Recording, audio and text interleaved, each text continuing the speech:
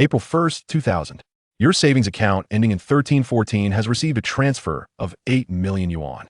Your current balance is 8,001,020.10 yuan. Agricultural Bank. A man dressed absurdly as Donald Duck walked out from the Jiangbei Lottery Center.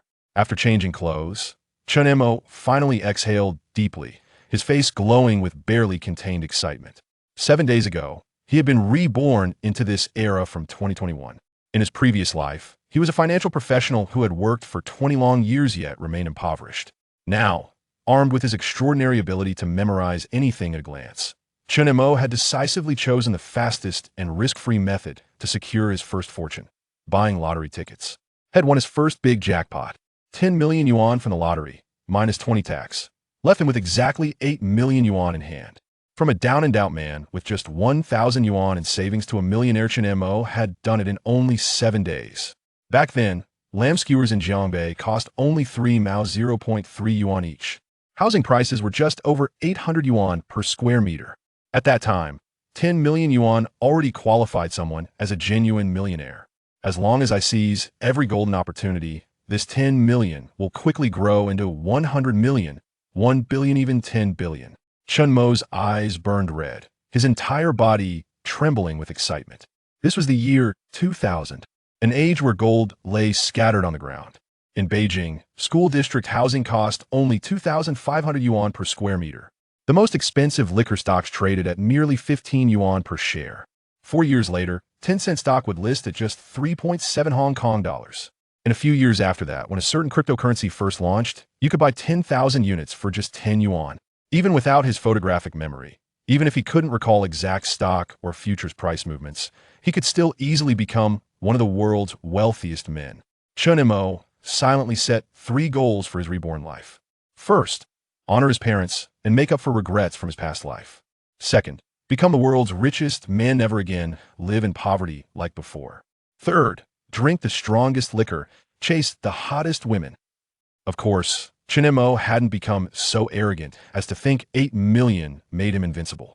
He understood human nature's darkness all too well. Until he truly grew powerful, he needed to play it safe, stay low, don't show off. Just then his phone rang. Chen Mo, get over to Longshire restaurant right now. The voice belonged to Tang Mengmeng, his current girlfriend and future wife. Because of this woman, Chen Mo had suffered endless misery in his past life, and even dragged his parents into humiliation. Fine. Better to break up now and prevent tragedy from repeating. Chen Mo immediately took a taxi to Longshire restaurant.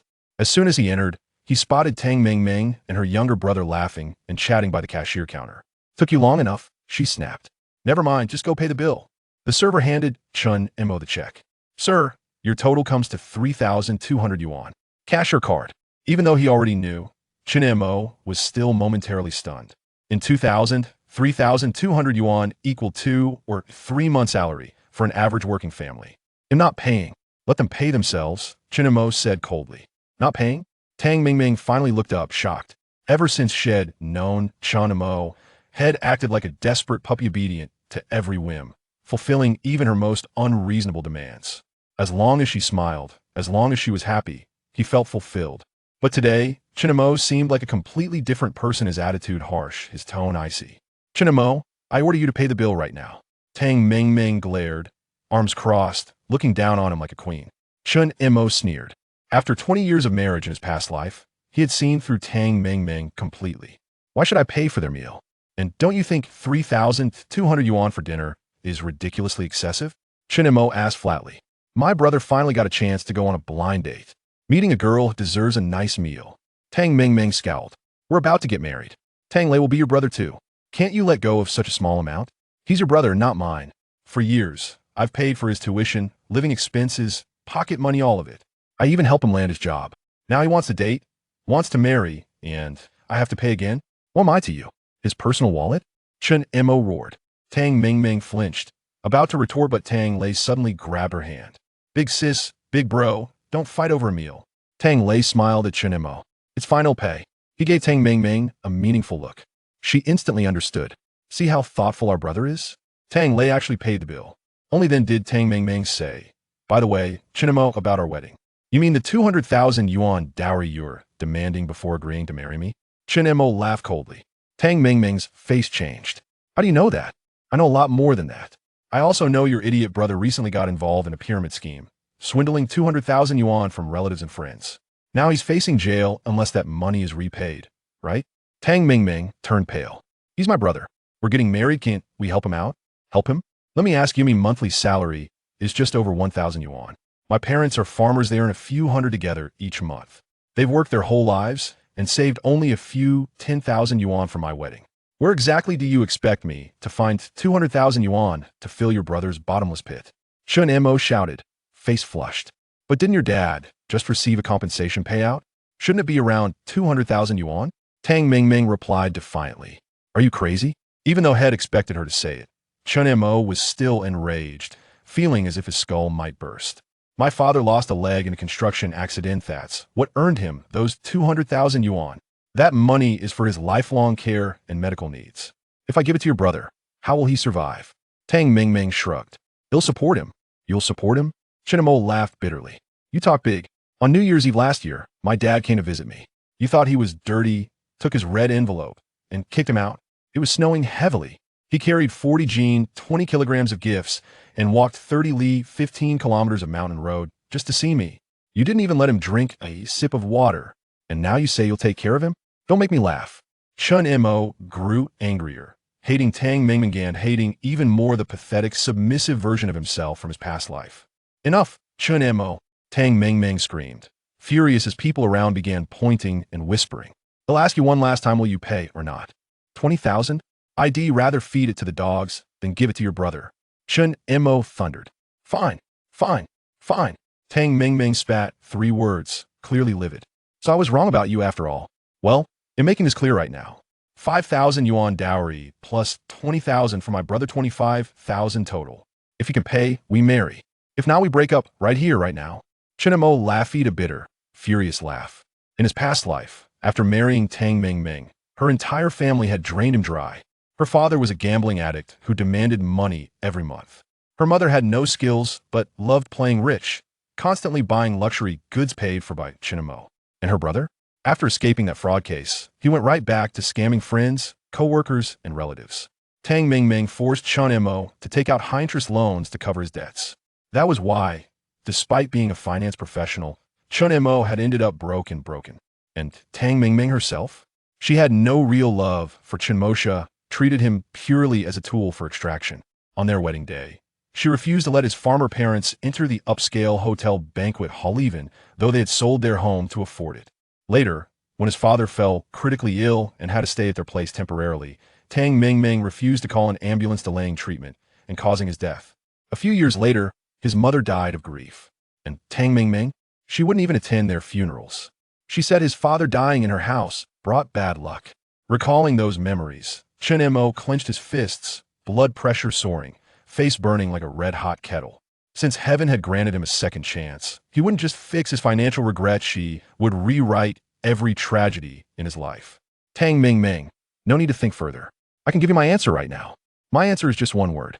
Listen carefully. Get lost. Chapter 2. The Eccentric Family. Tang Mingming was on the verge of erupting when she noticed the surrounding crowd pointing fingers at her. Chen Mo, just wait. If I can't deal with you, someone else will. With that, Tang Mingming stormed off, dragging her brother Tang Lei along in a fit of anger. On the way home, Chen Mo received a call from his mother. Hello, Mom. Chen Mu's voice trembled slightly, and the cacophony of voices on the other end suggested she was using a public phone at a convenience store. Hello, Mo, how is the wedding preparation going? Your mother-in-law isn't making things difficult for you, is she? Chen Mo had met the Tang family and was well aware of their notoriously difficult nature. However, for her son's sake, she and her husband had endured all the hardships. Hearing his mother's voice brought a smile to Chen Mo's face. Mom, I have 2 pieces of good news for you, one monumental and the other not so grand. Which would you prefer to hear first? Chen Mo chuckled. Let us start with the lesser one. Mom, I won the lottery. The person who won the 10 million yuan prize in the news, dressed as Donald Duck, is me. We are rich now. I will transfer 1 million yuan to you right away for Dad's treatment. You needn't work as a servant anymore. Just take care of Dad at home. If you need money, just ask me. Chen Mo was momentarily speechless, finally responding. Son, you're not joking with me, are you? Mom, When have I ever joked with you, especially concerning money? Chen Mo's heart swelled with joy. Wonderful. Wonderful. My son, you finally made it. I'm so happy for you. Her voice quivered with emotion. After so many years of waiting, her son had finally succeeded. She felt as if a boulder weighing her down for decades had been lifted, and she was overwhelmed with excitement. Chen Mo comforted her. Mom, this is just the beginning. When I become a successful businessman, you and Dad can enjoy a life of ease.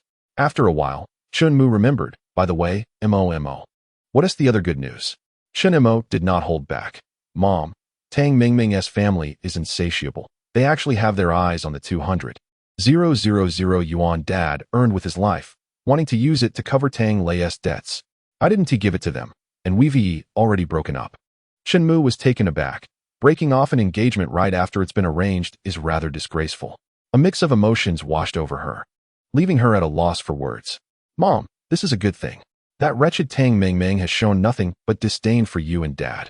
I've long wanted to kick her to the curb. Rest assured, the first criterion for my future wife will be that she must be filial to my parents. Mom, I'm sorry for the worry I've caused you over the years. At this, Chen Mo's voice grew choked with emotion. He genuinely felt remorse for his mother. Chen Mo sighed. Mo, as long as you've made up your mind, whatever you choose to do, I will support you. I believe you will find someone even better. Mom, about my winning the lottery, please keep that under wraps for now. After giving his mother a few reminders, Chen Mo hung up the phone. Shortly thereafter, a knock sounded at the door of his rented room. Upon opening the door, Chen Mo was met with the sight of Tang Mingming, Tang Lei, their mother Lu Tsuifang, and father Tang Aigua. The entire family standing in an orderly fashion at his doorstep. As soon as the door swung open, Lu Tsuifang pointed an accusatory finger at Chen Mo, unleashing a torrent of vitriol akin to a quarrelsome vendor in a bustling marketplace. Chen Mo, are you even human? You have an engagement. I've informed all my relatives and friends, and now you just want to break it off? By what right? Has your conscience been devoured by dogs? In his previous life, Chen Mo had harbored a deep-seated fear of this mother-in-law. Her fiery temper and propensity for dramatics rendered him a mere shadow in her presence, his voice scarcely daring to rise above a whisper. Yet today he defied the norm, his voice booming with conviction. Lu Tsuifang, get your facts straight. It was your daughter who said if I couldn't produce 250,000, we would break up. I did not initiate this separation. Do you think I'm unaware? Your mother provided you with 58,000 as a betrothal gift, and your father recently earned an additional 200,000. If you take out 250,000, you would still have 8,000 left. Lu Tsuifang retorted with a cold smirk. Earned? That 200,000 was my father's compensation after a construction accident that cost him a leg and nearly his life. If I take that, what happens to his future? Chen Mo couldn't help but scoff, incredulous at such reasoning. What kind of mind can assert that you would still have 8,000 left after such a loss? Tang Lei, dismissive, sneered, isn't there still your mother? She can work. Just have her take care of your father. Exactly. Your mother is a farmer, born to labor and serve. If she has no work, she might feel unfulfilled. Lu Tsuifang chimed in. Faced with the family's relentless aggression, Chen Mo retorted with a single word, scram. Chen Mo, is this how heartless you are? I've given you years of my youth. Is 250,000 too much to ask? Why are you so selfish? Can't you consider my feelings? Tang Lei is my younger brother. How could I not help him? Tang Mingming exclaimed, her voice laden with indignation, tears streaming down her cheeks. In the past, Chen Mo would have undoubtedly felt pity for the weeping woman before him. However, having been reborn, he had now seen through Tang Mingming's true nature. Even now, she spoke incessantly of her brother, believing herself blameless and even virtuous for her unwavering support. With a serene smile, Chen Mo replied, selfish? Have you ever considered my feelings? You only think of your brother, who is far more important to you than I am. If that's the case, why not marry him? It would strengthen family ties and save you a considerable sum. Chen Mo, what did you just say? Tang Lei, incensed, charged at Chen Mo, ready to unleash his fury. Huh, you, a useless waste, think you can lay a hand on me? Chen Mo chuckled, amusement dancing in his eyes. Very well, today I shall teach you a lesson. Standing at 6 feet tall and an avid sports enthusiast, having dabbled in martial arts during college, Chen Mo was no match for the slothful Tang Lei, who indulged in vices of all sorts. In this encounter, victory was assured for Chen Mo. The sounds of confrontation echoed through the air. With a resounding slap and a swift kick, Tang Lei was sent flying, landing in a most undignified manner, howling in agony. Lu Cuofang hastily rushed to support him, her voice laced with fury as she exclaimed, "How dare you strike my son? Compensate us. If you cannot provide 250,000 yuan, we shall report you to the authorities." Tang Mingming interjected, "Chen Mo, if you can present 250,000 today, I might still consider being with you. Otherwise, this matter will not end here." "Ah, so you trespass into my home and engage in extortion? It seems to me that you are the ones who should be apprehended," Chen Mo retorted dismissively. "Chen Mo, you are indeed a heartless, ungrateful wretch." Lu Cuofang's face turned a shade of green with rage. At that moment, Tang Igua, who had remained silent until now, gently pulled Chen Mo aside, his expression calm, and earnestly advised, "Little Chen, please do not be angry or anxious. We do not truly desire your 250,000 yuan. We merely seek your attitude. Thus, you shall provide 200,000 as betrothal gifts, and we will contribute an additional 50,000 as dowry, all intended for you and your bride to live on. You not only gain 50,000 in dowry, but also a wife. Would you not agree that this is a reasonable arrangement?" Tang Igua's demeanor was exceedingly gentle, his smile benign, presenting an image of innocence. Had Chen Mo not known from his previous life that this man was nothing but a notorious gambler, he might have fallen for the ruse. 200,000 as a betrothal gift? Indeed. To you? Certainly. Then you would squander it away? Precisely. Upon hearing this, Tang Igua's smile faltered. "Chen Mo, what do you mean by that? Am I truly such a person? Enough. Your entire family employs both soft and hard tactics, using flattery and deceit, all in an attempt to extract my father's 200,000 to cover Tang Lei's debts, correct?" Chen Mo inhaled deeply, declaring, "I warn you once more, this is my home. Leave immediately, or I shall call the police." With that, he forcefully ejected the entire family, slamming the door shut with a resounding thud. Rejected. The Tang family shook with fury, their faces pale with indignation. "Father, mother, how is it that Chen Mo no longer fears you? What shall we do?" Tang Mingming lamented helplessly. Tang Lei, in a state of panic, exclaimed, "Father, mother, what now? If that scoundrel refuses to provide his father's compensation, I may end up in prison." Lu Cuofang glared at Chen Mo's door, her teeth clenched in fury, muttering, "Your sister is exceedingly beautiful, let alone 200,000 yuan in betrothal gifts. Even 1 million or 10 million would certainly attract suitors. Let us wait. Once Mingming marries into a wealthy family, we shall return to settle accounts with that ungrateful wretch." Chapter 3. The treasure trove. Chen Mo, overhearing this exchange, nearly burst into laughter. Do the wealthy truly consider themselves fools? With a family as peculiar as yours, which affluent clan would dare to wed Tang Mingming?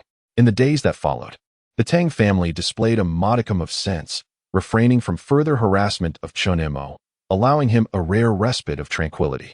However, Chen Mo did not remain idle. Leveraging his memories, he purchased several lottery tickets. Though the winnings were modest, his cumulative savings had surpassed 10 million yuan. The returns from future lottery purchases promised to diminish. And should he continue on this path, he feared that the relevant authorities might launch an investigation into his activities. Although Chen Mo was unafraid of investigation, he did not relish the sensation of being surveilled. After careful contemplation, he recalled events from his memory and realized that a significant incident was about to unfold in Jiangbei that would reverberate throughout the nation. In his previous life, he distinctly remembered the owner of the antique shop, Zhubiozai, on East Street, purchasing a Ming Dynasty clay seal bowl at a high price. Everyone mocked the owner for being duped. However, it was later appraised and revealed to be the legendary treasure of Shun Wansan, the wealthiest man of the Ming Dynasty. Experts placed its market value at a staggering 80 million. For several consecutive days, the owner of Zhubiozai hosted lavish banquets and set off over 1 million yuan worth of fireworks in celebration. In his memories, today marked the day when the owner acquired Shun Wansan's treasure. Such fortune was not something Chen Mo could allow others to seize. Early that morning, he skipped breakfast, withdrew 300,000 yuan in cash from the bank, and placed it in his backpack before hailing a taxi to East Street, heading straight for Zhubiozai. Upon entering, he unexpectedly spotted several familiar figures. Auntie, this jade pendant is remarkable. I obtained it from the southern wilderness, and its market price is no less than 10,000 yuan. Exclaimed one. Oh, Xiaozhong, I merely brought Meng Meng to your shop for a look. Why are you gifting me something? Lu Cuifeng beamed, admiring the jade pendant with great affection. The more she looked at Zhang Lang, the more she found him appealing. In his early 30s, he owned such a large antique shop and was so generous. A far cry from that impoverished Chen Mo. Meng Meng, come here, everyone gets a share. This jade Buddha is a gift for you, Zhang Lang said, personally adorning Tang Meng Meng with the jade Buddha, his eyes glinting with avarice and satisfaction. The jade items he gifted were merely crafted from scrap materials, costing him just a few dozen yuan. Thank you, Brother Lang, Tang Meng Meng replied, visibly delighted. Haha, it's nothing. As long as you and your aunt are happy, Zhang Lang laughed heartily. Lu Cuifeng sighed. If only my Meng Meng had met you sooner. She wouldn't have had to endure so much hardship. Just then, Chen Mo entered the shop. Upon seeing him, Tang Meng Meng's expression turned disdainful. What are you doing here? You poor wretch.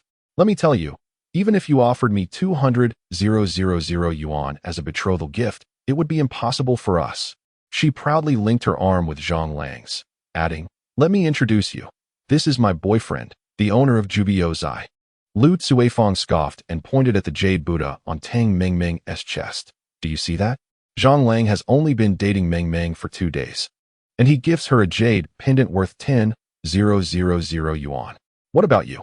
After all these years with Meng Meng, you haven't even given her a gift worth 1,000 yuan, have you? Tang Lei joined the mockery. We are all human, yet the disparity in character is astonishing. Zhang Lang reveled in the compliments, casting a dismissive glance at Chen Mo. He was aware of Tang Meng Meng's former boyfriend, and it appeared that Chen Mo was indeed that individual. With an air of nonchalance, Zhang Lang remarked, isn't earning money simply about indulging your woman? If my woman were not to squander money, would it not be a waste of my talent for earning? Upon hearing this, Tang Meng Meng gazed at Zhang Lang with admiration, exclaiming, Brother Lang, you are so commanding. Unlike certain individuals who, despite having no wealth, are miserly and destined to remain single for life. In the face of this family's mockery, Chen Mo remained unperturbed, stating calmly, I did not come here to seek you out. Please, I am well aware of your presence. Tang Meng Meng curled her lip, retorting, if you are not here to find me, then what, pray tell, are you doing here? Shopping. Everything in this place costs thousands. Can you afford it? Just then, a middle-aged man dressed like a laborer entered. Boss, do you buy antiques? He inquired. Indeed. Do you have something to sell? Zhang Lang promptly approached him, a gentle smile adorning his face. As for Chen Mo, he could hardly be bothered. The middle-aged man cautiously retrieved a package from his bosom, placing it upon the counter before carefully unfolding it. A small bowl, covered in mud and no larger than a palm, came into view. Here it is. The treasure bowl of Shunwansan. Chen Mo's heart raced, yet his expression remained unchanged. What is this broken bowl worth? Tang Meng Meng muttered in disbelief. Zhang Lang picked up the bowl, examining it closely, a glimmer of intrigue flashing in his eyes. He then asked, how much do you wish to sell it for? My father said this is a family heirloom, not to be sold for less than 300,000, replied the middle-aged man. Have you lost your mind? 300,000? I wouldn't pay $3 for this wretched bowl. Tang Lei interjected. A flicker of annoyance crossed the middle-aged man's face as he reached for the bowl. Intending to leave, Zhang Lang quickly stopped him, smiling, Sir, please don't rush. I can see that this is indeed an ancient artifact, likely from the Ming dynasty. The middle-aged man's expression softened slightly. Let me provide you with a bottom line. This bowl is a common dish used by ordinary families during the Ming dynasty. With a market value at most of 30,000, I can offer you 20,000, allowing me to earn a modest profit. How does that sound? If you believe that is insufficient, feel free to inquire elsewhere and see if anyone offers you more. The middle-aged man hesitated for a long while, finally gritting his teeth in agreement. At that moment, a voice rang out from behind. Uncle, I will take the bowl for 300,000. Chapter 4. A familiar figure. Upon hearing this, Tang Lei could not suppress a chuckle. Chen Mo, can you actually come up with 300,000? Zhang Lang scoffed derisively. To him, it seemed Chen Mo was merely attempting to salvage his meager pride by uttering such unrealistic claims. Zhang Lang grew impatient. Why don't you just go where it's cooler? I'm conducting business here and have no time for your idle chatter. Lu Cuifeng looked on with disdain, remarking, "Look at your immature demeanor. To attract our Mingming's attention, you resort to such ridiculous tricks." Tang Mingming rolled her eyes, her expression one of utter disdain as she exclaimed, "Chen Mo, I implore you, please stop embarrassing yourself here. We have broken up, broken up, broken up. Can you not comprehend human language?" The middle-aged man cast a peculiar glance at Chen Mo, his impatience palpable as he remarked, "Young brother, I am in a hurry to sell this and return home to pay for my mother's medical treatment. Can you refrain from wasting my time?" "I am not jesting, sir. I genuinely desire that bowl," Chen Mo replied earnestly. "And how much are you willing to offer?" The man inquired. "Weren't you the one who mentioned 300,000? "I do not negotiate," Chen Mo stated. Zhang Lang furrowed his brow slightly. Could it be that this fellow truly possessed 300,000? To avoid any unforeseen complications, Zhang Lang raised his voice. "Brother, he is undoubtedly trying to create trouble for you. In light of your filial piety, I will increase my offer by 5,000. Cash on the spot. What do you say?" Tang Mingming whispered. "Lang go. Is that broken bowl really worth something?" Zhang Lang replied softly, "Yes. It should fetch at least 150,000, and with a bit of luck, perhaps even 200,000. The middle-aged man hesitated. At that moment, Tang Mingming smiled brightly. "Sir, this man is my ex-boyfriend. He is here causing a ruckus because he couldn't accept that I broke up with him. He is nothing but a pauper. And we parted ways because he couldn't afford the betrothal gifts. Fine then, I will sell it." The middle-aged man sighed, preparing to hand the bowl over to Zhang Lang. "Who says I am without money?" With a thud, Chen Mo tossed his backpack onto the counter. "Here, take 300,000. Everyone was momentarily taken aback. "Ha ha." Tang Lei mockingly pointed at Chen Mo, laughing uproariously. "Are you jesting? Do you think you can just toss a backpack filled with bricks and claim it to be 300,000 in cash?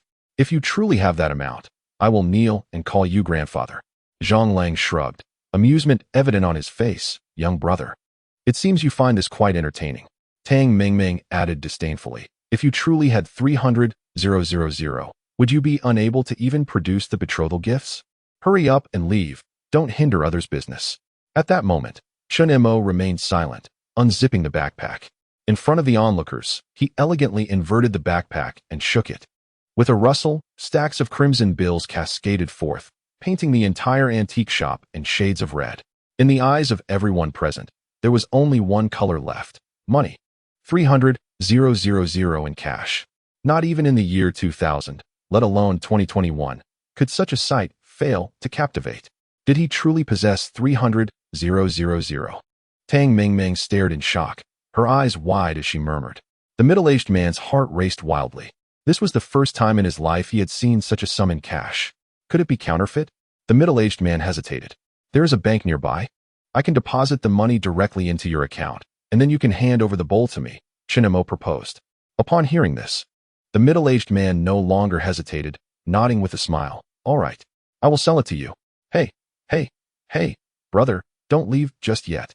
I will offer you 100,000. Cash transaction, sell it to me." Zhang Lang exclaimed in a frenzy. A cooked duck could actually take flight. "Do I seem like a fool? Why would I turn down 300,000 for your 100,000?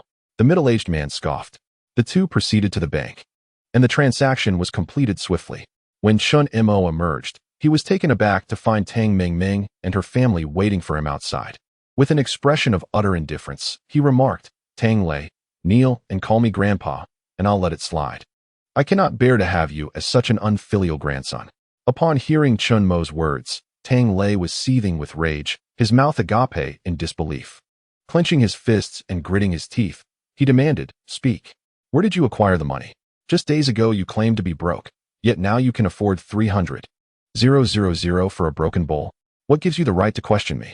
Who are you? Even if you truly were my grandson, I have no obligation to inform you." Frustrated, Tang Lei added, "It must be that your father has given you all his money. You dare to use his medical funds to buy this worthless bowl? Have you lost your mind?" Tang Mingming shook her head in disbelief, exclaiming, "Chen Mo, how childish are you? You would use the dowry that was meant for me to buy this broken bowl just to provoke me." To them, it seemed that Chen Mo was deliberately trying to infuriate them. Rolling his eyes, Chen Mo could not be bothered to explain and turned to leave. "Wait." Tang Mingming suddenly stepped in front of him, blocking his path. That bowl is mine. Consider it compensation for the years I spent accompanying you. Tang Lei's eyes brightened, and he nodded in agreement. Yes, my sister has been with you for so long. If you want to break up, you must pay her a severance fee. Lu Cuifang seized the moment, lunging forward to snatch the bowl from Chen Mo's hands. Chen Mo deftly sidestepped her attempt. Ouch! Lu Cuifang fell hard to the ground. Chen Mo, what are you doing? Tang Mingming hurriedly helped her mother up and angrily rebuked Chen Mo. Look at what you've done to my mom. You must compensate. If you don't have 300,000, you shall not leave today. Lu Cuifang cursed vehemently. Chen Mo took out his phone and directly dialed 110. Hello? There's a robbery happening at Dongjiaju Baozhai. Please send someone to handle it. You won't let me leave, huh? Then fine, none of you shall leave. Tang Mingming's face turned ashen with rage as she shouted, Chen Mo, how can you be so heartless? If you give me that bowl, we can settle our grievances once and for all. You want to even agree to that? Has your conscience been devoured by dogs? My conscience devoured by dogs. Chen Mo laughed. Even if I were devoid of conscience, I would still not stoop to the level of you leeching vampires. With that, he decisively turned and strode away. Tang Mingming and her family dared not pursue him, fearing that he might indeed call the police, leaving them in a precarious situation. After Chen Mo left, Tang Mingming's family felt a heavy weight in their hearts, their expressions dark and grim. Mom, we cannot let him off the hook like this. Tang Lei exclaimed in a frenzy. In his eyes, Chen Mo was merely a convenient cash machine, one that ought to be exploited without question. Yet now, Chen Mo had chosen to squander 300,000 on a broken bowl rather than hand it over to them. That money was supposed to go toward my debts. How dare he spend it so frivolously? Tang Lei gritted his teeth in fury. Calm down, Lei, Lu Cuifang soothed, enduring her back pain as she gently patted Tang Lei's shoulder. In due time, your sister will marry Boss Zhang, and we can have him deal with Chen Mo. Tang Mingming gazed at Chen Mo's retreating figure, her eyes filled with resentment. Indeed, Boss Zhang is the epitome of a wealthy family. Once I marry him, I will make Chen Mo pay back every ounce of grievance, with interest. Meanwhile, as Chen Mo walked home, he suddenly caught sight of a familiar, striking silhouette. His heart raced uncontrollably. It was her. Chapter 5. The former goddess the young woman approaching him was named Gong Ziyuan. At that moment, she was clad in a professional attire, her long legs elegantly adorned in black stockings. Her tall, well-proportioned figure glided down the street like a supermodel on the runway. Her features were exquisitely sculpted, captivating the attention of every man, regardless of age, who passed by. At this moment, she seemed to recall something joyful, her face illuminated by a radiant smile. That smile enveloped Chen Mo like a gentle spring breeze, intoxicating his very soul. She looks so beautiful when she smiles. Like the flowers of spring, Chen Mo murmured. Gong Ziyuan was Chen Mo's high school classmate and the most adored belle among the boys during their school days. At that time, Chen Mo came from a humble background. He was introverted and honest, often bullied. Yet, Gong Ziyuan was the only one who would step in to help him whenever he was tormented. In those days, Chen Mo revered her as the goddess of his heart, imagining the beautiful life they could lead together before drifting off to sleep each night. Regrettably, the disparity between them was insurmountable. Eventually, Gong Ziyuan's family sent her abroad for studies, while Chen Mo enrolled in an ordinary university, and they lost all contact. However, after marrying Tang Mingming, the deep wounds he sustained were too profound. In his longing, a wild thought surged within him, to divorce and seek out Gong Ziyuan. From that moment on, Chen Mo embarked on a fervent quest to gather information about Gong Ziyuan. Her father, Gong Ming, was a renowned real estate tycoon in Jiangbei, his wealth ranking among the top 10 in the region. Tragically, Gong Ziyuan's mother passed away due to an accident, leading Gong Ziyuan to suffer from depression. That same year, Gong Ming's business faltered, resulting in bankruptcy and considerable debt. In his bid for a resurgence, he arranged a business marriage, marrying his daughter to the son of a wealthy magnate. On the very night of her wedding, Gong Ziyuan tragically took her own life by hanging. Upon hearing this news, Chen Mo was stunned for a long while, shedding countless tears. He vowed that if fate granted him another chance to meet Gong Ziyuan, he would protect his cherished light with every fiber of his being. As he reminisced, Chen Mo regained his composure and approached Gong Ziyuan, greeting her with an air of confidence. Hi. However, Gong Ziyuan cast him a peculiar glance, forcing a smile before hastily walking away. Do you not recognize me? Chen Mo awkwardly rubbed his nose. Yet he did not relent. He knew that Gong Ziyuan was now a securities analyst working at Jiangbei Securities. Coincidentally, there was about to be a significant surge in international nickel futures, and as an ordinary individual, it would be inconvenient to open an account abroad for trading. One would need the assistance of a professional institution. With these thoughts in mind, Chen Mo stepped into Jiangbei Securities Company. Upon entering, he was immediately greeted by a cacophony of voices. Upon closer inspection, he noticed Gong Ziyuan being reprimanded by an attractive middle-aged woman.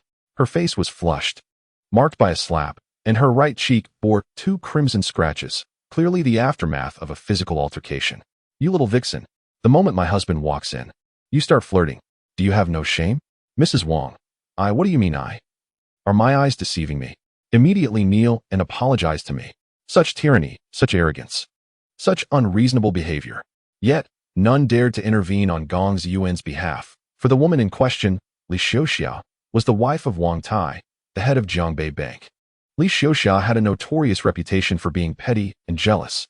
Whenever she encountered a beautiful, fashionably dressed woman on the street, she would often scornfully label them as vixens.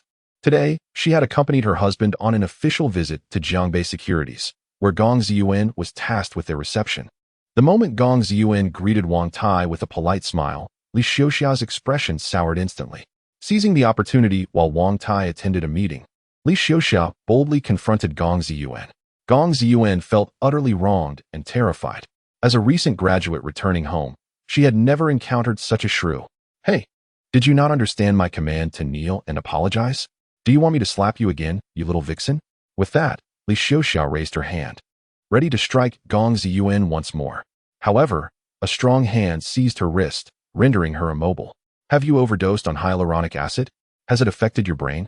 Leave at once and do not disturb her work, Chen Mo said coldly. Chen Mo was all too familiar with Li Xiuxia. In his previous life, after her legal transgressions, Jiangbei Television even aired a 2-hour special interview about her, which garnered explosive ratings, breaking records for the station. Chen Mo had watched the full version of that interview. What did you say? Li Xiuxia screeched, akin to a cat whose tail had been stepped on. Did I misspeak? Are you not under the influence? Chen Mo replied with a faint smile. Or did you injure a nerve while augmenting your nose? Surely, you didn't damage your brain while having your eyes altered? Shut your mouth. I have never undergone surgery. This is my natural beauty, Li Xiuxia retorted, a mix of humiliation and anger flooding her. Internally, she was in shock. Even her husband was unaware of her cosmetic enhancements. She had undergone procedures at a high-end clinic abroad, achieving a flawlessly natural appearance. And she was thoroughly satisfied with her looks, while being particularly sensitive to any mention of plastic surgery. Chen Mo was privy to all of Li Xiuxia's secrets. His suggestion of her undergoing surgery was merely a warning. The most significant and damning secret of hers had yet to be revealed, should he choose to disclose it. Not only would Li Xiuxia lose all dignity, but it could also shatter her marriage and lead her to imprisonment. Chen Mo was not the kind of person who would frivolously expose the dark secrets of others. However, Li Xiuxia dared to bully Gong Ziyuan, and thus she could not blame anyone but herself. Oh, why do you look so familiar? Chen Mo seemed to recall something and fixed his gaze on Li Xiuxia. I remember now. Did you not once work at the hair salon on East Street? You have worked at the salon. Your entire family has worked at the salon. If you utter another word of nonsense, do you believe I will tear your mouth apart? Li Xiuxia's face flushed with anger as she scolded Chen Mo. Indeed, she had worked at the hair salon on East Street, but that was over a decade ago. Moreover, her appearance back then bore little resemblance to how she looked now. Even former clients would not recognize her if they stood before her. This was Li Xiuxia's most shameful secret, not the most lethal one, but sufficient to incite her fury. Do not be so agitated. This is all from over a decade ago. I was merely a child who happened to pass by and could not tend to your business. I am here to extend my apologies, Chen Mo said, bowing to her. Uft. Gong Ziyuan could not contain herself and burst into laughter. You dare to slander me. I shall tear your mouth apart. With that, Li Xiuxia raised her bag, intending to strike Chen Mo on the head. To be fair, after being Lady Wang for so many years, she ought not to stoop to such trivial matters, losing her dignity in the process. However, what Chen Mo said was entirely true. Li Xiuxia felt a surge of panic and fear. She could only cloak her trepidation with anger. Lady Wang, please calm yourself. Staff members quickly intervened, restraining Li Xiuxia. You vixen, do you think summoning a ruffian will protect you? If I do not tear your face apart today, I shall not bear the surname Li. Li Xiuxia dared not provoke Chen Mo further and redirected her ire towards Gong Ziyuan. Slap. A resounding slap struck Li Xiuxia's face. This blow not only stunned Li Xiuxia, but also left everyone present in shock. Chapter 6. Li Xiuxia's secret. This is the wife of Wang Tai, the head of Jiangbei Bank. Even Gong Ming, Gong Ziyuan's father, would have to show some respect here. How dare this young individual strike her? What is happening? At that moment, a middle-aged man in his 40s, with a square face, a slightly plump figure, and impeccably tailored suit emerged from the elevator. Wang Tai, 45 years old, the current head of Jiangbei Bank and a key figure in the Jiangbei financial sector. Wang Tai had been on a business trip to Jiangbei Securities for a meeting, allowing Li Xiuxia to venture out shopping on her own. Little did he expect that before the meeting concluded, the staff at Jiangbei Securities would urgently summon him, claiming that something had gone awry. As soon as he exited the elevator, Wang Tai witnessed his wife being publicly slapped by a young individual. Knowing Li Xiuxia as he did, he could easily deduce that she had instigated trouble. Yet this was his wife, regardless of the reason. Striking his wife in public was a blatant affront to his dignity. Upon the arrival of Wang Tai, Li Xiuxia, who had initially intended to throw a tantrum, composed herself, tears welling in her eyes as she concealed her face, embodying a visage of profound grievance. She called out to Wang Tai, "Darling, why have you come so late?" He hit me and scolded me. He accused me of having undergone plastic surgery and claimed I worked in a hair salon. You must stand up for me today, otherwise I shall have no face to continue living. Woe is me. Wang Tai's countenance darkened at her words, radiating an aura of authority without a hint of anger. As the head of Jiangbei Bank and a titan in the financial realm, he was a person of considerable stature in Jiangbei. Yet, here was his wife, publicly humiliated and insulted. It is understandable that, even for an ordinary man, such a scenario would ignite a furious response. Moreover, Wang Tai was exceedingly concerned with his reputation. "Rest assured, I shall provide you with a satisfactory resolution today," he declared, striding toward Chen Mo with a cold demeanor. "Young man, I require an explanation." Although his words bore no explicit threats, they carried a weight far greater than any overt intimidation could convey. Chen Mo smiled and stepped forward, extending his hand. "Greetings, Director Wang. Allow me to introduce myself. I am Chen Mo." However, Wang Tai ignored the offered hand, responding with icy indifference. "I am not interested in who you are." Undeterred, Chen Mo moved closer to Wang Tai and whispered something. Initially, Wang Tai found the proximity distasteful, yet upon hearing those words, he paused in surprise and pulled Chen Mo to a secluded corner, signaling him to continue. As Chen Mo spoke in hushed tones, Wang Tai's expression shifted multiple times. The two engaged in quiet discourse for a full 5 minutes, during which Wang Tai furrowed his brow and posed several questions to Chen Mo. The onlookers were left utterly bewildered, as the anticipated confrontation did not materialize.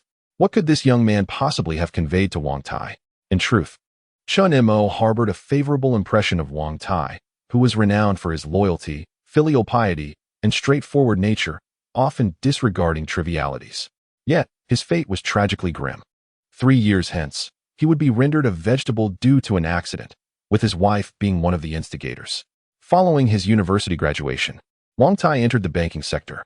His career, marred by excessive drinking from constant social engagements, led him to unwittingly develop infertility issues. Despite consulting numerous esteemed doctors and even undergoing IVF abroad, he remained unsuccessful. This predicament ultimately culminated in his divorce from his first wife. In his father's final moments, the old man lamented his desire for a grandchild. With Wang Tai having ascended to the pinnacle of Jiangbei Bank, further advancement seemed implausible. The longing for a child transformed into an obsession for him. Thus, he endeavored to date various women and explored numerous remedies. All to no avail until he crossed paths with Li Xiuxia. After a year of acquaintance, Li Xiuxia became pregnant. And the birth of twins, a boy and a girl, was a joyous occasion, confirmed through paternity testing. Consequently, Wang Tai promptly married Li Xiuxia and lavished her with affection.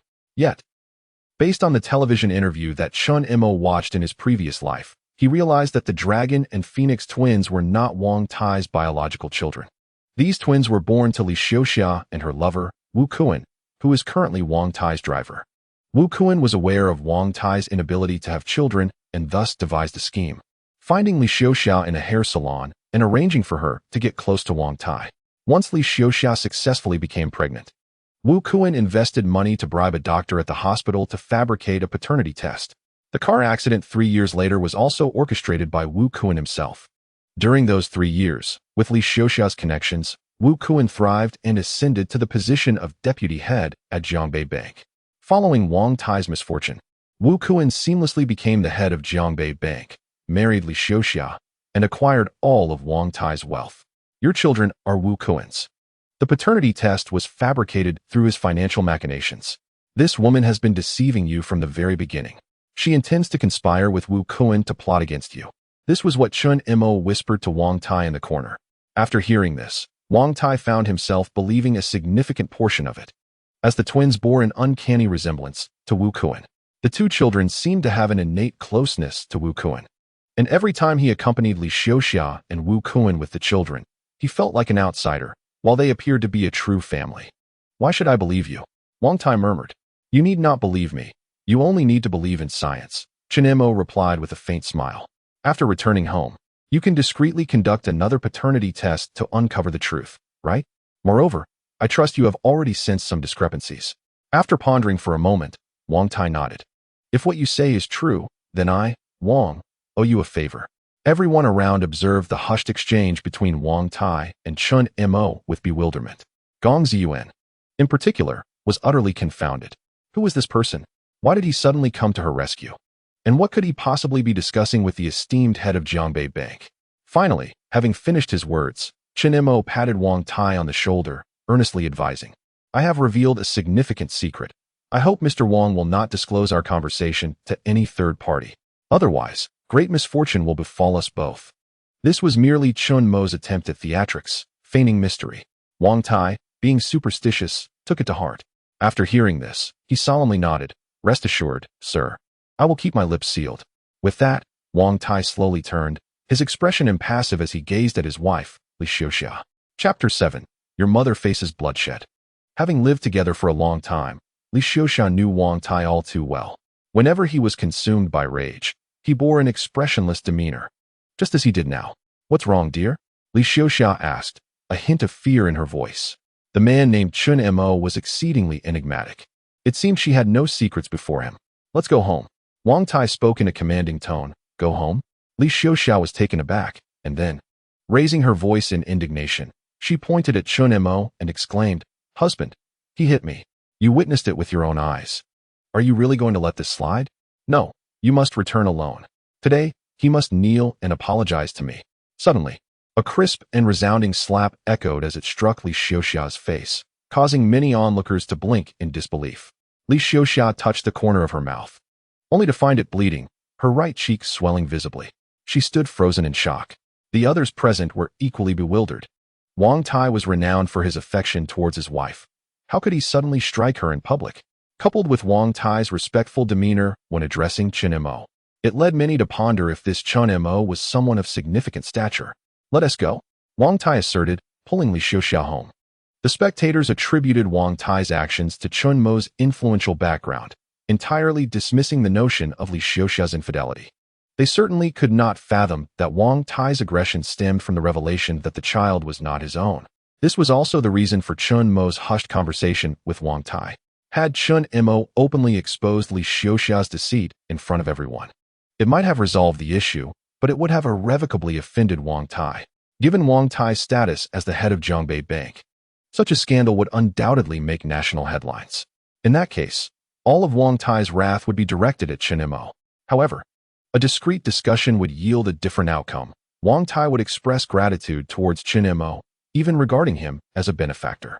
Having lived 2 lives, Chen Mo naturally opted for the most prudent and advantageous course of action. Ziyuan, are you all right? Chen Mo approached Gong Ziyuan with concern, his voice laced with expectation. Even after all these years, even having lived twice, the sight of his cherished first love still stirred excitement within him. You know me? Gong Ziyuan exclaimed in astonishment. Is it possible? We were classmates for 3 years in high school. Chen Mo replied, somewhat speechless. You are Chen Mo. It truly is you? Gong Ziyuan exclaimed. slapping her forehead in disbelief, her eyes wide with astonishment. She had thought that Chen Mo shared the same name as her former classmate. Huh. It has been a long time, Chen Mo smiled. What a surprise to encounter you here. I thought I was being approached by a little rogue.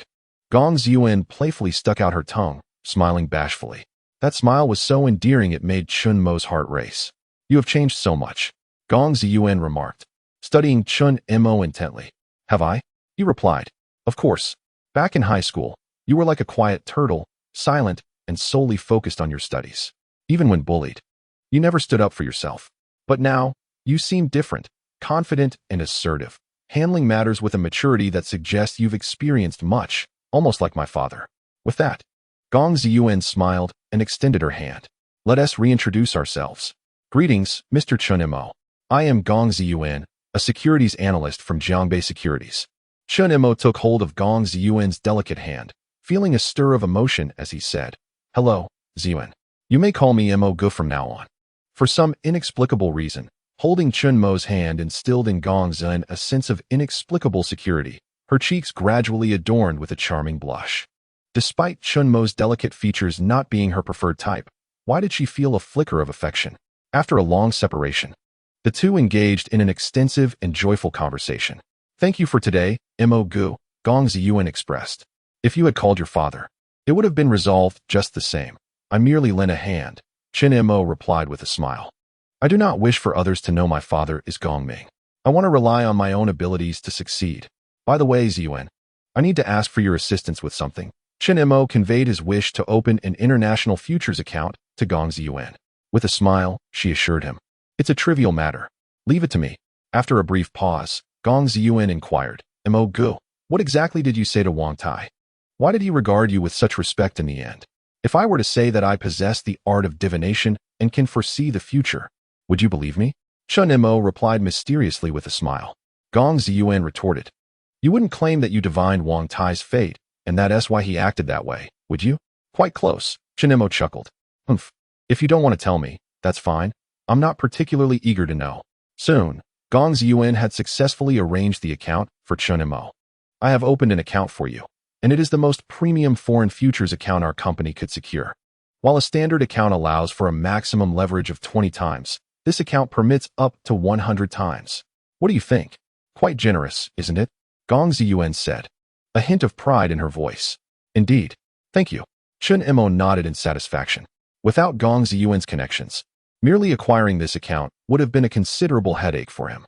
Is that all? No other tokens of appreciation? Gong Ziyuan pouted. All right, as a gesture of gratitude, I will give you a free fortune-telling today. Chen Mo feigned seriousness, closing his eyes and counting on his fingers, murmuring incantations. I foresee the appearance of your future husband. What does he look like? Gong Ziyuan asked curiously. He is approximately 176 centimeters tall, weighs around 130 pounds, has a fair complexion, is somewhat handsome, and has a small mole beneath his eye. You might as well just give me your ID number. Gong Ziyuan rolled her eyes at Chen Mo, unable to suppress her laughter. Ahem, that was merely a jest. However, Ziyuan, you must heed my next words. I am not joking. I am not joking. I am not joking. Important matters must be reiterated thrice.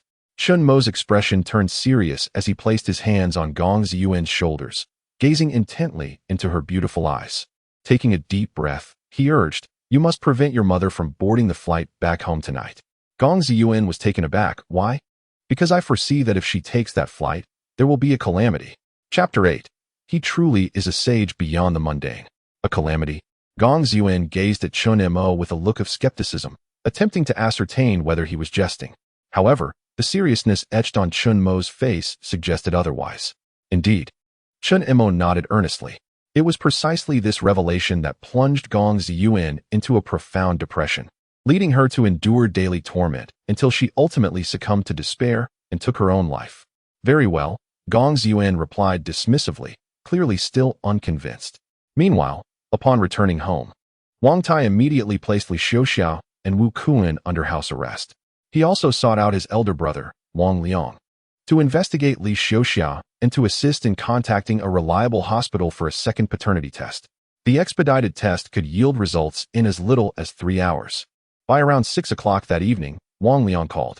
Second brother, the results are in. The child is indeed Wu Kuan's. Li Xiuxia had previously worked at the salon on East Street. Boom.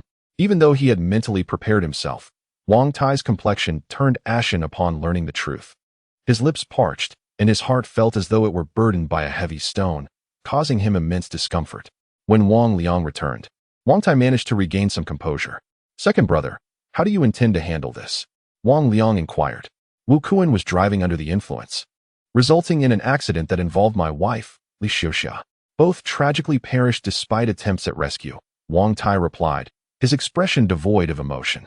Wang Liang immediately understood and arranged for the necessary actions. Neither Wu Kuan nor Li Xiuxia could have anticipated that in a previous life, they had orchestrated a car accident that led to Wang Tai's familial devastation. In this life, however, due to Chen Mo's intervention, they too were destined for a similar fate. This exemplifies the notion that good and evil eventually receive their due recompense, and the cycle of karma is indeed relentless. What will happen to the child? The innocent child should be sent to the countryside to be cared for by those unable to conceive, Wang Tai concluded, having exhausted his sense of obligation. He felt no duty to raise Wu Kuan's child. Once everything was arranged, Wang Liang continued to question, second brother, how did you uncover this?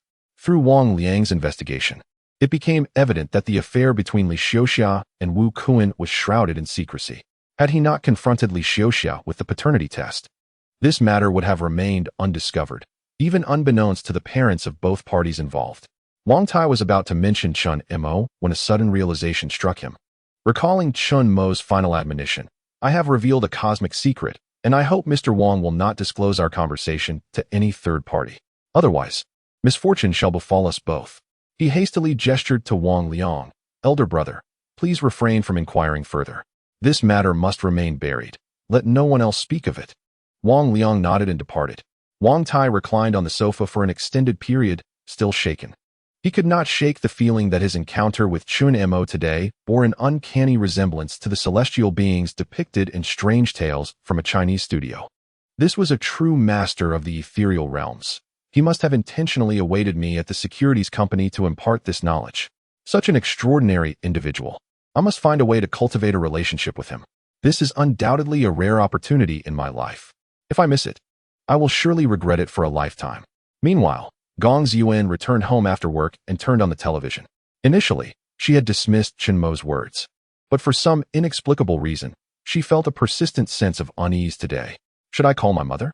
After much contemplation, Gong Ziyuan decided it was better to believe in the possibility than dismiss it entirely. At worst, I would only lose a few thousand yuan on the plane ticket. Thus, she retrieved her phone and dialed a number. Hello, Mom, where are you? I'm currently going through security, waiting to board. What is up? Mom, please don't take tonight's flight. Change to another one. Why? Don't ask too many questions. Just consider it my request, okay?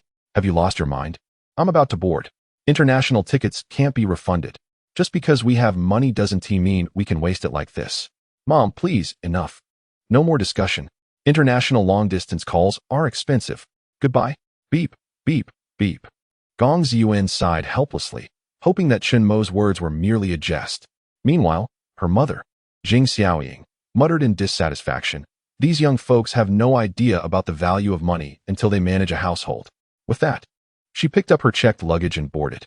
As she stepped on, she was greeted by the smile of a foreign youth wearing a t-shirt emblazoned with a line of Chinese characters. 18 levels of hell. Jing Xiaoying chuckled. These foreigners seem to think any shirt with Chinese writing is cool, regardless of the meaning behind the words. As she ventured further in, she overheard a couple from Daxiao scolding their crying child. If you keep crying, you'll fall. Do you want to become a lifeless child? Do you believe it? Jing Xiaoying felt a slight discomfort upon hearing this.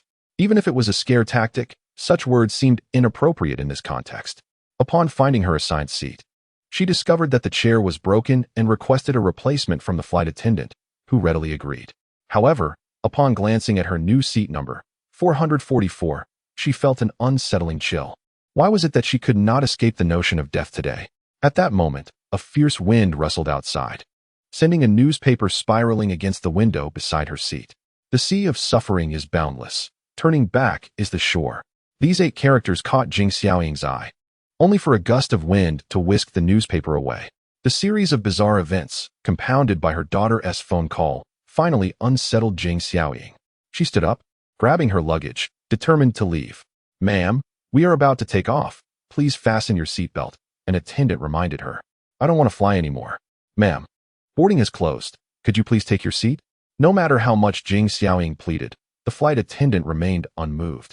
The plane began to hum, slowly taxiing toward the runway. As it approached takeoff, an idea struck Jing Xiaoying. She collapsed on the floor, foaming at the mouth and convulsing, pretending to have a seizure. Alarmed, the crew immediately notified the pilot to halt the flight. The airport medical staff arrived and carried Jing Xiaoying away. An hour later, the restless Gong Ziyuan incessantly switched television channels. Suddenly, a news report captured her attention. The station's current affairs segment announced that an aircraft from a foreign nation had tragically encountered a cold air current shortly after takeoff and had subsequently crashed. It was reported that the passengers from the Great Summer Nation were involved. At that moment, Gong Ziyuan felt her hair stand on end, her mind buzzing, engulfed in darkness. The flight number was the same as her mother's. Chapter 9.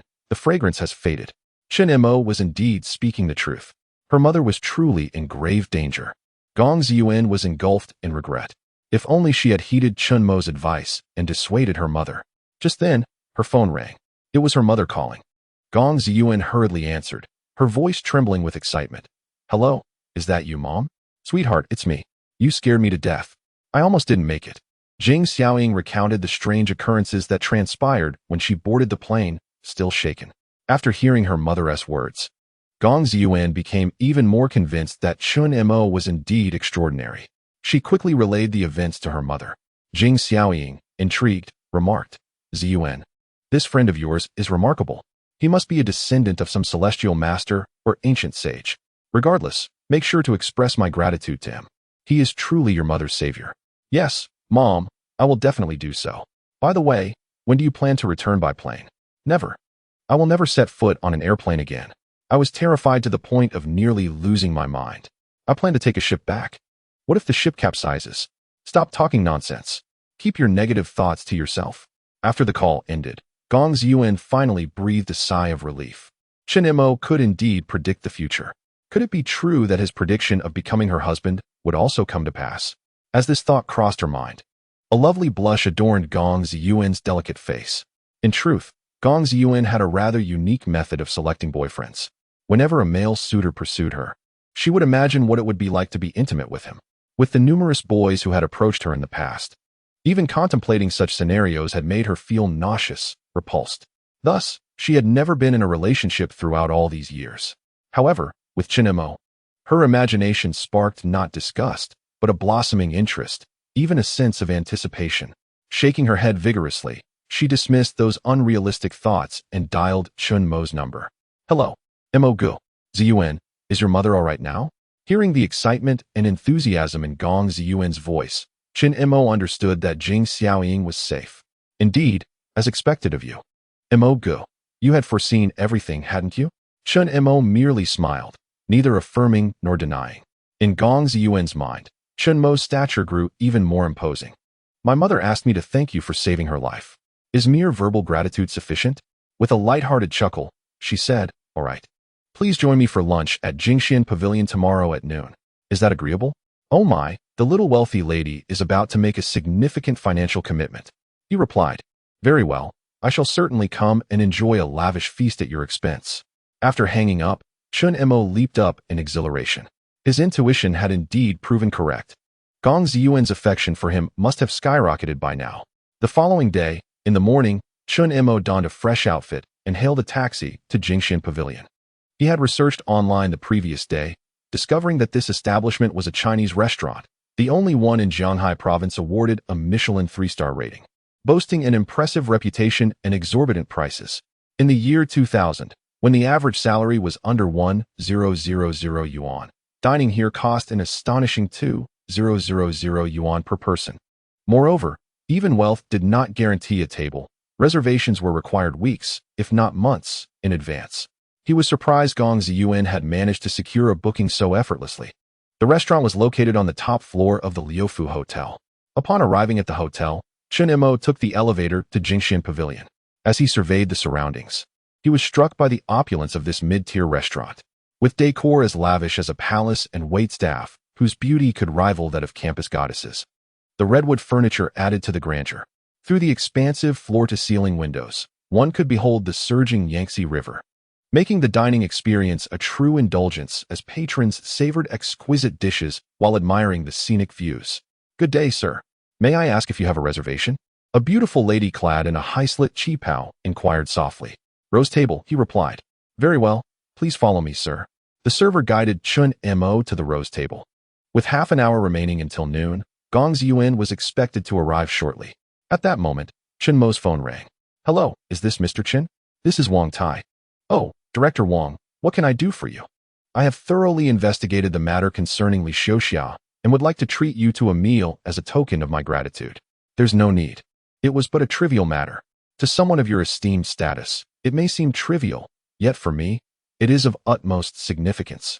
Where are you currently?" "I must express my thanks in person." Chen Mo did not decline and provided his address to Wang Tai. He had hoped to establish a connection through this encounter. After hanging up, it wasn't long before the same beautiful server returned, accompanied by a man and a woman. Upon seeing the couple, Chen Mo's expression subtly shifted. "Sir, miss, your reserved chrysanthemum table is over there." The server indicated the table adjacent to Chen Mo's. As they were about to sit, they noticed Chen Mo beside them, expressions of astonishment crossing their faces. "What a stroke of bad luck." Chen Mo sighed inwardly, turning to feign interest in the scenery. The man and woman were none other than Tang Mengmeng and Zhang Lang. Who would have thought they would dine here as well, occupying the table right next to his? Well, isn't this the fool who spent 300,000 yuan on a worthless bowl? What brings you here? Have you gone bankrupt and come to beg for food? Zhang Lang mocked. Chen Mo remained unfazed, choosing to ignore him. "Chen Mo, could you please stop being so childish? I've already told you that we have broken up. Yet, you still follow me around every day? How disgusting." Tang Mengmeng exclaimed angrily. Chen Mo's lips twitched slightly before he replied, "Stop being so narcissistic. I'm here to dine. You should just give up. You, a pauper, can't even afford a casual eatery with an average cost of 30 yuan per person. This place has an average expenditure of over 2,000 yuan and is a Michelin 3-star restaurant. If you can afford it, I'll use my head as a ball for you to kick." Tang Mengmeng scoffed. In her eyes, Chen Mo had deliberately tracked her movements to annoy her. Last time, he had squandered that 300,000 yuan betrothal gift on a shabby bowl just to irritate her. "Mengmeng, come sit in my lap." Zhang Lang boomed, exuding an air of superiority. "I've been here many times. Choose anything you wish: 5A grade beef, blue lobster, yellow croaker, king crab, and golden caviar. You are so kind to me." Tang Mengmeng cooed, planting a kiss on his cheek before disdainfully glancing at Chen Mo. "That person probably can't even afford a lobster tail. Coming here while broke, what a pretentious act." Just then, a stunning figure approached. With breathtaking features and a fiery physique, she was truly the epitome of beauty. Zhang Lang stared in awe. How can there exist such a beautiful woman in this world? In an instant, he felt that Tang Mengmeng in his arms had lost her charm. Chapter 10. I wonder who dares to touch him without a moment's hesitation. Zhang Lang stood up and smiled. "Hello, beautiful. Are you alone?" Gong Ziyuan frowned slightly but maintained her composure, saying, "I don't believe we know each other." "Oh, we can get acquainted. Come dine with me.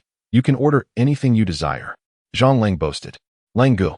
Tang Mengmeng could no longer sit still and rushed over to cling to Zhang Lang's arm, possessively declaring, "The lady is hungry, so let us order quickly." Unfortunately, Zhang Lang remained indifferent, his gaze fixed on Gong Ziyuan. "Sorry, I have an appointment," she replied, elegantly turning away to sit directly opposite Chen Mo, smiling. "Sorry for the wait, Mo Gu." "No, I just arrived," Chen Mo replied with a smile. Zhang Lang's mouth fell open, eyes wide in disbelief. Tang Mengmeng, the money-grabbing sister, was equally stunned.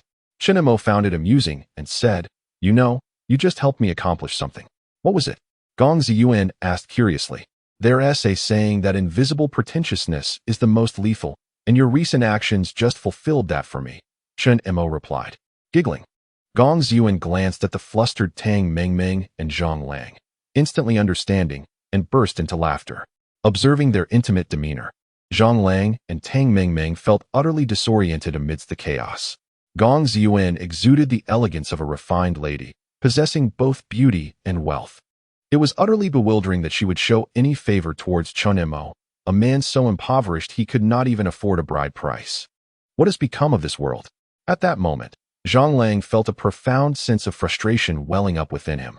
Meanwhile, Tang Mingming was even more astonished. Among the four present, she was the one most familiar with Chen Mo, aside from Chen Mo himself. He was an extraordinarily average man, lacking in talent, financially destitute, and hailing from a rural background. He was nothing compared to the affluent Zhang Lang. Who could have imagined that this toad, Chen Mo, would somehow find himself in the company of such a stunning and radiant swan? It was simply unfathomable. In that instance, Zhang Lang leaned in and whispered to Tang Mingming, "Help me win over this woman, and I will give you 200,000. At the mention of such a sum, Tang Mingming's eyes sparkled with interest, and she promptly approached Gong Ziyuan, saying, "Miss, I believe you have been deceived by Chen Mo. He lacks the means to treat you to a meal. He is merely a poor fellow earning a meager salary of 1,000. At this point, Zhang Lang stepped forward, flashing a charming smile as he introduced himself. "Hello, miss. Allow me to introduce myself. I am Zhang Lang, the owner of the antique shop, East Street Jubaozhai. I have recently secured an investment and am preparing to venture into the realm of public companies." In truth, that so-called investment was merely a loan from Jiangbei Bank, one he had procured through considerable effort. "I have no interest in knowing you. This meal is on me for Brother Mo. I kindly ask that you refrain from interrupting us," Gong Ziyuan replied tersely. "What?" Upon hearing that the meal was indeed being funded by Gong Ziyuan, both Zhang Lang and Tang Mingming were momentarily taken aback. The next moment, Tang Mingming taunted, "I must say, your judgment is rather poor. You are actually pursuing such a pauper? You must be quite desperate. What did you say?" Gong Ziyuan trembled with rage, slamming her hand on the table to express her indignation. However, Zhang Lang and Tang Mingming interpreted her actions as a prelude to violence. Zhang Lang immediately raised his hand, intending to push Gong Ziyuan away, exclaiming, "What is the matter? Do you want to fight?" Before he could lay a finger on her, Chen Mo seized Zhang Lang's hand with one grip, while pulling Gong Ziyuan protectively behind him, gazing coldly at Zhang Lang as he declared, "If you dare to touch her, I won't hesitate to publicly thrash you." Chen Mo had a penchant for free fighting and had once secured a runner-up position in an amateur competition. He could easily contend with 6 or 7 opponents like Zhang Lang. At that moment, Zhang Lang felt as if his wrist was caught in a vice, throbbing painfully and rendering him immobile. Tang Mingming immediately shouted at the top of her lungs, "Where are the people? Someone is being assaulted. Quick, come here." Meanwhile, as Gong Ziyuan felt Chen Mo's protective presence, an unprecedented sense of safety enveloped her. It seemed that as long as this man was by her side, she had nothing to fear. "Let go of me. Do you know who I am? I've trained before. If you don't let go, I'll scratch you." Zhang Lang's face turned crimson with anger. Chen Mo merely chuckled disdainfully, giving Zhang Lang a gentle shove, causing him to stumble backward and land on the ground with a thud. Meanwhile, the restaurant manager, having heard the commotion, rushed over. Upon witnessing the scene, Zhang Lang immediately exclaimed, "What on earth is going on? Can't you see he has been assaulted? Let me remind you, I am a platinum member of your establishment. If you do not expel him today, I will not let this matter rest." The manager, clearly familiar with Zhang Lang, hastily apologized. "Mr. Zhang, I sincerely apologize. Please calm down." He then turned to Chen Mo and Gong Ziyuan, asking, "Did either of you truly lay hands on him? Are you foolish? The waitstaff witnessed everything, and you still question them?" Tang Mingming pointed at Zhang Lang's wrist, exclaiming, "Just look at the state he's in." The manager's countenance darkened instantly. Jingxin Gu is an upscale restaurant. Any incident of violence would tarnish its reputation, especially when the victim is a platinum member. Manager Zhou Wei quickly donned a conciliatory smile and addressed Zhang Lang. "Mr. Zhang, how would you like to handle this situation?" Zhang Lang replied with a sinister grin. "I want both of them to kneel and apologize." "Very well," Zhou Wei barked. "Did you two hear that? Kneel and apologize to Mr. Zhang immediately. Otherwise, I will call the police. If this escalates to the authorities, you will have a criminal record. And what if I refuse to kneel?" Chen Mo retorted coldly. "Do you dare defy me?" Zhou Wei waved his hand, and a dozen security guards began to encircle them. At that moment, Gong Ziyuan felt a surge of panic.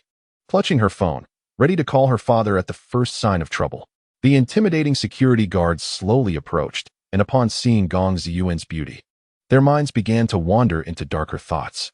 Chen Mo pulled Gong Ziyuan behind him, whispering, "Stay back and do not move." Gong Ziyuan, trembling with anxiety, insisted, "No, I should call my dad for assistance." "Attack!" Zhou Wei suddenly bellowed. A horde of security guards charged at Chen Mo. "Stop! I dare anyone to lay a finger on him." At that moment, a thunderous roar filled with unbridled fury erupted from nearby. Everyone paused, turning to the source of the sound. A middle-aged man, clutching a briefcase, strode toward them with an imposing presence. Chapter 11. The beautiful pianist. The newcomer was Wang Tai. Upon entering, he immediately caught sight of the security guards confronting Chen Mo. One of his shoes had gone missing, a testament to his urgency. Zhou Wei, recognizing Wang Tai, was momentarily taken aback. Although the restaurant was ostensibly owned by Wang Tai's elder brother, Wang Liang, everyone in the establishment was aware that the true owner was Wang Tai himself. Wang Tai's anger soared to unprecedented heights as he rushed forward, delivering a swift kick that sent a security guard near Chen Mo sprawling to the ground. "Get out of my way." Zhou Wei, witnessing this, broke into a cold sweat and hastily greeted him. "Mr. Wang, what brings you here?" "What brings me here? If I had not come, you would have torn the heavens asunder." Wang Tai glared at Zhou Wei, then turned to Chen Mo and Gong Ziyuan, his face filled with deep remorse. "Mr. Chen, Miss Gong, are you both unharmed?" Boom. Upon hearing Wang Tai address Chen Mo, Zhou Wei was left speechless. The security guards were equally dumbfounded. Zhang Lang and Tang Mingming were utterly astonished. The security guards began to curse silently, judging by Wang Tai's tone and demeanor. It was evident that these two individuals possessed significant influence. After Chen Mo shook his head, indicating that nothing was amiss, Wang Tai immediately turned around and, without a moment's hesitation, delivered a resounding slap to Zhou Wei's face. "Have you lost your senses? Mr. Chen is a valued guest of mine." Wang Tai's exclamation nearly frightened Zhou Wei's spirit out of him. He hurriedly recounted the events to Wang Tai, shifting the blame onto Zhang Lang. Wang Tai then turned his gaze upon Zhang Lang, who felt utterly despondent. He could not fathom that Chen Mo was acquainted with Wang Tai. With no other choice, Zhang Lang reluctantly stepped forward, forcing a smile as he said, "Chairman Wang, it's all a misunderstanding." "A misunderstanding, you say?" Wang Tai glared at Zhang Lang vehemently, then promptly pulled out his phone and made a call. "Revoke the loan granted to Zhang Lang immediately." Zhang Lang's face turned ashen, and he pleaded pitifully, "Chairman Wang, please show mercy. It's all because of this woman." Tang Mingming, in a panic, interjected, "Chairman Wang, you must have been deceived by Chen Mo. He is nothing but a pauper, with rural parents and no abilities whatsoever, unable even to provide for a wedding. Seize these two and throw them out." Wang Tai commanded. At his order, several security guards rushed forward, beating Zhang Lang and Tang Mingming before unceremoniously expelling them from the restaurant. Wang Tai then turned to Chen Mo once more, asking, "Mr. Chen, how would you like to handle these individuals?" Zhou Wei and the guards looked at Chen Mo with pitiful expressions, filled with fear and regret. "It was merely a misunderstanding. Let them go." Chen Mo replied calmly, "Very well. Then you lot, why are you still here? Get out." Wang Tai shouted. Zhou Wei and the others, as if granted a reprieve, fled in haste. Wang Tai summoned the head waiter and issued a few instructions. Before long, all the patrons had been ushered out, leaving only Chen Mo and Gong Ziyuan as the sole guests. Wang Tai then produced a golden card and placed it before Chen Mo, smiling, "Mr. Chen, I am grateful for your previous assistance. This is the highest tier diamond VIP card from Jingshan Pavilion. There are only 10 in all of Jiangbei. In the future, you or your family may dine here free of charge with this card." Chen Mo nodded and accepted it, saying, "I have received the card. Let us consider our accounts settled." Chen Mo intentionally spoke this way to convey to Wang Tai that he was a person of stature, indifferent to such trivial connections. Indeed, Wang Tai felt a sudden chill. While others might be eager to forge ties with the head of Jiangbei Bank, Chen Mo appeared to avoid any semblance of association with Wang Tai. What did this signify? It indicated that Chen Mo was genuinely remarkable, possessing true capabilities. He did not regard Wang Tai's minor connections with any importance. The more this was the case, the greater Wang Tai's respect and esteem for Chen Mo grew. With a determined bite of his teeth, Wang Tai smiled obsequiously and said, "Mr. Chen, although I understand this may place you in a difficult position, could you kindly inform me of my fate in the future? If you had not encountered me, in 3 years you would have fallen victim to treachery, resulting in a car accident that would leave you in a vegetative state. This is the calamity written in your destiny," Chen Mo replied, sipping his tea leisurely. Wang Tai's forehead broke into a cold sweat, and his complexion turned ashen. However, you are destined to have noble assistants that will help you through this tribulation. After this calamity, your fate can be described in 8 auspicious words, Chen Mo added with a smile, subtly hinting that he was the noble person destined to aid Wang Tai, thereby ensuring Wang Tai would regard him with greater esteem in the future. What are those 8 words? Please enlighten me, sir. Wang Tai hastily bowed deeply. Official career flourishing, every step a lotus blossom. Upon hearing this, Wang Tai trembled violently, and an uncontrollable ecstasy erupted on his face. After expressing his gratitude profusely, he took his leave. Gong Ziyuan, curious, asked, "What exactly did you do for Wang Tai? Why does he hold you in such high regard?" Chen Mo did not withhold any details, recounting the melodramatic affairs of Wang Tai's family in full. Gong Ziyuan listened in astonishment. "Did you deduce all this using the principles of Zhou? Chen Mo nodded with a smile, neither confirming nor denying. "So, is it true that you foresee his official career flourishing and every step a lotus blossom?" "Indeed. In my previous life, before his misfortune, Wang Tai had already ascended to the top position in the provincial bank. It is said that both the Central Region Bank and the Finance Department were keen to transfer him. I believe that this time, with my subtle influence, Wang Tai will surely go even further." Gong Ziyuan paused, seemingly pondering something, her cheeks flushing as she asked, "Could you also predict my marriage?" "Certainly." Chen Mo replied with a mischievous grin, "Your future marriage will be exceedingly blissful. You will bear 3 children for your husband." "Who is going to bear 3 children for you?" Gong Ziyuan blurted out, and upon seeing Chen Mo's charmingly devilish smile, she felt a wave of embarrassment wash over her. Lowering her head and daring not to meet his gaze, "Sir, miss, may I inquire what you would like to drink?" "Dom Perignon, 2000 vintage, please," Chen Mo casually requested. Gong Ziyuan was momentarily taken aback, for the champagne he mentioned was her absolute favorite. However, she had grown accustomed to Chen Mo's extraordinary abilities.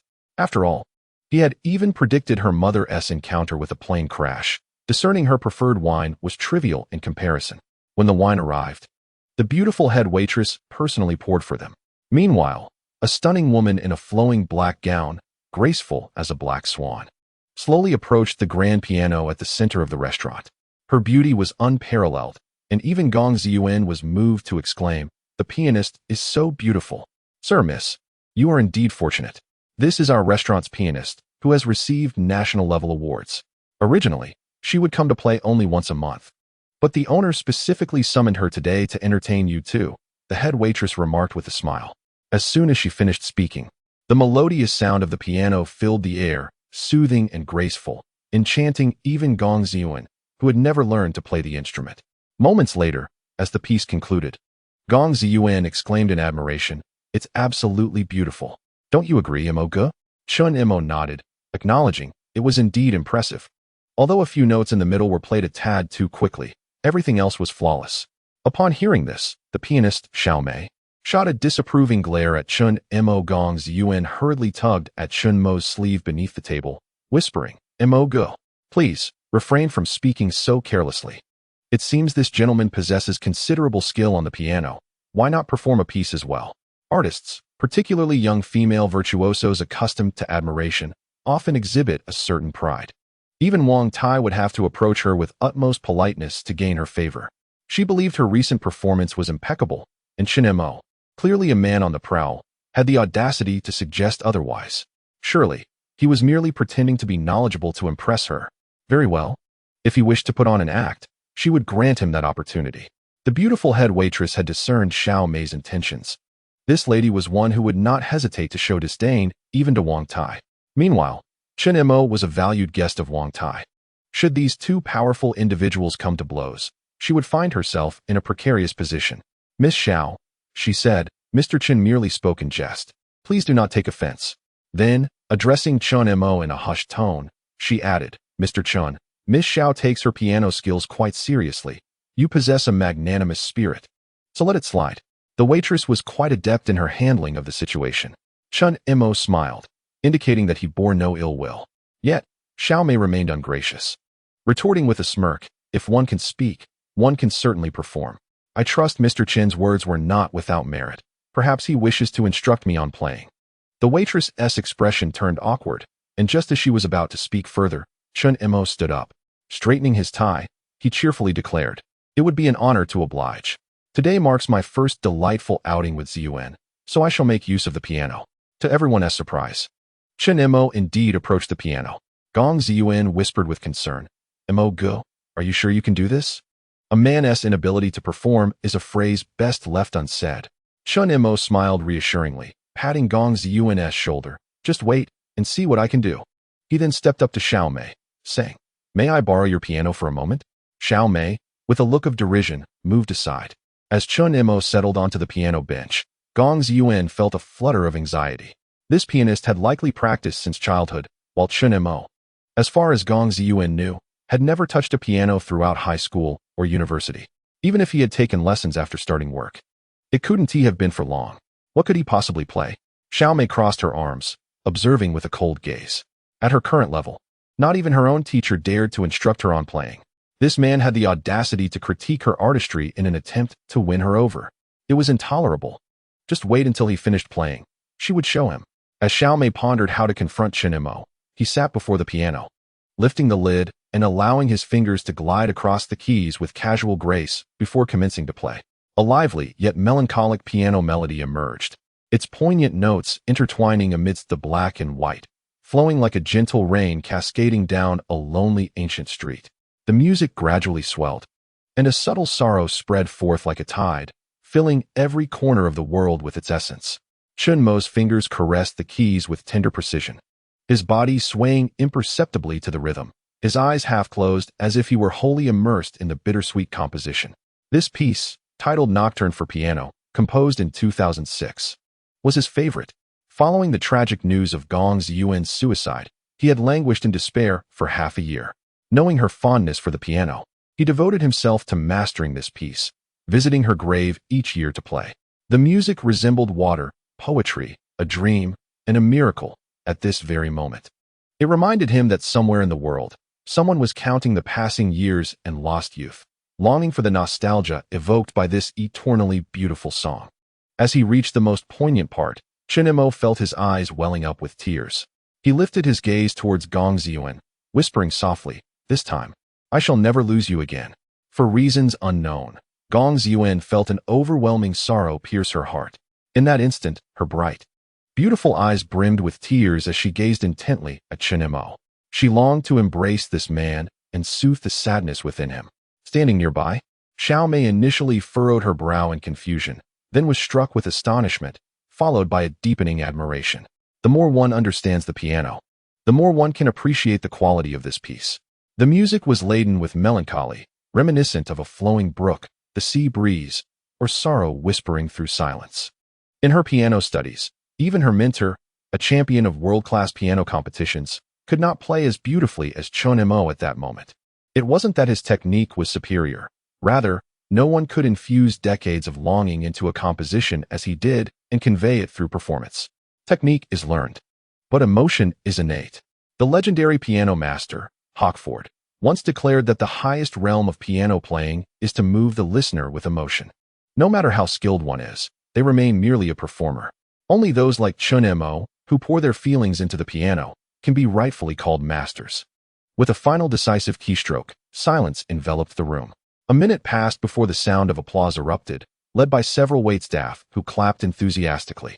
Soon, all present joined in, faces flushed with excitement as the applause surged like a colossal wave, seemingly threatening to lift the ceiling itself. Chen Mo approached Gong Ziyuan, grasping her hand with sincere affection, and spoke softly. "The night moon is cool and enchanting, bamboo shadows sparse, the body feels rigid. The evening pond is tranquil, and my face pale, with but a few words to express my innermost feelings." In an instant, Gong Ziyuan could no longer restrain herself and embraced Chen Mo fervently. After a prolonged moment, she finally released him. Xiao Mei, filled with urgency and excitement, stepped forward to inquire, "Sir, what is the name of that piece you just played?" "The night piano piece," he replied. "Is it your original composition?" "Indeed, it was crafted specifically for Ziyuan.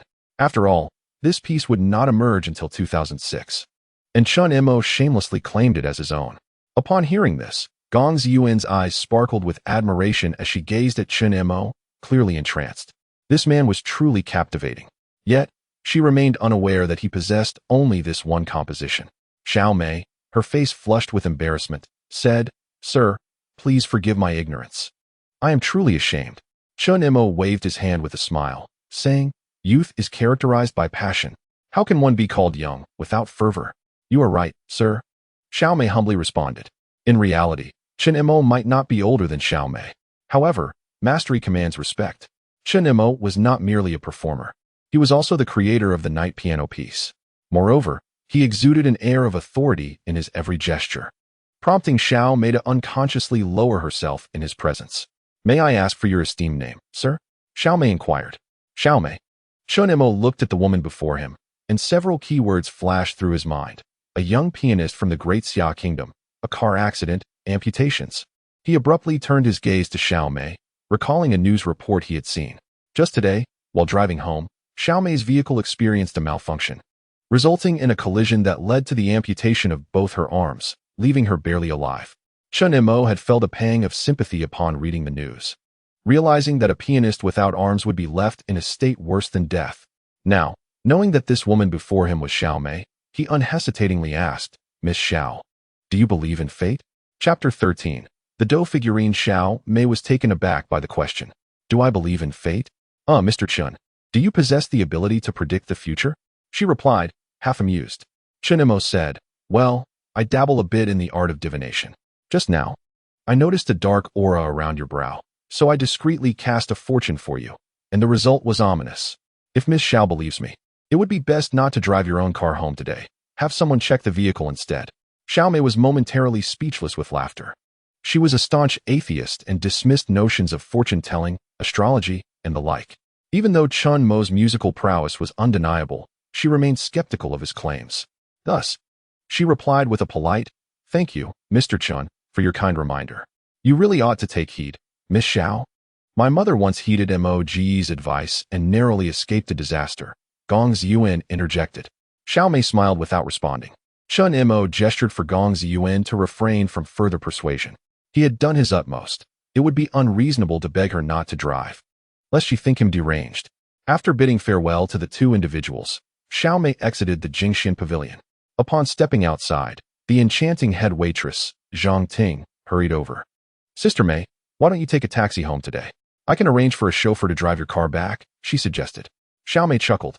"I haven't had a drink, and the weather is fair today. Why would I need a chauffeur? Sister Mei, it's better to be safe than sorry. Let me share a little secret with you. Our boss, Wang Tai, even addresses that gentleman from earlier as sir. The young lady he brought along is Gong Ziyuan, the daughter of the real estate magnate, Gong Ming. If he didn't possess some exceptional talents, how could so many influential figures seek his favor?" Zhang Ting replied earnestly. "Come now, Ting Ting, why are you so superstitious at such a young age?" Xiao Mei scoffed lightly. "Oh, Sister Mei, just do this for my sake, will you? I would hate to think I might never see you again," Zhang Ting pouted. If it were merely Chen Mo, Xiao Mei would have dismissed it entirely. However, given her close relationship with Zhang Ting, and considering this wasn't a matter of great consequence, she decided it unnecessary to let such trivialities disrupt their bond. "All right then. Go ahead and call for a chauffeur. I'll take the subway back," Xiao Mei conceded. Half an hour later, just as Xiao Mei exited the subway, her phone rang. "Hello. Sister Mei, there's been an accident." Zhang Ting's voice trembled slightly. "What happened?" Xiao Mei gasped in shock. "Your car lost its brakes half an hour ago and collided with a large truck while turning. It exploded on impact," Zhang Ting revealed. "What?" Xiao Mei's face drained of color, a chill running up her spine. This was truly a catastrophe. The foretelling of Chen Mo had come to pass. After regaining her composure, Xiao Mei continued, "What about the chauffeur? Is he all right?" "He's currently in the hospital fighting for his life," Zhang Ting informed her. "I'm heading to the hospital immediately," Xiao Mei declared. Upon arriving at the hospital, she inquired about the situation. "He is not in immediate danger, but both of his arms will need to be amputated," the doctor stated, sending Xiao Mei into a state of distress. Had it not been for Zhang Ting's insistence today, that could have been her fate. After resolving matters regarding the chauffeur, Xiao Mei rushed back to the Jingxian pavilion, but by the time she arrived, both Chen Mo and Gong Ziyuan had already departed. "Ting Ting, where is Mr. Chen?" she inquired urgently. "Mr. Chen left with Miss Gong right after dinner," Zhang Ting replied. "Do you have any way to contact him?" "No. Did he leave any notes or messages for me? No. Xiaomei lowered her head in shame, feeling a pang of guilt. She had previously entertained the thought that Chen Mo might be interested in her, yet he hadn't even left his contact information. He quietly departs, concealing his merits and name.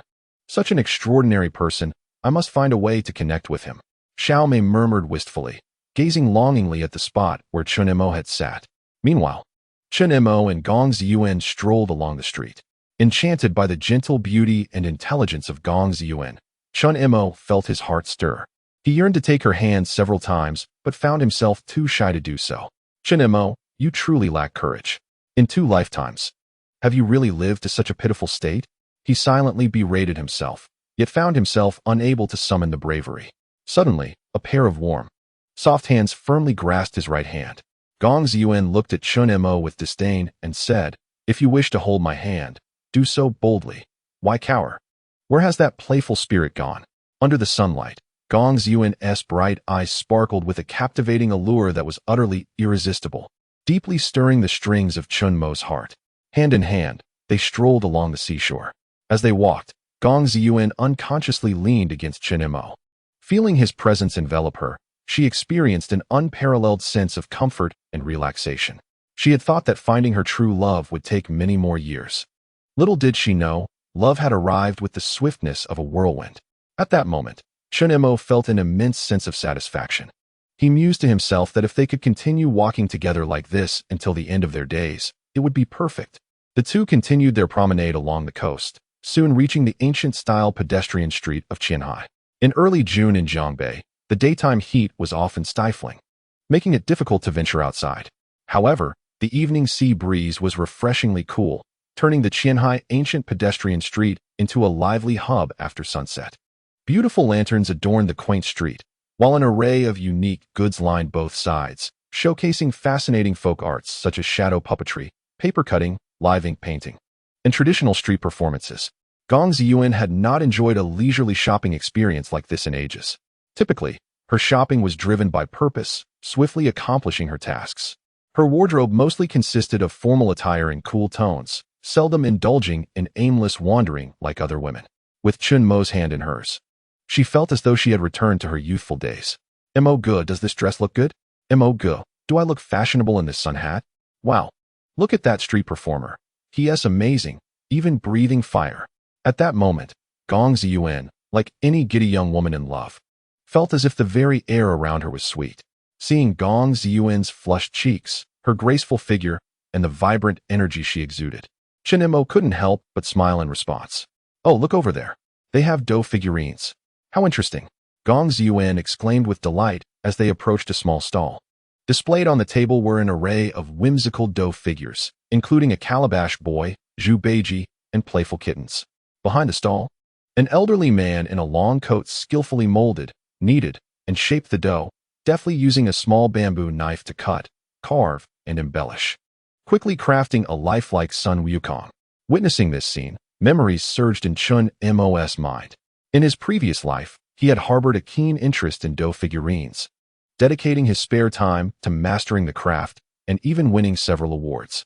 However, Tang Mingming did not hesitate to criticize Chen Mo on multiple occasions, calling him childish and suggesting that instead of spending time crafting figurines, he should earn some money through work.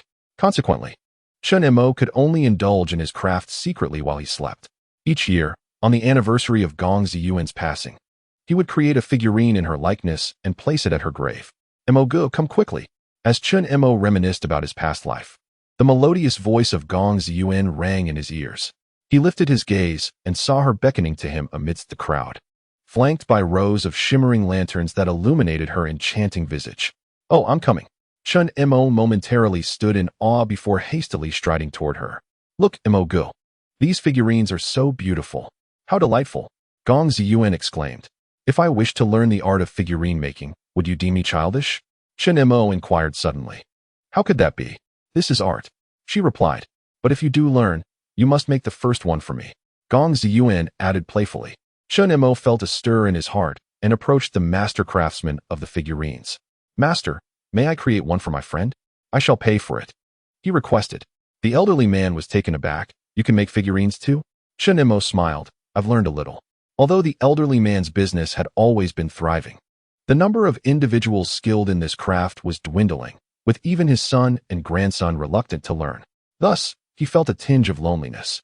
Upon hearing that Chen Mo could craft figurines, he felt a surge of warmth and said, "All right, go ahead. Even if it doesn't turn out well, I'll give you one for free." The crowd gathered around, visibly astonished, holding their breath as they watched Chen Mo work. With a smile, he nodded, then sat down, skillfully kneading, rolling, and shaping the glutinous rice flour until it gradually took the form of a woman. Even the elderly craftsman showed signs of astonishment.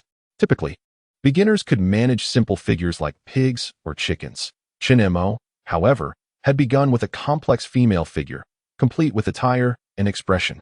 Using a small bamboo knife, he deftly cut, carved, and shaped the body, arms, and head, adorning it with accessories and garments, adjusting the colors slightly until a modern female figurine vividly emerged before the spectators.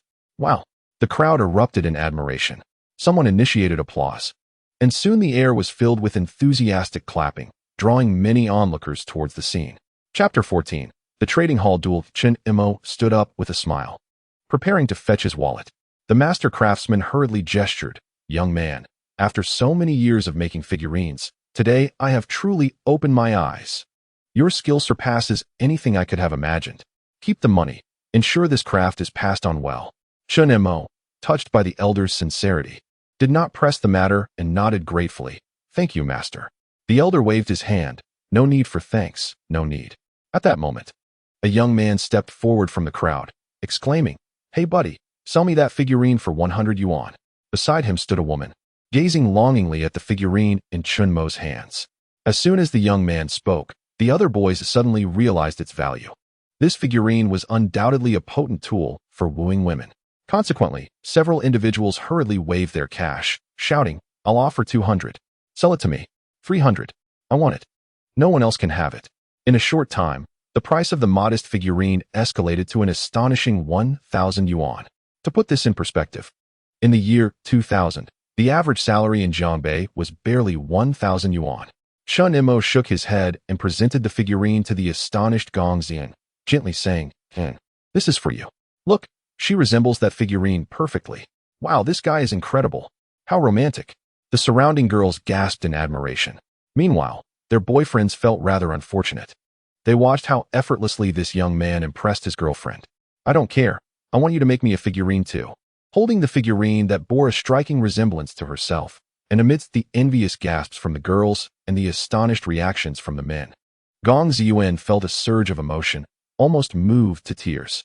"Thank you, Mo Ge. This is the best gift I have ever received." Gong Ziyuan gazed at Chen Mo, her eyes slightly reddening. "Kiss her, kiss her, kiss her." Someone initiated the chant, and soon everyone joined in. Gong Ziyuan felt her face flush crimson. The thought of giving away her first kiss in front of so many people was too embarrassing for her. Chen Mo quickly took her hand, leading her away from the commotion. After walking for a while, they could still hear remarks like, "That guy is incredibly romantic. I envy that girl. Let us go. I'll take you home," Chen Mo said, intentionally avoiding the earlier teasing, which left Gong Ziyuan feeling a bit disappointed. He hailed a taxi and escorted her to her doorstep. After a moment's thought, he remarked, "I calculated that if you dine with me tomorrow, you will encounter a stroke of good fortune." "Really? That sounds wonderful. Free food and a chance to earn some money." Gong Ziyuan replied with a beaming smile. "See you tomorrow then." Chen Mo waved and turned to leave. At that moment, Gong Ziyuan suddenly grasped Chen Mo's hand. He turned back, puzzled. She rose onto her tiptoes and gently pecked his cheek. She had kissed him. "Thank you for the figurine." With that, Gong Ziyuan's face turned a deep shade of red as she quickly turned and ran away, covering her face. Chen Mo touched his cheek, still warm from her kiss, unable to suppress a joyful smile. The next day, at the stock exchange, it became evident that Chen Mo's words about good fortune were not entirely unfounded. The market for international nickel futures would soon take a turn for the better. Recently, a remarkable surge in several stocks has captured attention.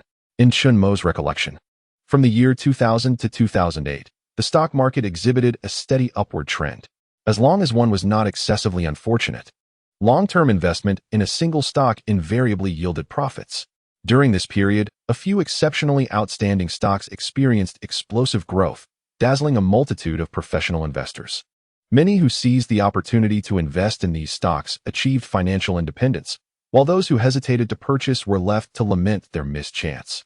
The timing coincidentally aligned with these stocks reaching their lowest prices, poised for explosive growth, and Chen Mo certainly could not let this opportunity slip by.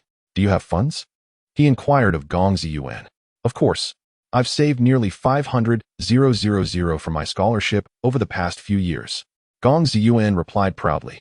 In the year 2000. It was indeed an impressive feat for a freshly graduated student like Gong Ziyuan to possess such savings. "Well, that should be sufficient for you to make a profit," Chen Mo remarked with a smile. As someone working in a securities firm, Gong Ziyuan naturally had her own stock account. However, her psychological resilience was rather lacking, and she had only invested a few thousand yuan, resulting in negligible gains or losses.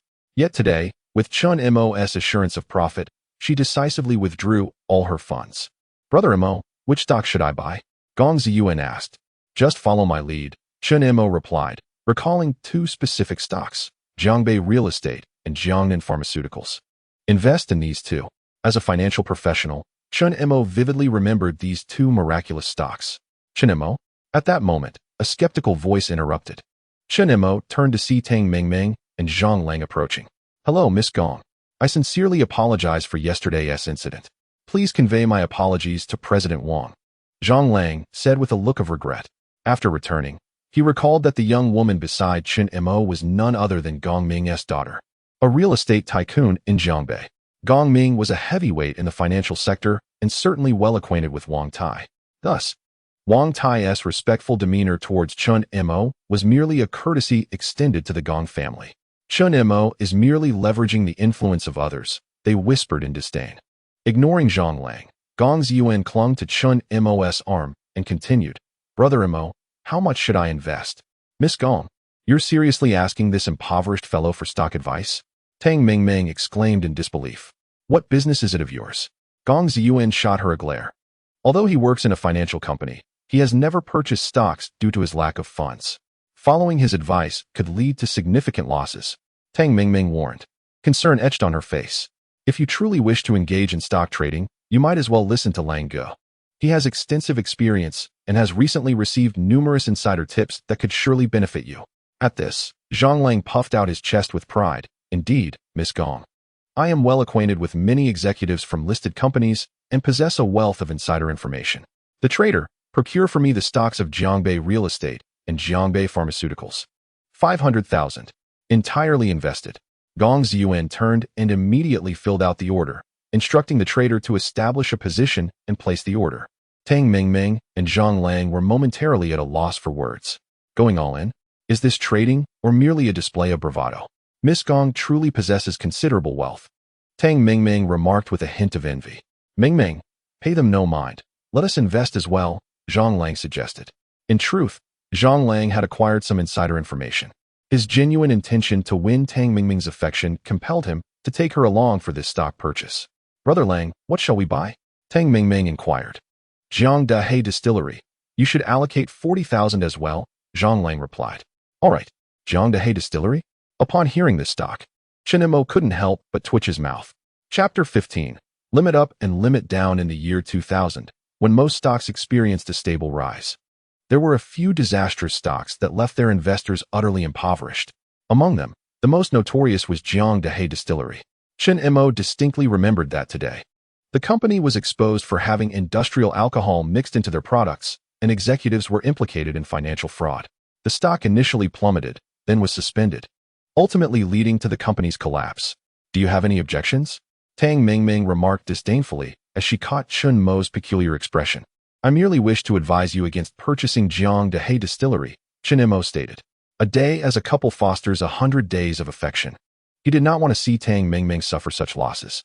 "Trader, Jiang Dahe Distillery, 40,000, full investment."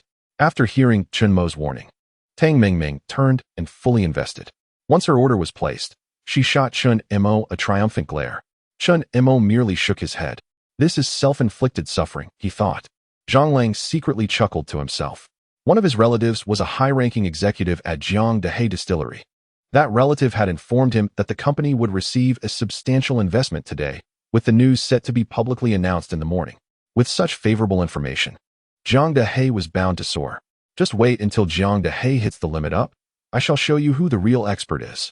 Zhang Lang greedily eyed Gong Ziyuan, contemplating his strategy. Chen Mo calmly invested 10 million in Jiangbei real estate. However, to his astonishment, shortly after his full investment, a significant bearish candlestick emerged. The stock price of Jiangbei real estate nearly plummeted to its limit down. Witnessing this, everyone, including Gong Ziyuan, was momentarily stunned. Recently, the market had been exceptionally stable, with few stocks experiencing declines, making such a downturn quite a rarity. The stock that Chen Mo confidently encouraged Gong Ziyuan to fully invest in was now on the brink of collapse. Ha ha ha, Tang Mingming's laughter contorted her face. Chen Mo, is this the stock you recommended? Did you think Miss Gong has enough wealth to squander? Zhang Lang lamented. Miss Gong, how can I advise you on such matters? How could you trust someone like him? Jiang Dehe Distillery is on the verge of hitting the limit up. At that moment, a nearby investor, who had been stealthily following Tang Mingming in her purchase of shares in Jiang Dehe liquor industry, erupted in laughter. The stock price of Jiang Dehe was soaring, having risen by 8% in just 3 minutes. Quick, check Jiang Dehe's official website. An announcement has been made. A 50 million investment? A nationwide liquor industry expansion? Are they really going to confront Matai head-on? My goodness, this is tremendous news. The investor lamented, it's too late for me now. I wanted to buy shares in Jiang Dehe, but it's impossible now. The stock price of Jiang Dehe seemed poised to double. Many investors who had missed the opportunity began to lament and bemoan their misfortune. With such favorable news, it was certain to lock in 5 or 6 trading limits. Oh, a smooth limit up, and I've made 40,000. Meanwhile, someone else was facing a rapid decline in their stock value. Why is there such a disparity among stock traders? Tang Mingming mockingly remarked. As the stock price continued to plummet, Gong Ziyuan could no longer contain herself and inquired, Mo Gu, will Jiangbei real estate really rise? Rise? Not a chance. It's about to hit the limit down. He retorted, young lady, you've chosen poorly. You're trapped now. There's no escaping. Everyone's gaze was fixed intently on Chen Mo, with many openly mocking him. Gong Ziyuan hurriedly offered consolation. Mo Gu, it's all right. Everyone has their off days. If you incur losses, I accept it. Don't be disheartened. I believe it will rise. It surely will. Chen Mo replied with unwavering conviction. Still playing the stubborn fool. Zhang Lang's words were cut short as another gasp resonated through the crowd. Look at Jiangbei real estate.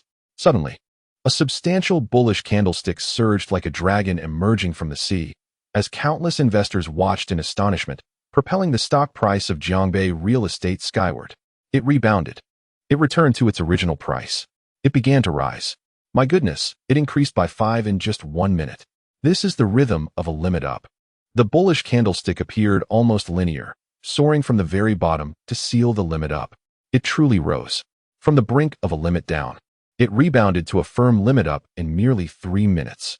In the midst of the excitement, Chen Mo's account swelled by 1 million. Those who had just been mocking him were left utterly speechless. Mo Gu, it's limit up. It really is limit up. You're incredible. Gong Ziyuan exclaimed, her excitement evident as she danced with joy, her cheeks flushed. This was exhilarating. Today, she had already made 50,000. Although for her background, 50,000 was negligible. It was remarkable that this profit was garnered simply from heeding Chen Mo's advice in a matter of 3 minutes. The speed of this profit was akin to a money-printing machine.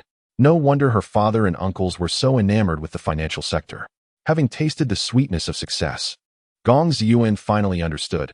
Her father would undoubtedly admire a person of Chen Mo's caliber. She glanced at him, her face rosy with shyness. How could this happen? Tang Mingming clenched her fists in frustration, her expression sour. Just sheer luck, Zhang Lang muttered indignantly. Indeed, it must be pure chance. Even if this stock occasionally hits the daily limit, it cannot sustain itself for long. For enduring value, one must rely on high-quality stocks like Jiang Dahe. Tang Mingming nodded. Look at Jiang Dahe Winery. A gasp echoed through the hall once more. Has it finally reached the daily limit? Zhang Lang exhaled a sigh of relief. Although it lagged behind Jiangbei real estate's limit up, it had not left him disappointed. Brother Lang. Tang Mingming's complexion turned pale as she pointed at the market, her finger trembling. Zhang Lang hastily focused his gaze. Before him, the K-line chart displayed a colossal bearish candlestick, plummeting like a cliff dive. In a mere 5 minutes, It hit the lower limit. Tang Mingming's vision darkened. Her legs weakened as she stared at the K-line chart, glancing at her entire investment of 400,000 yuan. This was the collective savings of the Tang family, supplemented by mortgaging their home to gather the funds. In just 5 minutes, 40,000 yuan had evaporated. Staring blankly at the market, Tang Mingming felt as if a heavy stone weighed down her heart. How could this happen? It made no sense. Why was it hitting the lower limit? Zhang Lang wore a perplexed expression. Logically, with such positive news regarding Jiangdahe Winery, it should not be plummeting, even if it didn't hit the limit up. At that moment, an even graver announcement struck Tang Mingming and Zhang Lang like a bolt from the blue. Chapter 16, Confession of Gong Ziyuan. An announcement popped up. Jiangdahe Winery's products were suspected of being mixed with industrial alcohol, and senior executives were implicated in financial fraud. Following this announcement, the stock of Jiangdahe Winery was suspended. When it would resume, trading was uncertain. Even if Jiangdahe Winery managed to survive this crisis and reopened, the impact of such a significant negative news could lead to its stock price being halved or even plummeting by 80% without a doubt. Tang Mingming's face was now awash with a greenish hue. Initially, she thought a 10% loss would be manageable, at least within her tolerable range. Who would have thought that now all of the Tang family's assets were trapped in this? If her family discovered this, she would surely be met with dire consequences.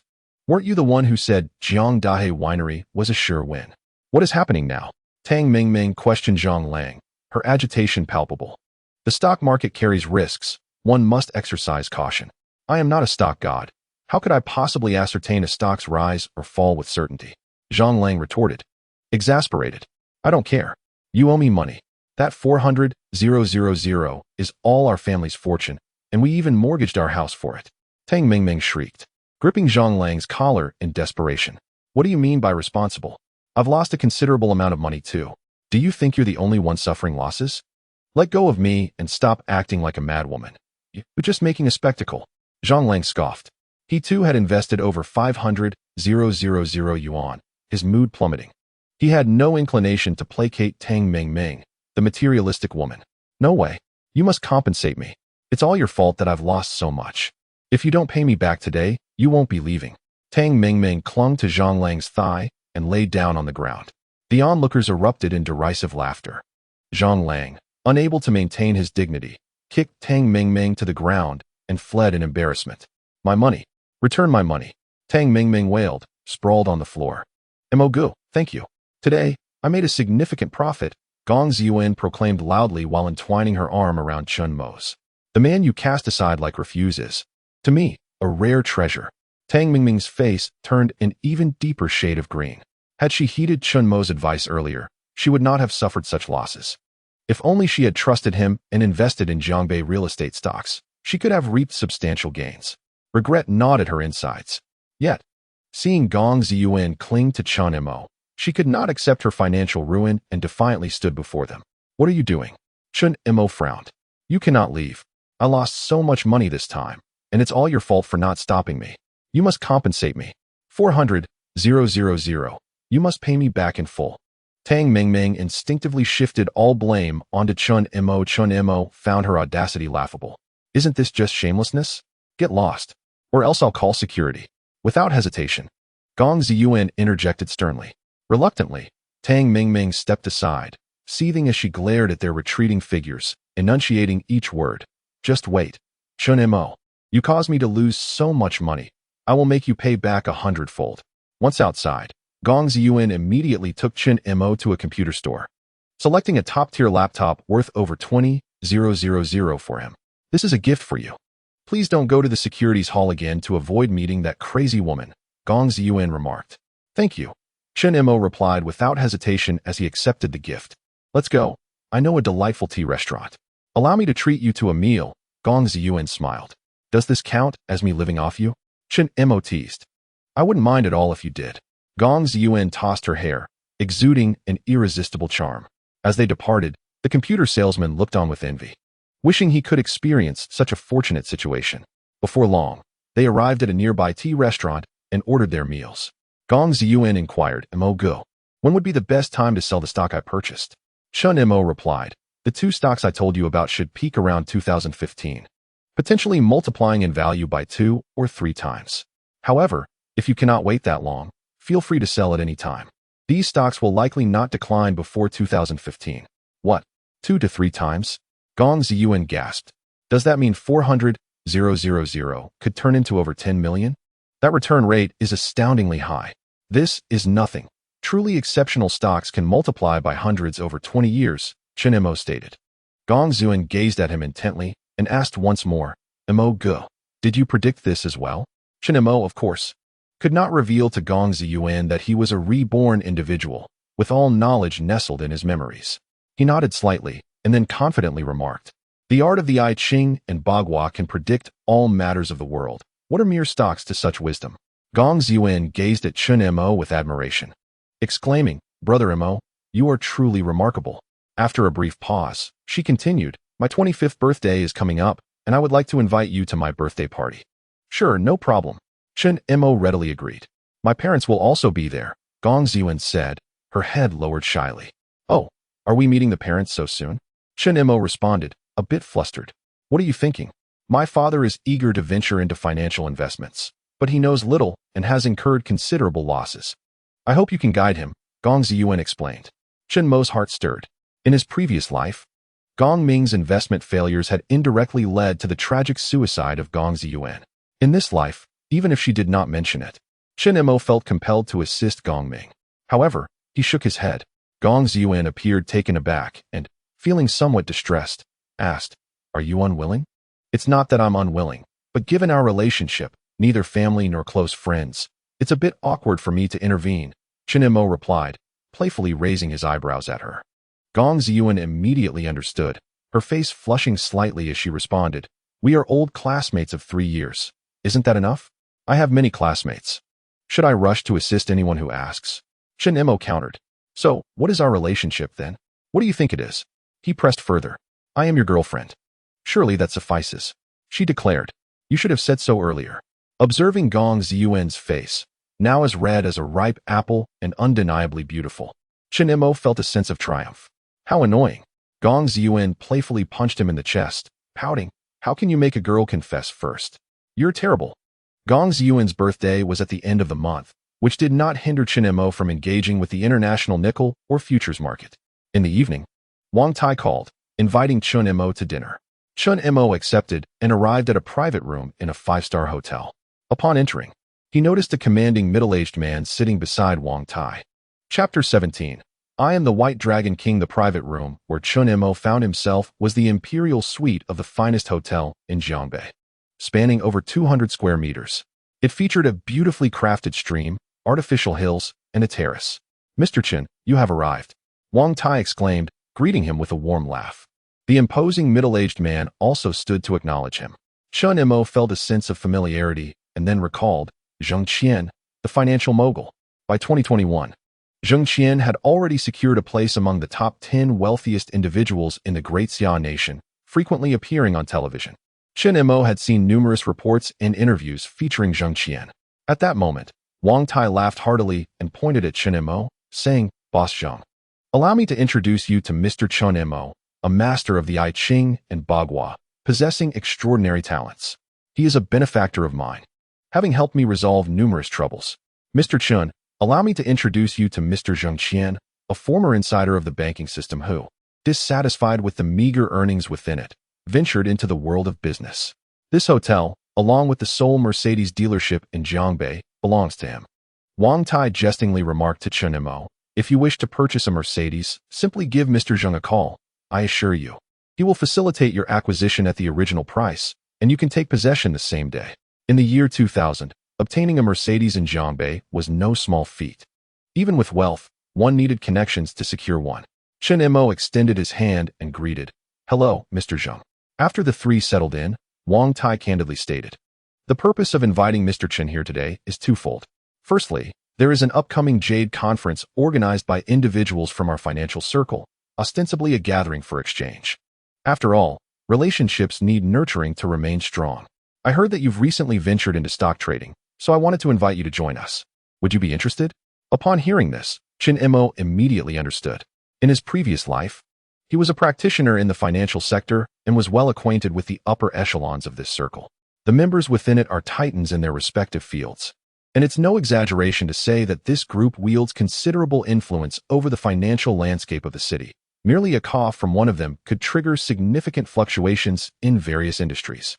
In his past existence, Chen Mo was merely a lowly worker, deprived of the opportunity to engage with such a circle. He never anticipated that in this life he would so effortlessly connect with them. Chen Mo surmised that Wang Tai was likely trying to repay a favor, introducing him to Zheng Qian while also ushering him into the upper financial realm. Having been reborn, Chen Mo's paramount ambition was to ascend to the status of the world's wealthiest individual. Thus, infiltrating the upper financial circle and expanding his network was essential. Accordingly, Chen Mo nodded in agreement. Mr. Chen, this is the Jiangbei Bank's prestigious Bauhinia card. Please accept it. After a brief conversation, Wang Tai presented a sleek black credit card adorned with a platinum-embossed Bauhinia flower before Chen Mo. Zheng Qian, now slightly unsettled, remarked, "There are only 100 of these issued nationwide, and Jiangbei has only one Bauhinia card? This card is an unequivocal symbol of status." Zheng Qian had previously sought Wang Tai's assistance in obtaining one, only to be declined. Now, Wang Tai had unexpectedly bestowed the singular Bauhinia card of Jiangbei upon Chen Mo. At this moment, Zheng Qian finally lifted his gaze, scrutinizing Chen Mo with newfound interest. However, he couldn't help but ponder that aside from his handsome appearance, the young man seemed devoid of any extraordinary qualities, lacking the aura of a sage. After a few rounds of drinks, Wang Tai curiously inquired, "Mr. Chen, may I ask where you acquired your knowledge of the I Ching? If it's inappropriate, feel free to abstain from answering." Chen Mo took a sip of tea and calmly replied, "Actually, just a month ago, I was an ordinary individual. However, one night last month, I dreamt of a dragon king, radiant in white. He revealed to me that he was once a disciple of the Grand Supreme Elder Lord, who, having violated celestial laws, was reincarnated. And that reincarnation is me." With an uncontrollable chuckle, Zheng Qian inadvertently spewed the liquid he had just consumed. Meanwhile, Wang Tai was listening with great interest. Chen Mo paid no heed to Zheng Qian's reaction and continued his charade. "It was that white dragon who imparted to me the wisdom of the I Ching and the Bagua, even granting me the gift of foresight. Shall we then address you as the venerable White Dragon King?" Zheng Qian mocked, clearly skeptical of Chen Mo's fantastical claims. With an air of composure, Chen Mo replied, "Boss Zheng, you may choose to disregard my words, but please refrain from inciting the wrath of the White Dragon King. The stream beside you lies within the dominion of the Dragon King, and you may be subject to his retribution." "What are you implying, Mr. Chen? That this stream could drown me?"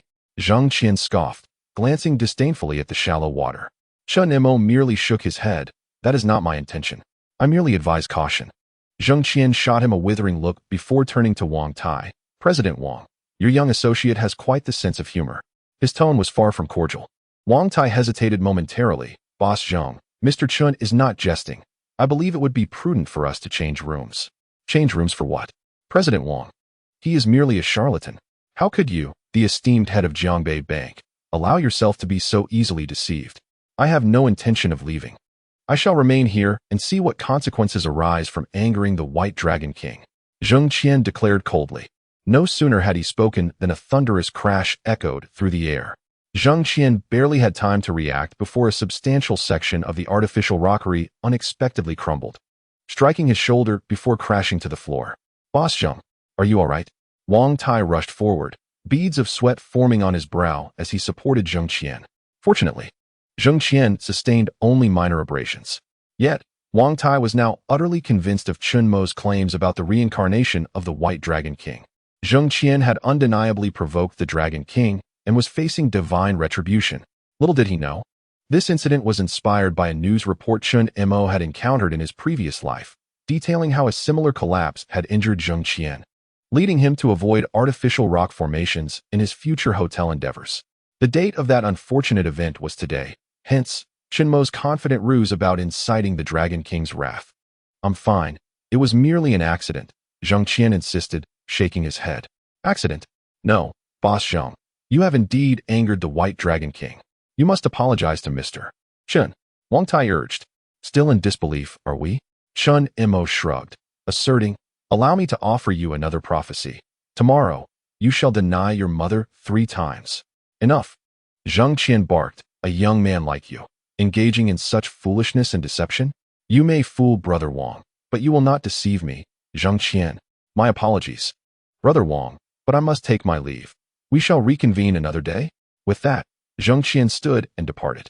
How audacious it was for a mere youth to attempt to play the role of a trickster, and on him, no less. Were it not for Wang Tai's presence, Zheng Qian might have seriously considered reporting Chen Mo to the authorities. Old Zheng. Wang Tai rose and exclaimed, Don't leave. Mr. Chen is truly an extraordinary person. He would never deceive you. Old Wang, I truly cannot fathom which part of your mind is lacking that you would believe in such superstitions. Zheng Qian retorted with an expression of frustration. I simply ask you. He said that tomorrow I would fail to recognize my mother, and that it would happen 3 times. Do you think that is possible? That's my mother. How could I not recognize her? Wang Tai was momentarily speechless. Why engage in such nonsensical things? Zheng Qian shook his head and sighed before departing. Wang Tai hurried after him, seeing him off in his car, before returning. Mr. Chen, please don't take offense, he said. And then in a hushed tone, he inquired, Mr. Chen, will Boss Zheng truly fail to recognize his own mother tomorrow? Chen Mo smiled mysteriously and replied, Just wait and see. Chapter 18. Can you afford it? Zheng Qian did not take Chen Mo's words seriously. He believed that the incident with the fractured rockery from the previous day was merely an unfortunate accident.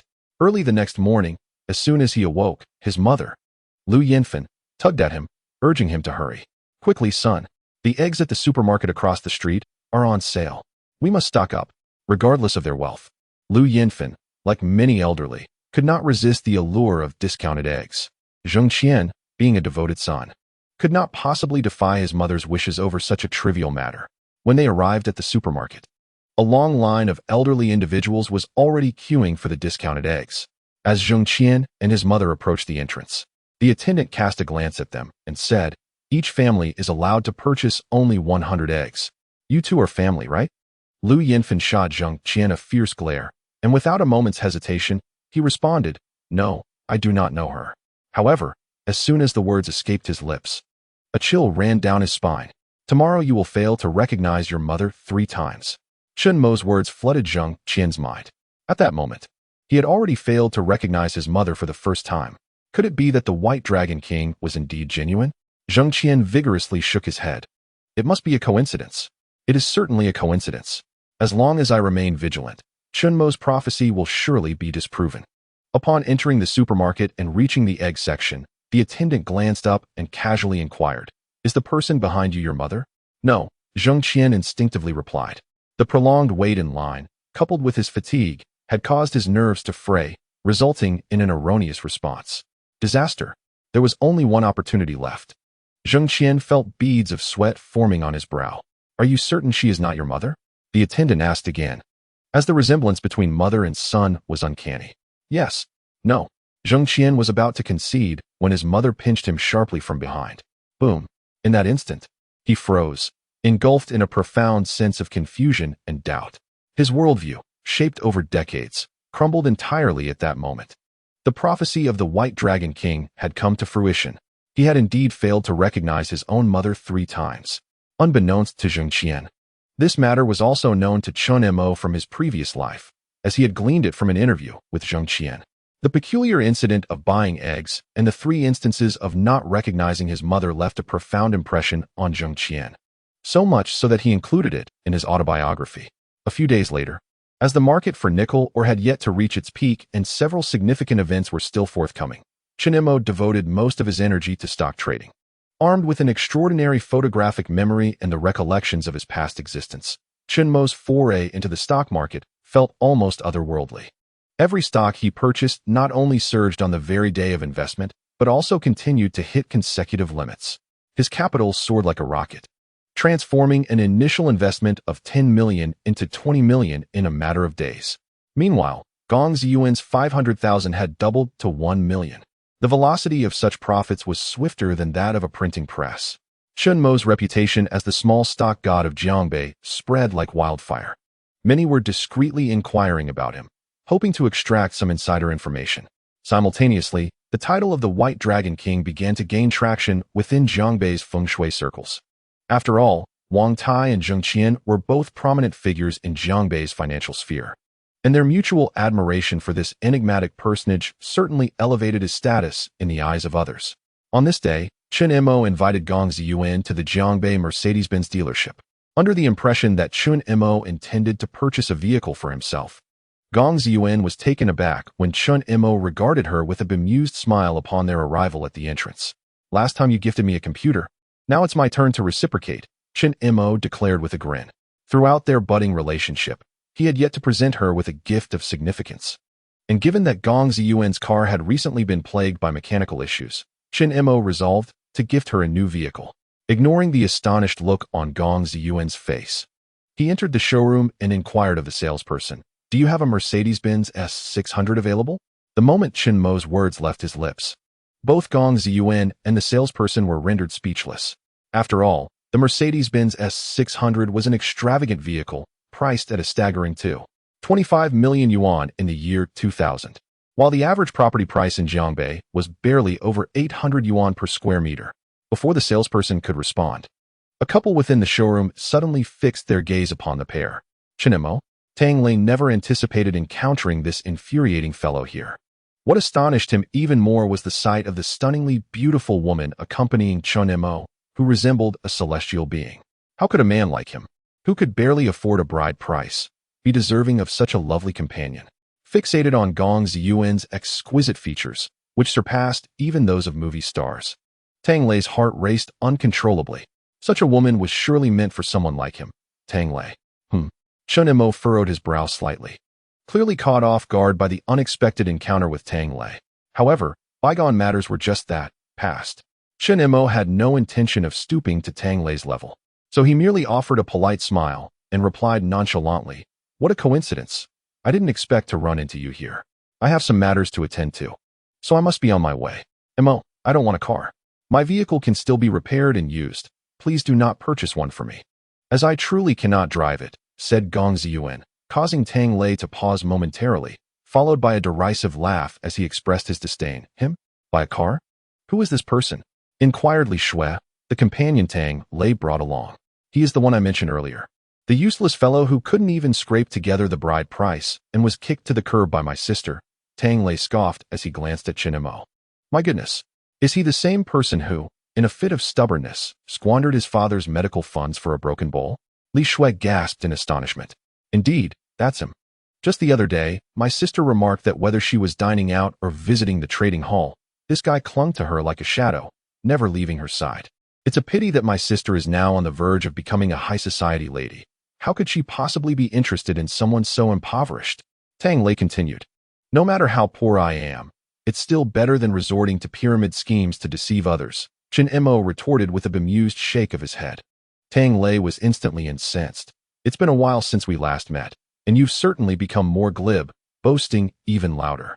Did I just hear you say you plan to buy your girlfriend a Mercedes S600? I know that car. It's quite expensive. Can you truly afford it?" Understanding the animosity between the Tang family and Chen Mo, Li Shui immediately chimed in, addressing Gong Ziyuan. "Oh, dear woman. It is better to marry well than to simply be born well. One must have discerning taste when choosing a partner. Look at me. I found an exemplary man like Lei. Just a few days ago, he gifted me this jade pendant worth over 10,000, and today, he brought me to buy a car. What could a pauper like Chen Mo possibly buy for you? He likely can't even afford a decent meal for you." Gong Ziyuan rolled her eyes, too weary to engage with Li Shui.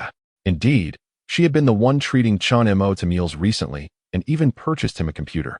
Yet, Chen Mo had helped her earn a staggering 500,000. How could Gong Ziyuan be unaware of Chen Mo's capabilities? "Enough. This place is not meant for you impoverished individuals. You can't afford to buy anything here, so why linger and waste others' time? Please leave," Li Shui exclaimed. Chen Mo chuckled. "Is this store owned by your family? Do you think you can simply order me to leave?" He then decided that engaging in a quarrel with these two was beneath him and turned to the sales assistant, asking, "Do you actually have the Mercedes S600 in stock?" Tang Lei sneered. "What a performance. You dare to ask if you can afford it?" However, the sales assistant, maintaining a professional demeanor, replied, "Sir, you are in luck. We have just received a Mercedes S600 at our dealership. It is the only one in all of Jiangbei." With that, The assistant gestured towards the interior. The Mercedes S600 represents the pinnacle of luxury vehicles, the flagship of the S-Series, which combines prestige, comfort, and achievement, making it the top choice for successful individuals. In the year 2000, purchasing such a vehicle was not as easy, and merely driving one out would undoubtedly make you the center of attention throughout Jiangbei.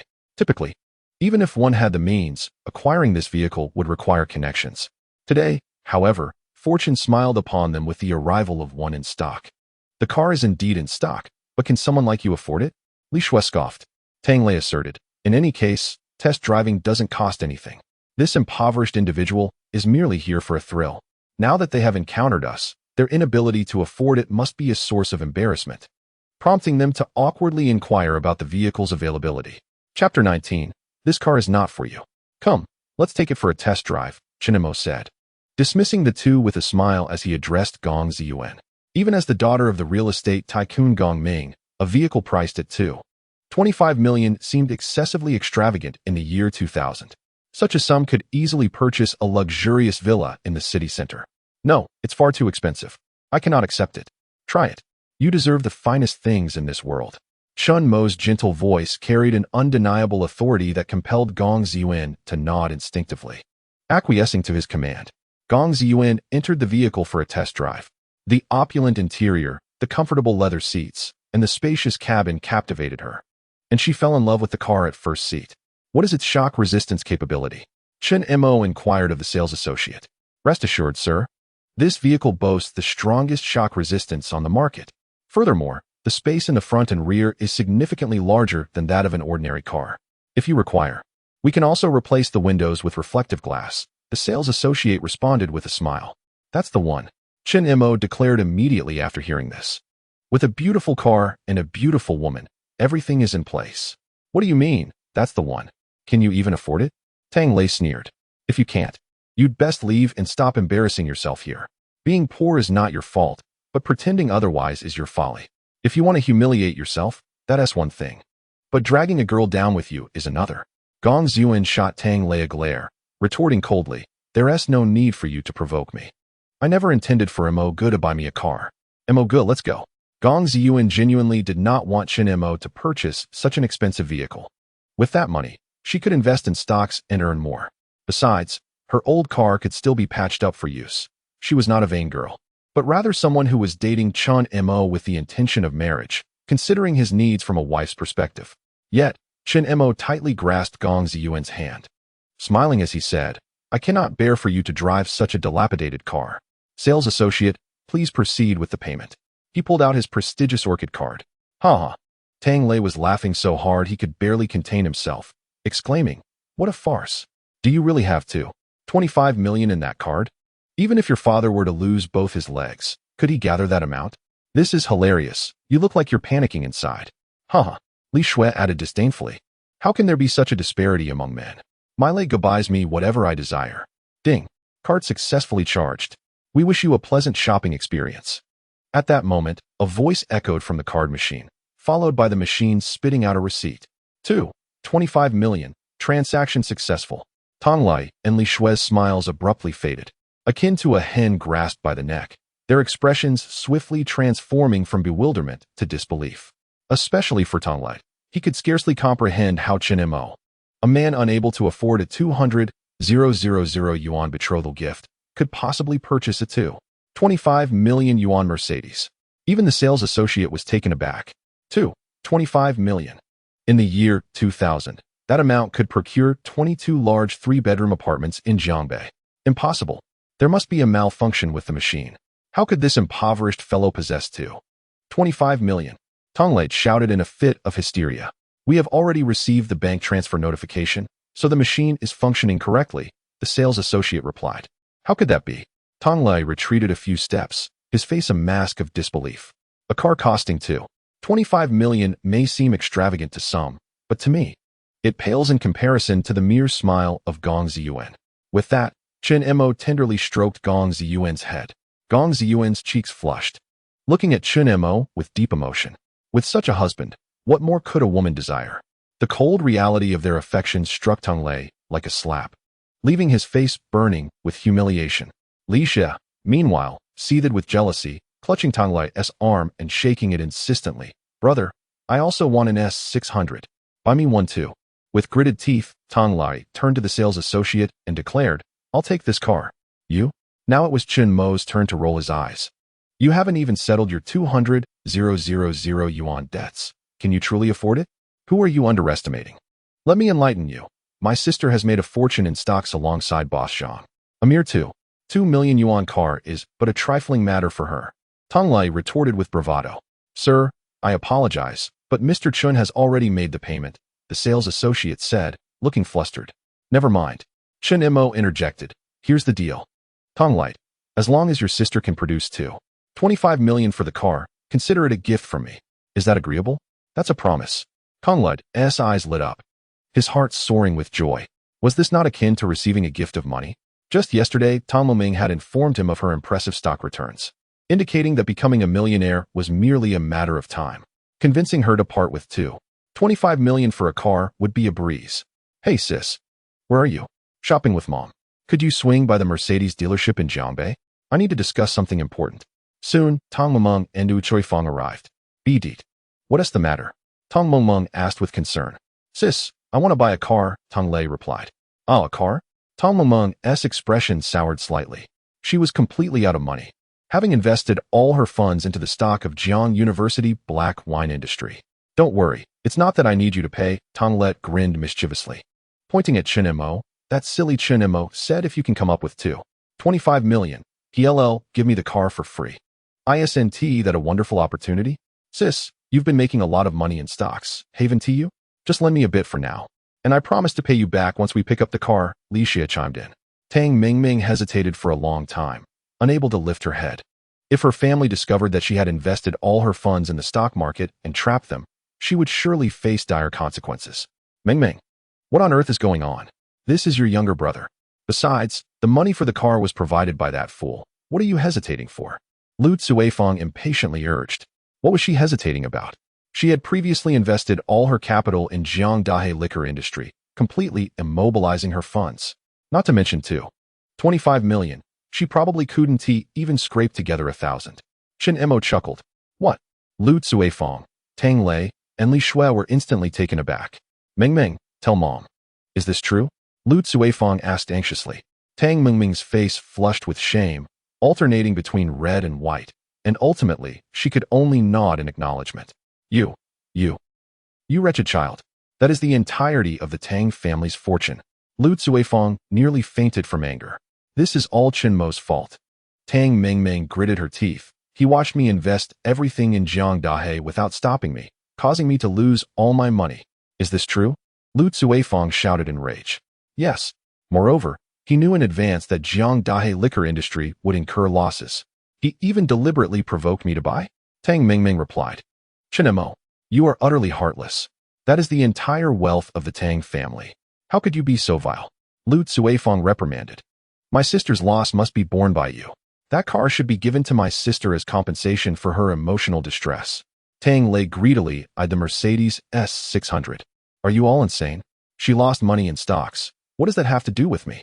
Chen Mo dismissed them, turning to discuss the formalities with the sales assistant. If I can't have a good life, neither can you. Tang Mingming gritted her teeth and made a phone call. Soon, a middle-aged man in a suit emerged from the office. Brother Zhou, I would like to ask you for a favor. Can you not sell that car to that individual? Zhou Shilong, the general manager of the Jiangbei Mercedes dealership, had previously pursued Tang Mingming. Without hesitation, Zhou Shilong agreed, as he had just received a call from his boss, Zheng Qian, instructing him to hold the car for a significant figure as a gift. Thus, he seized this opportunity to do a favor for Tang Mingming. I'm sorry, sir, but this car is no longer for sale. We will refund your money within 3 working days. Zhou Shilong stated expressionlessly as he approached. Not for sale. I've already paid. And the paperwork is nearly complete. You can't just decide not to sell it. Chen Mo frowned. Not selling it to a freeloader, what's the problem? Using a woman's money to buy a car. How impressive. Tang Mingming sneered. You are the manager here, right? I have already paid and completed the procedures for this car. I insist that you sell it to me. Otherwise, you will face the consequences. Chen Mo declared coldly. Oh really? You think I'm afraid of consequences?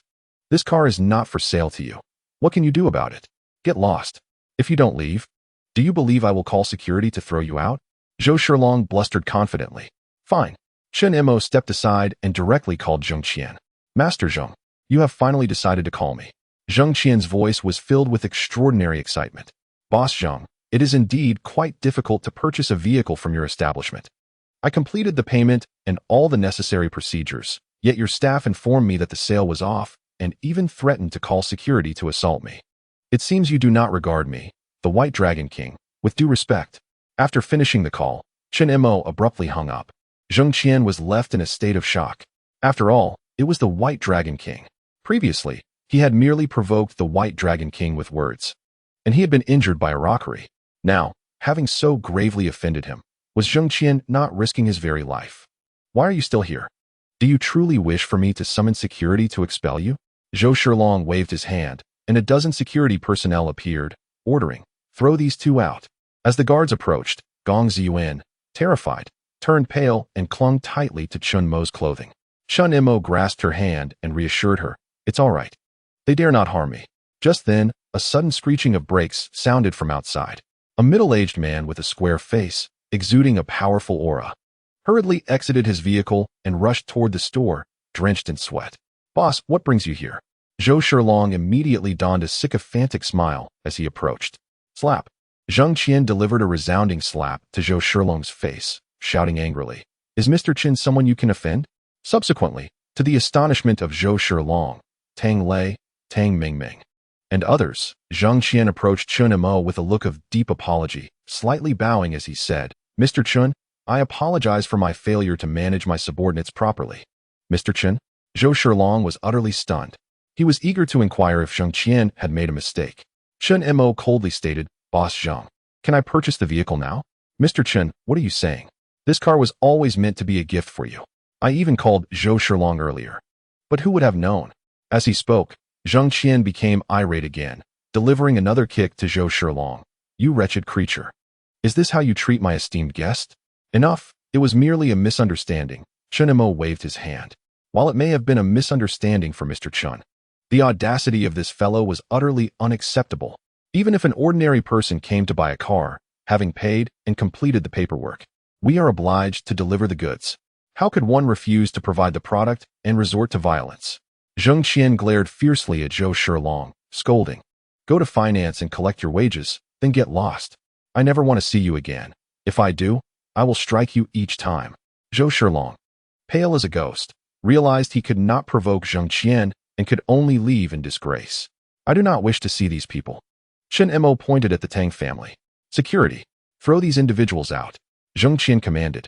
Immediately, a dozen security personnel surrounded the Tang family and forcibly ejected them from the premises. You bastard. You scoundrel, Chen Mo. Just because you've latched onto a wealthy woman. Do you truly believe it is your own talent? Tang Mingming exclaimed as she climbed to her feet, cursing. My money. That was the entirety of the Tang family's fortune. Lu Cuifeng lay on the ground, throwing a tantrum and weeping uncontrollably. Mother, rest assured, Zhang Lang has promised to introduce me to a wealthy tycoon. This tycoon is a genuine millionaire, worth nearly 100 million. Once I secure his favor, what is a mere freeloader like Chen Mo? Tang Mingming cast a venomous glance at Chen Mo in the store. Meanwhile, Zheng Qian handed the car keys to Chen Mo, accompanied by a forced smile. Mr. Chen, I take full responsibility for today's incident. Please accept this car as my gift of apology. I hope you will graciously accept it. Chen Mo shook his head. There is no need. I lack neither money nor your gifts. The more Chen Mo declined, the more Zheng Qian felt a pang of fear. After all, this was the White Dragon King. If he remained enraged, who could predict the divine retribution that might ensue? Mr. Chen, if you refuse to accept this, I will have to arrange for the car's purchase money to be returned to your account double, Zheng Qian insisted. With a long sigh, Chen Mo reluctantly conceded, very well. In light of your sincerity, I shall accept this car. Thank you, Mr. Chen. Zheng Qian exclaimed with uncontainable joy, promptly arranging for the money to be returned to Chen Mo, fearful that he might change his mind. Boss Zheng, I, the White Dragon King, have never been fond of owing favors. Mark my words, you should take your mother to the best hospital for a full checkup. Delay, and you may regret it. Chen Mo warned. This was information Chen Mo had gleaned from Zheng Qian's past interviews. Years later, Zheng Qian's mother would be diagnosed with late-stage stomach cancer and would soon pass away. Zheng Qian recalled that had he taken her for an earlier examination, there had been a substantial chance of a cure. Hearing this, Zheng Qian's expression shifted dramatically, and overwhelmed with gratitude, he rushed home to find his mother. Later that afternoon, when the hospital's examination report was released, Zheng Qian gasped in shock. Stomach cancer. Fortunately, it was in the early stages, and the tumor was benign, requiring only conservative treatment for a cure. Mr. Zhang, it's fortunate you discovered this early. Had it been 2 years later, it would have progressed to late-stage stomach cancer, and treatment would have been nearly impossible. The chief physician's words sent a chill down Zheng Qian's spine. What would have transpired had he not apologized to Chen Mo? Upon returning home, Zheng Qian recounted the entire incident to his mother. Lu Yanfan replied earnestly, "Son, you have encountered an extraordinary person. Such individuals are undoubtedly masters of the metaphysical, possessing profound knowledge of the unseen world. You must cultivate a good relationship with him." Zheng Qian nodded vigorously. "Mother, even without your urging, I would certainly do so. Meeting the White Dragon King is the most precious opportunity of my life. Seizing it means I shall leap over the dragon's gate and soar to great heights." On the way home, driving the newly acquired car worth 25 million. Even someone like Gong Ziyuan, a scion of wealth, could not help but roll down the window and shout joyfully, "I am so happy." Chen Mo laughed heartily. "As long as you are pleased, that is what matters. It's not an exceptionally good car. When I acquire something better in the future, I shall replace it for you." Gong Ziyuan, feeling a bit bashful, remarked, "Mo Gu, you don't even have a car yourself. Is it really appropriate for you to lend me this one? Perhaps it would be better if you drove, and I could take my old car instead." "No worries. When I need to go somewhere, I'll just call you, and you can take me, right?" Chen Mo chuckled. "Oh, I see. You're offering me the car so that I can be your chauffeur. Well, never mind, since I'm in a good mood. I shall gladly play the role of the driver." Gong Ziyuan said with delight, "My adorable little driver, tomorrow I'm attending a Jade Stone conference. Will you accompany me?" "No problem. Just tell me where to go, and I shall drive you there. What if the boss wishes to go to a hotel?" Gong Ziyuan's face turned crimson. Stammering, "I am not prepared for that. What I meant was, you drop me off at the hotel and then head home. What are you imagining? You're such a tease." Gong Ziyuan turned her head away, her mind wandering in a flurry of thoughts. Chapter 21. The Jadestone Conference the following day at the Jiangbei International Exhibition Center. This venue is the largest and most opulent exhibition center in Jiangbei. With the entrance currently filled with an array of luxury vehicles, their license plates predominantly displaying numbers like 8888 and 6666. The surrounding area was cordoned off by the police. An entry required an invitation. After presenting his invitation, Chen Mo felt an unusual sense of grandeur swell within him as he crossed the security line. Under the envious gaze of passers-by, entering this perimeter meant he had stepped into the elite financial circle of the city. "Mr. Chen, you have finally arrived. Welcome, welcome." Wang Tai and Zheng Qian, who had been waiting eagerly at the entrance, greeted him with warm smiles. Many onlookers were curious about Chen Mo, pondering who this young man was that commanded such respect from financial titans like Wang Tai and Zheng Qian. Simultaneously, everyone was captivated by Gong Ziyuan, who accompanied him. Beautiful, absolutely breathtaking. At that moment, Gong Ziyuan donned a sleek black gown, linking her arm with Chen Mo's. Her fair skin, delicate features, graceful figure, and ethereal aura surpassed even the most popular actresses present, turning heads all around. It was hardly surprising. In terms of family background, the Gong family ranks among the most illustrious in Jiangbei, far superior to most attendees. Having been accustomed to grand events since childhood, Gong Ziyuan appeared even more poised and graceful in such a setting than Chen Mo. Moreover, she possessed remarkable social acumen. After exchanging pleasantries with Chen Mo, she joined her group of female companions to foster connections. "Mr. Chen, you truly possess remarkable skills. The Gong family is one of the most distinguished in Jiangbei, and yet, here you are, having effortlessly won over the young lady of the Gong family," Wang Tai praised. "Miss Gong not only stands out in beauty and grace, but also hails from an esteemed lineage and studies finance. She will surely become an invaluable partner for you, Mr. Chen," Zheng Qian added with a smile. "President Wang, Boss Zheng, who is this young gentleman? He looks unfamiliar." Several curious individuals approached and inquired. The gathering was predominantly composed of middle-aged individuals over the age of 40, rendering the youthful Chen Mo, in his 20s, particularly conspicuous. Oh dear, how could I forget? Allow me to introduce this esteemed individual, the renowned stock prodigy of Jiangbei, Mr. Chen Mo, President Wang announced with a booming voice. Oh, is he the one who invested 10 million, with all his stock purchases hitting the ceiling, doubling his funds within just a few days? Someone exclaimed in astonishment. Upon hearing this, the expressions of those present shifted as they regarded Chen Mo. Many had made profits in the stock market, yet none could boast of doubling their investments in a mere few days. You flatter me. I merely consider myself fortunate. I hardly deserve the title of stock god. Such remarks only serve to elicit laughter, Chen Mo humbly responded. As Chen Mo engaged in light-hearted banter with the financial magnates, a group entered through the doorway. Tang Mingming, affectionately linked to a middle-aged man, strutted in like a proud peacock. The man by her side was Huang Yu, a prominent local capital tycoon and a rising star in the investment world. Previously, Zhang Lang had caused Tang Mingming to incur substantial losses, leading her to frequent his establishment in a desperate attempt to reclaim her funds. However, Zhang Lang had also tied up his capital, and it was improbable he would compensate Tang Mingming. Consequently, he introduced her to Huang Yu, informing her that Huang Yu was the owner of a publicly listed company with a net worth exceeding 100 million. If she could gain his favor, securing hundreds of thousands, or even millions, would be a mere trifle. Without hesitation, Tang Mingming agreed. That very night, she exerted her utmost efforts to charm Huang Yu, ensuring he felt thoroughly pampered.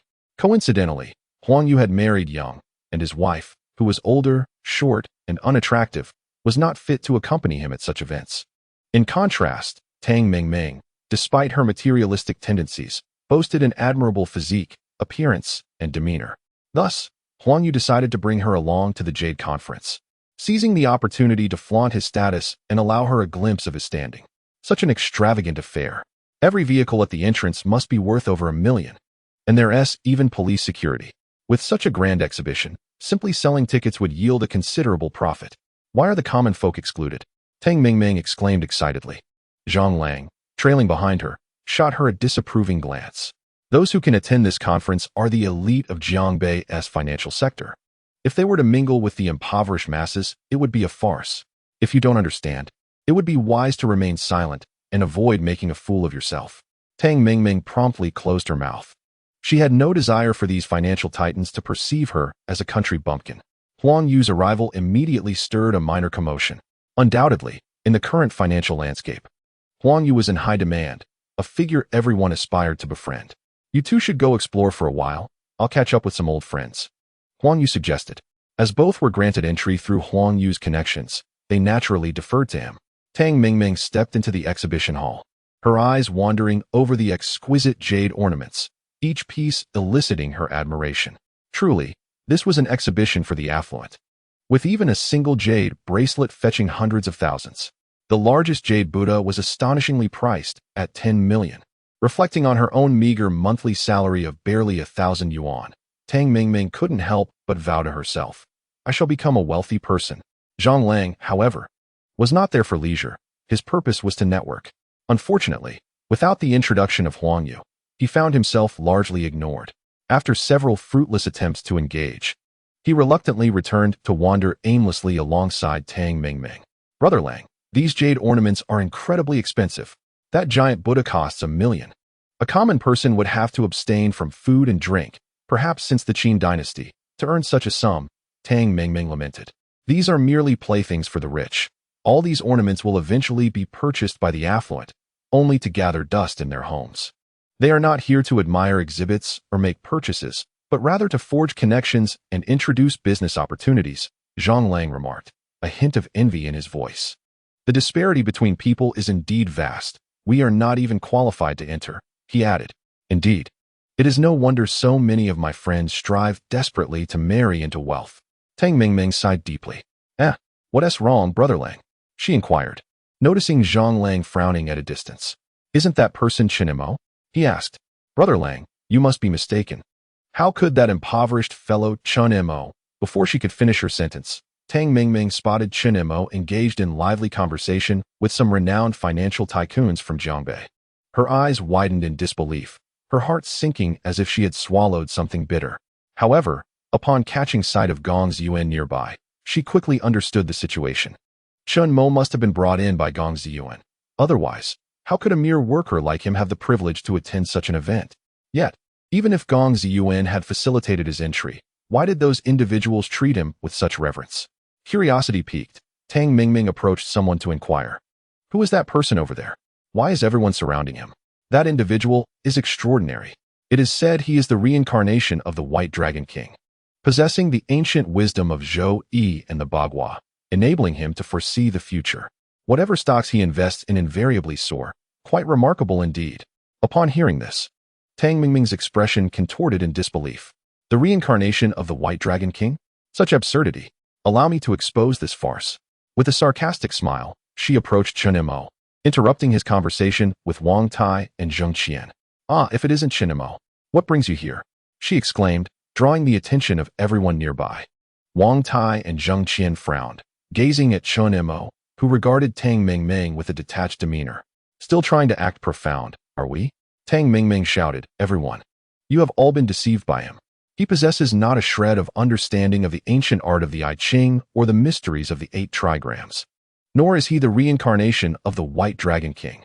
For years, he has been toiling for others, and only recently, having ingratiated himself with a wealthy woman, has he gained a pretense to enter this circle. He is nothing more than a complete loser, a pauper.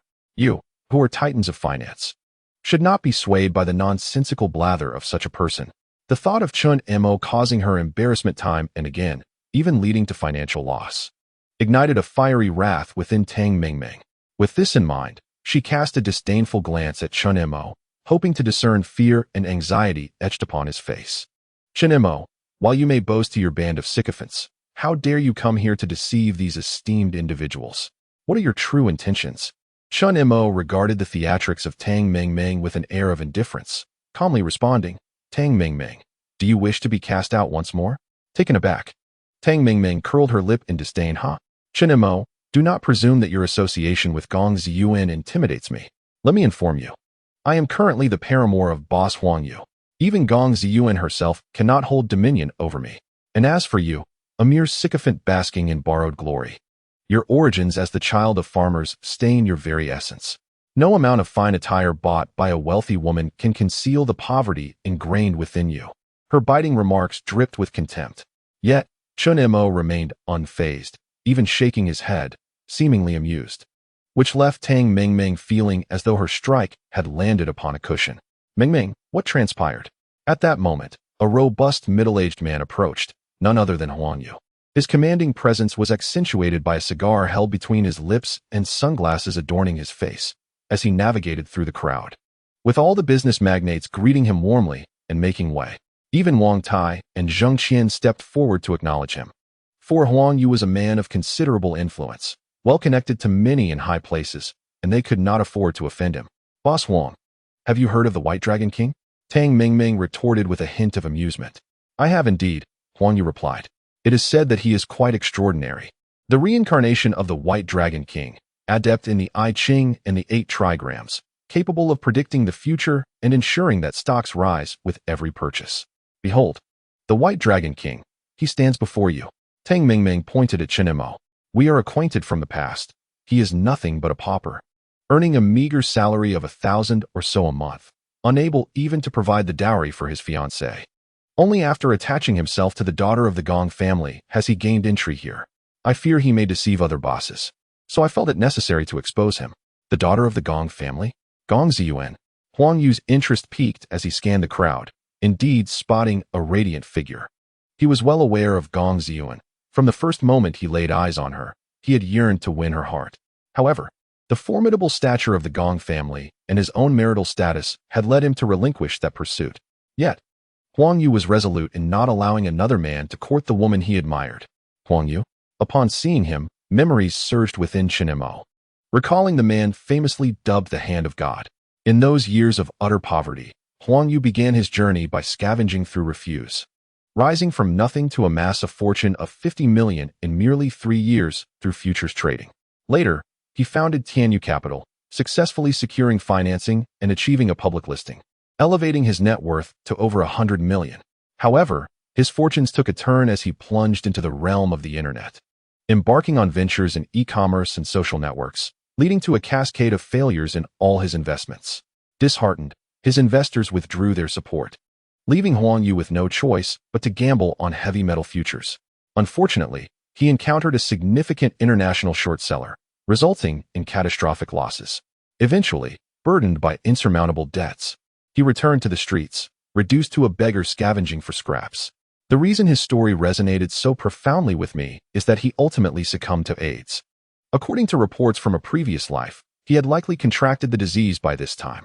Reflecting on this, Chen Mo couldn't help but change his expression and step away from Huang Yu. Even though ordinary contact doesn't transmit the virus, it still unsettled him. Amusingly, Tang Mingming observed this behavior and misinterpreted it as Chen Mo being fearful. Let me tell you, Mr. Huang is currently the most formidable investor in Jianhai province. Your master, Gong Ziyuan's father, can only stand on equal footing with Mr. Huang. What are you, a mere sycophant? Maintain a low profile. Huang Yu was quite pleased with Chen Mo's fearful reaction, chuckling as he remarked, "It's good for young people to know fear. Now, I'm in a good mood today, so I won't hold it against you. Just apologize and leave." Tang Mingming teasingly looked at Chen Mo, saying, "Chen Mo, did you hear Mr. Huang wants an apology? Be courteous. Otherwise, you won't enjoy the consequences." "Mr. Huang, Mr. Chen is my guest," Wang Tai interjected, unable to remain silent any longer, beads of cold sweat forming on his forehead. After all, he had invited Chen Mo, and failing to stand up for him would be an affront. He had first-hand experience of Chen Mo's capabilities. "Mr. Wang, you invited him?" Huang Yu frowned slightly. "Mr. Chen is also my friend." Zhang Qian stepped forward. "Old Zhang, your friend?" Huang Yu was now genuinely astonished. If Chen Mo were indeed the kept man of Gong Ziyuan, it would be impossible for both Zhang Qian and Wang Tai to publicly support him. Indeed, Mr. Chen possesses extraordinary abilities. He is not a fraud. And both old Wang and I can attest to that, Zhang Qian stated. Huang Yu couldn't contain his laughter, his mouth twisting with mirth. "Oh dear, Mr. Wang, old Zhang. You two are truly regressing. How could you be so easily deceived by a charlatan?" Then, with a highly derogatory gesture, Huang Yu pointed a cigarette, but at Chen Mo, taunting, "Oh, Dragon King, if you're so mystical, why not predict my future?" Chen Mo glanced at Huang Yu with a sardonic smile, responding, "Very well. I observe that Mr. Huang's fortune star is waning. Your financial luck will likely come to an end this year. Furthermore, your health seems to be on the brink of significant trouble. However, do not despair. If Mr. Huang is willing to relinquish his materialistic ways and embrace a monastic life, devoting the latter part of his existence to piety and reflection, this calamity may be averted." Chapter 23. I possess a celestial bowl. In that moment, the entire world seemed to fall into a profound silence. All eyes were fixed incredulously upon Chen Mo. Was he truly implying that Huang Yu's fortune would be shattered, leading to his very demise? To utter such words in front of Huang Yu was tantamount to courting death. However, what the crowd failed to realize was that Chen Mo spoke nothing but the unvarnished truth. Huang Yu had already reached the pinnacle of his life. And as the saying goes, what rises to great heights must inevitably decline. Soon, all his investments would collapse, and his reckless ventures in futures trading would leave him utterly destitute, reduced to scavenging on the streets. Even more absurdly, he would contract AIDS. Everyone was well aware that Huang Yu was on the brink of ruin. Who would dare to fear him? "So, you fancy yourself the White Dragon King, capable of predicting the future? Let me tell you, while others may fall for your tricks, I, Huang Yu, am not so easily deceived. The Rawstone Conference is about to commence. Are you bold enough to engage in a wager with me? Let us each purchase 5 million worth of raw stones and see whose is of greater value. We shall discover whether my fortune truly is at an end or if you, my friend, are merely a charlatan." Huang Yu extinguished his burning cigar with a single hand, casting a cold smile at Chen Mo, clearly incensed. "Boss Huang," Wang Tai interjected, attempting to mediate. After all, the ancient art of divination is not infallible. Chen Mo had never dabbled in raw stones. How could he possibly rival such a cunning fox as Huang Yu? "President Wang, our grievances are ours alone. I wish not to involve you in this matter." Huang Yu shot Wang Tai a glare, compelling him to retreat helplessly. "Well then, Chen Mo, are you not the reincarnation of the White Dragon King? Surely, you wouldn't shy away from a simple game of raw stones?" Huang Yu's gaze bore into Chen Mo with intensity. The reason for Huang Yu's overwhelming confidence lay in the fact that the organizers of the Jade Conference had, in an effort to curry favor with him, marked the raw stones that were sure to yield profit. The stones Huang Yu would select were guaranteed to be valuable jade. If Chen Mo truly were the reincarnation of the White Dragon King, he would undoubtedly refuse the challenge, providing Huang Yu with ample opportunity to ridicule him. Conversely, should Chen Mo accept, it would confirm his status as a mere swindler, allowing Huang Yu to bask in the limelight and showcase his own prowess. In either scenario, Huang Yu believed he was invulnerable. Not an issue, Chen Mo replied without hesitation. He was acutely aware of the underlying scheme at play, yet he harbored no fear. For he distinctly recalled that at the last Jade Conference, a piece valued at 20 million, the illustrious Imperial Green, was unearthed. Astonishingly, that remarkable jade had been found in the Waste Stone area. This Jade Conference was essentially a commercial gathering for financial titans. Thus, the raw stones transported for the event were unlikely to yield significant increases in value. They merely served as entertainment for the affluent. Huang Yu's 5 million worth of raw stones, even if they all appreciated, would barely reach a maximum value of 10 million at best. Contemplating this, Chen Mo smirked and said, "Merely playing with raw stones seems rather mundane. Why not add a bit of flair to our wager, Boss Huang? Did I hear you correctly? You wish to enhance the stakes?" Huang Yu was left in disbelief, laughter mingling with his ire. "Are you unaware of the meaning of the word death?" Zheng Qian, drenched in sweat, approached Chen Mo and whispered, "Mr. Chen, we cannot underestimate this. There is something amiss with those raw stones." Chen Mo, however, merely smiled at Zheng Qian and replied, "Boss Zheng, everything is within my calculations. Trust me." Zheng Qian, feeling helpless, nodded but secretly thought Chen Mo was being overly ambitious. Subsequently, Chen Mo retrieved a delicate gift box from the designer briefcase he had recently purchased and presented a small bowl from within. "This," he proclaimed confidently, "is my token of fortune." He held up the seemingly shabby bowl with pride. Huang Yu was rendered speechless. After all this, was it just a broken bowl? How utterly meager. Boss Huang, he spent 300,000 on that bowl from a farmer at Zhonglang's shop, though its market value is only about 200,000. Tang Mingming informed Huang Yu. Huang Yu was taken aback and then burst into laughter, exclaiming, "You cannot be serious. A 300,000 broken bowl, and you carry it around like a treasure? You even consider it a token of fortune? I mean, if you truly need money, I can lend you some. You don't mind being embarrassed by that 300,000 bowl, but I find it far too cheap." Upon hearing this, everyone stifled their laughter, their gazes towards Chen Mo now devoid of the previous respect. Although 300,000 was not an insignificant sum in the year 2000, the individuals present were far removed from such trivial amounts. To them, that pittance hardly registered. In the face of their disdain and mockery, Chen Mo calmly responded to Huang Yu, "This is no ordinary bowl. It is a treasure once used by a legendary figure from the Ming dynasty. Based on my estimations, its market value is at least 50 million, and after 20 years, selling it for several billion would pose no issue. As a token of fortune, it is more than sufficient." At this declaration, the exhibition hall fell into a profound silence for half a minute, only to erupt into laughter moments later. "Ha ha. Has this kid gone mad? A broken bowl, and he expects to sell it for 50 million? Several billion in 20 years. Dream on. Everything is possible in dreams. If he had even a kernel of sense, he wouldn't embarrass himself like this. Does he truly think everyone here is a fool?" At that moment, all present deemed Chen Mo a mere charlatan. Tang Mingming looked at him with disdain and mocked, "Chen Mo, stop being foolish. That bowl has indeed been examined by Boss Zhang. It is an antique, but is worth at most 200,000. Only someone with your dim-wittedness would overpay for it." Zhang Lang stepped forward, addressing the crowd. "Esteemed elders, I am Zhang Lang, the owner of Jubiozai. I have appraised that bowl, and it is indeed worth no more than 200,000. If it were truly as valuable as Chen Mo claims, how could I allow him to find such a bargain?" Wang Tai and Zheng Qian felt awkward, too. Even having witnessed Chen Mo's prowess, that broken bowl appeared to be of little worth. "All right, since you were so confident," Huang Yu said as he approached an elderly expert in the crowd, "Master Cheng, you are a luminary in the antique world and an expert in appraisals.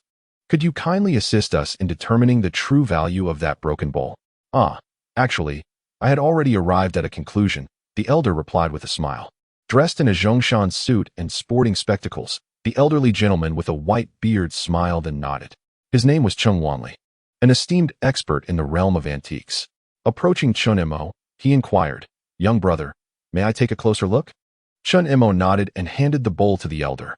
Chen examined the bowl meticulously, only to furrow his brow in contemplation. "Cheng Lao, what do you think?" Huang Yu asked dismissively. Just as Boss Zhang mentioned, this bowl indeed dates back to the Ming dynasty, but it holds little value. However, before Cheng Wanli could finish his thought, Huang Yu erupted into laughter. "My esteemed lord of the White Dragon, do you have anything further to add?" Ignoring Huang Yu, Chen Mo lifted the bowl and gently tapped a crack along its edge. With a sharp sound, the clay seal on the exterior of the bowl began to splinter and fell to the ground. A brilliant golden light radiated from the bowl, causing everyone present to squint against the dazzling glare. "Cheng Lao, what do you see now?" "This is..." Cheng Wanli took the bowl back, scrutinizing it again. His expression brightened, breaths quickened, and his body trembled with excitement, as two rosy hues of exhilaration appeared on his aged face. Calmly, Chen Mo proclaimed, "I possess a celestial bowl, long shackled by the dust of labor. Today, as the dust dissipates, light emerges, illuminating countless mountains and rivers." At that moment, even without Cheng Wanli's input, it was evident to all that this bowl possessed immense value. "What nonsense are you spouting? A celestial bowl? It's merely made of gold. I reckon it's only worth around 2 to 300,000. Good luck trying to recoup your 30 million investment, let alone 500 million. Tang Mingming scoffed at Chen Mo's silence. "I will not allow you to insult a national treasure." Cheng Wanli's fury erupted, startling Tang Mingming. Huang Yu furrowed his brows and asked, "Cheng Lao, is this bowl truly a treasure?" "Not merely a treasure, it is a national treasure." Cheng Wanli's declaration sent a ripple through the crowd. "It's just a gold bowl sealed in clay, right? Surely it can't be worth more than a few million. Calling it a national treasure is rather exaggerated. I assentee it." Huang Yu sneered. "This is no ordinary gold bowl. Observe its base. It is inlaid with the rare purple jade of the Ming dynasty, inscribed with the character Shin. According to ancient texts, I can assert with confidence that this is the legendary treasure bowl of Shun Wansan, the great merchant of the Ming dynasty." Boom. With this proclamation, a thunderous realization struck the minds of all present. Most attendees were business people, well aware of the legendary merchant Shun Wansan from the Ming dynasty.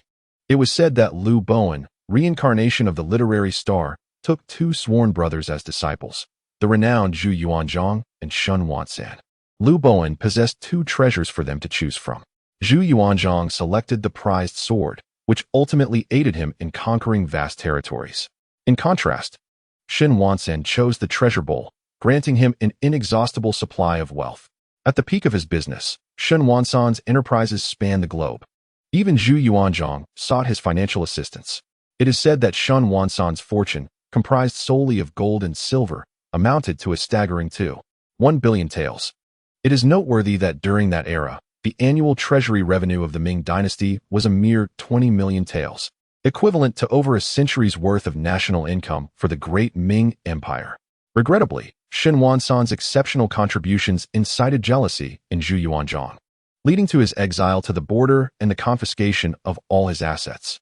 Nevertheless, Shun Wansan managed to revive his fortunes through the treasure basin on the Tea-Horse Road, rising once more. Thus, when the merchants present realized they were in the presence of the legendary treasure basin of Shun Wansan, they were utterly astounded, their eyes revealing an insatiable greed. This was a mythical artifact, said to yield inexhaustible wealth to its possessor. Who could possibly resist such a temptation? "You can't be serious, can you?" Huang Yu exclaimed in disbelief. "I swear on my father's honor that it is absolutely true." Cheng Wanli carefully caressed the golden bowl in his hands before cautiously returning it to Chen Mo. "So how much is it worth?" Tang Mingming asked eagerly, her heart trembling with anticipation. Such a treasure is priceless. If one were to assign a market value, it would be no less than 60 million. Given significant inflation over the next 20 years, it could very well be worth billions, Cheng Wanli explained. A collective gasp echoed through the room at this revelation. An item purchased for 300,000 could potentially appreciate to tens of billions in 20 years. In that moment, even the financial titans present were envious. The most shocked and incredulous were Tang Mingming and Zhang Lang. They were on the verge of madness. They had witnessed Chen Mo acquire this bowl for 300,000, and at the time, they had mocked him for being foolish. Yet now, that seemingly worthless bowl turned out to be Shan Wansan's treasure basin. With a minimum market value of 60 million, Zhang Lang was filled with regret, his heart bleeding at the thought. He had held that bowl in his hands several times. He had almost purchased it for a few thousand. If only he had mustered the resolve to buy it. Meanwhile, Tang Mingming felt her heart shatter into pieces. She had been too kind. That bowl should have been her compensation for lost youth. She should have shamelessly seized it from him. Chen Mo, did you know all along that this bowl was valuable? Speak. Tang Mingming screamed, pointing frantically at him. Of course. Why else would I spend 300,000 to buy it? You can't be serious. Do you think I would spend that just to provoke you? Chen Mo teased. You. Tang Mingming fumed, pacing about in agitation. That bowl was meant to compensate me for my lost youth. I offered you 300,000, and you sold it to me. Chen Mo rolled his eyes, too disinterested to engage with her further. Tang Mingming felt as if a heavy stone had lodged itself in her chest, suffocating her with despair. That was 60 million. It could have all been hers. After all, she was Chen Mo's fiancée. However, Huang Yu nodded, gazing greedily at the golden bowl, and remarked, Shen Wansan's treasure. The auspices are indeed remarkable. For a businessman, the implications of this item far exceed its intrinsic antiquarian value. Are you willing to take the risk? Chen Mo replied nonchalantly. Huang Yu immediately summoned a notary, stating, I have transferred 60 million into the escrow account. If you win, you take all. If I win, the treasure belongs to me. With the notary present, they both signed the agreement, ensuring that Huang Yu could not renege on the deal. All right, let us begin. Chen Mo declared without hesitation. At that moment, all attendees gathered around, aware that this contest, valued at 1.2 billion, sent chills down the spines of even the most formidable financial titans among them. A contest worth 1.2 billion was beyond their wildest imaginations. Mr. Chen, do exercise caution, Zheng Qian said, approaching Chen Mo with a resigned expression. To be candid, these raw stones have been marked. Only Huang Yu can recognize them. Even if you possess the skills to deduce, you cannot triumph against such deceitful tactics. Shall I speak with the leadership at the notary office? It may only cost some face, but it would be a shame to relinquish a precious item for nothing. Chen Mo gazed intently at Zheng Qian and replied, Boss Zheng, I must responsibly inform you that to provoke the Dragon King would lead to a most tragic fate. To inspire belief in others, one must first believe in oneself. Chen Mo continually reinforced this conviction within himself, convincing himself that he was indeed the White Dragon King. Observing Chen Mo's steadfastness, Zheng Qian ceased his attempts at persuasion. In truth, he too was eager to witness whether Chen Mo could navigate this predicament. At that moment, Gong Ziyuan approached, and Huang Yu's eyes brightened. Truly, she was renowned as the most beautiful woman in Jiangbei. Today, her attire was simply breathtaking. Miss Gong, it seems your beau may bring you embarrassment, Huang Yu jested. Not at all. I have faith in his victory, for he is the man I, Gong Ziyuan, have chosen. Gong Ziyuan gazed fervently at Chen Mo, exuding unwavering confidence. Chen Mo, he is a true dragon. Then, in front of all assembled, Gong Ziyuan made a move that left everyone astounded. She produced a check, swiftly inscribing a series of numbers before signing her name and placing it upon the table. I too wish to participate in this contest. Chapter 25. A battle of astonishing proportions. Everyone turned their gaze towards the check, their astonishment renewed. A check for 40 million, combined with the value of Chen Mo's treasure. The total stakes now exceeded 100 million. Ziyuan Yu. Gong Ziyuan placed a finger gently over Chen Mo's lips, looking earnestly into his eyes. I have already stated. You are the man I, Gong Ziyuan, have chosen, a dragon among men. I believe in you. You shall certainly prevail. However, should you lose, it will not only cost you all your wealth, but also my affection. Thus, you have no alternative but to win. Defeat is not an option. Upon hearing Gong Ziyuan's words, all present admired the audacity of this woman. A sum of 40 million was indeed a substantial amount, even for the Gong family. If Chen Mo were to lose, the Gong family would not easily forgive him.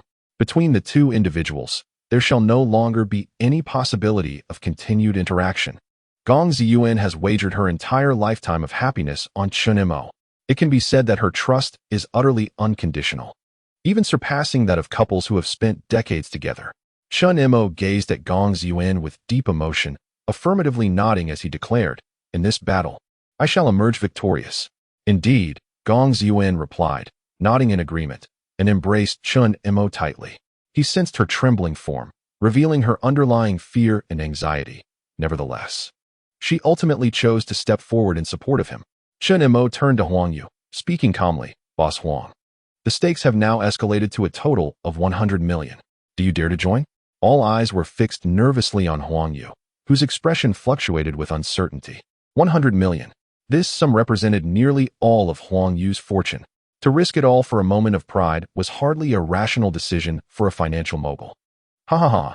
Huang Yu let out a raucous laugh, pointing his cigar-clad finger at Chen Mo. "You think to scare me off with such tactics? Not a chance. I'm in." He then turned to Wang Tai and said, "President Wang, my current cash flow is insufficient, but I can mortgage all my assets for 40 million. That isn't unreasonable, is it?" Wang Tai nodded. "No problem. I can grant you special privileges and expedite the loan." "Excellent." In no time, the 40 million mortgage loan was secured. Huang Yu slammed his bank card, containing the certified 100 million, onto the table. "Kid, if you can win, this entire sum is yours. It all depends on your skill." A wave of astonished gasps erupted from the onlookers, their excitement palpable. It is worth noting that the stakes of this round had already exceeded 200 million. In the year 2000, let alone 200 million, even possessing a mere 10,000 would elicit teasing remarks about being a millionaire. 200 million, even for the financial titans present, represented a monumental clash. And the participant in this battle was none other than Huang Yu, one of the most sought-after figures in Jiangbei, which only heightened the thrill. "Let us go." Huang Yu waved his hand, reminiscent of an emperor on a procession, followed closely by a throng of underlings.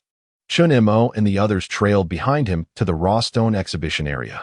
The exhibition was divided into 4 zones. The A-grade raw stone exhibition area housed the most premium, and consequently the priciest, stones, characterized by their exceptional quality. The B-grade area contained stones of moderate price and quality. The C-grade area displayed stones that were both low in price and quality. Lastly, the D-grade area featured subpar stones, so inexpensive that even the average citizen would deem them cheap, often referred to as the waste stone exhibition area. Without a moment's hesitation, Huang Yu strode into the A-grade exhibition zone, swiftly selecting over a dozen extraordinarily costly raw stones. Witnessing this, Zheng Qian's heart raced wildly. The stones Huang Yu chose were clearly marked by the organizers, guaranteed to yield a profit upon being cut. It was akin to an examination with only 2 candidates. One already knew the answers, while the other, no matter how exceptional, stood no chance of succeeding. The youth remained overly impulsive. Zheng Qian sighed deeply, seemingly foreseeing the fall of the legendary Chen Mo. "I have selected the raw stones worth 5 million. It is now your turn, Lord White Dragon," Huang Yu remarked with a sinister grin while biting down on his cigar. Before the gaze of many, Chen Mo traversed the ABC exhibition zones, ultimately standing before the D-level exhibition area. "If I were to purchase all the raw stones here, would 5 million suffice?" he inquired of the event staff. The staff member, sweating profusely, replied, "Mr. Chen, the raw stones in this area are all worthless. They are virtually unsellable. We brought them here merely for the entertainment of the esteemed guests." "I understand, but I must ask, how much would it cost to acquire all the raw stones in the D-level area?" Chen Mo pressed firmly. "If you insist on purchasing, I can symbolically charge you 1 yuan, the staff member replied with resignation. "Very well, 1 yuan it is. I shall take them all. I intend to compare them with the raw stones selected by Huang Yu." Although the financial magnates present were not experts in raw stones, they grasped the basic rules and erupted with laughter upon witnessing Chen Mo's audacious plan to compare worthless stones with Huang Yu's premium selections. What a jest! These broken rocks are mere ordinary minerals. No one would want them even if given for free. You dare to compare them with top-tier raw stones? Young people often fancy themselves clever, perhaps believing that Huang's stones would incur losses, thinking that with just 1 yuan spent, he would emerge victorious overall. Alas, such cleverness proves futile when it comes to raw stones. What a disaster this is, a scenario where one incurs losses while losing their assets. Indeed, a glance at the raw stones chosen by Huang Yu reveals them to be of elephant skin, rubber skin, and fine sandlime skin, all clearly capable of yielding a profit. In stark contrast, Chen Mo's selections are either thick or withered skins, each one a mere rag. Huang Yu could not resist teasing. "Let us not be so dismissive. He is the White Dragon King, a man of foresight. Perhaps he will unearth a treasure among the worthless stones. Words are futile. Let us allow the stone master to commence cutting, Chen Mo replied nonchalantly. For he was aware that even the event organizers of the past could not have anticipated that the waste stones concealed unparalleled treasures. It's soaring. Huang Yu's first raw stone had already been cut successfully. Moments later, the stone was revealed, its foundation pristine and clear, with cotton-like inclusions distinctly visible. Unrefined, it exuded a refreshing coldness, resembling old species wood material. My heavens! Though slightly flawed, it should easily fetch 100. Impressive. This stone was purchased for merely 700,000. Huang Yu declared proudly, waving his hand. The real spectacle is only just beginning. Proceed with the next cut. A chorus of gasps erupted in front of the cutting machine. It has soared again. Goodness, it's the old pit ice type. This is red jadeite. Huang Yu's 5 million worth of raw stones was swiftly cut through. Every single piece was a success. Upon appraisal, their combined value reached an astonishing 12 million. A full 24-fold increase. At this moment, it seemed as if the outcome was already predetermined. Huang Yu chuckled softly and remarked to Chen Mo, the stone you selected, I believe, does not warrant further cutting. It would merely squander everyone's time. This treasure trove, along with Miss Gong's check, belongs to me. Gong's UNS palms were clammy with sweat, and she remained silent. Her gaze fixed on Chen Mo. Wang Tai and Zheng Qian both lowered their heads with sighs, seemingly convinced of Chen Mo's inevitable defeat.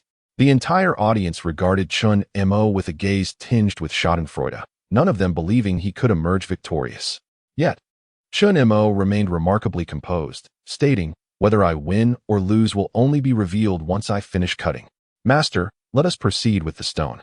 Chapter 26. Imperial Green Jade. It's merely a struggle for survival, Huang Yu remarked with a light-hearted shake of his head. The stone cutting machine resumed its operation. Collapsed. Another failure. A piece of waste. The D-grade exhibition area contained over 100 raw stones. The stone cutter had sliced through 70 to 80 stones without revealing a single valuable piece.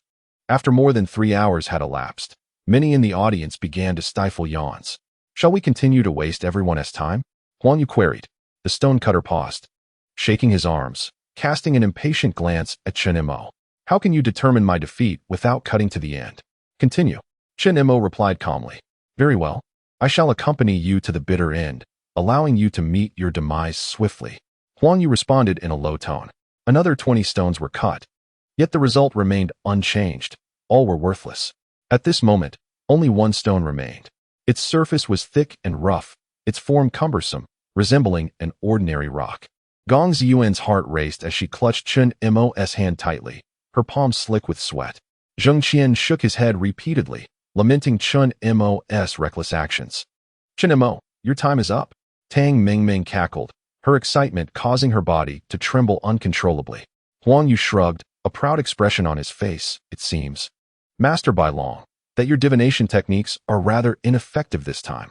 At this juncture, even Chen Mo felt an unsettling tension within. Had his memory truly betrayed him? The last stone would determine the victor. Cut. Chen Mo gritted his teeth and instructed the stone cutter. Everyone shook their heads, too apathetic to even glance at the final stone, which anyone could deduce was worthless. Just then, Wang Tai's voice rang out with astonishment. It's rising. It's increasing in value. My goodness, what a surge. Every heart, including Huang Yu's, skipped a beat as they turned to observe the stone-cutting machine.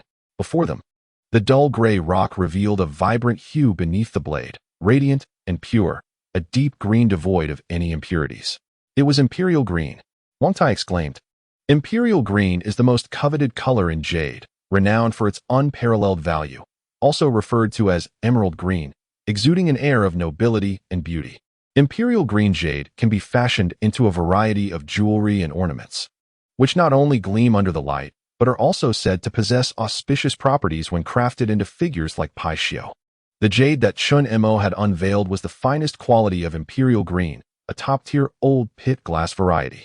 This exquisite jade, due to its scarcity and the depletion of resources in mining areas, has seen its price rise year after year. Remarkably, even the waste stone has revealed imperial green. Is it truly possible for this white dragon king to turn the tide? The crowd could not help but engage in fervent discussion. Huang Yu gritted his teeth and exclaimed, such a meager piece of imperial green, what could it possibly be worth? Just wait and see. It will surely collapse next. The price surged. It rose again. Goodness. It's climbing relentlessly. Yet, contrary to expectations, as the stone-cutting machine roared to life, the massive stone was cleaved open, unveiling an exceptionally rich expanse of imperial green jade before the astonished spectators. Even the stone cutter could hardly suppress the twitching of his eyelids, his eyes gleaming with vibrant green. Having spent most of his life working with raw stones, he had never encountered such a substantial piece of imperial green. Thus, he approached the stone with utmost caution, fearful of causing any damage. The previous 90 stones had taken merely 3.5 hours to cut, yet this particular stone consumed an entire hour. However, during that hour, not a single person stifled a yawn. Every gaze was transfixed upon the deep green spectacle. The price soared. The jade block, illuminated under the lights, radiated an alluring green, as if it could ensnare one's very soul. Even those unacquainted with the trade could discern that this imperial green was truly priceless. It was incomparable to the meager rise of Huang Yu's dozen or so small stones. At that moment, Huang Yu's face turned ashen. His eyes glazed over as he beheld the colossal imperial green jade, struggling to accept this harsh reality. In the span of a mere hour, this was more than just a stone gaining value. It was poised to cost Huang Yu an unfathomable loss of 100 million. That constituted his entire fortune. Even his company had been mortgaged. This imperial green jade, the purest form of old pit glass, had a market value of at least 20 million. If a master sculptor were commissioned to create a high-caliber piece, the price could easily triple or quintuple. The appraiser announced the valuation. Goodness! A single dollar wagered has yielded 20 million. Someone cried out. It was utterly terrifying. I have never witnessed such a dramatic rise in my entire life. One cut can lead to poverty, another to wealth, one to hell, another to paradise.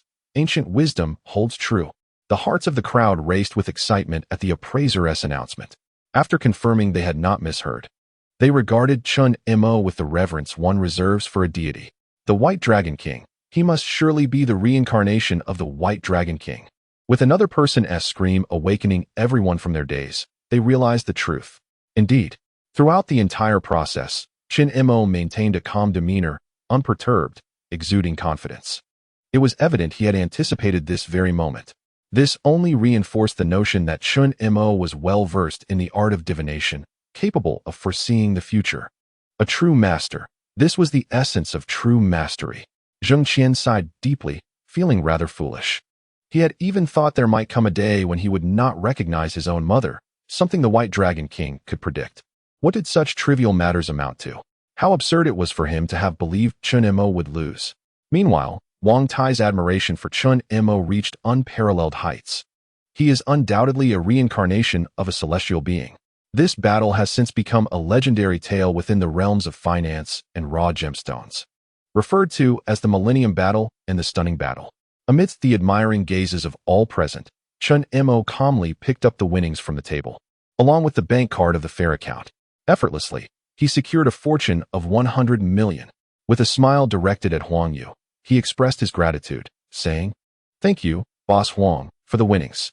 After speaking, Chen Mo took hold of the still excited Gong Ziyuan and prepared to leave. "Stop!"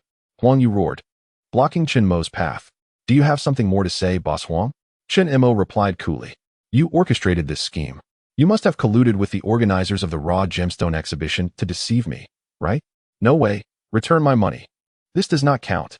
Huang Yu, unwilling to accept his financial ruin, resorted to being a sore loser. "Boss Huang, if you can't afford to play, then don't. Your pathetic display of dishonesty is truly unseemly." Chen Mo remarked with a shake of his head and a light laugh. Huang Yu wanted to retort, but upon noticing several onlookers stirring restlessly, he retreated a step, refraining from further comments. He was already bankrupt. In the crowd were numerous enemies, several of whom were sworn adversaries. If he persisted in his dishonest antics, they would undoubtedly seize the opportunity to take him down. Chapter 27. Tianhai Community. Ultimately, Huang Yu chose to concede. "Boss Huang, they set a trap for you. How can you give in? That is 1 billion. Tang Mingming shrieked in panic, as if the lost billion were her own. Slap. Huang Yu struck Tang Mingming across the face, knocking her to the ground. "You wretched woman are to blame for this. How dare you raise your voice at me?" With that, he turned to leave. As he approached the exit of the exhibition hall, he glanced back at Chen Mo. his eyes bloodshot with resentment and hatred. Do you think my money is so easily obtained? Just wait. I will reclaim both your wealth and your woman, Huang Yu declared before storming off. Zheng Qian furrowed his brow and approached Chen Mo, saying, Mr. Chen, you must be cautious. Although Huang Yu is now bankrupt, his influence in this city has not dissipated. He will not rest easy. He has crossed the Dragon King today. His lifespan is now forfeit, and he has little time left. There is no need for concern, Chen Mo replied calmly. Zheng Qian shuddered, his face revealing a profound sense of awe and fear. Zhang Lang recognized Huang Yu's downfall and dared not linger, hastily departing as well. Meanwhile, Tang Mingming remained rooted in place, dazed. That money should have been mine. It rightfully belonged to me. Upon regaining her composure, Tang Mingming hurriedly approached Chen Mo, blocking his path. What do you want? Chen Mo asked, his brow slightly furrowing, his face betraying clear disdain. Chen Mo, you should have compensated me for the loss of my youth regarding that treasure pot. My family can attest to it. Now that you are wealthy, simply cash it out for me. I won't ask for much, just 500 million, since you have more than enough to spare. Tang Mingming extended her hand in front of Chen Mo, exclaiming, Are you still in a daze? You won't part with 50 million? Chen Mo could only laugh in exasperation. Chen Mo, once married, there are bonds that last 100 days. I've spent so many years with you, squandering my prime youth. Are you really unwilling to part with a mere 50 million? Are you still a man? Tang Mingming retorted angrily. At this point, even Gong Ziyuan could no longer bear it, and sternly interjected, Tang Mingming, enough. You are the one who failed to cherish Chen Mo, and you have already broken up. He is under no obligation to give you a single cent. Moreover, is your youth the only one that matters? Isn't Chen Mo's youth also precious? In my view, it is you who squandered his prime years and held him back. Don't waste my time with your nonsensical arguments. Hand over the money, or you won't leave today. Tang Mingming flopped down in front of Chen Mo, clearly indicating that she would not let them go without the funds. This time, regardless of the humiliation, Tang Mingming was determined to reclaim what rightfully belonged to her. Chen Mo narrowed his eyes and retorted, When the sun sets in the west, you are nowhere to be found. When fortune returns, who are you? You were absent in times of hardship. You have no right to share in the glory. He then kicked Tang Mingming aside and pulled Gong Ziyuan away. As the farce concluded, the onlookers remained entranced, unable to recover from the shocking spectacle of the extravagant gamble. How do you know the waste stone area will yield results? Can the I Ching truly predict the viability of raw stones? Gong Ziyuan asked curiously. The I Ching can infer fate and fortune, but I have never heard of it predicting the outcome of raw stones, she continued. Do not forget, I am the reincarnation of the White Dragon King. My sixth sense is extraordinary, Chen Mo replied with a smile. Gong Ziyuan was momentarily speechless. It seemed to be the most reasonable explanation. What exactly is going on with Tang Mingming? Can you share? She asked, biting her lip before finally voicing her query. Well, Chen Mo nodded and recounted how Tang Mingming's family had drained him and treated his parents poorly. After hearing his story, Gong Ziyuan trembled with rage, her face turning pale as she clenched her fists. How infuriating! How can there be such a bizarre family in this world? They consume your resources, use your belongings, and still look down upon you. Ugh, I am so furious I could burst. I can't believe that wretched person could be so cruel. Tears welled in Gong Ziyuan's eyes as she pouted at Chen Mo, saying, What's wrong? I just feel so sorry for you. Your past has been so difficult, and I empathize with your plight. With that, she hugged Chen Mo tightly, a light fragrance of shampoo enveloping him. I will treat you even better from now on. I promise, she declared. Foolish girl, Chen Mo gently stroked Gong Ziyuan's hair, marveling inwardly. Compared to Tang Mingming, Gong Ziyuan was like an angel. Upon returning home that evening, Gong Ziyuan hummed a cheerful tune, her spirits soaring. What has gotten into our daughter lately? She seems as if she has been feasting on honey every day. Gong Ming wondered aloud. What else could it be? Surely, she's in a romantic relationship. Jing Xiaoying chuckled. In a relationship? Where's the young man from? What is his background? What does he do for a living? Hey, what are you doing? Conducting a census? Let me tell you, you should meddle less in your daughter's affairs. Did you hear that? All right, I understand, you care for your daughter. I'm stepping outside for a smoke. As Gong Ming stepped outside, his expression immediately darkened. He took out his phone and dialed a number. Hello, this is Gong Ming. I need you to investigate someone for me. The following day, Chen Mo visited Jiangbei Bank to transfer the 100 million he had won from Huang Yu into the account of the Grand Cineraria card. To accommodate him, Wang Tai even closed the bank for the day, allowing the entire staff to attend to Chen Mo alone. What a joke! Back in 2000, not only would 100 million have been treated like royalty, but even depositing 1 million would have garnered the utmost respect. The reason Chen Mo chose to deposit his money in Jiangbei Bank was to demonstrate his value to Wang Tai. After all, in the financial world, there are no eternal friendships, only perpetual interests. Networking, in essence, is about mutual exploitation. If one possesses no value for utilization, then the concept of networking becomes moot. Time was running short before the international nickel or market surged. During this period, Chen Mo planned to secure additional funds. The larger the principal, the greater the potential profit during the impending market boom. Hello, Ziyuan. I need you to drive me to a location today. The destination Chen Mo had in mind was the Tianhai community, an aging complex over 30 years old, situated in the heart of the Eastern District. Chen Mo vividly recalled that during this time frame, Jiangbei was vigorously promoting urbanization and undertaking significant demolitions. The first area slated for demolition was indeed the Tianhai community. In 2000, the compensation for demolitions was exceptionally generous. Many families in the Tianhai community, initially cramped in a small two-bedroom apartment, ended up with each family member receiving their own unit after the demolition. If they preferred not to take the property, they could opt for compensation at 3 times the market value. Nowadays, a unit in the Tianhai community could be acquired for around 80 to 90,000, akin to picking up cabbages.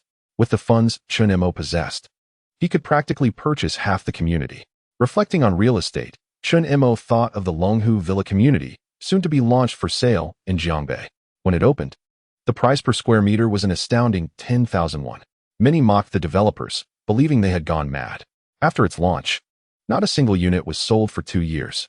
Eventually, the developers went bankrupt and a new company took over, leading to a dramatic explosion in property prices. The price skyrocketed from 10,000 won per square meter to a staggering 21,000 by 2021, a 21-fold increase. Once he accumulated sufficient funds, he would buy the entire Longhu Villa community in one go. Chen Mo mused. Chapter 28. The low end and the high end. As Chen Mo conversed with Gong Ziyuan, they arrived at the central location of the high-end community in the Eastern District. Upon inquiring, it became apparent that the High Tian community's residences were exceedingly antiquated, lacking elevators, and plagued by poor property management, resulting in a dearth of rental options. Consequently, this community does not possess a dedicated sales office. Instead, the sales office of the newly constructed Kaixin New City next door is responsible for its dealings. Upon entering the sales office, one could observe numerous saleswomen promoting Kaixin New City, while High Tian community was devoid of even a single dedicated sales representative. Given the current lull in the real estate market, prospective buyers were scarce. Chen Mo glanced around and noticed all the saleswomen were clustered around a couple.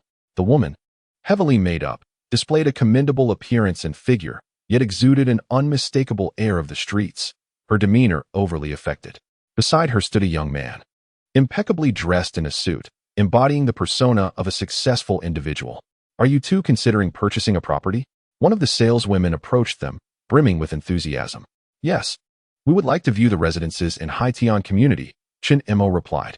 Upon hearing Chen Mo's interest in High Tian, the saleswoman's expression instantly soured. Oh, High Tian community? There's a list over there. Feel free to peruse it. The properties in High Tian community were priced low, yielding meager commissions, and both buyers and sellers were often financially constrained, leading to a myriad of complications. Thus, the saleswomen preferred to avoid dealing with High Tian's clientele altogether. In contrast, Kaixin New City boasted higher prices, affluent buyers, superior quality, and a greater likelihood of closing deals, making them far more eager to engage with those customers. Chen Mo and Gong Ziyuan were unconcerned, proceeding to the front desk to examine the listings independently. At that moment, the young man cast a glance at Gong Ziyuan, his gaze seemingly transfixed, even as his female companion called to him multiple times, to no avail, as if his soul had been captivated by Gong Ziyuan. However, upon recognizing Chen Mo, he exclaimed, Chen Mo? Turning around, Chen Mo was equally taken aback and responded, Jiang Chen? I can't believe it, running into you here. Is this your client or a friend? This is my partner, Chen Mo stated. How is that possible? Jiang Chun exclaimed incredulously. The woman, breathtakingly beautiful and exuding an ethereal presence, adorned in luxurious attire, was indeed Chen Mo's partner. In stark contrast, his long-standing pursuit of the campus belle, Huang Qixi, now seemed trivial by comparison. Gong Ziyuan smiled, affectionately linking her arm with Chen Mo's. Why is it impossible? Brother Chen, who is this? Huang Qixi inquired, observing her boyfriend's apparent fascination with Gong Ziyuan. Unwilling to concede her position, she promptly linked her arm with Jiang Chen's, as if to ward off any possibility of him being swayed by Gong Ziyuan. University roommate. Jiang Chen scoffed, disdain evident on his face. He's the poorest in our dormitory, surviving on just 2 meals a day, his clothes all secondhand and tattered. I felt sorry for him, so I let him wash my clothes and tidy up my bed, giving him a few bucks. With a chuckle, Jiang Chen glanced at Chen Mo, his eyes brimming with a sense of superiority, continuing to belittle him before Gong Ziyuan. Chen Mo, did I misstate anything? Not at all, Chen Mo replied. Unexpectedly, Chen Mo did not blush or feel embarrassed. Instead, he candidly acknowledged, I come from a rural background, and my family has always been impoverished. During my university years, I washed clothes and cleaned to earn a little money. In Chen Mo's view, exchanging labor for money was nothing to be ashamed of, nor was it a disgraceful matter. His calm demeanor elicited admiration from Gong Ziyuan, who nodded in appreciation and exclaimed, Mo Go, you were able to earn your own living while attending university? That's impressive. This scene further infuriated Jiang Chun. You, a poor wretch who once cleaned for me, how dare you find such a beautiful companion? He scoffed. Chen Mo, are you here to purchase a house? The Kaixin New Town is the most upscale community in Jiangbei, and it costs over 4,000 per square meter. Can you afford it? Jiang Chen mocked. I am not buying in Kaixin New Town. I intend to purchase in Haitian community, Chen Mo replied calmly. Haha. Huang Qixi suddenly burst into laughter, unable to contain herself. Just as Chen Gu said, he's indeed a pauper. Hey, Qixi, don't say that. Chen Mo hails from a rural background, and though his family has little money, being able to gather around 10,000 to buy a place in Haitian community is already quite commendable. Jiang Chun waved his wristwatch proudly, declaring, not everyone is as wealthy as my family. This watch alone costs more than 200,000. Sometimes, I find it quite thought-provoking. Why is there such a vast disparity between the rich and the poor? This young lady, he continued, with your qualifications, you could find a better man. Why associate with such a poor fellow? Are you truly considering living in a rundown place like Haitian community? How degrading. Then Huang Qixi boasted, ladies, when seeking a boyfriend, one must have discerning taste. Look at Chen Gu. He treats me so well. When I mentioned having no place to stay, he immediately offered to buy me a 300,000 two-bedroom apartment in Kaixin New Town to tide me over. And what does he offer? A dilapidated unit in Haitian community for a few thousand, with no elevator. However, Gong Ziyuan remained unfazed and replied, even if I were to live in Haitian community with Mo Gu, as long as he loves me, I would feel truly happy. Chen Mo, uninterested in their banter, interjected, excuse me, is there anyone here? We wish to purchase a property. This young lady, Jiang Chun introduced himself. I am Jiang Chun. My family runs a chain of supermarkets, netting 3 to 5 million a year. How about you become my secretary? I can offer you a monthly salary of 30,000. What do you think? Jiang Chun, dropping his pretense, attempted to poach Chen Mo's interest. Disgusted by the rotund Jiang Chun before her, Gong Ziyuan turned her head away, unwilling to engage with him. Instead, focusing on Chen Mo, unable to sway Gong Ziyuan with his repeated advances, Jiang Chun felt humiliated and coldly remarked to the sales lady, what is going on here? Why are low-end customers from the slums being treated alongside us esteemed buyers of high-end properties? Hurry up and remove them, otherwise, I will not purchase this property today. After a brief pause, Jiang Chun continued to address Gong Ziyuan, saying, of course, if this young lady is willing to be my secretary, not only can she stay, but I could even gift her a 3-bedroom apartment in the Triumph New City community. Several saleswomen exchanged glances, feeling somewhat awkward. Observing how enraptured Jiang Chun was by Gong Ziyuan, coupled with an enticing salary of 30,000 and the offer of an apartment, Huang Qixi felt a surge of jealousy, her teeth gritting in frustration. She quickly shook Jiang Chen's arm in a playful manner, exclaiming, darling, how could you do this? We haven't even broken up and you're already flirting with another woman. Jiang Chun let out a hearty laugh, and planted a firm kiss on Huang Qi's lips, reassuring her. Don't worry, I am merely hiring a secretary. You are undoubtedly my main lady. With that, Jiang Chun cast a disdainful glance at Chen Mo, coldly stating, You wretched creature. Why don't you just leave? Do you need me to kick you out for you to be content? He then turned to the others, asking, Are you all deaf? Did you not hear he is here to purchase a dilapidated property in the Haitian community? Is it more important to earn a meager commission from him or to secure my substantial commission? Let me make this clear. If you do not drive him away today, I shall withdraw from this purchase. After much deliberation, the lead saleswoman among them gritted her teeth and stepped forward, saying, Sir, perhaps you could return another day. We must prioritize high-end clients. This remark was rather harsh, essentially forcing Chen Mo to leave. Jiang Chun and Huang Qi shared a triumphant smile, with Jiang Chun shaking his head and sneering, It must be unpleasant to be chased away like a dog in front of the woman you cherish, right? Chen Mo, allow me to offer you a free piece of advice today. Never provoke someone beyond your means. Leave. Just then, two men emerged from the office of the sales center. Rest assured, Mr. Zhang, our sales focus has long shifted to the Triumph New City community. We will endeavor to minimize our dealings with low-tier clients in the Haitian community. The general manager of Qingquan Real Estate spoke with utmost respect towards Zheng Qian. Zheng Qian, visibly impatient, replied, Those dilapidated houses in the Haitian community hardly yield any profit, and maintaining them is a hassle. Once the contract expires, we should simply terminate our business with Haitian. Upon seeing Zheng Qian, Jiang Chen's eyes lit up. Zheng Qian was renowned as a financial mogul in Jiangbei. The Triumph New City community was his investment project. Jiang Chun had had the fortune of attending several large commercial gatherings alongside his father, witnessing firsthand Zheng Qian's formidable presence. Even his father had to bow and toast to Zheng Qian, who never even glanced his way, let alone acknowledged Jiang Chun.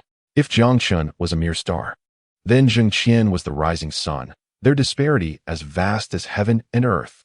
With this thought, Jiang Chun resolved to ingratiate himself and promptly approached, saying, Hello, Mr. Zheng. Who are you? Zheng Qian turned to glance at him. I am Jiang Chun, the son of Jiang Bia. You may call me Xiao Jiang or Xiao Chun. Jiang Chun replied with a flattering smile. Jiang Bia? Ah, the little sparrow. Zheng Qian suddenly enlightened. Jiang Bia, being short and hunched, was affectionately nicknamed Little Sparrow, a moniker only dared to be uttered by prominent figures such as Zheng Qian and Wang Tai. Indeed, upon hearing Zheng Qian refer to him as Little Sparrow, Jiang Chun felt no displeasure. Instead, he was filled with astonishment. To be remembered by such a distinguished individual was a privilege. Ah, I even attended your full moon celebration. I can hardly believe how much you've grown in the blink of an eye. You are indeed a promising young man. Zheng Qian remarked casually. Haha, Chairman Zheng, you flatter me. If it pleases you, may I address you as Uncle Zheng? Jiang Chen boldly proposed. Very well, Zheng Qian replied, unfazed, nodding in agreement. By the way, Uncle Zheng, this is my girlfriend, Huang Qi. I brought her here specifically to purchase a property in the Triumph New City community, Jiang Chen said with a smile. Is that so? Haha, young man, you have an eye for quality. The properties in Triumph New City are under my direct supervision, Zheng Qian said, his demeanor visibly brightening as he patted Jiang Chun on the shoulder. Speaking of which, Uncle Zheng, I overheard you mention that you plan to terminate the business in the Haitan community. Is that correct? Jiang Chen inquired. Indeed, that wretched community yields little profit, and the residents are particularly troublesome. I intend to cut ties once the contract expires, Zheng Qian confirmed. Hearing this, Jiang Chen seemed to gain newfound confidence as he turned to the sales representative, exuding authority. Did you hear that? My uncle Zheng is cutting ties with the Haitan community. Why aren't you hastily escorting them away? Mr. Chen, what are you doing here? At that moment, Zheng Qian finally noticed Chen Mo in the distance. Upon spotting him, Zheng Qian called out Mr. Chen with evident delight, striding forth to greet him, even extending his hand and slightly bowing in a gesture of respect. The general manager beside him was taken aback, the sales representative was stunned, and both Jiang Chun and Huang Qi stood in shock. Only Gong Ziyuan wore a teasing expression, standing by as if eagerly anticipating a spectacle. Seeing his own father bowing in deference to a figure of such stature, Jiang Chun felt utterly dismayed. He had addressed Zheng Qian as uncle, yet now Zheng Qian was addressing Chen Mo as Mr. Wasn't Chen Mo, in essence, his senior? Mr. Zheng? Chen Mo also expressed surprise at encountering Zhang Qian here, shaking his hand with a stoic expression. Mr. Chen, what seems to be the matter? You appear rather displeased. Zhang Qian inquired. Chen Mo glanced around at the gathering, offering a self-deprecating smile. If you came here to buy a property and were labeled a low-end client, only to be shown the door, would you be in high spirits? At this, Zhang Qian's smile froze upon his face, beads of cold sweat trickling down. Chen Mo was none other than the White Dragon King. The recent Millennium battle was still fresh in his mind. Huang Yu, the rising star in finance, had suffered a catastrophic downfall for crossing paths with the White Dragon King. Now, this esteemed figure was being slighted in his own territory. What transpired? Speak. Zhang Qian summoned the manager, his expression darkening ominously. The manager stuttered as he recounted the events. Zhang Qian's fury ignited instantly. He approached Chen Mo, bowing deeply in apology. Mr. Chen, I sincerely apologize. It is my failure to properly manage my staff. I shall dismiss every employee here, including the general manager. Moreover, I am prepared to personally attend to any services you may require, as a gesture of my sincerest apologies. It is astonishing to witness a prominent figure in the financial world stooping to serve. This proclamation left everyone utterly astounded. Chen Mo's expression finally softened, and he nodded silently at Zhang Qian with a smile. However, Zhang Qian misinterpreted Chen Mo's intentions. After a moment's thought, he turned and scolded Jiang Chen, saying, Now go back and inform your father, little sparrow, that you have offended my esteemed guest. Let him know that he can forget about making a living in Jiangbei from now on. Leave. Gong Ziyuan approached Jiang Chen with a grin and remarked, It seems that the one who was chased out like a dog is not my brother Mo after all. Oh dear. Who was it that said never to provoke those who are beyond your reach? Jiang Chen and Huang Kiki experienced a profound sense of embarrassment. Just moments ago, they had arrogantly attempted to expel Chen Mo and Gong Ziyuan, and now, with a single statement from Chen Mo, they faced not only expulsion but also the prospect of the Jiang family losing their standing in Jiangbei. Huang Kiki's face turned crimson, her forehead slick with cold sweat, as she cast a pitiful glance at Jiang Chen. Meanwhile, Jiang Chen's complexion had drained of color, leaving him as pale as a ghost, unable to utter a word, merely gazing incredulously at Chen Mo.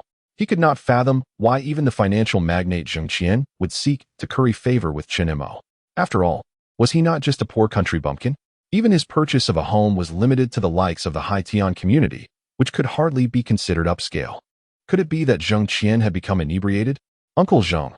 Jiang Chen's face flushed with indignation, refusing to leave. Zhang Qian was on the verge of losing his temper. Chen Mo then interjected, They are here to assist in your business, Boss Zhang, if they wish to stay. Let them. Humph. Zhang Qian shot Jiang Chen a glare and quickly donned a smile, ushering Chen Mo and Gong Ziyuan to the VIP area. The group of saleswomen and the general manager who had been dismissed glared at Jiang Chen and Huang Kiki, seething with resentment, wishing they could consume the pair alive. Although neither had been expelled, they felt as if they were sitting on pins and needles, discomforting pricks at their backs. Brother Chen, I cannot abide this humiliation. You must take action. Huang Kiki pouted, her face filled with dissatisfaction. In response to such a thoughtless woman, Jiang Chen struck her sharply. Shut your mouth. I will deal with you properly when we return. Jiang Chen was seething with rage. His reluctance to leave stemmed from a desire to gauge Chen Mo's true capabilities and influence. If Chen Mo proved to be insignificant, he could later apologize to Zhang Qian privately, thus avoiding an unpleasant conversation with his father. At that moment, Chen Mo spoke up in the VIP area, Boss Zhang, I wish to purchase the entire Haitian community. With that single statement, it reverberated like thunder, resonating in the minds of everyone present at the sales office. All, including Zhang Qian, stared at Chen Mo with expressions of disbelief. Even if the Haitian community were dilapidated, it was inconceivable to acquire the entire complex without tens of millions. As Zhang Qian found himself startled by his own words, Chen Mo chuckled. What? Does Boss Zhang think I can't afford it? Zhang Qian quickly shook his head with a bitter smile. You just won $1 billion from Huang Yu. How could you possibly be unable to buy it? Boom. This statement struck Jiang Chen's mind like a bolt from the blue.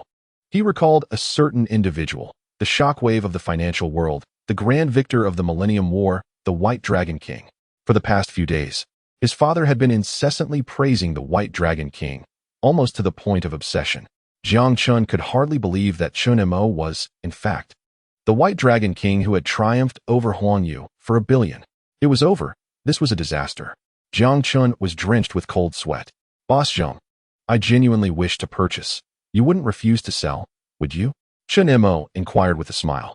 Well, it's just that the quality of the properties in high-end community is rather subpar, and there isn't much potential for appreciation. I'm concerned. Zhang Qian hesitated. How many units are there in total? What is the lowest average price?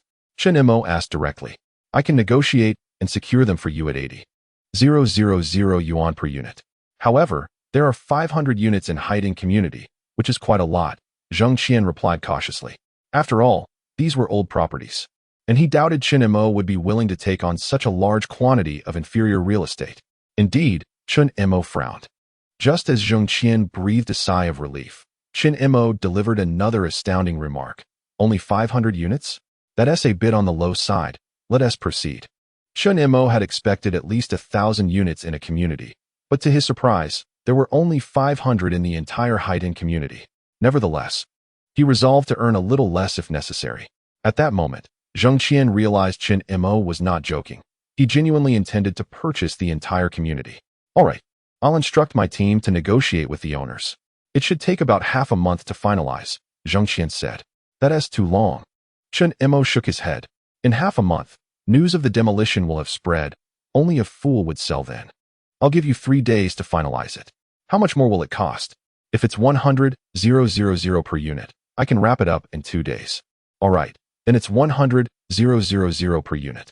After Chen Mo finished speaking, he tossed a card to Zhang Qian. Here is the advance payment. Let us sign the contract.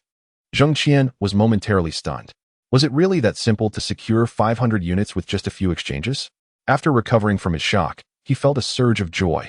While the properties in high-end community were inexpensive, purchasing 500 units in one go would yield a considerable profit for Zhang Qian as an intermediary, and he would finally rid himself of this cumbersome business.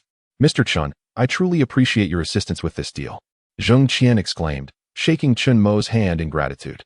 No, I should be the one thanking Boss Zhang, Chen Mo replied, feeling a bit embarrassed. If Zhang Qian knew that the community was to be demolished in a few days, he might not be wearing such a pleased expression. However, as the saying goes, there's no business without some cunning. Regardless, Zhang Qian managed to earn a modest commission, albeit lesser than expected. After all, he did not incur any losses, and it cannot be said that Chen Mo deceived him. At this moment, Jiang Chun and Huang Kuku, who witnessed the entire process, were left utterly astonished. 500 properties, with an average price of 100,000 each, amounted to a staggering 50 million. They purchased them on a whim. 50 million is equivalent to the total profit of Jiang Chen's family's chain supermarket over 10 years. This is extravagance beyond measure. He had previously considered luring away talent for a mere 30,000 a month. No wonder that beautiful woman didn't even spare him a glance. With this thought, Jiang Chen's face flushed with embarrassment, and he discreetly pulled Huang Kuku away from this awkward situation. On the way home, Gong Ziyuan kept glancing at Chen Mo. Is my face dirty? Chen Mo inquired, touching his face, but upon checking the rearview mirror, he found nothing but his strikingly handsome visage. Gong Ziyuan shook her head and smiled. Why didn't you have Zhang Qian drive them away after your university roommate humiliated you like that? To me, they are merely nobodies. I couldn't be bothered with them. Moreover, Zhang is currently working for me, and they wish to purchase his properties. I wouldn't want to hinder Zhang's ability to earn, would I? Chen Mo replied. Gong Ziyuan immediately felt enlightened. In the world of business, no amount of face is worth more than money. Chen Mo's actions not only demonstrated his magnanimity, but also ensured Zhang Qian's sales were unaffected. A perfect win-win situation. Gong Ziyuan gazed at Chen Mo with admiration. As expected of you, Mo Go. If it were me, I wouldn't have been so magnanimous. Thus, it is said that only women and petty individuals are difficult to nurture. Chen Mo remarked candidly. Oh, so you imply that I am a petty woman? Gong Ziyuan shot him an indignant glare. No, you are certainly not petty. You are quite substantial, Chen Mo replied, lowering his gaze to Gong Ziyuan, playfully mimicking a grabbing motion in the air with a sly smile. Annoying. I'm ignoring you. Gong Ziyuan's cheeks flushed with embarrassment as she shot him an exasperated look, her tone teasingly reproachful. As they were about to exit the vehicle, Gong Ziyuan turned to Chen Mo and said, Mo Gu, the day after tomorrow is my birthday. You must come. Oh, should I bring a birthday gift? If you come empty-handed, humph. Gong's Yun's expression darkened as she made a slashing gesture across her neck towards him. Haha, I was just joking. Don't worry. I shall certainly prepare a satisfactory gift for you. Humph, that is more like it. Off I go. Upon returning home, Chen Mo immediately called Wang Tai, requesting his assistance in crafting a large piece of imperial green jade, which he had cut at the Rawstone conference, into a set of jewelry. Upon learning that Chen Mo intended to transform the 20 million yuan imperial green jade into a birthday gift for Gongzi Yuan, Wang Tai couldn't help but feel a shiver down his spine. Mr. Chen, does a birthday gift really need to be this extravagant? 20 million. That's equivalent to the market value of a medium-sized listed company in the new millennium. This fellow actually planned to give it away as a birthday present. However, this was not the entirety of Chen Mo's birthday gifts. 2 days later, Chen Mo donned a luxurious suit, carrying a gift box, and hailed a taxi to Shanshui Manor. This was Gongzi Yuan's residence. Upon entering, one is greeted by verdant mountains and clear waters, bustling servants, and a lavish villa, all of which unmistakably reflect the opulent status of the estate's owner. A closer inspection reveals a number of illustrious entertainers from the industry, such as Lu Feifei, Gu Gu, and Zhang Shishir among others. Chen Mo couldn't help but smile wryly. To have such a plethora of stars at a mere birthday party speaks volumes about the formidable influence of the Gong family. It seems I must exert myself even more. With my current finances, I am not worthy of Zi Yuan, Chen Mo mused silently. Meanwhile, not far away, Gong Ming observed Chen Mo with narrowed eyes. Is that him? Chapter 31. Chu Tian, fiancé of Gong Zi Yuan. As Chen Mo stepped into the grand hall of the villa, he was momentarily taken aback. The vast and resplendent hall was adorned in gold and splendor, with long tables set up around the perimeter, each laden with an exquisite array of gourmet delicacies available for self-service. Numerous servants clad in white shirts and black trousers navigated through the crowd, balancing trays filled with fine wines for guests to indulge. Soon, Chen Mo spotted some familiar faces, titans of the business world, influential figures in politics, and renowned directors. This was the epitome of high society. Taking a deep breath, Chen Mo began his search for Gongzi Yuan. Before long, he glimpsed a graceful silhouette in a corner. Her profile turned towards him as she nibbled on some fruit. It was Gongzi Yuan. However, today she appeared somewhat younger, exuding an air of youthful charm and playfulness. Unable to resist, Chen Mo approached her and jokingly pinched her cheek, exclaiming, "Such an adorable little thing. I could take down 3 of you with a single punch." Yet, Gongzi Yuan let out a shriek, retreating in alarm as she gazed at Chen Mo with wide eyes filled with terror. Stunned, Chen Mo quickly realized that this was certainly not Gongzi Yuan. Although this girl bore a striking resemblance to her in height and appearance, her demeanor was entirely different. Gongzi Yuan radiated purity and grace, her eyes brimming with enchanting warmth, like that of an angel. In contrast, this girl, though younger, possessed a mischievous glint and an unmistakable air of arrogance. Chen Mo hastily apologized. "I'm sorry, I mistook you for Zi Yuan." The girl, whose eyes sparkled with mischief and a hint of irritation, scrutinized him up and down before scoffing. "You must be Chen Mo, right? My sister has mentioned you. You don't seem all that impressive." At that moment, Chen Mo recognized her, Gongzi Yuan's younger sister, Gongzi Li. Embarrassed by his blunder, he scratched his head. "My apologies. It's just that you two look so alike. I didn't notice." "Didn't notice? Huh. I almost believed you." After a brief pause, Gongzi Li rolled her eyes and declared, "Never mind. I'm in a good mood today. Let me tell you, my sister and you are simply not meant to be. The only one worthy of marrying her is Brother Chu Tian. Don't be a toad dreaming of eating swan meat." With that, Gongzi Li huffed dismissively and turned to walk away. Meanwhile, on the other side, a robust young man named Chu Tian was engaged in cheerful banter with Gong Ming, appearing to share a close rapport. "Xiao Tian, Zi Yuan is rather shy. You should take the initiative a bit more and don't find it bothersome," Gong Ming advised. "Uncle, rest assured, my feelings for Zi Yuan are sincere. I fear no inconvenience," Chu Tian replied with a smile. Gong Ming glanced at Chen Mo in the distance, his expression stoic. "That man over there is Chen Mo. I cannot intervene, so you should teach him a lesson to dissuade him." Certainly." Chu Tian smirked, then casually approached Chen Mo, extending his hand. Greetings, friend. Shall we get acquainted? Chen Mo was taken aback, but he smiled and shook Chu Tian's hand. Hello, I am Chen Mo, Gong Ziyuan's boyfriend. Greetings. I am Chu Tian, Gong Ziyuan's fiancé. The air thickened with tension upon hearing the word fiancé. Chen Mo recognized the hostility behind Chu Tian's demeanor. At that moment, Gong Zili bounced over to Chu Tian's side. Brother Chu Tian, why didn't you let me know you were coming? She exclaimed, then proudly introduced. Oh, by the way, this is Chu Tian, the heir of the Chu Corporation and my sister's future husband. Before Chen Mo could respond, applause erupted from the hall. Our birthday star has arrived, someone cheerfully announced. Chen Mo turned to see a woman in a flowing white gown gracefully descending the grand staircase from the back of the hall.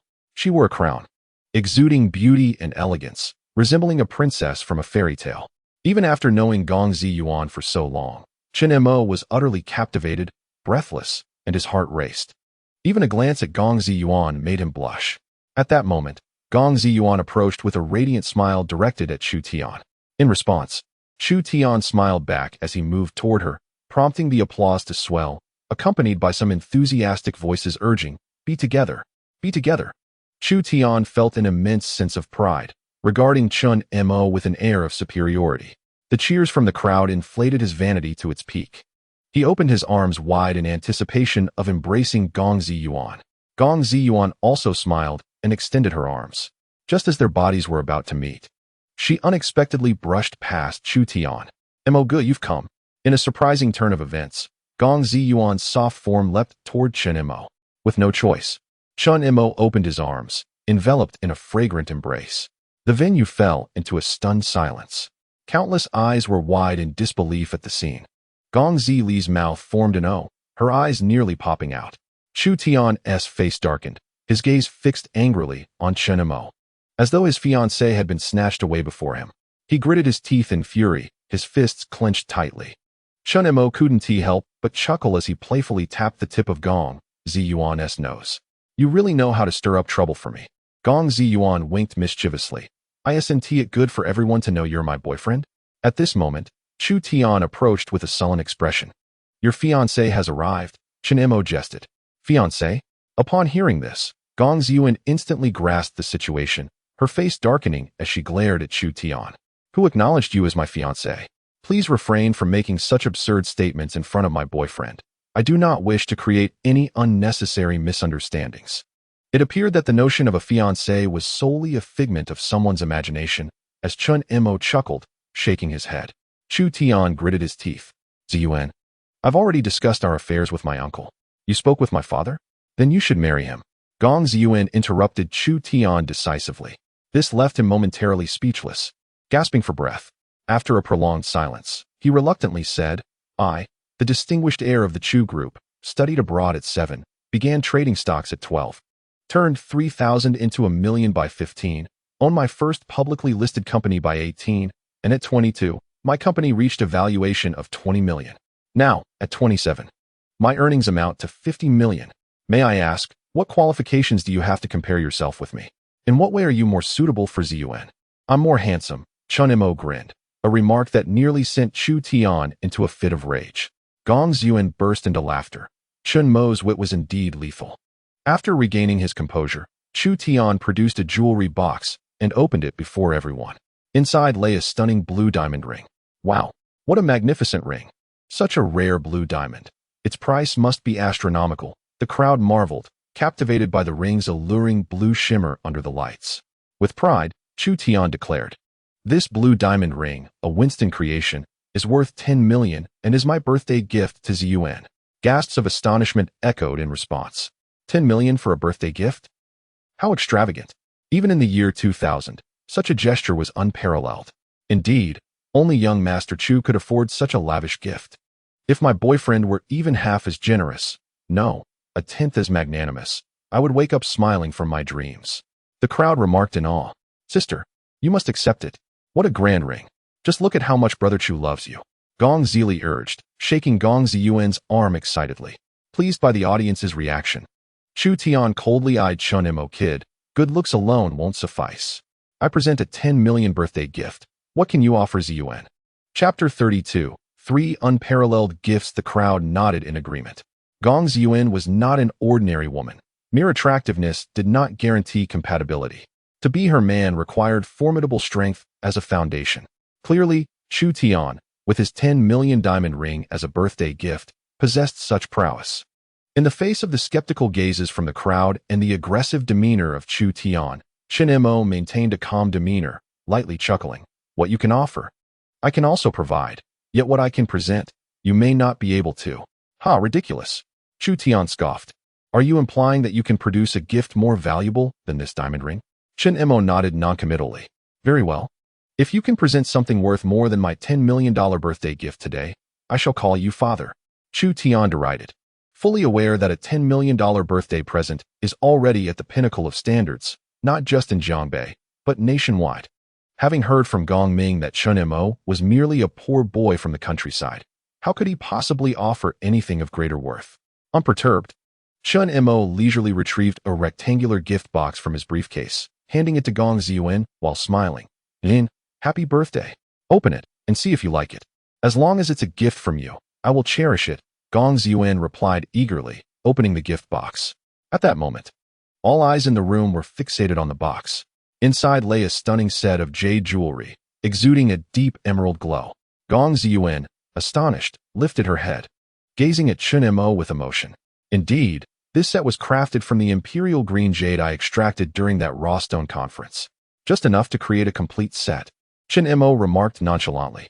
The raw stone conference? The imperial green jade? My goodness, I know who he is now. A voice from the crowd exclaimed.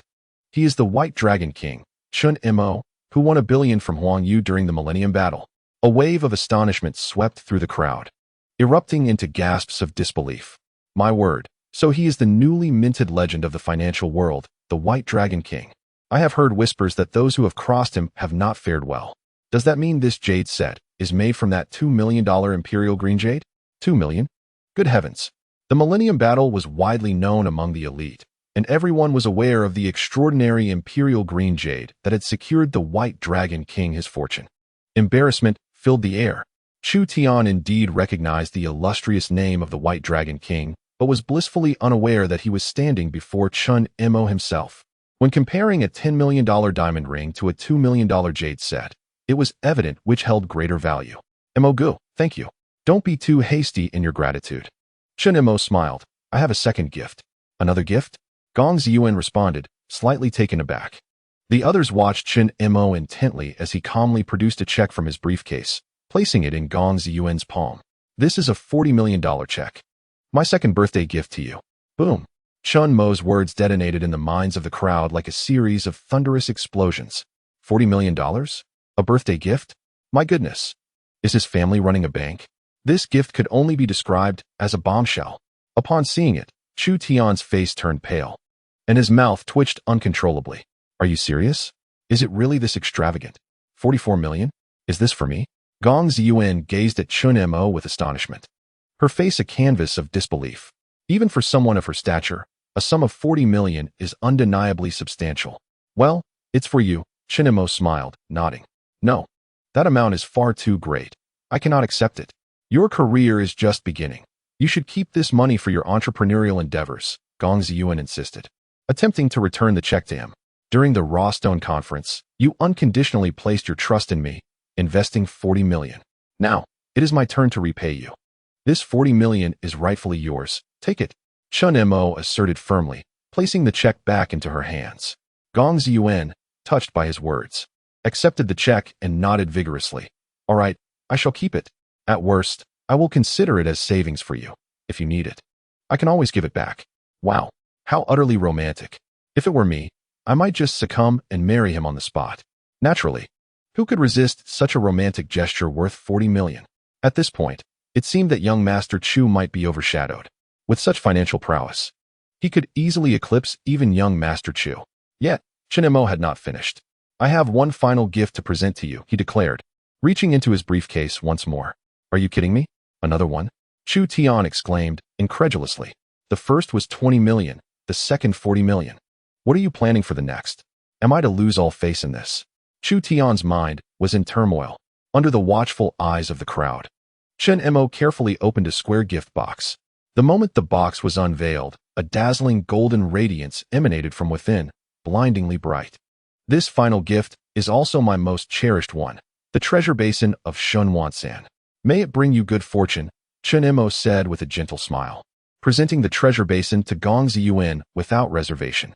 Gasps of astonishment rippled through the crowd. Everyone inhaled sharply. Was that truly the legendary treasure basin of Chen Mo? Is this real? Indeed it is. Old Master Cheng Wanli personally authenticated it. Reportedly, if put up for auction, it would start at a minimum of 40 million. Yet, considering its significance, countless business tycoons would be vying for it, and I dare say it could fetch upwards of 1 billion. 1 billion?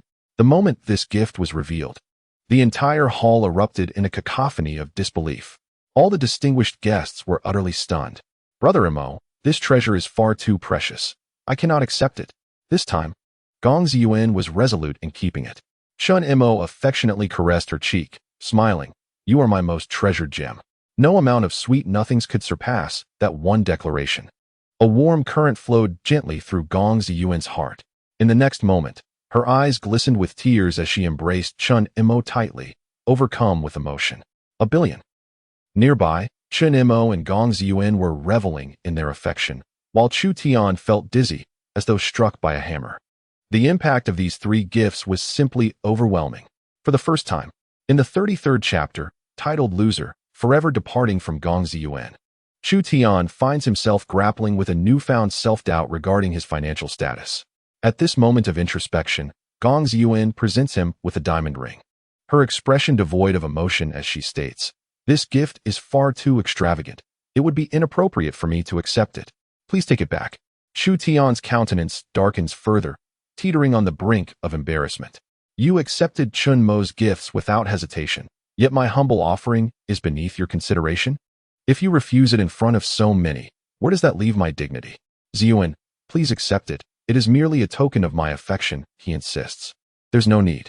A diamond ring is not a suitable gift for a girl. I would prefer you do not present me with such items in the future. With that, Gong Ziyuan forcefully thrusts the ring back into his hands. In that fleeting moment, Chu Tian perceives the gaze of the crowd around him, seemingly filled with pity. For the first time, he experiences the profound humiliation of being so publicly derided by a woman. What exacerbates his frustration is his inability to retort. After all, on the other side, there are jade ornaments valued at 20 million, checks worth 40 million, and a treasure pot that could fetch over 100 million at auction. How could he possibly compete with that? With a mocking grin, Chen Mo claps Chu Tian on the shoulder and quips, "No need to call me father. I don't have a son as unfilial as you." You. Chu Tian's temper flares, his eyes narrowing dangerously as he glares at Chen Mo, a cold smile gracing his lips. It has been quite some time since anyone dared to speak to me in such a manner. That is because you have a well-connected father. Without him, who would pay you any heed? Chen Mo chuckles, the atmosphere growing tense. The Chu family is indeed a wealthy lineage. Chen Mo's audacity to confront Chu Tian so boldly seems akin to courting disaster. Do you truly believe all my achievements stem solely from my father? After a brief silence, Chu Tian bursts into laughter. It appears you, the White Dragon King, are quite arrogant. Truth can be harsh, yet it serves a purpose. You should be grateful for my honesty, for individuals willing to speak the truth to you are few and far between, Chen Mo retorts. The reason behind their animosity is straightforward. In a previous life, Gong Ziyuan was coerced into marrying Chu Tian, ultimately taking her own life on the eve of their wedding. Half of the blame for her demise rests upon Chu Tian's shoulders. Furthermore, Chen Mo is destined to become the wealthiest man in the world. If a mere heir of the Chu family is enough to intimidate him, how would he fare against far greater figures in the future? Very well, Chen Mo. It has been said that you possess the uncanny ability to make stock prices soar. Personally, I remain skeptical. The market is about to open. Shall we engage in a little wager? Are you up for the challenge? What kind of wager?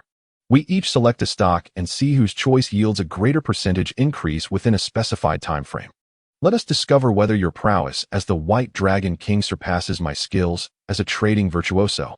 Chu Tian retorts with a cold smile, clearly incensed. Indeed, Chu Tian harbors immense confidence in his stock market acumen. His titles of trading virtuoso and Wolf of Wall Street were not self-bestowed. They were earned through a series of exhilarating battles in the stock market. Chen Mo regards him with an incredulous expression. competing in the stock market? His mind was filled almost entirely with the soaring stocks that could skyrocket at any moment. Comparing him to stocks was akin to an old man hanging himself in despair. Dare you? Chu Tian's gaze was piercing as he fixed it upon Chen Mo. If you are unafraid, then I have no objections, Chen Mo replied with a faint smile. However, I have one condition. Speak. The loser shall never approach Zi Yuan again. A collective gasp echoed through the crowd. While Chu Tian's challenge was merely a test of pride, Chen Mo's condition escalated their rivalry to a life-or-death contest. Everyone present was in awe of Chen Mo's audacity. In a fit of rage, Chu Tian responded with a sardonic smile. Fine, I accept your terms. The little stock god of Jiangbei versus the trading master. The loser shall forever forfeit the right to pursue Gong Zi Yuan. Though devoid of monetary stakes, for the affluent elites present, this was a monumental competition, rivaling the legendary battles of yore. Anticipation gleamed in the eyes of the onlookers as they awaited the duel's commencement. At that moment, the afternoon market opened. Countless stocks fluctuated, the market changing with each passing second, rendering predictions impossible. Servants provided both Chen Mo and Chu Tian with high-end laptops, and they commenced their operations on the spot. Chen Mo closed his eyes, recalling the stocks that had surged at this very juncture in time. Soon, he selected Jiang Petroleum shares. This stock had been in a steady decline for the past year, with many investors humorously lamenting, how much sorrow can one bear? Akin to being fully invested in Jiang Petroleum? However, on this day in history, the stock had bizarrely soared for half a month before entering another downtrend. Chen Mo had intended to purchase this stock in recent days, making it a perfect choice for his contest against Chu Tian. At that moment, Jiang Petroleum stock had already dropped by 9, teetering just shy of the limit down. I choose Jiang Petroleum shares, Chen Mo stated calmly. Many present were seasoned stock traders and naturally understood Jiang Petroleum shares. Even those unfamiliar had heard the complaints about it from others nearby. The fact that Chen Mo would select this stock, which had steadily declined for a year and a half, elicited a chorus of laughter. Brother, haven't you heard the saying, how much sorrow can one bear, akin to being fully invested in Jiang Petroleum? I've bought this stock before, and it's simply cursed. When the market falls, it falls with it. When the market rises, it still falls. You really think this stock can appreciate? Let me put it this way. Even stocks bought blindly would outperform Jiang Petroleum. This is surely a case of throwing caution to the wind. I think the same. Another chimed in. Look at the giant technology company Chu selected. Not only is the company's performance strong, but its stock trend has also been consistently favorable. With significant movements recently, it's evident it will rise. And then look at what Chen Mo has chosen. Jiang Petroleum shares? How ridiculous. Chu Tian could not help but laugh heartily. No, everyone, don't say such things. After all, he is the White Dragon King, a master of the arcane. Who knows? With a flick of his wrist, Jiang Petroleum shares might just soar. However, as Chu Tian's words fell, they witnessed Jiang Petroleum shares plummet to the limit down. At that moment, the laughter in the venue intensified. Ha ha ha. This spell is truly remarkable, causing its own stock to plunge. It's utterly hilarious. It hasn't risen in a year and a half, nor has there been any favorable news. How could it possibly increase? Gong Zili shook her head in disdain and remarked to Chen Mo, do you understand that this is the consequence of your own actions? Lacking ability, yet daring to compare your stocks with my brother Chu Tian? Ridiculous. The jeers from those around them and the limit down notification on the screen failed to sway Chen Mo and Gong Ziyuan in the slightest. Chen Mo's capabilities had been witnessed by Gong Ziyuan on several occasions. She had come to fully believe that Chen Mo was the White Dragon King, possessing the extraordinary ability to transform the mundane into the miraculous. Moreover, with his memories from his past life, Chen Mo was naturally unafraid. It was akin to playing a game, no matter how skilled one might be, even reaching the level of a world champion. If Chen Mo had an advantage, how could one compete? Chapter 34. The father-in-law comes knocking at that moment. Someone in the crowd suddenly exclaimed, look, Chu Xiao's Julie technology is rising. Everyone turned to see that the stock selected by Chu Tian, Julie technology, had surged upward, displaying a significant upward trend, with a hint of reaching the limit up. One stock had already hit the limit down, while the other was nearing the limit up. Anyone with a modicum of intelligence could discern who had won and who had lost. Chu Tian smirked triumphantly and said to Chen Mo, the moment you chose Jiang Petroleum, you had already lost. Remember, if you dare to approach Xin even a step, I will break your legs. Chu Tian, it's not over yet. How can you be so certain of your victory? Gong Ziyuan replied coldly. There are only 5 minutes left. The outcome won't differ much, merely wasting everyone's time. However, if Ziyuan wishes to wait, then I shall wait too, allowing this fellow to understand his fate clearly. Chu Tian chuckled. Just then, someone in the crowd shouted again, "It's rising! It's rising! What are you shouting for? Everyone knows that Julie technology is rising. Is it necessary for you to announce it? No, it's Jiang Petroleum. Look quickly. My goodness, this surge is astonishing." Upon hearing this, all present, including Chu Tian, hurriedly turned their gaze to Chen Mo's computer screen. They saw that on Chen Mo's stock interface, Jiang Petroleum had not only lifted the limit down, but was soaring like a rocket, propelled by a terrifying force that drove it straight to the limit up. From limit down to limit up, it took merely 3.5 minutes. In contrast, Julie technology began to descend after reaching around 8. And although it had risen overall, compared to Jiang Petroleum, which had surged from the limit down, its performance was utterly insignificant. Chu Tian realized that he had lost. Even if Julie technology managed to reach the limit up in the end, it still paled in comparison to Jiang Petroleum's rise. It has reached the limit up.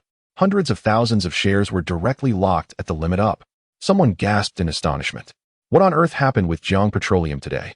It feels as if some magic has been cast. Upon the utterance of those words, a moment of stunned silence enveloped the crowd, followed by expressions of sheer horror directed at Chen Mo. Could it be that this individual truly possesses the ability to cast spells? Yet, many titans of the financial world harbored their own thoughts. From a plummet to the floor limit to a firm closure at the ceiling of gains. It was abundantly clear that someone was orchestrating the situation to control Jiang Petroleum shares. One must undoubtedly belong to the upper echelon of the wealth rankings in the Great Xia Kingdom. Could it be that Chen Mo is somehow connected to such an esteemed figure? Otherwise, what warranted his unwavering composure? Moreover, his audacity to confront Chu Tian so directly surely stemmed from a well-founded confidence. What manner of man is he? Under the intense scrutiny of the crowd's complex gazes, Chen Mo coldly addressed Chu Tian. From this moment forth, I forbid you to approach Ziyuan by even a single step. Staggering back several paces, Chu Tian's face drained of color, bewilderment and incredulity etched across his features. He had lost, and on the stock he was most assured of. This was a reality he found utterly impossible to accept. Grinding his teeth, Chu Tian attempted to retort multiple times, yet words failed him. With all eyes upon him, the illustrious heir of the Chu family could not resort to underhanded tactics, could he? Do you require me to escort you away? Chen Mo's tone was icy. Enough. A voice resonated from the second floor, laced with fury. The crowd turned their gazes, recognizing the source. It is Lord Ming. Someone exclaimed in sudden astonishment. The mention of Lord Ming sent a palpable shockwave through the assembly. While the name might be somewhat unfamiliar, Gong Ming was a figure of renown. Zhongbei, the largest city outside the provincial capital of Zhonghai, was home to Gong Ming, a titan among the wealth rankings, who had recently been rumored to be on the verge of becoming Zhongbei's wealthiest individual. Though the public often compared Huang Yu to Gong Ming, those privy to the inner workings understood that Huang Yu lacked even the qualifications to be mentioned in the same breath as Gong Ming. In contrast, Huang Yu was but a pawn. Amidst the gathered onlookers, Gong Ming approached with an expression of calm authority, his presence commanding respect. As he fixed his gaze upon Chen Mo, "You are Chen Mo?" The crowd collectively gasped, their eyes glimmering with a tinge of schadenfreude. Everyone was aware that Chu Tian was the prospective son-in-law favored by Gong Ming. The emergence of Chen Mo as a formidable contender surely placed Gong Ming in a position of embarrassment, compelling him to personally restore Chu Tian's honor. Chen Mo, maintaining his composure, nodded at Gong Ming. "Uncle Gong, it is a pleasure to meet you." Observing this interaction, Gong Ziyuan's expression shifted, and she playfully tugged at Gong Ming's arm, saying, "Dad, why do you wear such a grim expression upon meeting Brother Mo? He is truly a wonderful person. Chen Mo, come with me for a moment. I wish to speak with you. You all may continue celebrating Ziyuan's birthday. There is no need to mind us." With that, Gong Ming strode calmly toward the study on the second floor, hands clasped behind his back. "Humph," Chu Tian sneered as he watched Chen Mo. "Without Uncle Ming's endorsement, what can you, Chen Mo, accomplish? In the end, Gong Ziyuan will still belong to me, Chu Tian. Brother Mo, my father, do not worry. Uncle harbors no ill intent. Enjoy your birthday. I shall return shortly. Chen Mo reassured Gong Zhen before hastily making his way to the study. Inside the study, Gong Ming stood on the balcony, basking in the warm breeze, gazing out at the vast expanse of the distant lake. Uncle Gong summoned me, yet I am uncertain of the purpose. Chen Mo arrived at the balcony, maintaining an air of composure. At that moment, Gong Ming's expression was one of cold indifference, exuding a formidable presence that made anyone with a fragile mindset hesitate to meet his gaze. What do you see when you look out from here? Gong Ming inquired in a detached manner. Chen Mo peered into the distance, observing the vast expanse of the lake within the villa. After a moment of contemplation, he replied, "A boundless lake shrouded in mist. Indeed, it stretches infinitely, rendering one's own existence feel remarkably insignificant." Gong Ming sighed deeply. Suddenly, his tone shifted to one of iciness. "But do you realize that this is merely an artificial lake funded by my family? In Jiangbei, it doesn't even rank among the top 1,000. And in the grand scheme of the entire Daxiao nation, it is but a trivial pond." Upon finishing his statement, he turned to Chen Mo, his gaze resembling that of a deity surveying mere mortals. "You, like this lake, may shine brightly in the small realm of Jiangbei. But when viewed from the broader perspective of Jiangha province, or even the entirety of Daxia, you are as inconsequential as dust in a fleeting spark." Chen Mo maintained his composure and asked, "What exactly do you mean, Uncle Gong? Is my meaning not clear?" Gong Ming retorted, hands clasped behind his back, his demeanor cold. "You hail from a rural background, with generations of farmers behind you. Recently, you've gained notoriety through your deceptive tricks in the underworld. However, while others may buy into your absurd claims of being the reincarnation of the White Dragon King, I, Gong Ming, do not. A person of your humble origins is unworthy of my daughter Ziyuan, and I implore you to distance yourself from her." Chapter 35. Today, you regard me with indifference. Tomorrow, you shall find me beyond your reach. Gong Ming continued, "You may excel among your peers, yet when compared to the young talents of Jiangbei and the entire Jiangha province, you fall woefully short." Chen Mo replied nonchalantly, "Is it possible that Chu Tian can look down upon the entirety of Jiangha province? Huh. Even if Chu Tian wishes to marry my daughter, he must present genuine capabilities," Gong Ming scoffed. "If he can become the richest man in Jiangbei within 10 years or secure the position of heir to the Chu family, I might consider it. Otherwise, I will not allow my daughter to wed him." Afterward, Gong Ming turned his gaze back to Chen Mo. "I am aware that at a young age, you have made acquaintances with Wang Tai and Zheng Qian, and I know many within the circle are taken in by your claims of being the reincarnation of the White Dragon King. If it weren't for the Chu family's background, he would indeed be inferior to you. You seem to have conducted quite a bit of research," Chen Mo noted, narrowing his eyes. Gong Ming laughed heartily. "Ziyuan is my cherished daughter. How could I not investigate the young men who approach her? Logically speaking, with your wealth exceeding $1 billion at such a young age and having those prominent figures wrapped around your finger, you would be a suitable match for Ziyuan." "Alas." "Alas what?" Chen Mo inquired. Gong Ming declared with pride, "Alas, she is my daughter, Gong Ming's daughter. If you wish to marry her, you are far from qualified." The last 4 words were emphasized, each syllable punctuated, showcasing Gong Ming's unwavering confidence. "Oh, and what constitutes being qualified?" Chen Mo asked with a hint of a smile. "Regarding background, at the very least, one must have a provincial-level authority in their family. As for wealth, by your age, you should possess a fortune of at least 500 million. Only then would you be deemed qualified," Gong Ming calmly remarked. "It is unfortunate that you hail from a rural background. Not only do you lack influential family members to support you, but even your relatives require your assistance. Regarding wealth, had it not been for your stroke of luck in winning 100 million from Huang Yu, you would likely be unable to present even a decent birthday gift to Ziyuan today. Individuals like you, who rely solely on superstitions and fortune to amass wealth, will face significant limitations in future developments, and there exists the possibility of legal repercussions. Tell me, how could I possibly entrust Ziyuan's hand to someone like you?" After speaking, Gong Ming fixed his gaze on Chen Mo, as if he could see straight through him. Chen Mo, however, sighed deeply. "In your eyes, I am as insignificant as dust. Yet in my perspective, are you not akin to an ant?" With the memories of his previous life, Chen Mo understood that even by merely following a routine of trading stocks and investing in real estate, becoming the wealthiest individual in the Great Xia nation was merely a matter of time. And what of Gong Ming? He was not even the wealthiest in Jiangbei City. Furthermore, He was on the brink of a bankruptcy crisis. Thus, in Chen Mo's eyes, Gong Ming resembled little more than an insect. An insect, you say? Gong Ming retorted with a bitter laugh. My father is an esteemed leader in Jiangbei City. Here, I stand equal to the wealthiest. Even municipal leaders must show me respect.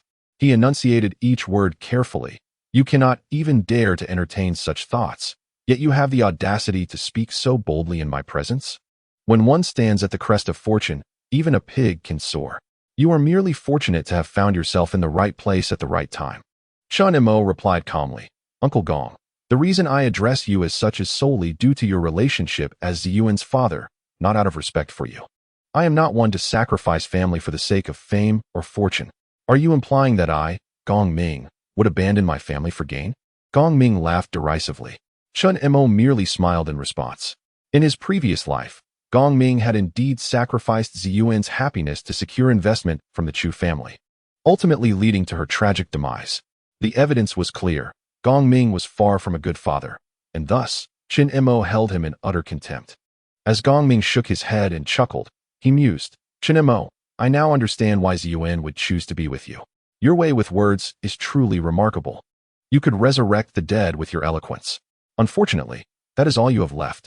Uncle Gong, Chen Mo advised, in light of Ziyuan. Allow me to offer a piece of wisdom. Everyone experiences a moment of brilliance. Do not mistake a fleeting instant for permanence. His cold words caused Gong Ming to shudder. Gong Ming, accustomed to a high position, had never been so reprimanded by someone so much younger.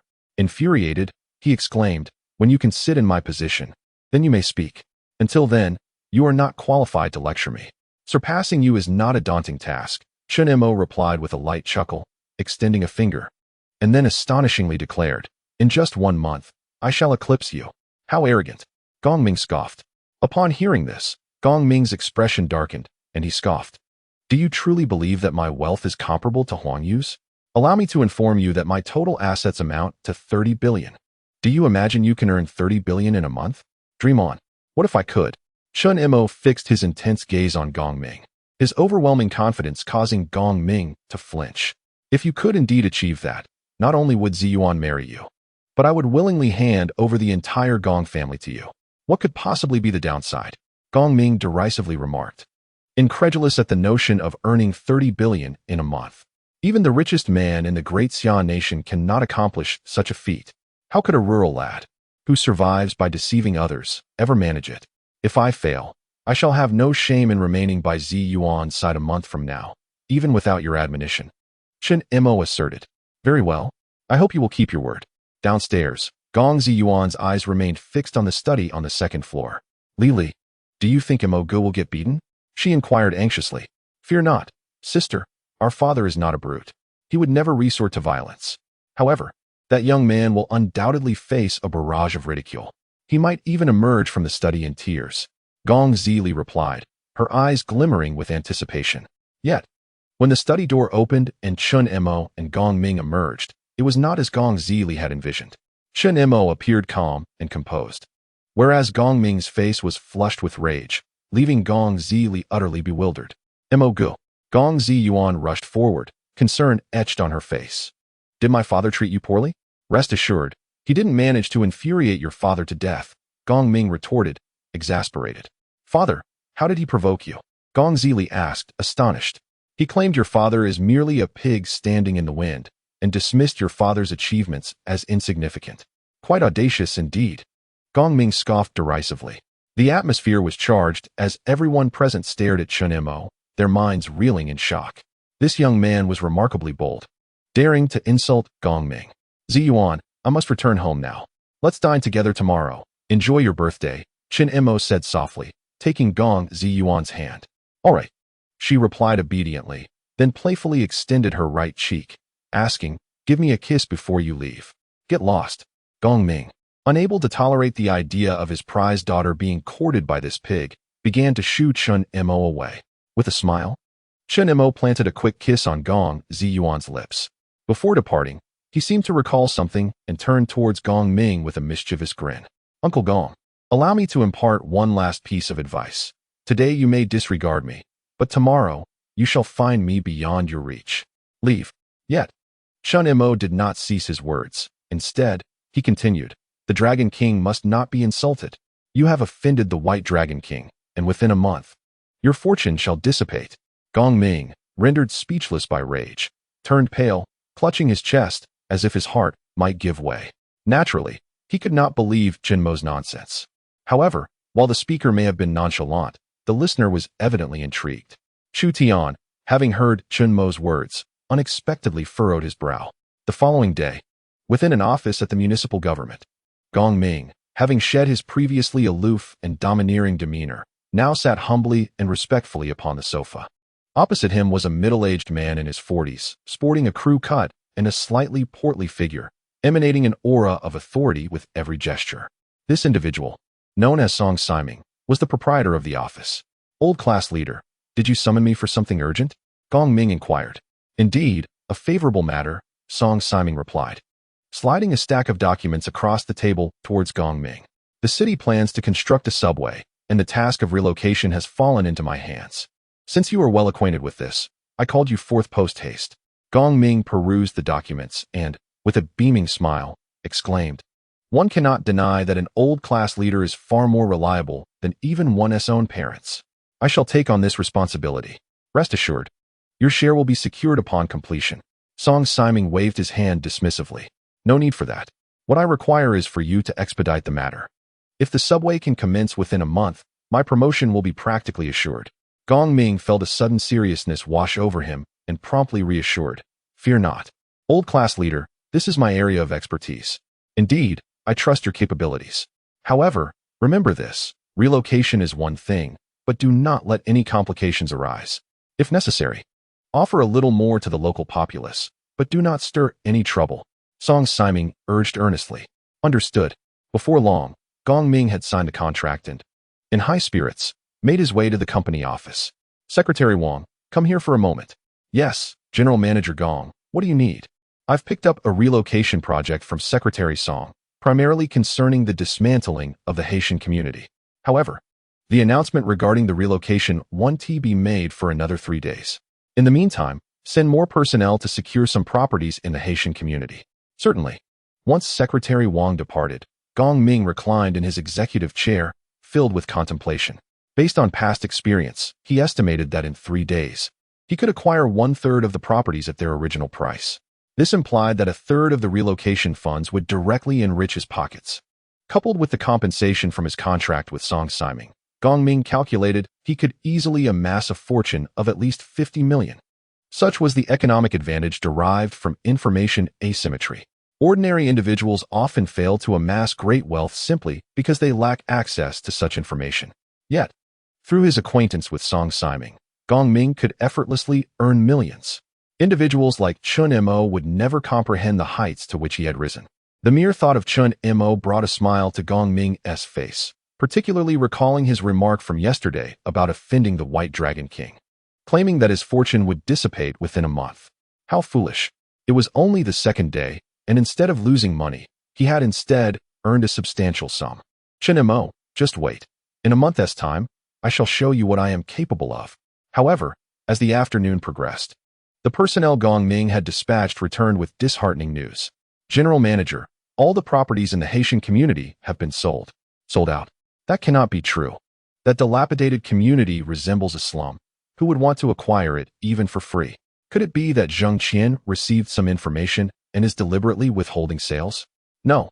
I have checked with the housing authority, and indeed, all the units in the Haitian community have been sold out." This revelation left Gong Ming in a state of dismay as he lit a cigar. 1/3 of the demolition compensation, just like that, vanished? Well, if it means earning a little less, so be it. You all go prepare to negotiate the demolition with the owners of the Haitian community. "Mr. Gong, please let me finish," he was interrupted. "There were a total of 500 units in the Haitian community, and just a few days ago, one person purchased all of them at the price of 100,000 yuan per unit." "What?" Gong Ming was taken aback, a sense of foreboding creeping into his mind. As the demolition approached, someone had mysteriously spent 50 million to acquire all the properties. Surely, something was amiss. Could it be that someone had insider information and acted before others? Gong Ming immediately called to report the situation to Song Siming. Upon hearing the news, Song Siming shook his head vehemently. "Impossible. This decision was made only today, and aside from you, no one could have known the insider information in advance. Gong Ming felt a wave of frustration wash over him. The purchase of the high-end community had occurred days prior. Unless that person had the power of foresight, there was no logical reason for such a potentially disastrous investment. Perhaps it was merely a coincidence. Don't overthink it. Just proceed with the negotiation as planned. Sometimes dealing with one individual may prove to be more manageable, suggested Song Siming. True, Gong Ming nodded. He resolved to take charge of the negotiations himself. As a seasoned businessman, securing a deal with a single person should be a straightforward task. Who knows, perhaps the required demolition costs would even be lower than initially anticipated. With that thought, Gong Ming promptly instructed, Secretary Wang, please reserve the Imperial Hall at Songa Tower for me, and arrange for the owners of the high-end community to join the negotiation. Understood. By the way, is the owner of the high-end community male or female? What is their name? It's a male, but I couldn't find out his name.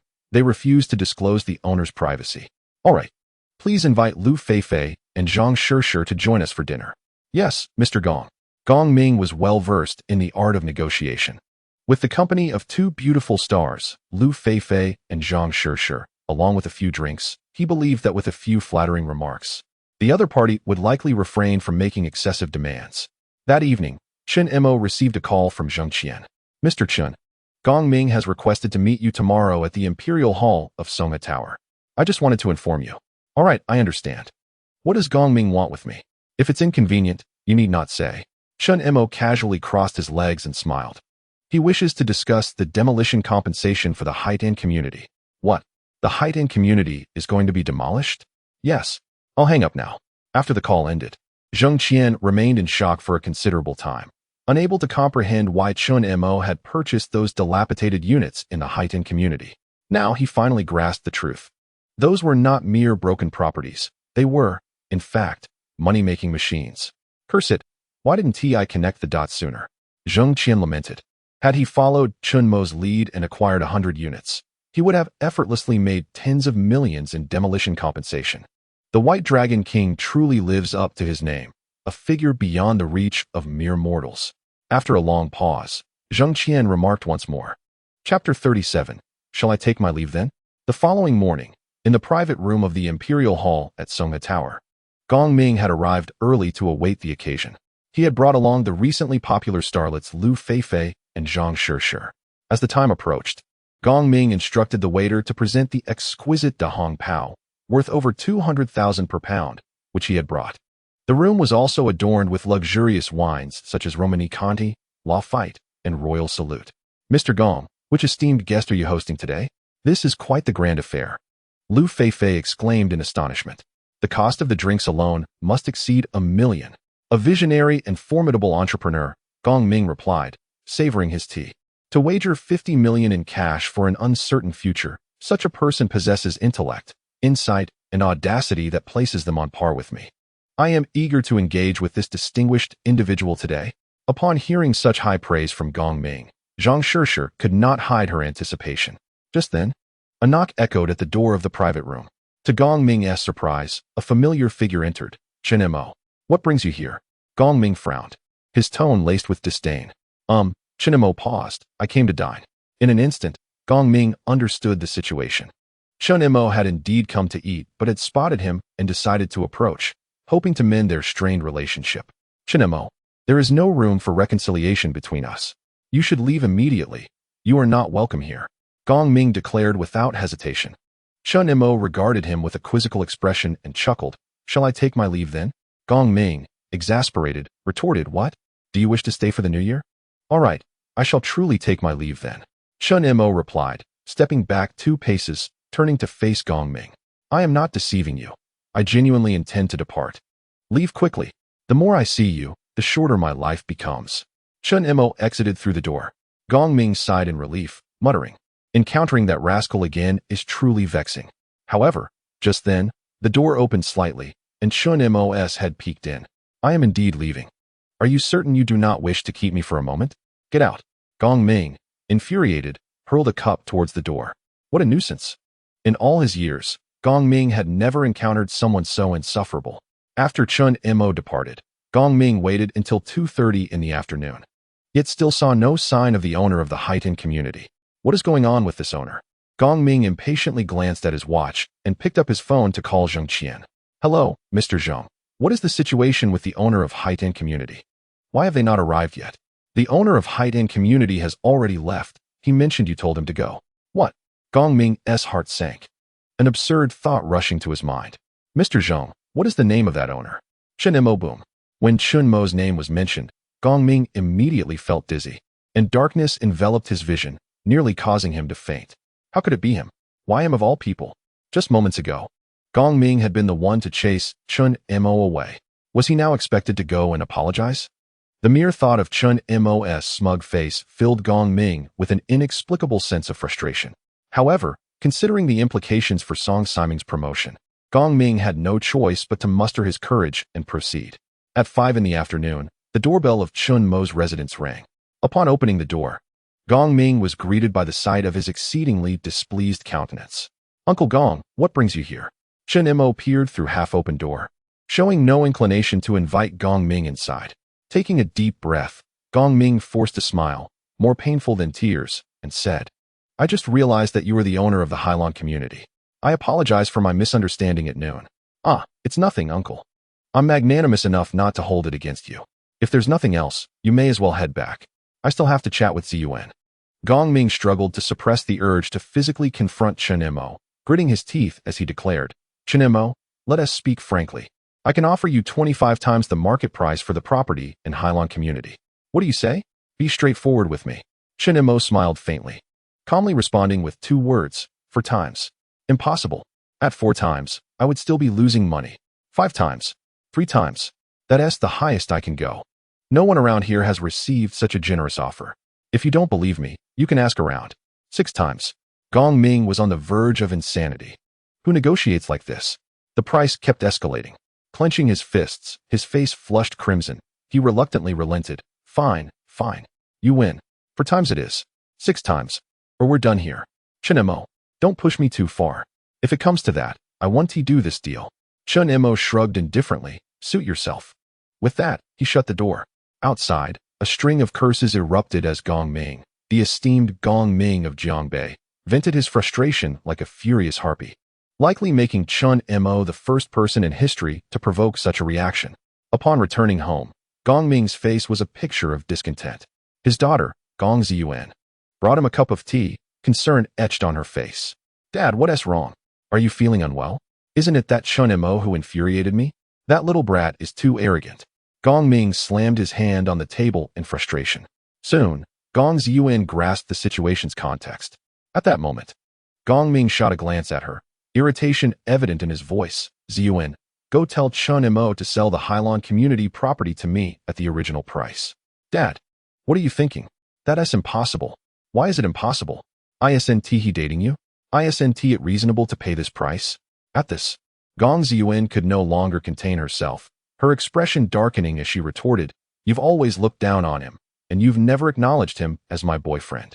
Now, I find myself in a predicament, seeking a favor from someone, and again I must assume the role of my girlfriend to negotiate a discount for you.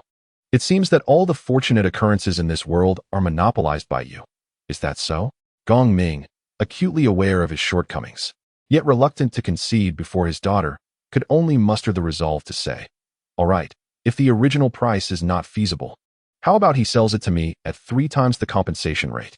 You need to call him immediately and convey that this price is already exceedingly high. Not a penny more will suffice. I refuse to make that call.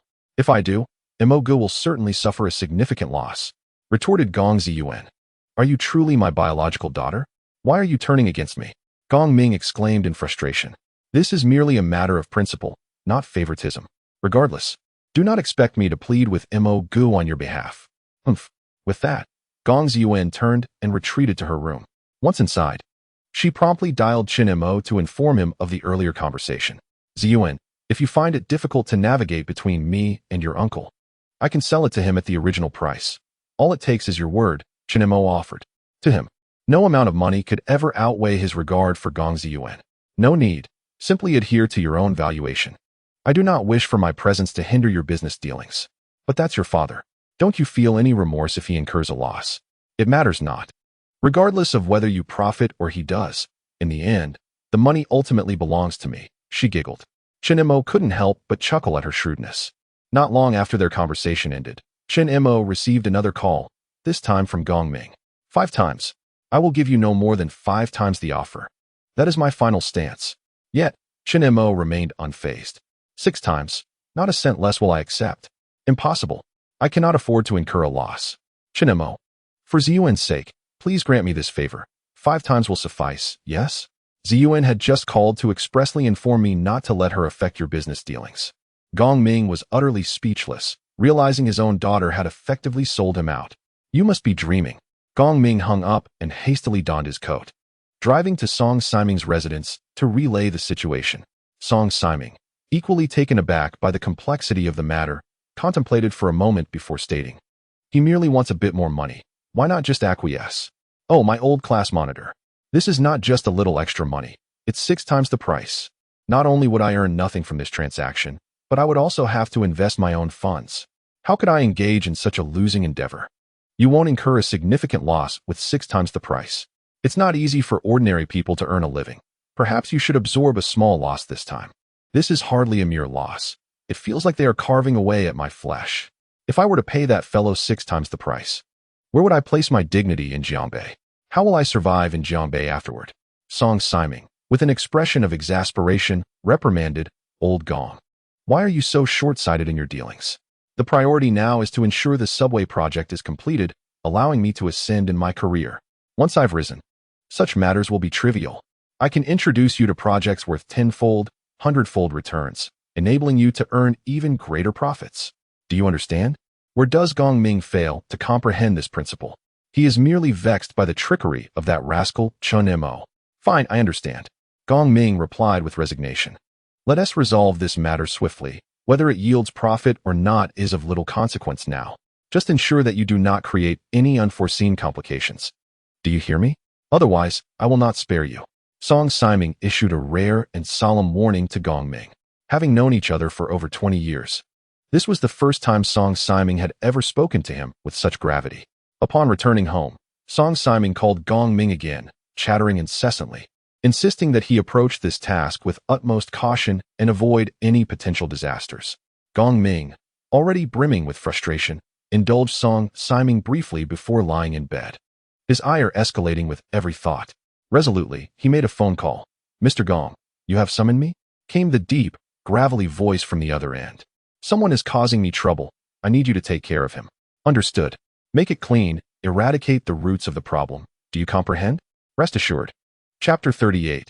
The trap. Meanwhile, Zheng Qian had invited Chen Mo out for a meal to discuss the demolition of the Haitian community. Upon learning that Chen Mo had the audacity to confront Gong Ming, Zheng Qian was immediately impressed. Mr. Chen, you are truly remarkable. Aren't you concerned that your father-in-law might make things difficult for you after marriage? In business, there are no fathers and sons, let alone in-laws. If I do not confront him with my full strength, it would be a sign of disrespect, would it not? Zheng Qian found himself at a loss for words. Only you, Chen Mo, could present extorting your father-in-law in such a grandiose manner. At that moment, Chen Mo's phone rang again. It was Gong Ming calling. Hello. Is this Chen Mo? Yes, it's me. Uncle Gong, what can I do for you? It's like this. I concede 6 times the amount is acceptable.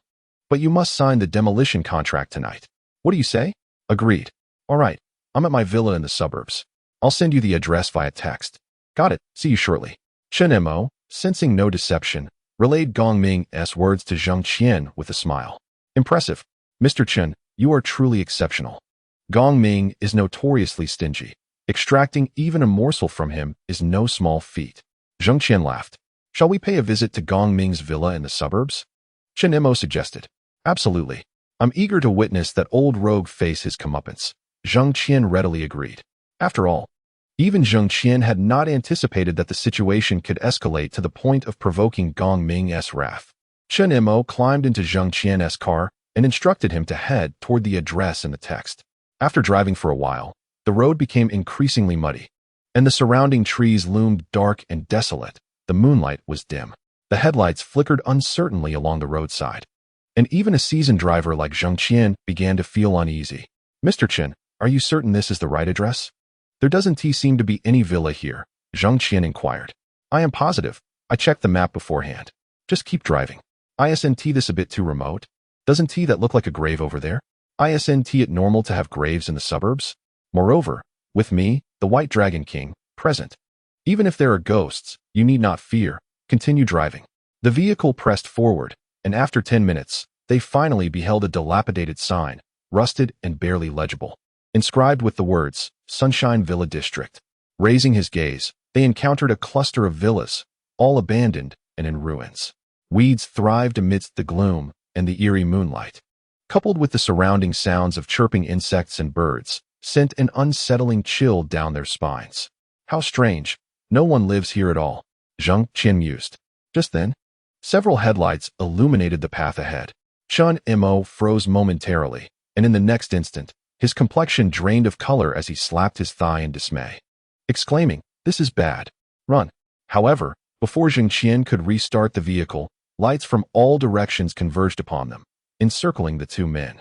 A burly, scarred, bald man led a dozen others, armed and menacing.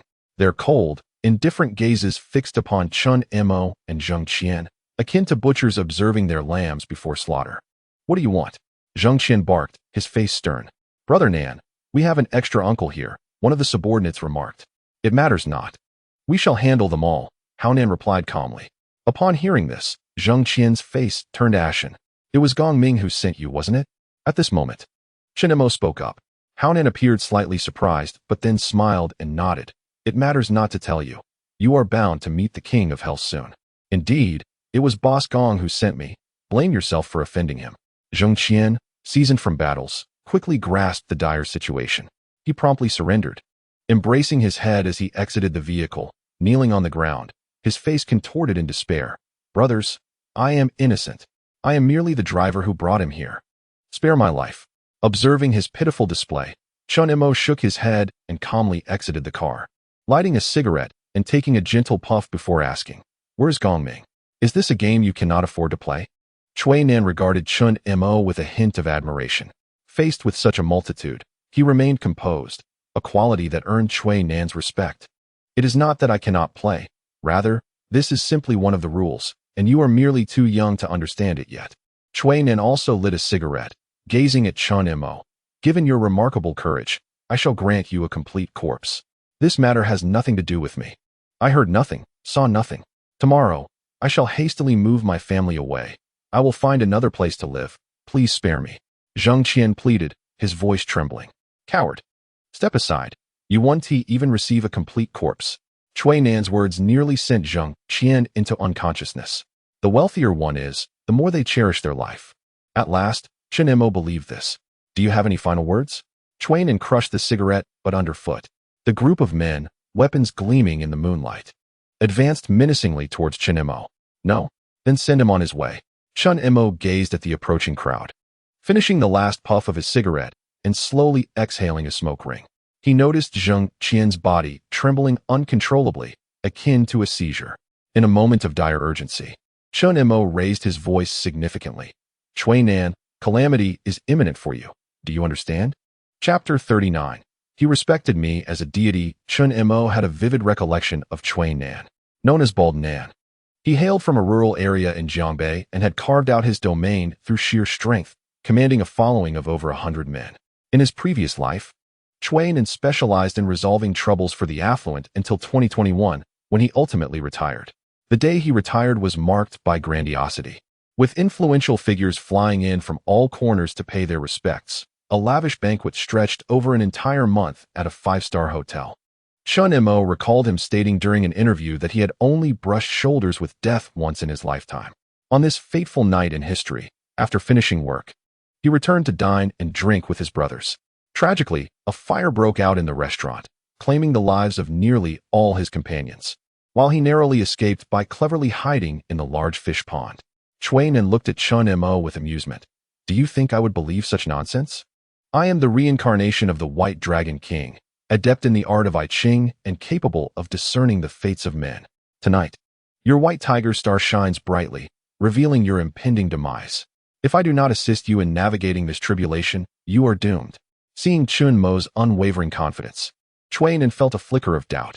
After much contemplation, he raised a knife to Zheng Qian's throat, his eyes glinting with malice as he inquired of Chen Mo. All right. You claim to be the reincarnation of the White Dragon King. Then tell me, will this coward live or die? If you say he will not, I shall strike immediately. If you say he will, I shall release him. Your deception will crumble. Oh my God! Zheng Qian, terrified, burst into tears, pleading for mercy. Hero, spare my life. I will give you anything. Money, women, houses, just say the word. Please don't kill me. I have an elderly mother to care for and a family relying on me. Silence. Keep babbling, and I will end you right now. Chuanan shouted furiously, prompting Zheng Qian to finally quiet down. Quickly, tell me, will he live or die tonight? Chuanan pressed Chen Mo urgently. Chen Mo's mind raced, sweat pouring down his body. It felt that regardless of whether he declared life or death, he would be ensnared. 3, 2, 1. Just as Chuanan was about to conclude the countdown, Chen Mo spoke. Zheng Qian, with the protection of the White Dragon King. You shall be safe tonight. The blade was poised to pierce Zheng Qian's throat, yet upon hearing Chen Mo's words, Chuanan unexpectedly halted. You are Zheng Qian? The tycoon from Jiangbei? Chuanan inquired. Yes, it is I. I am wealthy. Whatever you desire, I can provide. Please, do not kill me. Zheng Qian stammered, trembling as the knife had already glided across his neck 3 times. The icy blade seemed poised to freeze his very soul. Chuanan furrowed his brow, hesitating. Chen Mo was manageable, devoid of identity and background. He could act without consideration. However, Zheng Qian was an entirely different matter. He was a renowned magnate in the financial circles of Jiangbei. If he were to perish, Chuanan would undoubtedly find himself in considerable trouble. Brother Nan, we cannot touch Zheng Qian. He has recently taken on several municipal projects, and the city officials regard him with utmost importance. One of his subordinates interjected quietly. With a snort, Chuanan lowered the blade. Consider yourself fortunate. Today I have no desire to complicate matters. Zheng Qian, overwhelmed with emotion, knelt repeatedly in gratitude. Chen Mo, unfazed, remarked, Do you believe me now? Consider it a stroke of luck on your part. Speak. What calamity awaits me tonight, and how shall I avert it? Chuanan's expression remained impassive, yet Chen Mo sensed he had gained his trust. I can only deduce it to be a deadly tribulation, though the specifics elude me. As for the means of resolution, you need only remember 8 words. What are those words? Chanlong Ru Yan, Yir Ski Duavan. Upon hearing this, Chuanan's expression fluctuated. And ultimately he turned to his subordinate and commanded, Take these 2 to the hotel. We shall address them tomorrow. Chen Mo, should I escape tonight unscathed? Or should I fail to navigate the impending peril? Do not expect to see the dawn of tomorrow. The 2 were escorted to a 5-star hotel and confined within a room. Upon entering, Zheng Qian, his face ashen, asked, Mr. Chen, was what you said earlier true? Or merely a stalling tactic? True, Chen Mo replied. But what if he survives this ordeal and seeks to harm you tomorrow? With a calm smile, Chen Mo responded, Tomorrow. He shall regard me with the reverence one affords a deity. Zheng Qian nodded, falling silent. Yet, Chen Mo noticed something amiss with Zheng Qian's trousers and inquired, What is wrong with your pants? I soiled myself. Meanwhile, Chuanan had intended to rest at the hotel. But the thought of Chen Mo's ominous prediction kept him awake. Leave 2 men to keep watch over them. The rest. Come with me to the tavern across the street for food and drink. Chuanan reasoned that with such a formidable entourage, they could safely endure until dawn. As the clock struck 4 in the morning, the sky began to brighten. Zheng Qian, bloodshot eyes wide with anxiety, implored, Mr. Chen, dawn is nearly upon us. They seemed utterly unaffected. However, Zheng Qian observed that Chen Mo was sleeping soundly, as if entirely unconcerned. By 4:30, an unforeseen calamity struck. The tavern across the street erupted into flames, thick smoke billowing forth as countless patrons, engulfed in flames, fled in a frenzy. Moments later, the establishment began to collapse. The exits were blocked. Zheng Qian gazed in shock, realizing the gravity of the situation. A deadly calamity. This was unequivocally a peril from which survival was nearly impossible. In such a conflagration, even if one escaped the flames, they would surely succumb to smoke inhalation. At that moment, Zheng Qian looked at the slumbering Chen Mo, his admiration reaching unprecedented heights. By 8 in the morning, a cautious knock echoed through the room. Chen Mo finally opened his eyes and calmly stated, Come in. Then, the disheveled Chuanan pushed the door open, his expression one of utter disarray. clearly having experienced a considerable fright. Do you believe it? Chen Mo uttered these 3 words calmly. Thud. Chui Nin immediately knelt before Chen Mo, fervently bowing his head 3 times. Thank you, revered immortal, for saving my life. Boom. Upon witnessing this scene, Zheng Qian suddenly recalled Chen Mo's words from yesterday. Tomorrow, treat me as you would a deity. Once this calamity passes, should you have my protection, you shall ascend the heights of Jiangbei. Chen Mo remarked. Chui Nan, upon hearing this, was filled with joy and repeatedly expressed his gratitude. He then handed Chen Mo a voice recorder containing a recording of Gong Ming's call instructing him to carry out a task. Subsequently, Chui Nan personally drove Chen Mo and Zheng Qian home, thanking them profusely before taking his leave. Meanwhile, an early rising Gong Ming was in high spirits, even indulging in 2 extra buns for breakfast. Eagerly, he dialed Chui Nan, inquiring, how did it go? Is everything resolved? Gong Ming, you're courting disaster. Don't drag me down with you. Do you think my life is so resilient as to provoke such a divine being? After uttering these words, Chui Nan abruptly ended the call. Gong Ming was left in a state of bewilderment.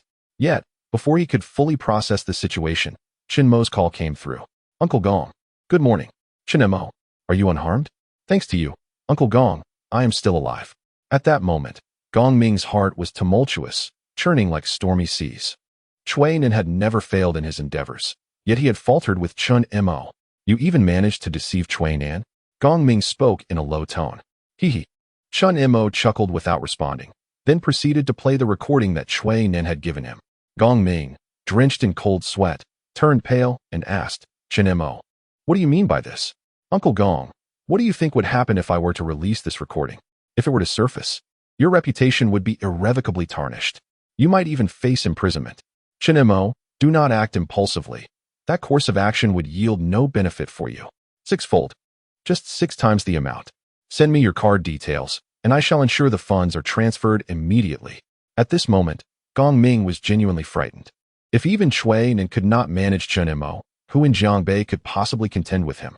Uncle Gong, had you been so forthcoming last night, we would not be in such a predicament. I apologize, but today's price is not the same. Chen Mo replied. How much do you want? Gong Ming, suppressing his rage, inquired. 10-fold. Impossible. Gong Ming exploded in fury. At this rate, you might as well resort to robbery. This is extortion. 10-fold. Not a penny less. If I do not receive the funds by tomorrow, this recording will be duplicated 1,000 times and disseminated. Uncle Gong, consider your options. Beep, beep, beep. The call ended, and Gong Ming, beads of sweat dotting his forehead, collapsed onto the sofa, utterly drained. The situation had spiraled beyond his control. Even Chui Nan could not subdue Chen Mo, and Gong Ming dared not seek assistance against him any longer. After much contemplation, Gong Ming hastily drove to Song Siming's office to inform him of the situation. Bang! Upon hearing the news, Song Siming became irate.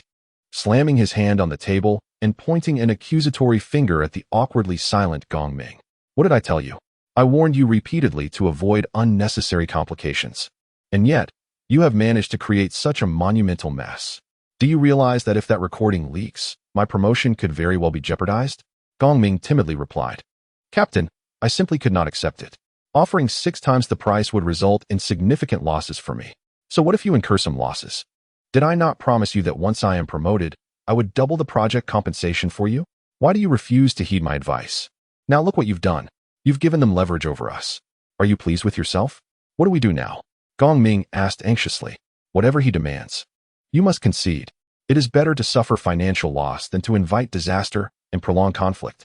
But Captain, that rascal Chen Mo is asking for 10 times the amount.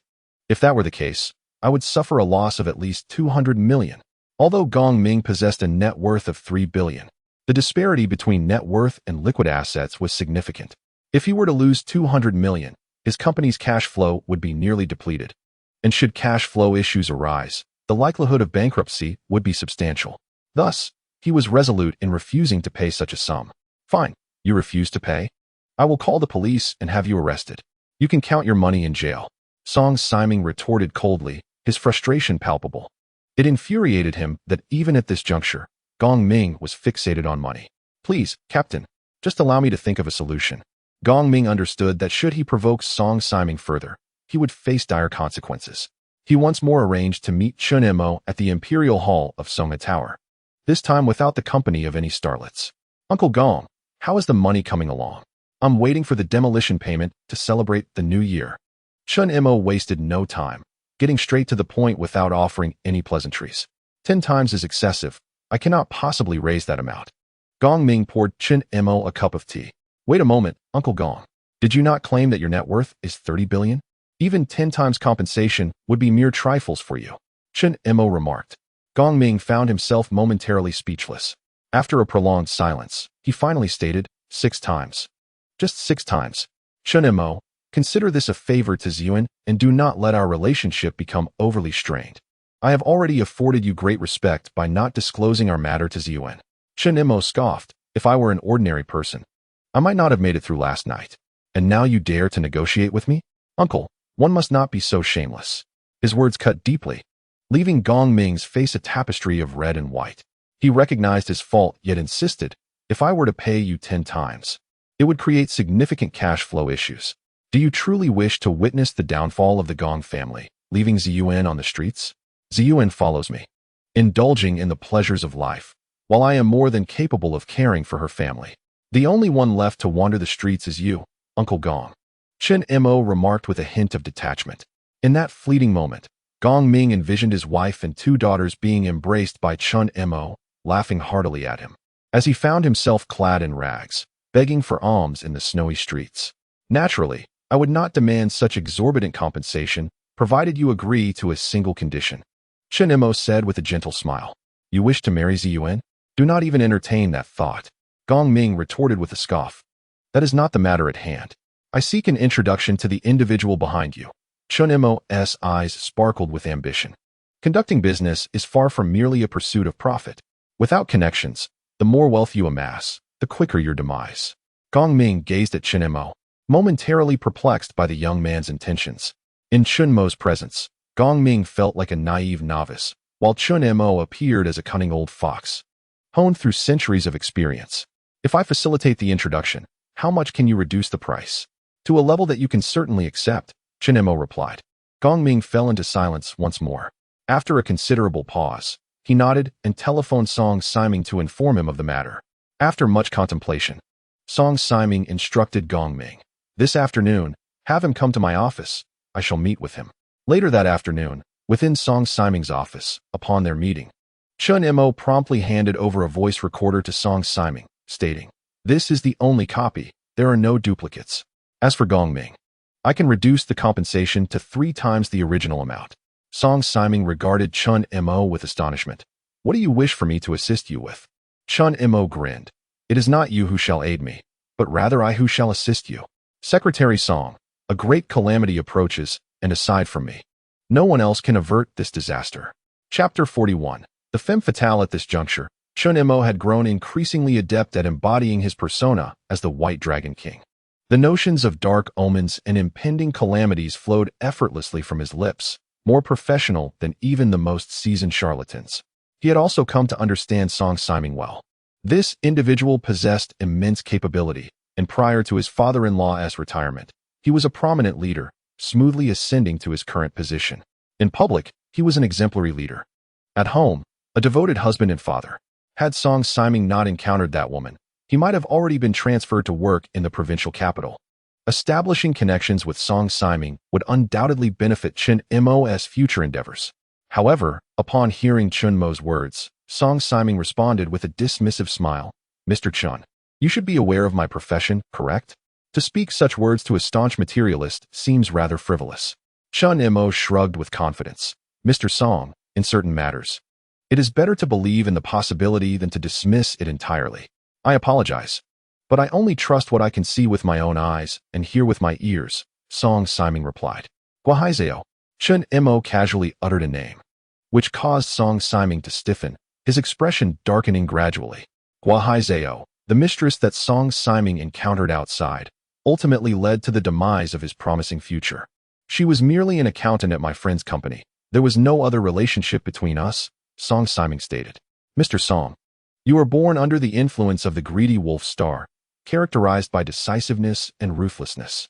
However, Guahaizeo embodies the weaver star, embodying charm and indecisiveness. She is your natural nemesis. Being with her will not only hinder your career, but may also bring calamity upon you and your family. Chen Mo remarked. Bang! Utter nonsense. Song Siming exclaimed, rising in anger. I do not care what your intentions are for seeking me out, but I demand that you leave immediately. You are not welcome here. Do you doubt my words? Very well. I shall inform you that if you do not heed my advice and sever all ties with Guahaizeo, your father-in-law will perish by her doing tonight. Apologies, but my father-in-law has always been in robust health, and living another 20 to 30 years is certainly no issue. Song Siming, having risen from his seat, approached the door and gestured for Chen Mo to exit.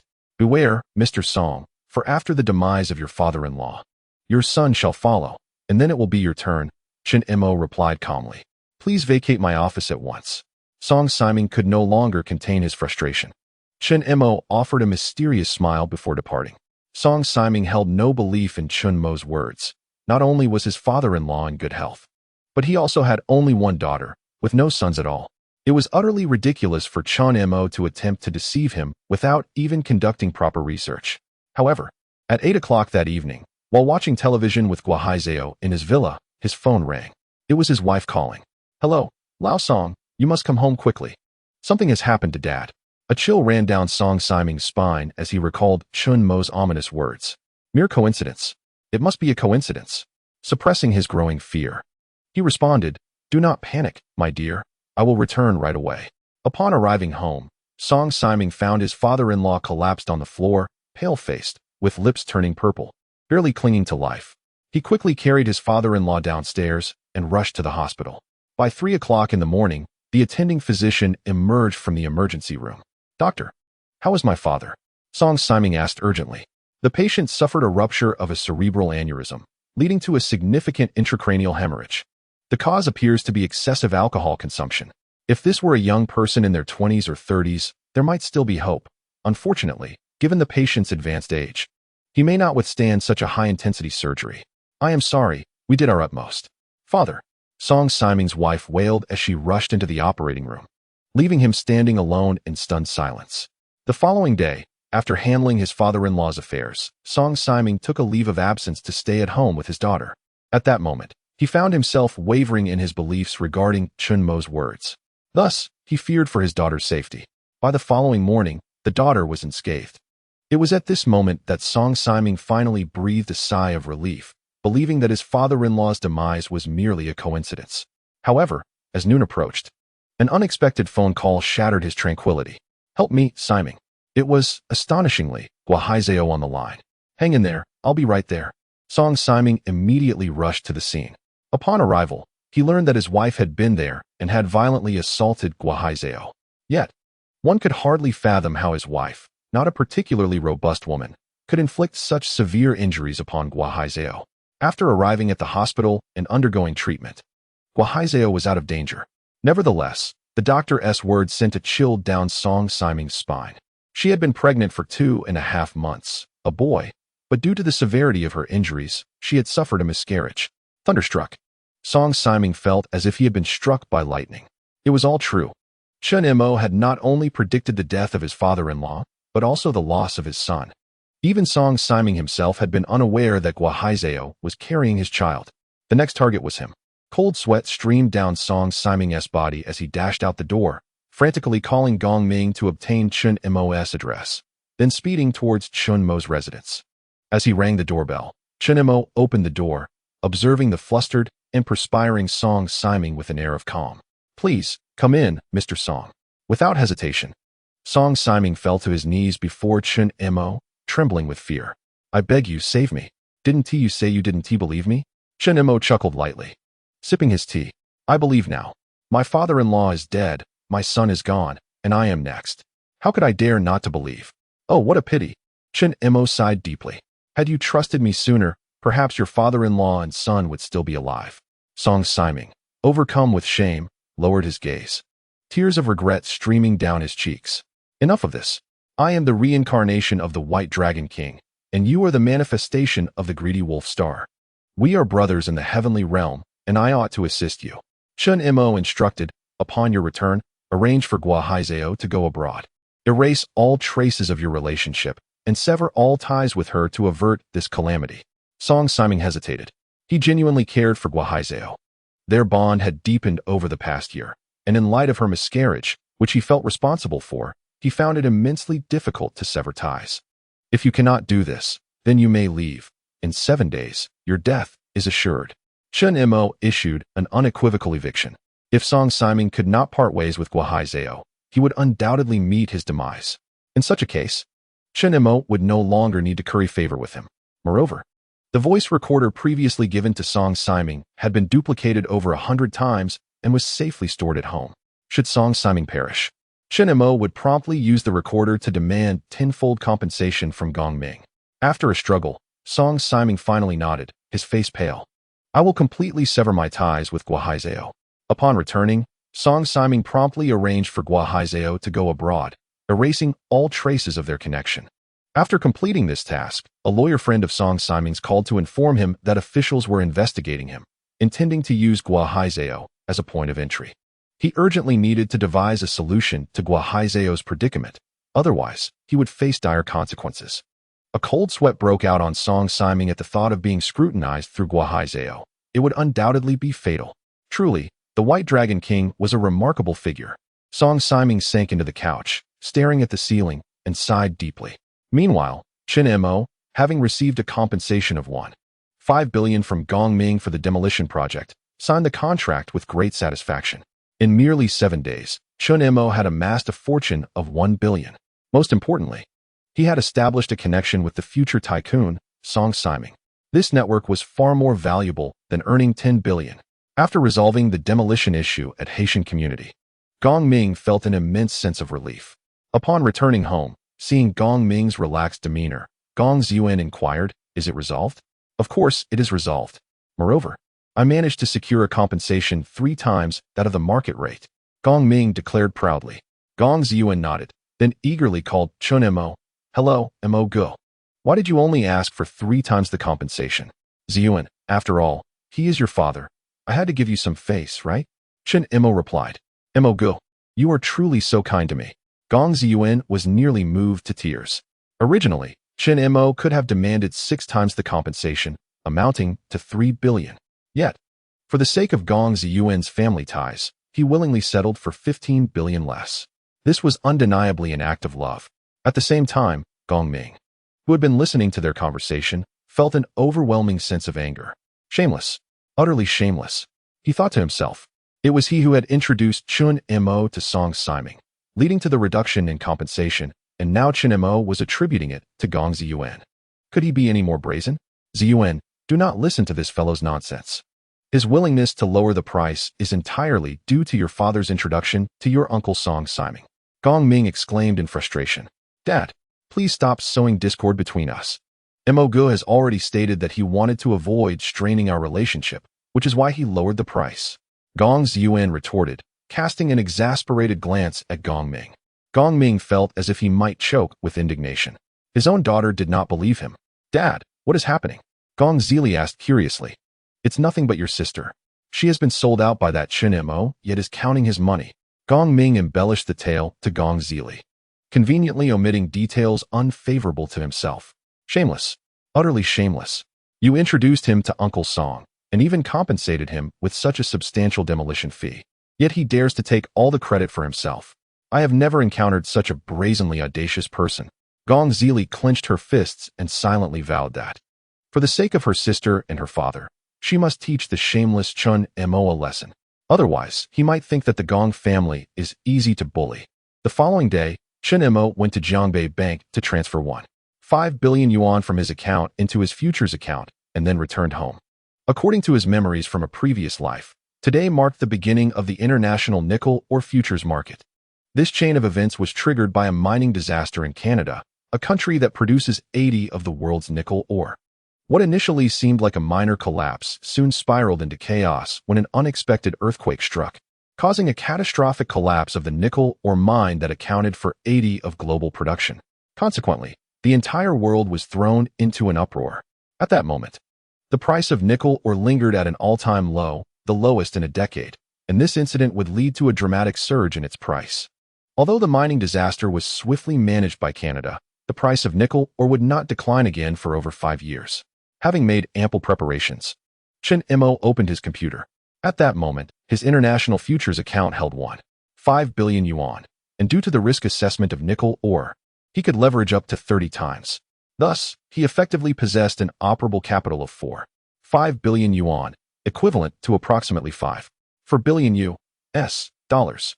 However, futures trading is fraught with both potential rewards and risks. With such substantial operable capital, if the price rises, the profits could multiply exponentially. Conversely, if it falls, he could lose everything in an instant. Even with 2 lifetimes of experience, Chen Mo felt an exhilarating rush at that moment. This represented a staggering amount of 5.4 billion US dollars in the year 2000. If managed astutely, it could bring him immense wealth. The current price of nickel ore was $6,000 per ton, and the disaster had yet to unfold. Without hesitation, he decided to go all in and buy everything. In futures trading, one contract represents 10 tons, meaning that with $5.4 billion, he could purchase 9,000 contracts. Nickel is a rare and precious metal, essential for various precision instruments, and typically, the buyers and sellers are state-level super players. With 5.4 billion entering the market, it barely made a ripple before it was swiftly absorbed. After completing this transaction, Chen Mo calmly lit a cigarette and contemplated his next move. He decided to share this information with 3 individuals, Wang Tai, Zheng Qian, and Song Siming, urging them to join him in this all-in bet on nickel or futures, though he did not feel the need to explain his rationale. Upon learning that Chen Mo had leveraged his entire investment at 30 times in nickel ore, the 3 renowned tycoons of Jiangbei were utterly astonished.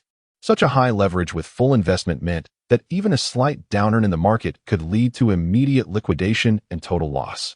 Wang Tai remarked, "Mr. Chen, you are playing a high-stakes game with such a large sum. I advise you to proceed with caution." Zheng Qian added, "Mr. Chen, you know I am rather timid.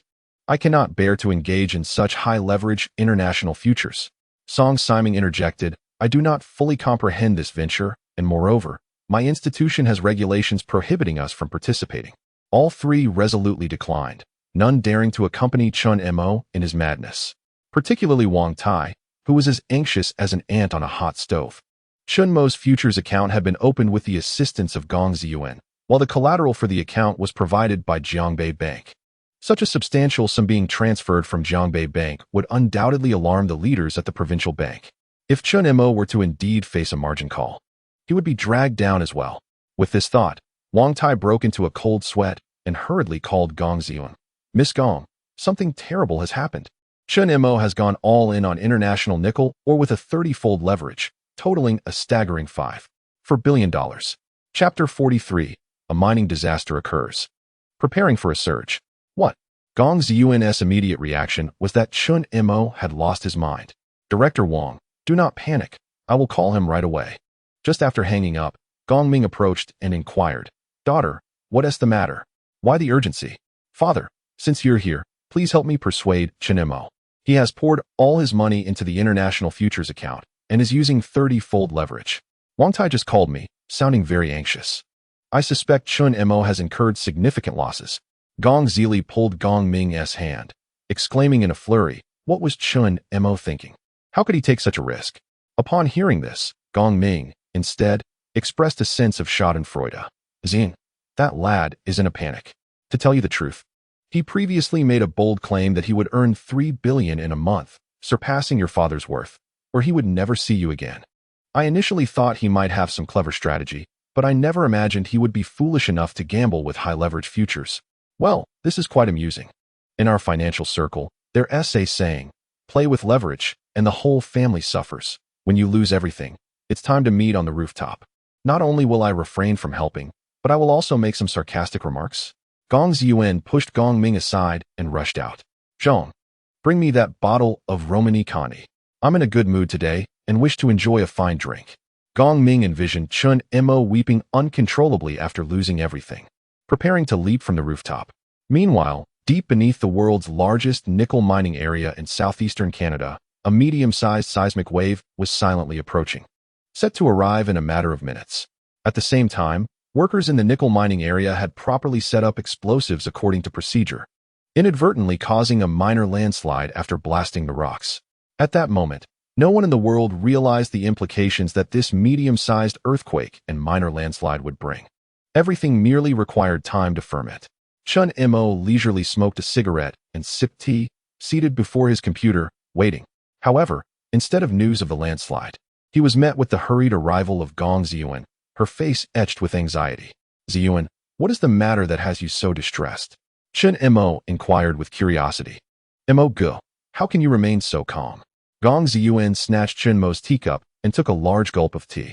Tell me, have you indeed gone all in on nickel and leveraged it 30 times? Yes, you found out, haven't you? Apologies, things are too urgent. I forgot to inform you that you've entered the fray. Chen Mo chuckled. What fray am I entering? He retorted. Mo Gu, it's time to rein it in. Wang Tai has already called to inform me that the provincial bank personnel are all on high alert due to your actions. This is far too risky. With a leverage of 30 times, a mere 33 drop in price could result in forced liquidation.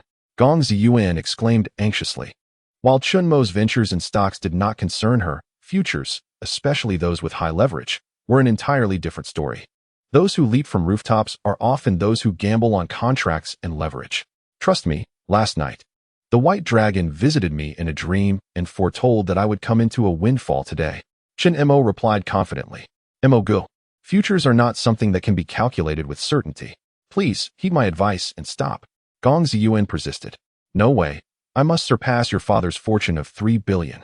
If I retreat now, we might never meet again in this lifetime. Chen Mo resolutely refused. I do not wish for your immense wealth. I only desire your safety. Why can't you understand that? Gong Ziyuan exclaimed, her hair disheveled as she crouched down, tears brimming in her eyes. Chen Mo gently grasped her wrist, lifting her up and wiping away her tears, softly saying, Silly girl, it will be all right. Just trust me. At this juncture, Gong Ziyuan realized that words would be futile. She bit her lip and, with determination, said, All right, I believe you. But you must promise me that, even in the event of a margin call, you cannot lose hope. I still have a considerable amount of your money here. We can always start anew. In that moment, warmth surged within Chen Mo. He caressed her face, sighing inwardly. She truly is a little angel. Gong Ziyuan, feeling the tension, sat beside Chen Mo with a chair, her eyes fixed intently on the price of international nickel ore. Unfortunately, luck was not on their side, as the price of nickel ore had been steadily declining for several minutes. Although the drop was minimal, Chen Mo's high leverage and substantial principal meant that the losses amounted to an astronomical figure. After 5 minutes of watching the decline, Gong Ziyuan's face turned pale, and her breathing became labored. I can't take it anymore. If this continues, my heart might give out. In just 5 minutes, we've lost nearly 50 million, right? Don't panic. It will rebound, Chen Mo replied nonchalantly. Also monitoring the nickel market were Wang Tai, Zheng Qian, and Song Siming. Upon observing the price drop by 1 in just a few minutes, they shook their heads in disbelief. Chen Mo is far too young and arrogant. Even if he possesses the wisdom of the I Ching, that knowledge only pertains to predicting human destiny. I've never heard of it being able to forecast the fluctuations of futures. Wang Tai lamented, foreseeing a significant downfall for Chen Mo. Thank goodness I didn't invest alongside him. Otherwise, I'd have lost everything. Zheng Qian sighed in relief, recalling how he had felt tempted to follow Chen Mo into the nickel market. Chen Mo, you White Dragon King, could it be that you are an imposter? Song Siming has begun to question the authenticity of Chen Mo's identity as the White Dragon King. Ba, may Avalokiteshvara bless us. May God protect us. As the price of nickel ore plummets relentlessly, Gong Ziyuan can no longer endure the pressure. She requests 3 cigarettes from Chen Mo, lights them, and places them upright on the table before kneeling down to fervently pray to various deities. She does not wish for Chen Mo to amass a fortune. She merely hopes that he does not incur further losses. Suddenly, Chen Mo's eyes gleam, a slight smile gracing his lips as he exclaims excitedly, It's here. What is here? Gong Ziyuan asks, perplexed. Chen Mo chuckles as he taps the screen of his notebook, saying, Take a look for yourself. Gong Ziyuan furrows her brow and approaches the screen, only to find a recently published international news report. A severe earthquake has struck the world's largest nickel mine located in southeastern Canada, resulting in a catastrophic mining disaster. with nearly 1,000 injuries and over 200 fatalities among the workers. The country's resource department officials state that it will take at least 6 months to restore production at the mine. The news is brief, yet it leaves Gong Ziyuan utterly bewildered. The essence of futures trading is fundamentally a reflection of supply and demand. With a major nickel mine that produces 80 of the world's nickel now incapacitated, even a fool could discern that this will inevitably lead to a significant decrease in nickel production capacity for the latter half of the year, while prices will skyrocket. It will surge like a rocket, soaring uncontrollably. Chapter 44, A Windfall of 3.5 billion. The resource strategic reserve departments of various nations are similarly reacting. Nickel is a rare metal, primarily used in the manufacture of high-tech precision instruments. The repercussions of this mining disaster foreseeably mean that nickel will become one of the most sought-after commodities for all countries in the coming 6 months. Whosoever possesses a substantial nickel reserve may gain a significant advantage in the forthcoming technological advancements. Almost all powerful nations' resource strategic reserve departments promptly issued orders, at all costs, procure nickel futures contracts. Countless national buyers are feverishly purchasing nickel. Meanwhile, Chen Mo has no time to elaborate to Gong Ziyuan. He switches to the futures interface to observe the prices. Unlike stocks, which have daily limits on price fluctuations, futures are boundless. Theoretically, they can rise or fall infinitely. Within just a minute of the mining disaster news breaking, the price of nickel has surged from 6,000 per ton to 6,500 per ton, an astounding increase of 83. And this is merely the beginning. Currently, the international nickel futures market displays zero sell orders.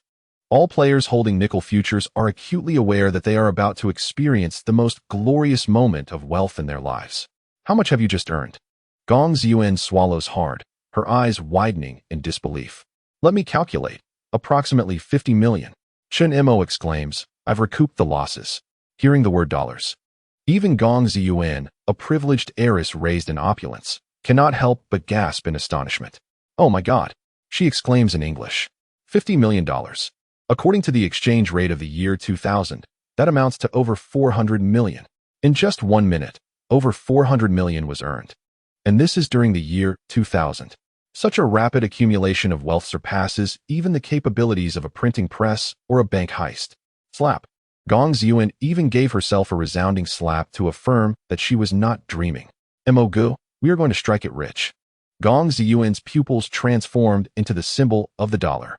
Unable to contain her ecstatic delight, she began to dance joyfully. This is merely the beginning. Chen Mo remarked with a faint smile. In Chen Mo's recollection, there would not be another opportunity of such magnitude in the futures market over the next 2 decades. This was a singular chance to attain instant wealth. Numerous future entrepreneurial ventures would rely on the fortune derived from this opportunity. Real estate, e-commerce, short videos, gaming, ride-hailing, and food delivery. Each of these industries requires an investment that runs into tens or even hundreds of billions for monopolization. Chen Mo felt grateful for the 1.5 billion demolition compensation gifted by his father-in-law. Otherwise, while he could earn, it would not be to such an extent. The bidding war for nickel futures was intensifying. Not only developed nations, but also many economically flourishing developing countries were getting involved. Such frenzied panic buying directly impacted the prices of nickel futures. In a short span, the price of nickel futures surged dramatically, astonishing countless observers. As long as one dared to place a sell order, regardless of the price, it would be snatched up instantly. Prices continued to soar, and what people believed to be the peak price could only be sustained for mere seconds. A quick refresh would reveal a new price that sent their hearts racing. At this moment, a rare seller's market emerged in the futures market. Buy orders reached hundreds of thousands while there were none for sale. No one was willing to sell. All nickel or contracts were swept clean by various nations. And countless capital giants continued to flood in to seize the opportunity. It was evident to even the simplest observer that nickel ore had now become a commodity with a price, but no market. As a strategic resource, the significance of nickel ore could no longer be measured in monetary terms. Particularly for developed nations, they cared little for money. Rather, they were more concerned with gaining an advantage in the forthcoming economic and technological advancements. Thus, in the face of such a severe imbalance between supply and demand, the price of nickel ore skyrocketed to over $10,000 per ton. By this time, A full 2 days had passed. Gong Ziyuan was disheveled, her eyes bloodshot. Yet she remained fixated on the computer screen. For 2 entire days, she had not dared to sleep. She feared that when the futures market opened one day, the price of nickel would plummet, and she would not have time to sell. Meanwhile, Chen Mo remained remarkably composed, indulging in food and drink, and even getting some sleep, as if none of this concerned him. It's gone up. It's gone up again. Haha. Another $200 increase. Easy as pie. Tens of millions are effortlessly in my hands. The previously cautious Gong Ziyuan, who had advised Chen Mo to take a step back, was now exuberant like a child playing games in kindergarten. Oh, you. Chen Mo gently ruffled Gong Ziyuan's hair, looking at her with concern. Do you realize you're acting like a madwoman right now? Madwoman? No, no, no. I am now a wealthy woman. The little affluent lady of Mo Go. Ha ha ha. Who in Jiangbei can rival my riches? I am the foremost wealthy woman in Jiangbei. Ha ha ha. Chen Mo shook his head in exasperation. Enough. Overexcitement has rendered you beyond salvation. Descending to the restaurant, he ordered 3 home-style dishes and 2 servings of rice. Upon returning home, he forcibly shut down the computer, insisting that Gong Ziyuan join him for dinner. Don't turn off the computer. What if the market crashes? Gong Ziyuan exclaimed in terror as the screen went dark. No need to worry. The price will only peak in the early hours of the morning. We can sell then, Chen Mo replied. Now, eat your meal, take a shower, and have a good night's sleep. We shall revisit this upon waking. At 3 in the morning, the price of nickel ore soared to 11,800 per ton. Chen Mo decided to liquidate all his holdings of nickel ore. He vividly recalled that this was indeed the historical apex of nickel ore pricing. Following this, the World Union of Resource Reserves would announce measures to assist Canada in resolving mining crises, thereby releasing substantial reserves of nickel ore, which would inevitably lead to a price correction. Thus, this price was crucial for Chen Mo to sell. Any further delay would only diminish his profits. Amidst a market rife with panic buying, Chen Mo placed an order for 9,000 contracts, which was immediately fulfilled. Leaders of resource departments from various nations and global financial magnates speculated on which country or major financial group wielded such control over nickel ore. However, when they discovered that such a staggering order had originated from a retail investor, the global financial community was thrown into disarray. Even the high-ranking officials of the developed nations participating in the buying frenzy were astounded. A mere retail investor had unleashed an energy rivaling that of an entire nation. What a terrifying prospect. Countless leaders from various countries frantically sought information about this enigmatic retail investor. Ultimately, they learned that this mysterious individual hailed from the Great Xia nation, with the account nickname White Dragon. In that moment, investors across the futures market in Great Xia felt an overwhelming sense of pride. Meanwhile, the well-rested Gong Ziyuan found herself glued to Chen Mo's computer screen, gazing in astonishment at a lengthy string of astonishing figures, her eyes nearly bulging from her head. After deducting costs, fees, and currency conversion, the total profit was revealed.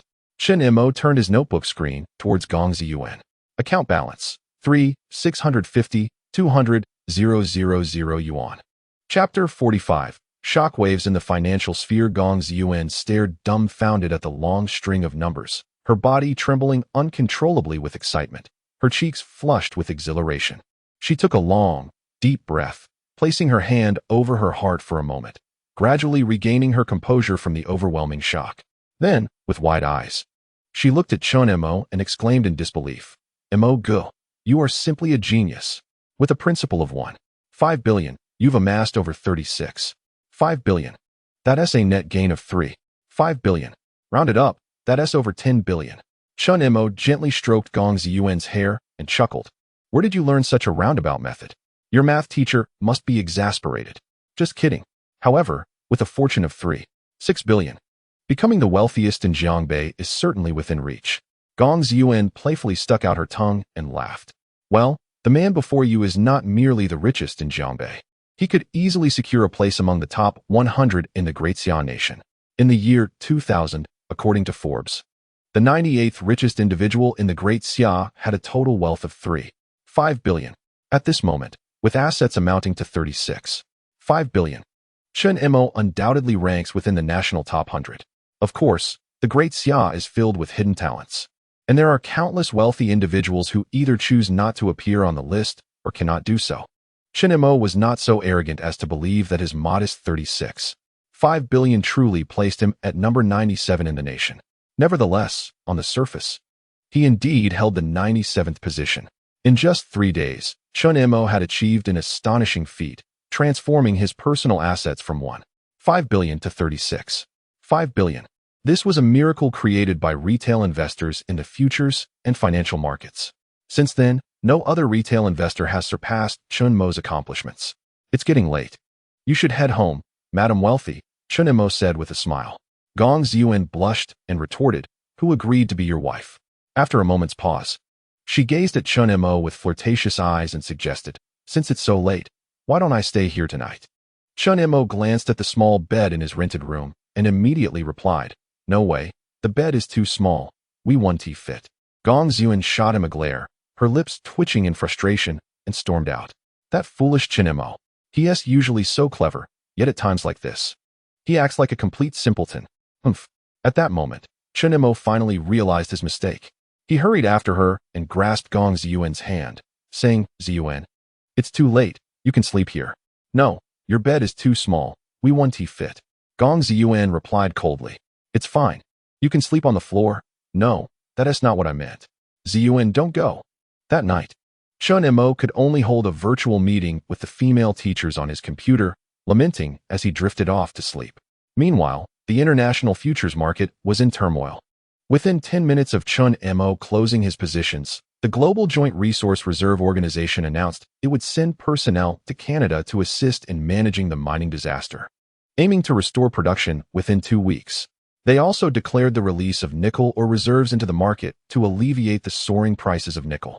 As the announcement was made, nickel prices began to plummet.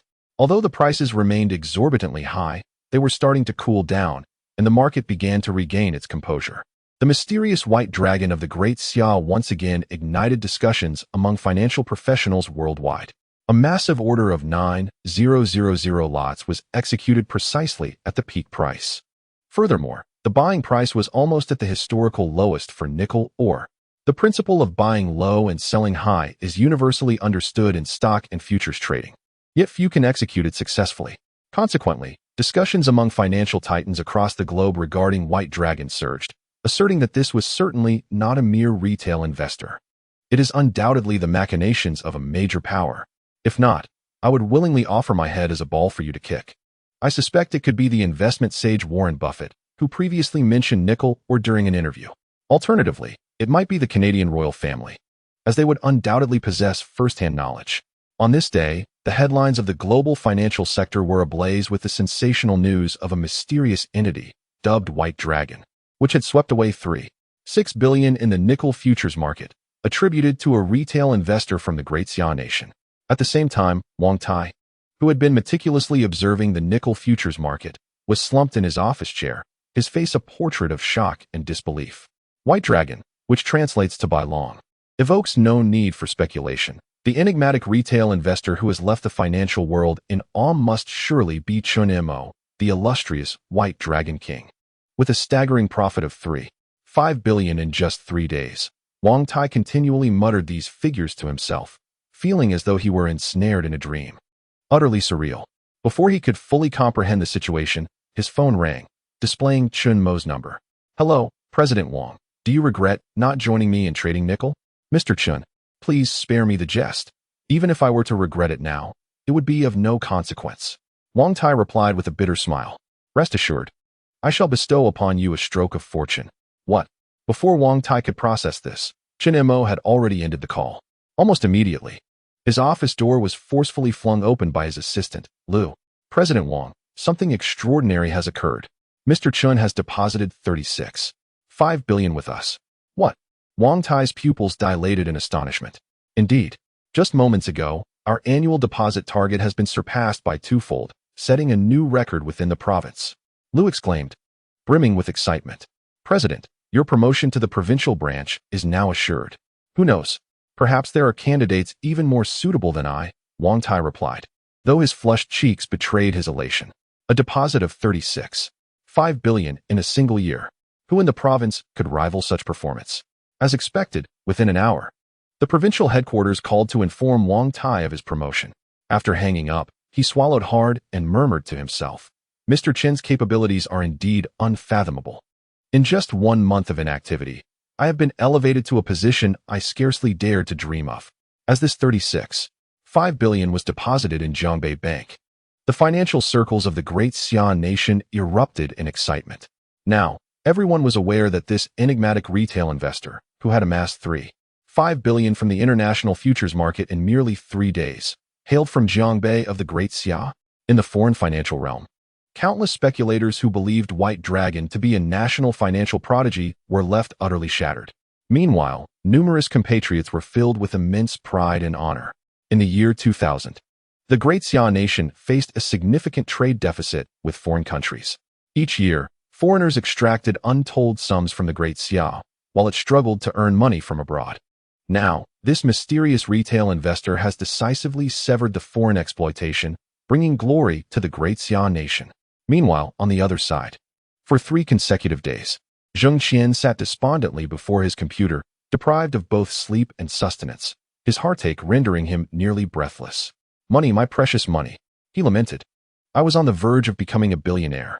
At that moment, Zheng Qian wept like a child weighing 300 pounds. Had he heeded Chen Mo's advice and invested all in nickel ore, his initial capital would have yielded no less than 10 billion. 10 billion. Such wealth would have positioned him first on the Jianghe province's rich list and 5th nationally. Yet, this golden opportunity slipped through his fingers. Regret engulfed him, leaving him tormented. Simultaneously, seated before his own screen, Song Siming found the situation utterly incomprehensible. The ancient art of Zhou, known for predicting destinies and aiding individuals through tribulations, had never been purported to forecast international futures. Typically skeptical of such matters, Song Siming silently opened several web pages, Master Zhou in 30 days. From novice to expert in Zhou, and become a Zhou master from scratch. At that moment, the landline in Song Siming's office rang urgently. Glancing at the number known to only a handful, he felt a tremor in his heart and hastily answered. Moments later, he sighed deeply, astonished that even the provincial government office had reached out. The White Dragon King has truly brought my name to the attention of provincial leaders. With the smooth progress of the subway construction and Chen Mo's astounding profit of 3.5 billion, bringing glory to the nation, financial circles around the world were abuzz. With these accomplishments, Song Siming, already on the path to promotion, received confirmation from his superior and was elevated to the top position in Jiangbei. In the afternoon, Chen Mo received a call from Song Siming. Mr. Chen, I have been promoted and would like to invite you to dinner. Certainly. Chen Mo arrived at the Imperial Hall of Songha Tower, where Zheng Qian and Wang Tai were already seated. Mr. Chen, please take a seat, Song Siming offered, pulling out the main chair for him.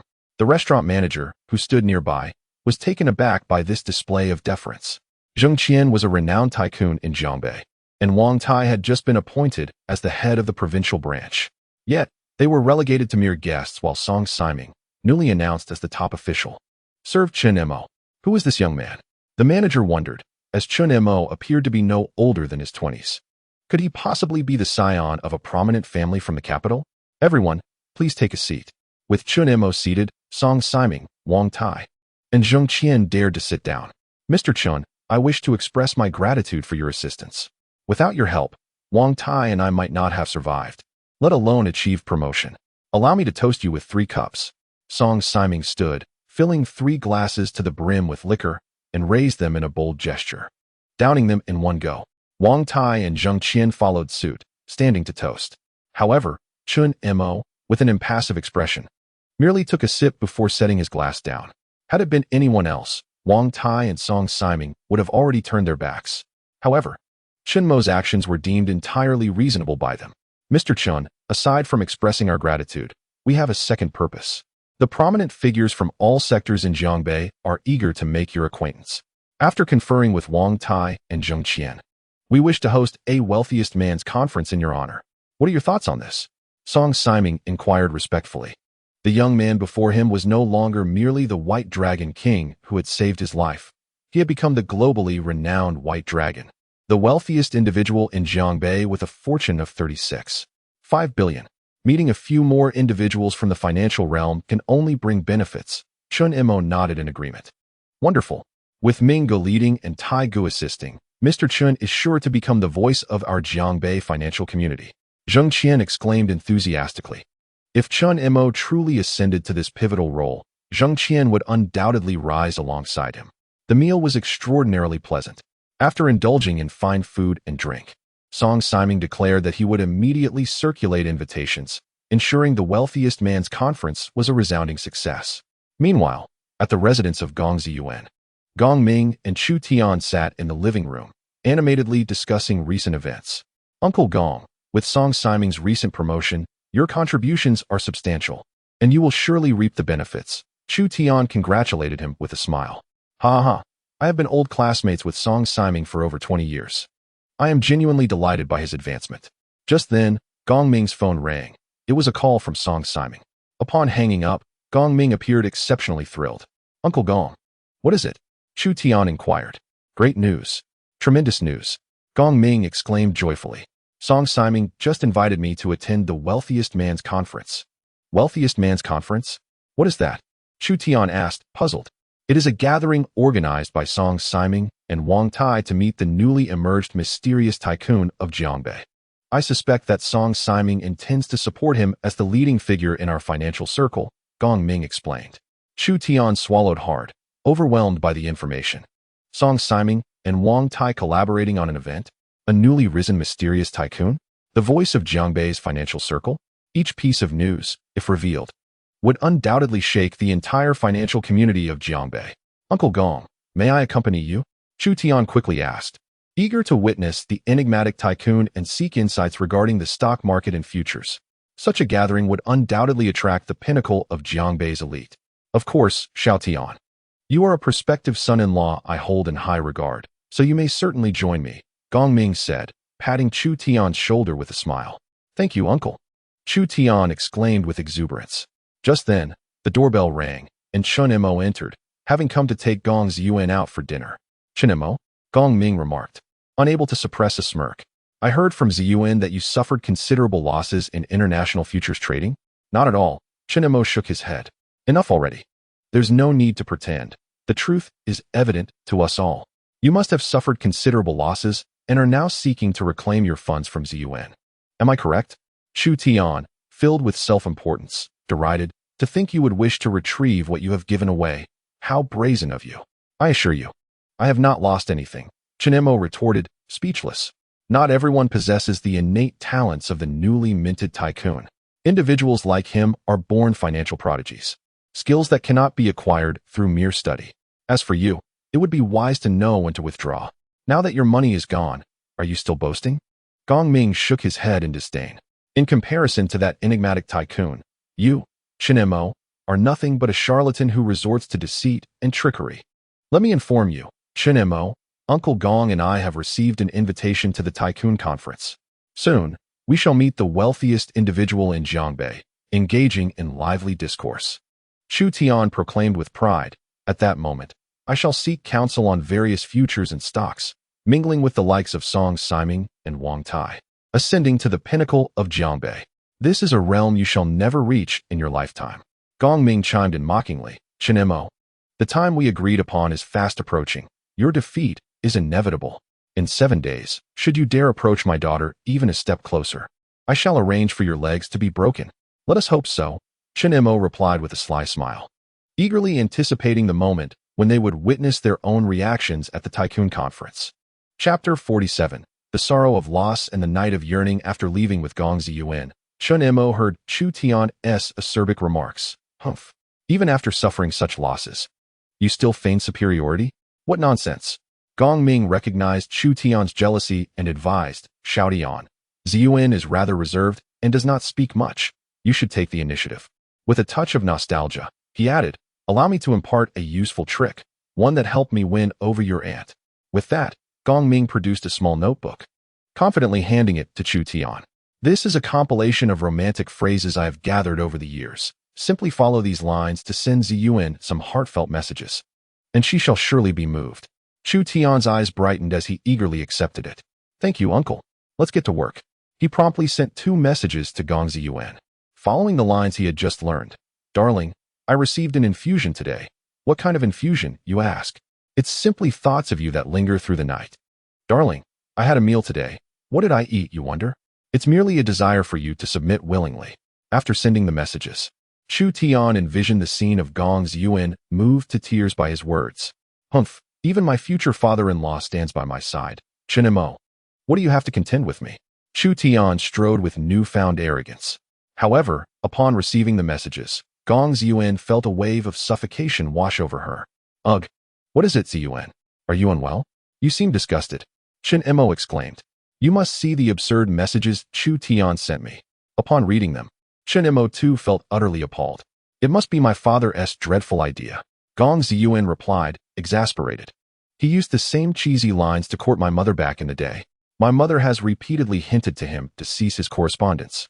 Yet he has grown even more enthusiastic in his writing. Ultimately, my mother could no longer tolerate it and incinerated every letter she received. Had it not been for my father's genuine affection towards her, she might have ended her relationship with him over this matter. Subsequently, Gong Ziyuan sent a text message to Chu Tian. You are so greasy. My life is mine, not yours. Chu Tian responded, Darling, I had eggs today. What kind of eggs? I miss you, you silly goose. Honey, I went to have noodles today. What kind of noodles? I suddenly yearn to see you. Unbeknownst to him, Chu Tian misunderstood Gong Ziyuan's message as flirtation, prompting him to become even more fervent. This Chu Tian is utterly oblivious, reminiscent of her father's youthful days. In the end, Gong Ziyuan could no longer endure it and blocked Chu Tian's number, and it seemed as though the entire world had quieted down. The following afternoon, Chen Mo received a call from Gong Ziyuan. She mentioned that Gong Zili had a friend celebrating her birthday, and since she had to work and was worried, she wanted Chen Mo to accompany her. Despite his disdain for Gong Zili, Chen Mo, recognizing her as his future sister-in-law, reluctantly agreed since it was merely a dinner. Meanwhile, in a Starbucks in the city center, Gong Zili hung up the phone, her lips curling in annoyance. Lily, who was that on the line? Inquired Zhang Ning. Gong Zili's friend and the birthday girl. Beside her sat another elegant and statuesque beauty, both of whom had been childhood friends with Gong Zili. Forget it. My sister insists on sending her boyfriend to keep an eye on me, Gong Zili lamented. Boyfriend? Is it that handsome, wealthy guy, Chu Tian? Zhang Ning asked with intrigue. If it were brother Chu Tian, would I be so troubled? It's her new boyfriend. New boyfriend? Zhang Ning's curiosity piqued. Do tell us, is he handsome? What is his family background like?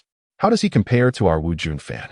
Wu Jun fan, Zhang Ning's boyfriend, bore a striking resemblance to a movie star and was the captain of the school's football team. His family was in the hotel business, holding a status just a notch below the Gong family. Countless girls pursued him, and Zhang Ning had to exert considerable effort to win him over. Something she took great pride in. You materialistic girl, do you think our Ziyuan would be so superficial as to choose a boyfriend solely based on looks and family background? Remarked the aloof yet stunning friend, rolling her eyes. What is wrong with valuing looks and background? Besides, our Ziyuan is the daughter of the Gong family. If he isn't handsome, and doesn't he come from wealth and power, how could he be worthy of her? Zhang Ning retorted confidently. Oh, don't even get me started. My sister's new boyfriend is named Chen Mo. Both his parents are farmers, living in abject poverty. The most bizarre part is, he fancies himself a fortune teller. He claims to be the reincarnation of some white dragon king, capable of divining the future. With these tricks of the trade, he has made a bit of money and has utterly bewildered my sister, Gong Zili explained. A fortune teller? The two friends were left astounded. They had known Gong Ziyuan since childhood. Just how high were her standards? The young master of the Chu family, Chu Tian, hailing from the provincial capital, fails to capture her interest. Who could have imagined that she would choose such a penniless and powerless charlatan as her boyfriend? Indeed, at my sister's last birthday celebration, Chen Mo provoked both my brother Chu Tian and my father immensely, lamented Gong Zili. Good heavens, what an oddity! He dares to incite Gong Uncle's ire? Zhang Ning exclaimed indignantly. I shall teach him a lesson when he arrives, so he understands the gravity of the situation. A mere charlatan thinks he can take advantage of my sister Ziyuan? Does he even qualify? Before long, Chen Mo arrived, and upon entering, he spotted the three of them. In the year 2000, Starbucks was still considered a high-end establishment, a brand unfamiliar to the average citizen. Gong Zili's circle consisted of affluent youths who particularly favored such chic venues for gatherings, casual chats, sipping coffee, and indulging in the leisurely life that wealth affords. Even in that era, Gong Zili was the center of attention at Starbucks. Her striking beauty, reminiscent of her sister Gong Ziyuan, made her stand out among the privileged youth.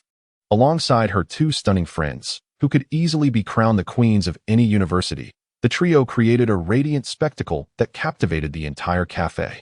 Lily. Chen Mo greeted politely, approaching with a smile. Although he harbored a dislike for Gong Zili, he wished to maintain a cordial relationship due to her being Gong Ziyuan's younger sister. Gong Zili responded dismissively, not sparing him a glance.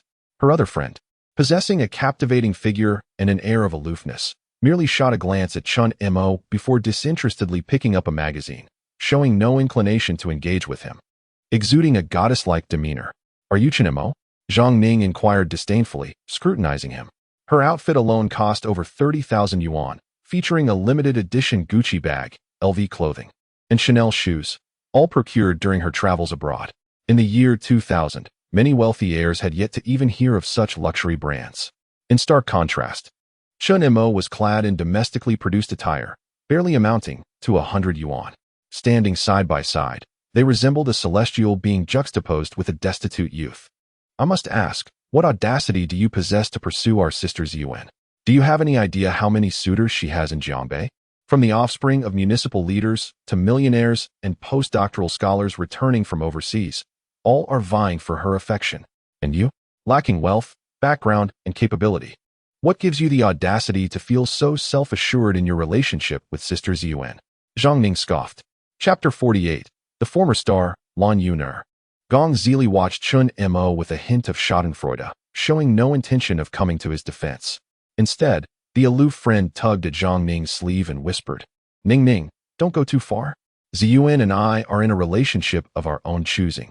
No one is in a position to look down on anyone." Chen Mo remarked indifferently. In the present day, Chen Mo reigns as the wealthiest individual in Jiangbei, with a staggering fortune of 36.5 billion. If one were to speak of social climbing, it would be fair to say that it is Gong Ziyuan who has ascended to his level. However, to Chen Mo, the affection one holds for another is entirely independent of the latter's familial background. With a disdainful glance, Zhang Ning cast her eyes upon Chen Mo and let out a self-satisfied, icy laugh. Her objectives had been achieved, and she had little desire to further entangle herself with him. Thus she lifted her coffee and took a sip. Chen Mo settled down and ordered an iced latte.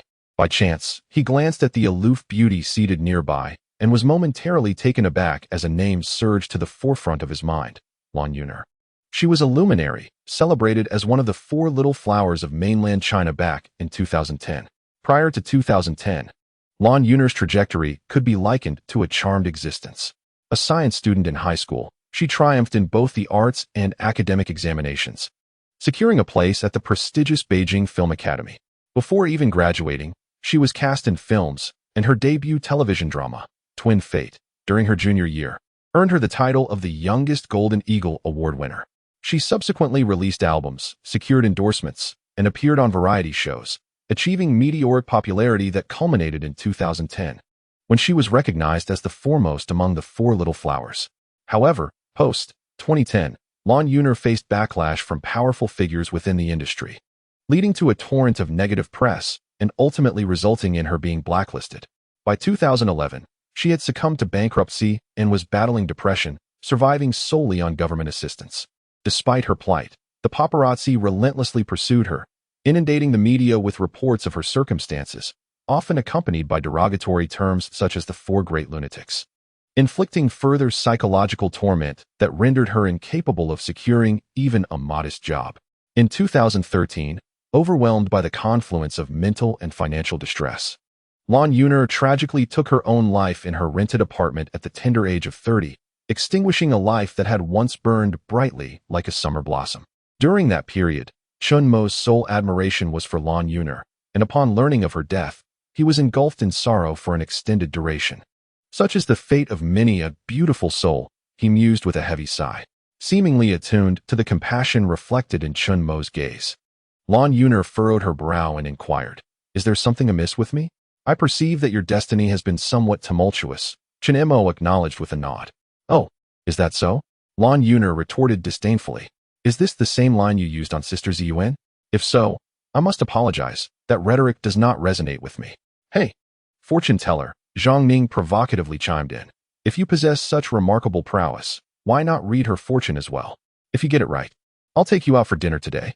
Seeing the star he once adored, Chen Mo felt compelled to lend her a hand. I deduce that you are a high school student with a relatively uncommon surname, perhaps Lan. Am I correct?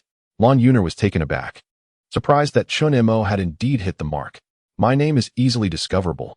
What else do you have? She queried. You are an art student preparing for the entrance examination, Chen Mo replied. Zhang Ning burst into laughter, exclaiming, I told you he was a charlatan. My friend Yuner is a science student. How could she possibly be preparing for an art exam? However, Lan Yuner was taken aback, her mouth agape in disbelief.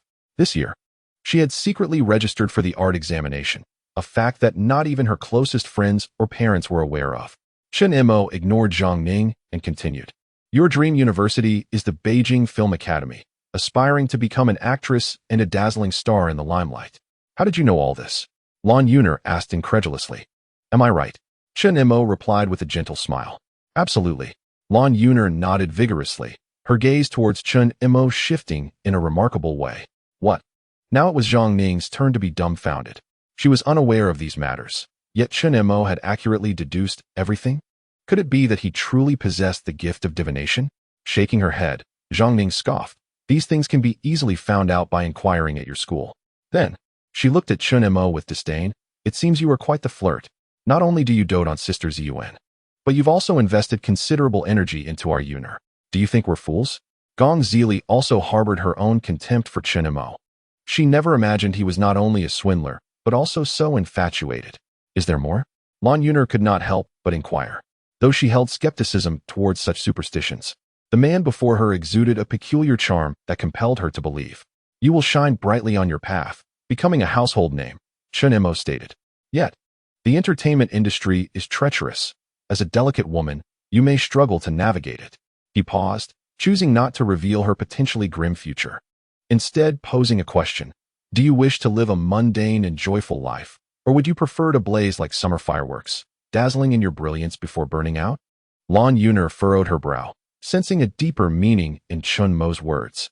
Just as she was about to probe further, a group of strikingly youthful boys and girls appeared outside the glass window of Starbucks, waving enthusiastically. It's Fangirl. Zhang Ning immediately leaped up, her demeanor shifting 180 degrees. Her face alight with a warm smile as she waved back, exclaiming, Come on, let's go have some fun. As Chen Mo stepped outside, he saw Zhang Ning affectionately linking arms with a tall, handsome young man, causing his pupils to constrict. Wu Junfan. In his previous life, Chen Mo had worked at Wu Junfan's company. Aware of Chen Mo's financial struggles and his reluctance to resign, Wu Junfan had burdened him with the workload of 3 people, forcing him to work late into the night, all while making his life difficult and finding excuses to withhold his bonuses. Ning, who is this? Wu Junfan asked, wrapping his arm around Zhang Ning, looking at Chen Mo with curiosity. Although Chen Mo appeared to be of similar age, his attire and demeanor exuded an unusual maturity and steadiness, reminiscent of someone from an older generation. Sister Ziyuan's boyfriend, a con artist who swindles money through fortune-telling. Here to mooch off us, Zhang Ning whispered to Wu Junfan. Instantly, Wu Junfan's gaze towards Chen Mo turned dismissive. He extended his hand, introducing himself, Wu Junfan. Ning's husband. My family runs a business. That supermarket behind us is ours. Ah, young man, to be able to pursue Sister Ziyuan, you must possess quite a remarkable ability. I wonder about your esteemed background. What does your family do? It was evident that he was attempting to belittle Chen Mo in front of everyone, especially knowing that Chen Mo hailed from a rural background. Yet he brazenly inquired about Chen Mo's family. Chapter 49. Wu Junfan's provocation, however, Chen Mo merely ignored him, lighting a cigarette and taking a leisurely drag as he replied nonchalantly, I am currently venturing into entrepreneurship, and my parents are farmers. In his previous life, Wu Junfan relished treating Chen Mo like a subordinate in the company, but upon his return, Chen Mo had no desire to entangle himself with this wealthy heir. Wu Junfan was momentarily taken aback, then couldn't help but burst into laughter, to articulate unemployment so grandiosely. You truly are impressive.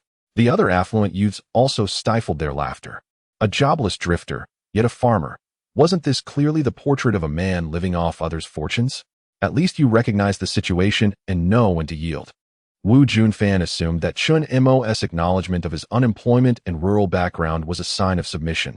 Thus, he dismissed Chen Mo with a wave of his hand, gathering the others to discuss their upcoming plans. Chen Mo, however, rolled his eyes in exasperation. Indeed, he was currently an entrepreneur and had ascended to become the wealthiest individual in Jiangbei. He held no contempt for his rural origins. On the contrary, it was the hardships of rural life that had forged his resilient character and work ethic, for which he felt a deep sense of gratitude. All right, everyone, let us head to the Dihao KTV for some karaoke, and let us celebrate Ning Ning's birthday. After some deliberation, Wu Junfan proclaimed, prompting a chorus of cheers from the group. Dihao KTV? Chen Mo frowned slightly, feeling increasingly impatient. That establishment was the most luxurious KTV in Jiangbei, located in the city center. Given the way these rich kids operated, it seemed they intended to party all night long. He had plans to accompany Gong Ziyuan later. There was simply not enough time to frolic with these young rascals. The city center was quite distant. This group of wealthy heirs, numbering around 20, had summoned 10 cars, Mercedes-Benz E-Class, Audi A4, Lexus. Though these vehicles paled in comparison to the one Chen Mo had used to drop off Gong Ziyuan, they were indeed luxury cars that most middle-class families in 2000s Jiangbei could only dream of owning. Notably, these individuals were all under 20. Yet they drove cars worth 50 to 60,000, clearly indicative of their opulent family backgrounds. The finest among them was Wu Junfan's BMW, valued at over 90,000. Gong Zili and Zhang Ning excitedly hopped into his car, and the others followed suit, cheering as they climbed aboard. At last, only Chen Mo remained, standing solitary in the midst of it all. It was at this moment that Wu Junfan seemed to remember Chen Mo, smacking his forehead in realization. Oh dear. I almost forgot our esteemed fortune teller. You see, our cars are luxury vehicles, and the upkeep is rather costly. It wouldn't suit you to join us. How about this? Here's 20 yuan for a taxi. Keep the change, no need to thank me. With that, Wu Junfan contemptuously tossed a 20 yuan note in front of Chen Mo, treating him as though shooing away a beggar. Laughter erupted throughout the vehicle, as everyone cast disdainful glances at Chen Mo, a mere fortune teller from the streets, who had dared to pursue the unattainable goddess in their eyes, Gong Ziyuan. How could he? They relished the thought of witnessing Chen Mo's humiliation. Inside the car, Gong Zili watched with a smirk as Chen Mo was mocked by a group of wealthy heirs. Serves him right. Did he think that by chasing after her sister, he could elevate himself? Today was the perfect opportunity for these people to demonstrate to Chen Mo that he could never penetrate the circle in which her sister moved. Just then, a pink beetle pulled up in front of Chen Mo. Lan Yuner rolled down her window and said, "There's no one in my car. Why don't you join me?" The laughter abruptly ceased, and everyone, including Wu Junfan, stared incredulously at Lan Yuner. Was this a jest? Everyone knew that Lan Yuner, the campus beauty, held herself in high regard. Even Wu Junfan had once pursued her, only to be met with a firm rejection. Why was she suddenly extending an olive branch to Chen Mo? Could she possibly have developed an interest in this fortune teller? Yuner, what are you doing? Gong Zili glared at her in disbelief. Just when she thought she could shake off this annoying presence, he now had a legitimate reason to tag along. Come aboard, Lan Yuner said to Chen Mo, disregarding Gong Zili, her expression unruffled. Chen Mo nodded and entered the car. All right, let us go? Wu Junfan, seeing that not only had he failed to undermine Chen Mo, but had instead facilitated his ascent into the company of the goddess, slammed on the accelerator in frustration. The cars behind him followed suit. During the ride, silence enveloped Chen Mo and Lan Yuner until, half an hour later, she suddenly broke the quiet. Will the question you asked earlier affect my future? Chen Mo was taken aback, but nodded. Do you believe me? Logically, I don't. But my instincts tell me that you speak the truth, Lan Yuner replied. Her intuition was indeed alarmingly accurate. It will certainly affect your future. Since Lan Yuner had faith in him, Chen Mo decided to lay it all bare. If you choose a simple life, perhaps you could live it peacefully. However, if you opt for the entertainment industry, the outcome may be quite tragic. Unfazed, Lan Yuner responded resolutely. I choose to be the flower that blooms brilliantly.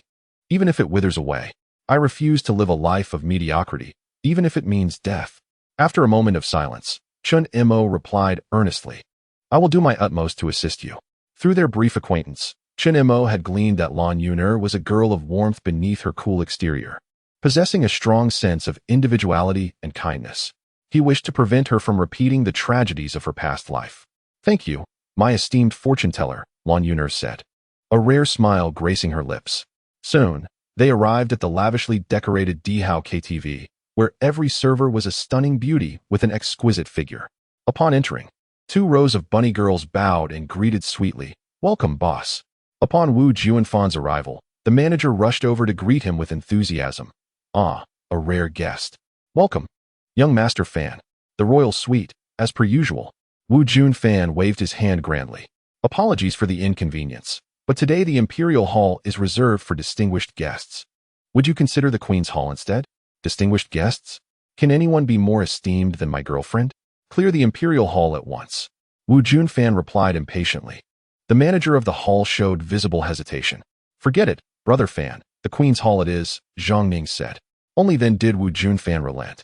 Subsequently, he generously ordered a fruit platter, beer, champagne, and various snacks, with total expenses exceeding 50,000 yuan. Chen Mo couldn't help but shake his head gently. Such extravagance is nothing short of wasteful. In the year 2000, an average person's annual salary was merely over 10,000. Wu Juanfan's expenditures for the evening would certainly surpass 70 or 80,000. Though Chen Mo was wealthy, he would never squander money like Wu Junfan. Once in the private room, Chen Mo was clearly marginalized from the social circle. He sat in a corner, ignored by everyone, appearing exceedingly desolate. In stark contrast was Wu Juanfan's side, where singing, dancing, drinking, and games erupted with a fervor that threatened to lift the ceiling itself. Amidst the revelry, a stunning woman with wavy hair, clad in a striking red high-slit qipao, entered the room. She was the owner of the Imperial KTV, known as Zhong Mei, affectionately referred to as Mei Jie by everyone. "Fan Xiao, thank you for bringing your friends to support us. I came specifically to toast you," Mei Jie said with a smile, raising a glass of champagne and downing it in one go, followed by an array of pleasantries. Upon leaving, she instructed the manager to present Wu Junfan with a bottle of royal salute worth 8,888 yuan, ensuring Wu Juanfan's reputation remained intact. After all, Wu Junfan was a regular patron, a significant client, and Mei Jian naturally sought to keep her customers pleased. Truly, Brother Fan is well regarded. It is said that Mei Jie has substantial connections, being the woman of the powerful figure Cui Nan from Jiangbei. Even when provincial leaders frequent this establishment, she rarely makes an appearance. Cui Nan, the bald fellow, right? I've heard of him. He is reputed to resolve troubles for Jiangbei's top tycoons, known for being ruthless and having a formidable background. No matter how formidable he is, his woman still has to dutifully toast and flatter our Brother Fan. A group of wealthy heirs chimed in. Wu Junfan smirked, thoroughly enjoying the flattery, and provocatively glanced at Chen Mo. He was quite displeased about Chen Mo's recent encounter with Lan Yuner. Having consumed a bit of alcohol, Wu Junfan could not contain his irritation. "Hey, let us give the microphone to our Brother Mo. It wouldn't be fair for us to have all the fun without treating him well, right? Brother Mo, why not sing a verse of Lotus Flower Fall for everyone?" Lotus Flower Fall is a song typically sung by beggars on the streets. This insinuation was clearly meant to insult Chen Mo. "I cannot sing," Chen Mo replied in a deep voice. "Come on, you're a fortune teller, aren't you? You've seen pigs run even if you haven't eaten pork, right? Just give it a shot. We won't mind if you sing poorly," Wu Junfan teased. "Yes. Sing one. If you do well, we'll reward you. Is 100 yuan enough? If not, I'll double it." The crowd began to cheer. Even Gong Zili looked at Chen Mo mockingly. "Enough." Lan Yuner rose to her feet, striking the table and declaring, "You have gone too far with your jesting." Wu Junfan raised his hands in an exaggerated manner, replying, All right, I shall show some respect for our campus beauty." Turning his head, he whispered to Chen Mo with a smirk, "You dare to hide behind a woman forever." At that moment, a man staggered through the door and collapsed onto the floor. "Zhang Chao, what happened to you?" Recognizing their companion, everyone rushed to assist him. Following closely behind was a girl, her cheek marked with a bright red handprint, evidently having just been struck. "Su Xian, what transpired?" Gong Zili and the others hurriedly inquired. Su Xian, with a pitiful expression, wept, "Just now, while I was washing my hands after using the restroom, someone suddenly embraced me from behind and groped me. Zhang Chao rushed to my aid and was then attacked. I am so scared." "Fear not. Brother Fan is here." Zhang Ning comforted Su Xian. In this vicinity, who would dare to disrespect him? Wu Junfan declared proudly, indeed. Don't be afraid, Xiao Xian. With me around, no one can harm you. Is that so? Just then, several burly men entered, casting cold glances at the crowd. Upon seeing beauties like Lan Yuner, Zhang Ning, and Gong Zili, their eyes lit up. Oh, so the lovely ladies are all here. Tonight will be quite enjoyable. The muscular men lewdly surveyed the women, some whistling and making vulgar gestures. Are you the ones who assaulted my friend? Wu Junfan questioned coldly. With over 20 people present, and only 4 men entering, he felt no fear. It was I who struck him. What of it? Do you have a problem? The leader, a burly man with a buzz cut, looked at Wu Junfan with amusement. Haha, apologize. Otherwise, you shall not leave this place. Wu Junfan replied loudly. Of just you? Do you think we are intimidated by your numbers? The other burly men erupted into laughter. Go fetch the rest of our crew. And tell the boss that the ladies here are quite enticing. He should hurry over to join the fun. A minute later, Wu Junfan was left dumbfounded. Suddenly, 4 to 5 dozen imposing men arrived, each one exuding a fierce demeanor. Chapter 50. Do you wish for a shorter life? The door to the private room was firmly blocked, and all the burly men looked at them mockingly. These wealthy second-generation heirs had never encountered such a scene before. Their faces drained of color from fear. Even Wu Junfan trembled uncontrollably. The buzz-cut man insultingly slapped Wu Junfan's face, sneering, Weren't you quite arrogant just now? Why the silence now? Wu Junfan's face turned pale with suppressed rage. He wanted to shout, but lacked the courage. The wealthy heirs huddled together, shivering, none daring to speak up for Wu Junfan. Everyone was terrified, their expressions betraying fear as their legs shook. The heroic bravado they had felt alongside Wu Junfan moments ago had vanished without a trace. Chen Mo remained composed, concealed in the darkest corner, invisible without the light. Why does Chen Mo concern himself with the troubles caused by Wu Junfan? Upon witnessing this scene, Gong Zili expressed her disdain. How could her sister have chosen such a cowardly and fearful individual? Just then, there was a commotion outside the door. Several imposing, burly men entered the room. The leader of this group seemed familiar to Chen Mo. After careful reflection, he recalled that this was none other than the subordinate of Cui Nan, who had been tasked with guarding him and Zheng Qian that fateful night. Wu Junfan recognized him as well. This man, known as Black Tiger, was the right-hand man of Bald Nan and also a notorious figure. Trouble was brewing. Everyone's hearts sank in despair. Brother Nan, this is the place.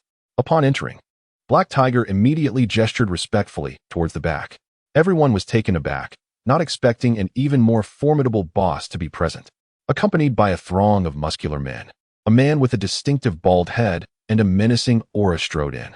It was Bald Nan. Zhang Chao and Su Xian had inadvertently provoked one of his subordinates. Wu Junfan's complexion turned ashen, leaving him at a loss for words. If it were only Black Tiger, it might have been manageable. Apologizing and offering some compensation could have resolved the matter. However, Cui Nan was a true heavyweight. He had no idea how many people were under his command. Brother Nan, you've arrived. Haha, which of these lovely ladies has caught your eye? Feel free to choose. The crew-cut man chuckled. When Cui Nan's gaze swept over Gong Zili and her companions, a flicker of admiration crossed his eyes. Black Tiger immediately pointed. You, and you stay. The rest can leave. Cui Nan nodded in satisfaction. Gong Zili, Lan Yuner, and Zhang Ning were left in shock. They understood what it meant to be retained. The boys exchanged glances, wanting to step forward yet hesitant to do so. At that moment, Wu Junfan gritted his teeth and forced a smile, saying, Brother Nan, we acknowledge our mistakes and are willing to apologize in any manner you deem fit. But please spare the young ladies. Oh, you know me? Cui Nan replied with a smile as he turned his attention to Wu Junfan. I do. My father is Wu Huang, the chairman of Beihuang Chain Supermarket. He has had the honor of dining with you. Brother Nan, Wu Junfan quickly explained. Oh, the Wu Huang from Beihuang Supermarket. I see, Cui Nan nodded. Upon hearing this, all the wealthy heirs present breathed a sigh of relief. Their gazes filled with admiration for Wu Junfan.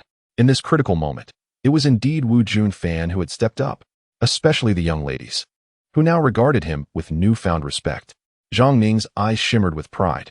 Even Gong Zili and Lan Yuner's glances towards Wu Junfan transformed.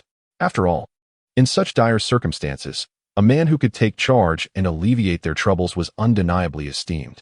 With a smile, Wu Junfan picked up a bottle of Royal Salute, poured a glass, and presented it to Cui Nan.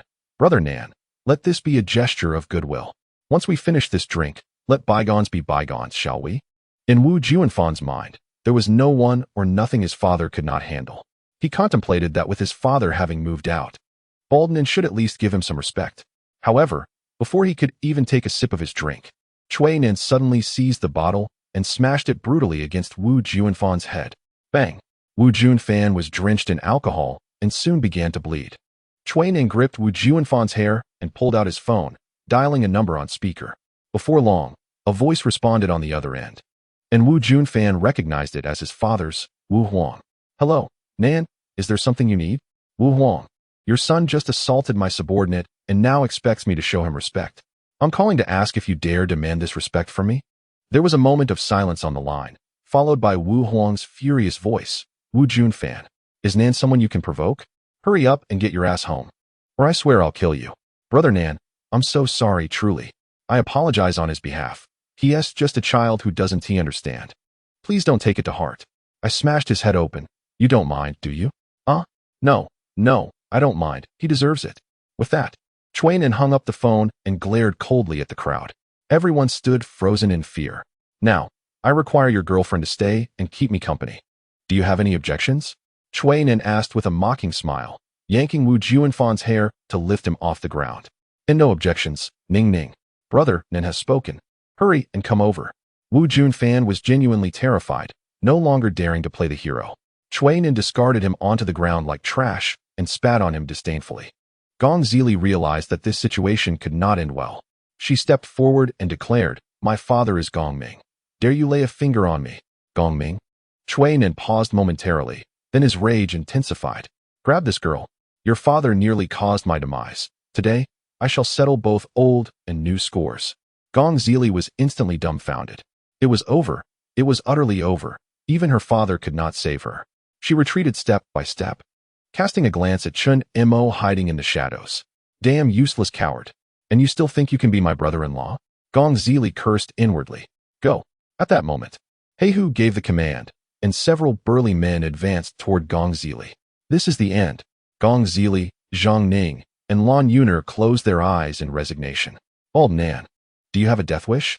Suddenly, a voice emerged from the darkness, startling everyone. In an instant, all eyes turned towards the depths of the private room. A shadow emerged, taking a slow stand while puffing on a flickering cigarette. Chapter 51. Gong Zili prepares for revenge, seeing Chen Mo's actions. Gong Zili and the others were taken aback. Provoking Bald Nan was akin to courting death. What are you doing? Are you insane? Gong Zili admonished anxiously. She belongs to the Gong family, and despite Cui Nan's harsh words, he would not dare to truly harm them. At most, a drink and an apology would suffice. However, Chen Mo's intervention might complicate matters. A successful endeavor might falter due to his meddling. Gong Zili glared at Chen Mo, wishing she could consume him whole. How dare he provoke Ningguo? He must be tired of living. As she spoke, Heihu prepared to charge forward, but Cui Nan restrained him.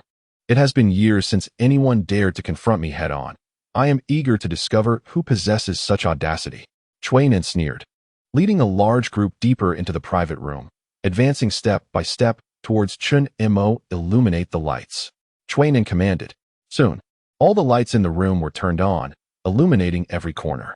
Chen Mo, who had been smoking in the shadows, was revealed. You still dare to smoke? One of the henchmen bellowed at Chen Mo. Lan Yuner shut her eyes, quietly lamenting the situation. In the next moment, an astonishing scene unfolded. Cui Nan trembled as he approached Chen Mo, bowing deeply with a face full of respect and fear, saying, Mr. Chen, what brings you here? This address and bow left everyone in the room utterly astounded. Gong Zili was dumbfounded. Lan Yuner was stunned. Wu Junfan and Zhang Ning were equally taken aback. Everyone was in disbelief. At that moment, it felt as though the entire world had fallen silent. A pin drop could be heard. Chen Mo leisurely exhaled smoke rings, directing the majority of the smoke toward Cui Nan's face. Yet Cui Nan showed no sign of displeasure, remaining bent at a 90-degree angle, not daring to lift his head. Cui Nan, do you believe you've enjoyed enough good fortune recently and wish to seek some mischief? Upon hearing this, Cui Nan visibly shuddered, beads of sweat rolling down his forehead. During the last restaurant fire, he lost over a dozen brothers. Only he had heeded Chen Mo's advice and hidden in a water tank to escape. To Chui Nan, Chen Mo had long been revered as a deity. No. Chui Nan hastily shook his head, then turned to He Hu, shouting, He Hu, do you dare to provoke Mr. Chen's friends? Are you seeking a death wish? He Hu was equally stunned. He never imagined that the man smoking in the corner was the White Dragon King. With a mournful expression, He Hu stammered, Nan go. I did not know it was Mr. Chen. If I had known, even with 10 times the courage, I would not have dared. Who started this trouble? Step forward. Chui Nan bellowed. A burly man with a buzz cut trembled as he stepped forward. Kneel. The burly man immediately dropped to his knees before Chen Mo. Speak. Which hand dared to touch Mr. Chen's friend? Chui Nan demanded sternly. Nan go I. The burly man quaked with fear. The question clearly indicated a desire to sever one of his hands. Forget it. Keeping you alive will only lead to my demise. Chui Nan exchanged a glance with his subordinates, who promptly dragged the burly man into the next room. A scream echoed, followed by an eerie silence. This scene nearly terrified the group of wealthy heirs into submission. For Gong Zili, Wu Junfan, and others, it was an indelible moment. Having survived that calamity, destiny had seemingly paved a smooth path for them, granting them an ascent to greatness. However, Chen Mo cautioned, if you seek your own demise, I cannot guarantee that misfortune will not befall you again. Yes, Mr. Chen, your lesson is well noted. I will certainly be more cautious in the future. Chui Nan quickly replied, eager to appease. Here, take this, Chen Mo said, handing a ticket to Chui Nan. Upon seeing the ticket, Chui Nan was momentarily taken aback, only for sheer ecstasy to wash over his face. It was an entry pass to the wealthiest summit in Jiangbei. This ticket had already skyrocketed to a price of 1 million, yet remained elusive. Gaining access to this summit signified entry into the pinnacle circle of Jiangbei. Countless dignitaries had pleaded in vain to procure even a single ticket. This was Chen Mo's method of exerting influence. For him, acquiring tickets was a trivial matter. Thank you, Mr. Chen. Thank you. Chui Nan repeatedly expressed his gratitude before departing with his companions. Let us go. After finishing his cigarette, Chen Mo approached Gong Zili, grasping her arm to leave. Before departing, he cast a disdainful glance at Wu Junfan and remarked, You dare let your girlfriend shield you? Do you truly consider yourself a man? Wu Junfan's face darkened, shame washing over him as he lowered his head, utterly embarrassed. With that, Chen Mo led the still-dazed Gong Zili away. Once Chen Mo had left, Lan Yuner could no longer contain her curiosity and rushed outside to inquire of Chui Nan. Brother Nan, what exactly is Chen Mo's identity? Are you unaware? Chui Nan replied, his eyes filled with admiration. Mr. Chen is the reincarnation of the White Dragon King, possessing the ability to traverse the realms of yin and yang, to discern life and death, and to alter fate. Is that really true? Lan Yuner exclaimed in astonishment. Huh? Do you take me for a fool? Chui Nan retorted. How could I not differentiate between truth and falsehood? Last time, Mr. Chen predicted that I would encounter a calamity. That very night, I was caught in a fire during dinner, resulting in the loss of over a dozen brothers. Only I, having heeded Mr. Chen's advice, survived by hiding in a water tank. You are aware of the Jiangbei tycoon Zheng Qian, right? The incident of Zheng Qian denying his mother 3 times was also foretold by Mr. Chen. And let's not forget Song Siming and Wang Tai. There are countless similar examples. Lan Yuner was left in a state of shock, deep in thought. She never anticipated that Chen Mo's fortune-telling skills were indeed authentic. But why would he predict her fate? Was he attempting to convey a warning? Perhaps Mr. Chen foresaw a calamity awaiting you and came specifically to rescue you from Chui Nan's clutches, Chui Nan inadvertently suggested.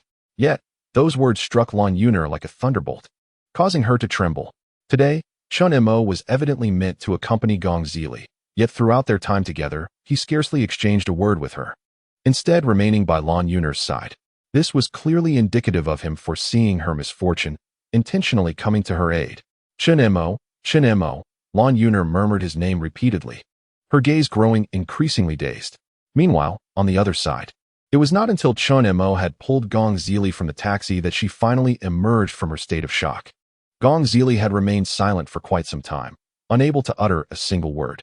In the future, avoid associating with dubious characters, and return home early at night to spare your sister the worry, Chen Mo admonished. Initially, Gong Zili intended to express her gratitude towards Chen Mo, But upon witnessing his condescending demeanor, reminiscent of her father, her rebellious spirit was ignited. Why didn't you stand up for me sooner if you know Chui Nan? I've been frightened for so long. And who are you to meddle? Those are my friends, not dubious characters. If we're talking about dubiousness, it's people like you who associate with street thugs like Chui Nan that truly fit that description. Gong Zili retorted with a cold scoff. If you weren't the sister of Ziyuan, I wouldn't spare you a glance, even if you were outside in distress. Come with me. Chen Mo grasped Gong Zili's arm and began to pull her toward her home. Let go. Release me. You're hurting me. Lily. Mo go. What is happening? Gong Ziyuan emerged from inside, her concern palpable. Sister. He is bullying me. Gong Zili protested, feeling aggrieved. It's like this. Chen Mo recounted the events at the Emperor KTV in detail to Gong Ziyuan. Upon hearing the account, Gong Ziyuan's expression darkened immediately. Lily apologized to Mo go. On what grounds? He was clearly in the wrong. If he had only admitted to knowing Chui Nan earlier, none of this would have happened. Apologize. Unless you want me to be killed first. Gong Ziyuan's face flushed with anger, her chest rising and falling rapidly. At that moment, a woman donned in a black evening gown approached, her figure graceful, her appearance strikingly reminiscent of Gong Ziyuan. She appeared to be in her early 30s, exuding elegance and charm, much like a post-marital version of Gong Ziyuan. Ziyuan, Lily, what are you arguing about? Mom, they're both bullying me. Gong Zili ran into the woman's embrace, feeling comforted. Chen Mo immediately realized this must be Gong Ziyuan's mother, Jing Xiaoying. So you are Chen Mo? Upon seeing him, Jing Xiaoying's eyes sparkled as she stepped forward to grasp Chen Mo's hand. Hello, Auntie, I'm Chen Mo, Ziyuan's boyfriend, he replied, shaking her hand firmly. Indeed, as Ziyuan had described, he was quite the handsome young man. By the way, I must thank you for your help during the incident on the plane last time, Jing Xiaoying said with a smile, her fondness for Chen Mo growing. This was what one could call a mother-in-law admiring her son-in-law. Mom, it was merely a coincidence. Why are you thanking him? Gong Zili interjected, dissatisfied. Be quiet, Ziyuan. Tell me what exactly transpired, Jing Xiaoying inquired. Gong Ziyuan narrated the entire sequence of events to her mother. After listening, Jing Xiaoying's expression turned grave as she looked at Gong Zili and said, You made a mistake, and when someone helps you, you blame them? Gong Zili, do you wish to drive your mother to her wit's end? Apologize to Chen Mo immediately. Mom, I demand that you apologize to Chen Mo. If you refuse, leave the Gong family at once. Gong Zili's complexion fluctuated between crimson and pallid, her fists clenched tightly. Ultimately, she reluctantly addressed Chen Mo. I apologize. I was in the wrong. Are you imitating a mosquito? Speak up. Jing Xiaoying reprimanded sharply. I said I'm sorry. Is that satisfactory? Gong Zili shouted in anger, her face awash with tears as she stormed back to her room, slamming the door with fervor. Don't take it to heart, little Chun. She's just a child. Jing Xiaoying said awkwardly. It's all right. Lily is still young. I bear her no ill will, Chen Mo replied with a smile. Meanwhile, inside her room, Gong Zili wept throughout the night. She could not comprehend why even her mother would side with Chen Mo. The thought of his words, if you weren't Ziyuan's sister, I wouldn't spare you a glance, pierced her heart like a dagger. I, Gong Zili, am not so easily bullied. Soon, a scheme began to form in her mind. The following day, Chen Mo received a call from Gong Zili. Hello, is this Mo Gu? This is Lily. Gong Zili, what can I do for you? Mo Gu. I reflected on my behavior last night and realized I was indeed in the wrong, so I would like to invite you to dinner as an apology. This revelation astonished Chen Mo. The little vixen, Gong Zili, was actually taking the initiative to admit her mistake? All right, I will bring your sister along. No, if she's there, I will feel embarrassed. Meet me at Songha Tower tonight. I have reserved a private room for us. That evening, Chen Mo arrived at the grand hall of Songha Tower as promised. Gong Zili welcomed him with exuberance, ordering an extravagant feast and even a bottle of 1982 Lafite. Mo Gu, I was wrong yesterday. Let this glass of wine serve as my apology, Gong Zili said with a smile, raising her glass in a toast. To err and to amend is a noble trait. I forgive you. Chen Mo nodded with a smile. Suddenly, Gong Zili said, Mo Gu, could you please call the waiter? I wish to add a couple of dishes. There's no need. We have more than enough food, Chen Mo replied. But I haven't had my fill yet. Gong Zili insisted, her demeanor appearing somewhat tense and unnatural, as if troubled by something. Chen Mo furrowed his brow slightly and responded nonchalantly, "Very well. I shall call the waiter and take the opportunity to visit the restroom." "Okay, go ahead." Once outside, Chen Mo deliberately concealed himself in a corner. Shortly thereafter, Gong Zili opened the door and furtively glanced around. Indeed, something was amiss.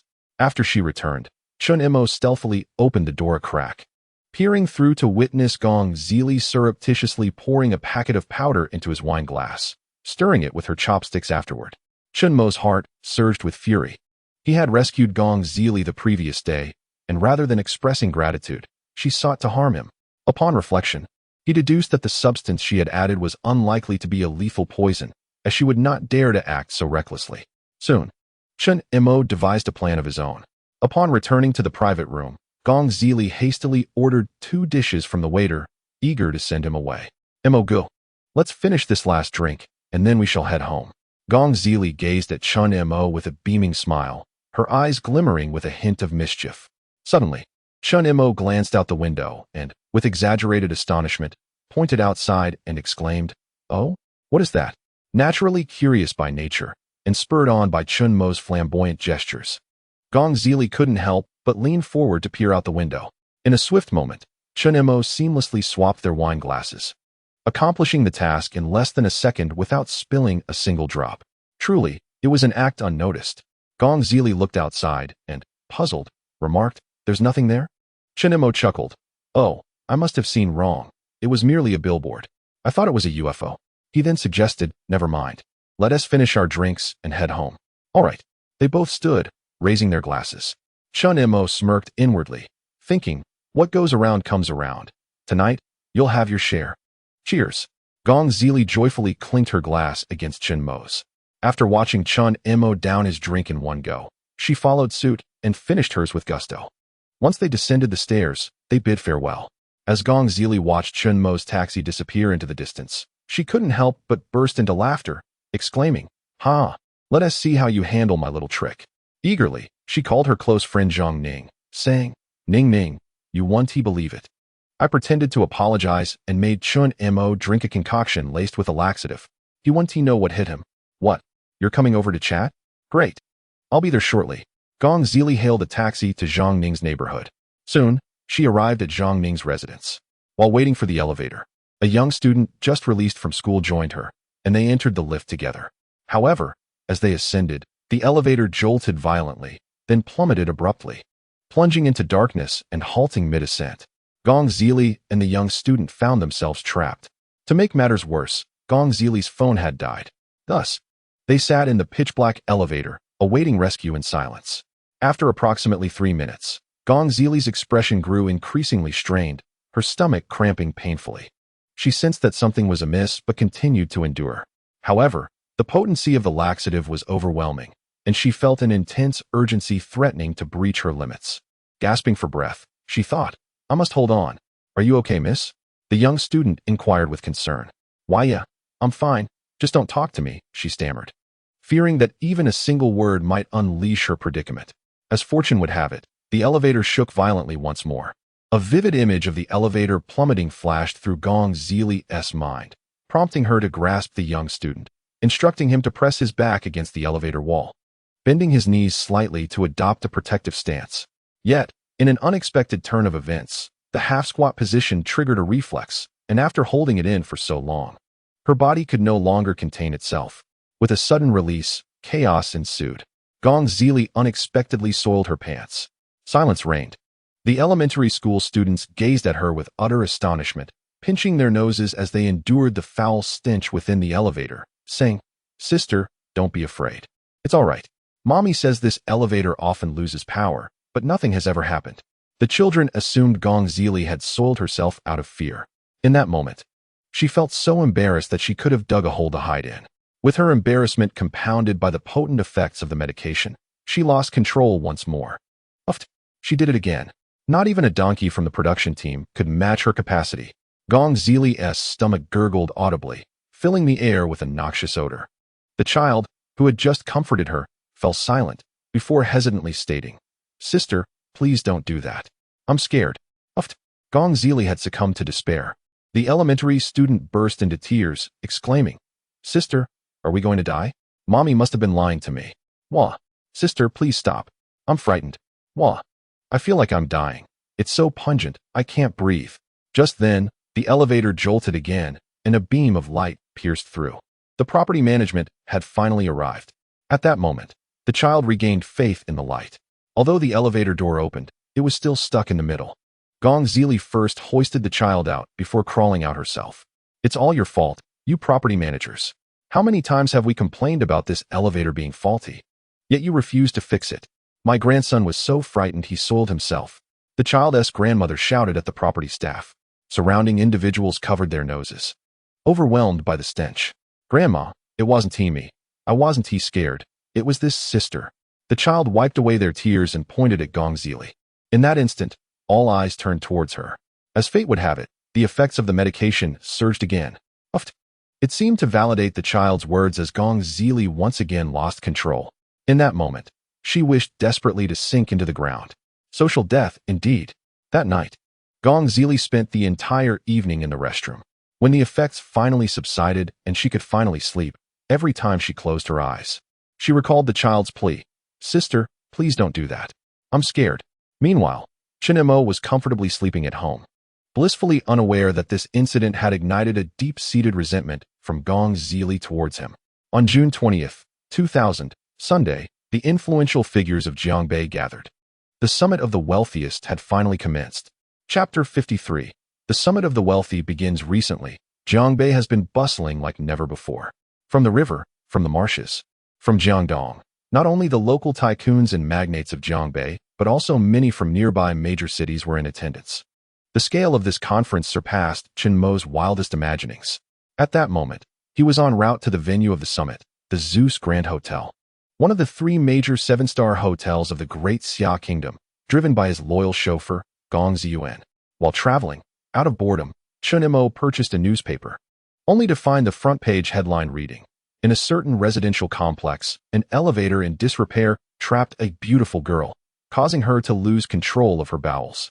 The accompanying image depicted Gong Zili awkwardly emerging from the elevator, clutching her pants in embarrassment, while a nearby elementary student exclaimed, Sister, please stop. I'm scared. Through the newspaper, Chen Mo learned the full story of Gong Zili's social demise that had transpired the previous day. What amused Chen Mo the most was that, in response to public pressure, the residential complex promptly installed a new elevator that very day, addressing other resident complaints as well. Remarkably, Gong Zili had transformed into a champion of residents' rights in their eyes. At the end of the article, the unscrupulous journalist even reported that numerous other complexes with disputes against property management had contacted him, seeking to locate Gong Zili and offer her a hefty sum to replicate her ordeal. It seemed she had indeed taken a laxative the day before. Chen Mo chuckled inwardly, realizing this lesson would likely be etched in her memory for a lifetime. Before long, the two arrived at the entrance of the hotel, only to discover the parking lot of the Zeus Grand Hotel teeming with an array of luxury cars. Maseratis, Mercedes-Benz S-Class, BMW 7 Series, all the top-tier vehicles that one would seldom see in Jiangbei were present in abundance, each adorned with prestigious license plates. Who is this esteemed leader visiting Jiangbei? Why are there so many luxury cars? Passers-by were taken aback. Could it be a high-ranking official from our provincial government? No. Even the last time a top provincial leader visited, there wasn't such a display, speculated another pedestrian. Meanwhile, Zhang Ning, who passed by, wore a disdainful expression. A bunch of impoverished fools. With your status, how could you even fathom the existence of Jiangbei's wealthiest? Yet, deep down, Zhang Ning herself was profoundly astonished. Initially believing it was merely a gathering of local elites, she was taken aback by the presence of so many influential figures. She recognized several license plates, all belonging to the wealthiest individuals in the nearby counties and cities. Lily, why is the newly emerged richest person in Jiangbei so formidable? Zhang Ning scoffed. Gong Zili, equally startled, pondered the new tycoon whose influence, having surged in international nickel futures, was truly formidable. The former richest man in Jiangbei, Su Baohua, had never wielded such power. It seemed the rumors about Song Siming wanting to secure the new tycoon as the financial authority in Jiangbei were not without basis. Should he indeed assume that role, he would undoubtedly solidify his status as the paramount figure in Jiangbei. Ning Ning, where have you been? Hurry inside. My uncle has finally agreed to let a few family members attend. Wu Junfan, anxiously scanning the entrance, rushed towards Zhang Ning, drenched in sweat. Why the hurry? There's still over half an hour until the event starts, Zhang Ning retorted. Oh, my dear ancestor, don't you see the situation today? Wu Junfan replied with a wry smile. All the top tycoons from Jiangbei and even half of Jianhai province are here. Without an entrance ticket, no matter your status or influence, you'll be turned away. Were it not for my uncle being the proprietor of this hotel, you would not even possess the privilege to serve here today without charge. Is it truly that exaggerated? Zhang Ning scoffed. Allow me to enlighten you. Are you aware of Song Siming? He is the paramount figure in Jiangbei. The stringent criterion he has established dictates that anyone with a net worth below 1 billion is not even permitted entry. 1 billion. Zhang Ning's lips twitched in disbelief. In the year 2000, possessing a billion would render one a sovereign in any realm. Yet, even such individuals barely meet the entry threshold. One can only imagine the more illustrious magnates that grace the hotel. Concurrently, Zhang Ning cast an envious glance towards Gong Zili. Unlike Zhang Ning, who had leveraged connections, Gong Zili was brought in by Gong Ming as a legitimate family member, thus enjoying a significantly elevated status. Upon entering the Zeus Grand Hotel, the atmosphere was charged with the presence of formidable tycoons, accompanied by their offspring or spouses, engaged in mutual introductions and exchanges. Boss Liu has arrived. I hear you've recently reaped over 300 million from the stock market. Do take your brother under your wing. What is that in comparison? Our newly minted tycoon of Jiangbei has amassed 35 billion in just 3 days on the international futures market, astonishing financial moguls worldwide. That is true prestige. Brother Wang, your two companies are set to be listed on the Hong Kong Stock Exchange, correct? Congratulations. Soon, you two shall be a business magnate with a market value of 20 billion. Ah, merely a market value. It's not like cash flow. Unlike you, Boss Zhou. Such conversations echoed around them. Not only Zhang Ning but even Gong Zili, the scion of the Gong family, was left agape, as if she had unlocked a new realm. Lily, does your father often bring you to such grand affairs? I feel so diminutive here, akin to an ant, that I scarcely dare to breathe. Zhang Ning remarked cautiously, as if fearing to disturb the celestial beings present. Often. This is the first time in my life I have witnessed such a grand spectacle. Gong Zili replied. My father instructed me before arriving that apart from Brother Chu Tian, we younger generations are not permitted to draw too close to the venue. We are to remain in the corner, she added. Were it not for Junfan, I fear I would never have even the qualification to stand here in my lifetime. Lan Yuner lamented. Oh, do not belittle yourselves. I believe that within 30 to 50 years, with our connections and circle, we might find ourselves on equal footing with these individuals, Wu Junfan remarked, his gaze wistfully following the affluent luminaries. Forget 30 or 50 years. If I can achieve that before I depart this world, I would consider it a fulfilled life. Zhang Ning declared. Lily, look, here come your brother Chu Tian and Li Hui. Zhang Ning exclaimed. Isn't that Wang Chen accompanying them? What brings him here? Gong Zili frowned. Wang Chen was a quintessential scion of privilege. One could find every portrayal of a debauched rich second generation from television and novels embodied in him. In contrast, individuals like Li Hui and Chu Tian were the creme de la creme among the affluent, possessing both capability and virtue. Not only him, but even Song Tsong has arrived. Goodness! All the top second-generation heirs of Jiangbei are present. Zhang Ning's ears flushed with excitement, while Gong Zili remained utterly indifferent. Although Song Tsong was somewhat better than Wang Chen, he was still far from charming. Rumors had it that several female celebrities in the entertainment industry had suffered miscarriages due to him. Such a scion of privilege was someone Gong Zili typically kept at arm's length. After Chen Mo acquired the entrance tickets for Gong Ziyuan, they entered the hotel hand in hand. As he gazed upon the opulent hotel and the elite wealthy patrons milling about, Chen Mo felt an overwhelming surge of ambition. In his previous life, he had not even qualified to work for these affluent individuals. Yet in this lifetime, all the top tycoons had gathered to witness his brilliance. Ziyuan, I am quite exceptional, am I not? Chen Mo turned and inquired. Gong Ziyuan smiled gently, caressing Chen Mo's face as she replied, in this vast Jiangbei, can one truly find a man more outstanding than you? Mo Gu? Ziyuan Jia? At that moment, Lan Yuner approached with a look of astonishment. Joined by a group of wealthy second-generation youths, including Gong Zili, Zhang Ning, Wu Junfan, and Chu Tian, all equally astonished. Upon seeing Chen Mo, Gong Zili's expression soured dramatically, her fists clenching tightly. Sister, why did you bring this charlatan here? Chen Mo, she believed, had only gained entry by riding on Gong Ziyuan's coattails. Coupled with the prior incident involving laxatives, her animosity towards Chen Mo had reached a boiling point. Sister, please don't drag me into this. I'm terrified. Chen Mo squeaked, mimicking a primary school student's voice in a mocking tone. You. Gong Zili's face fluctuated between crimson and pale, her petite frame trembling with rage. Are you the infamous Chen Mo? At that moment, a brash voice interrupted.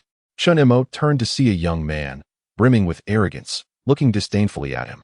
Do we know each other? Chen Mo furrowed his brow. Of course not. Do you think you're worthy of knowing me? The young man scoffed. I am Wang Chen. Wang Tai, the bank president, is my uncle, and Wang Zhen, the secretary, is my father. With that, Wang Chen disregarded Chen Mo entirely and turned to Gong Ziyuan, saying, I say, Ziyuan Jia, your taste seems rather poor. How could you settle for such a waste? If you truly fancy someone dabbling in metaphysics, I can introduce you to many. I have ample resources of young talents skilled in divination and fortune-telling at my disposal. It wouldn't take long for them to learn. Chen Mo's expression gradually turned icy upon hearing this. A dragon has its scales. Touch them and face its wrath. Gong Ziyuan was Chen Mo's greatest scale. Before Chen Mo could respond, Gong Ziyuan's face hardened. Wang Chen, if you dare speak like that again, I will sever our ties. Wang Chen shrugged nonchalantly. Just a joke. Ziyuan Jia. After all, being the daughter of Gong Ming, even your father, Wang Zhen, would think twice before crossing you. Though Wang Chen was a spoiled rich kid, he was not devoid of intelligence. He knew better than to provoke those he could not afford to offend. Humph. Once I meet the newly minted tycoon today, I shall disregard even your father, Gong Ming. Let's see if you dare to turn against me then. Wang Chen's heart burned with excitement. This conference was co-hosted by his uncle Wang Tai and Song Siming, and he was acutely aware of the significance of the new billionaire's status. This was a man destined to become the voice of the financial circle in Jiangbei. Furthermore, Wang Chen's attendance at this elite gathering was at the behest of Wang Tai, who intended to recommend his own nephew to the new tycoon, hoping that Chen Mo would provide some support to his seemingly unworthy nephew. With this thought in mind, Wang Chen decided against provoking Chen Mo any further. Kid, since Sister Ziyuan is protecting you today, I shall refrain from causing you any trouble out of respect for her. However, I have heard that my uncle Gong does not see eye to eye with you. When he arrives, I will relish watching how you explain yourself. Wang Chen flashed a grin at Chen Mo, his eyes brimming with mockery. Zhang Ning and Wu Junfan, along with others, couldn't help but revel in the impending drama. What did knowing Chui Nin matter? He merely resolved the troubles of these elite magnates. When a true heavyweight like Gong Ming became enraged, even Chui Nin would be of no avail. Only Gong Ziyuan shook her head in silence. Not only her father, but even Wang Tai and Song Siming had to curry favor with Chen Mo. How could these younger generations dare to speak to him in such a manner? At that moment, Chen Mo lit a cigarette, taking a drag before calmly stating, Don't think that just because your father is here, or even your uncle Wang Tai, they would dare speak to me like that. Who gave you the audacity to provoke me? The room fell into stunned silence. Zhang Ning and the others stared at Chen Mo in disbelief. Had this man lost his senses? That was Wang Chen, the son of the newly appointed Secretary Wang Zhen, the nephew of the provincial branch manager Wang Tai. Moreover, Wang Chen was notorious for his bad temper, ready to resort to violence at the slightest provocation. There was a rich heir who had once been crippled simply for casting a glance in Wang Chen's direction. Did Chen Mo truly believe that knowing Chui Nin would empower him to confront someone with real power in Jiangbei? Gong Zili couldn't help but scoff. Stubborn as a dead duck. Do you think Wang Chen is someone to be trifled with?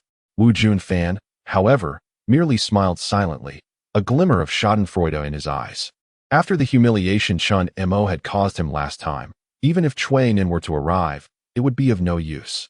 Wang Chen was certain to make Chen Mo pay dearly. Indeed, Wang Chen's expression darkened, his eyes glinting with menace as he glared at Chen Mo.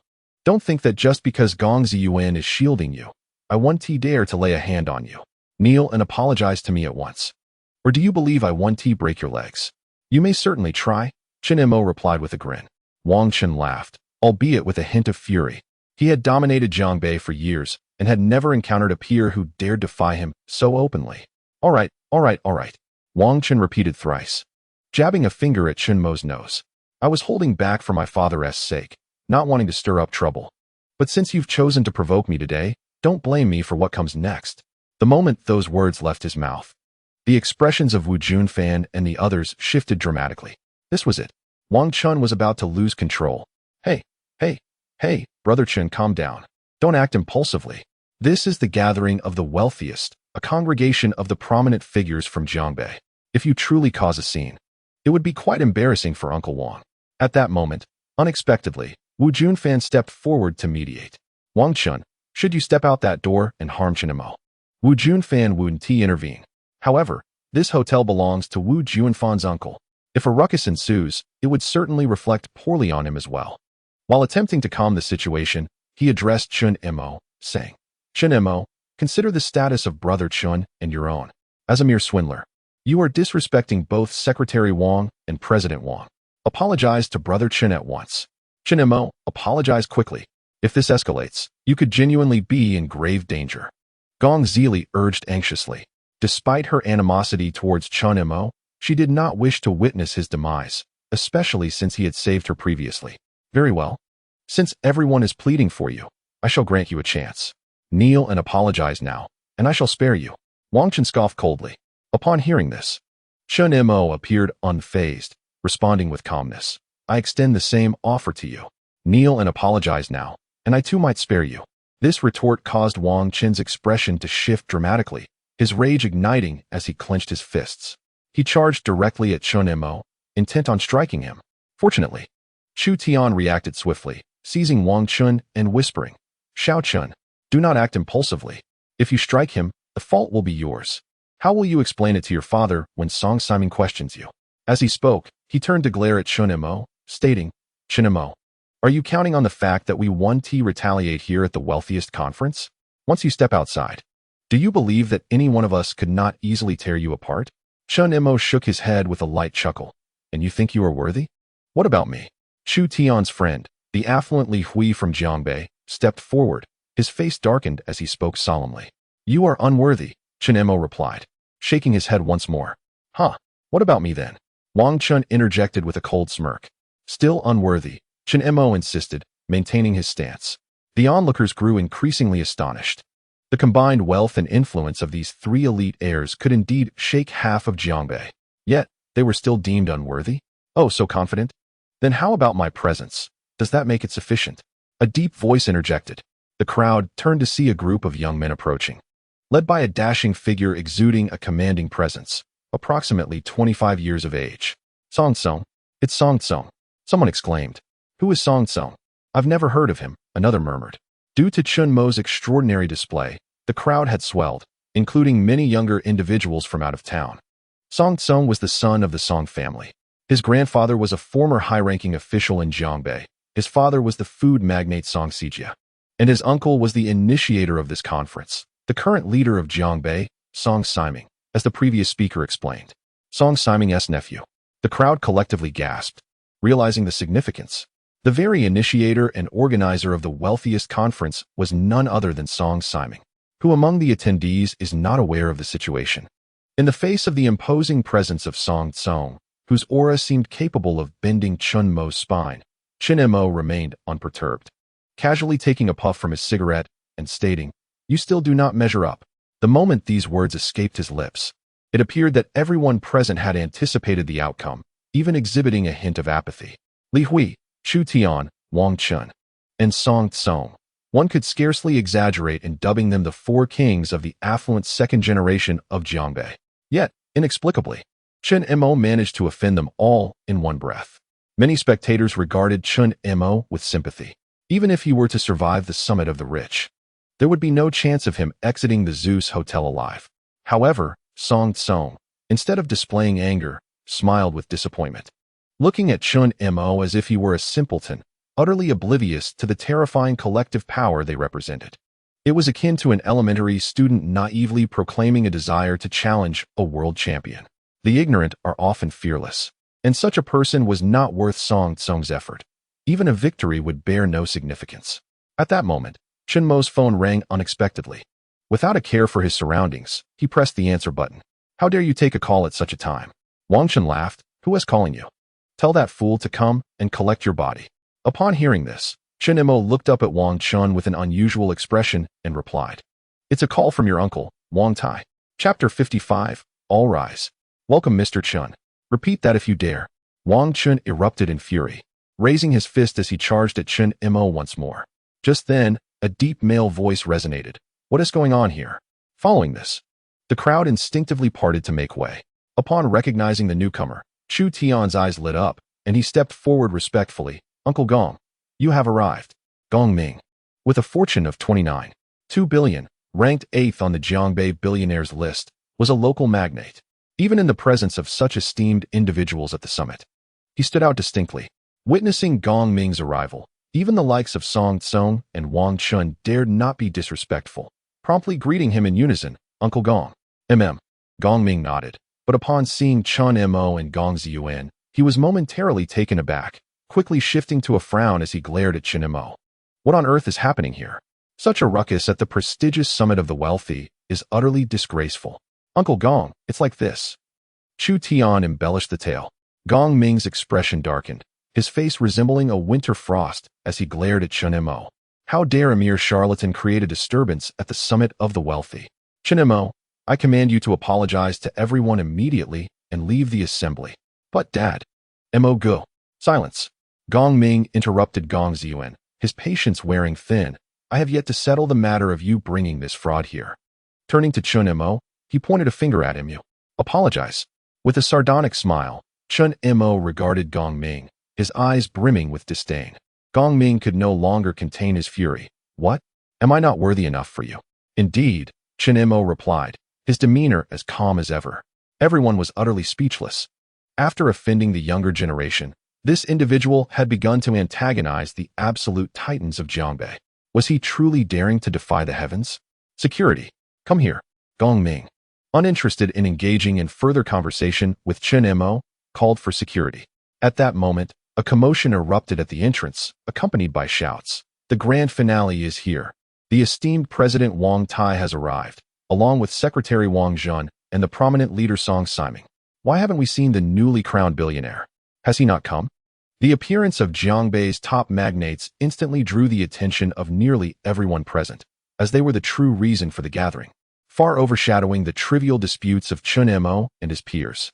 Gong Ming took a deep breath, coldly glaring at Chen Mo. You lucky brat, consider this your fortune. Once the conference concludes, I shall settle the score with you. Ziyuan, come here. With that, Gong Ming unceremoniously took Gong Ziyuan away. You truly possess incredible luck. However, I am eager to witness how you manage to leave this hotel alive once the conference is over. With that, Wang Chun hurriedly followed suit. Boy, may fortune favor you. Song Tsong chuckled, shaking his head as he walked. To him, Chen Mo was merely a minor interlude, unworthy of his time. He was here to meet the newly minted billionaire, the future financial authority of Jiangbei. Unexpectedly, Gong Zili remained behind. Chen Mo, have you devised a plan to withstand Wang Chen's wrath? Wang Chun is no amiable character, harboring a vengeful spirit. There are tales of him rendering those who merely glanced at him into vegetative states. That is what you ought to ponder. Chen Mo calmly retorted. It is he who should contemplate how to endure my fury. Gong Zili rolled her eyes dramatically. Allow me to kindly remind you. There is still time to flee. Once the meeting concludes, escape will be impossible. You are concerned for me. Chen Mo teased, gazing at Gong Zili. Concerned for you? Huh. Let me tell you, even if I were to leap from the top floor, I would not waste a thought on you, shameless wretch. I merely seek to exact revenge, understand? Why so agitated, shouting so loudly? Observing Gong Zili's face flushed with anger, Chen Mo suddenly feigned terror. No way, no way. You can't possibly have fallen for me. Can you?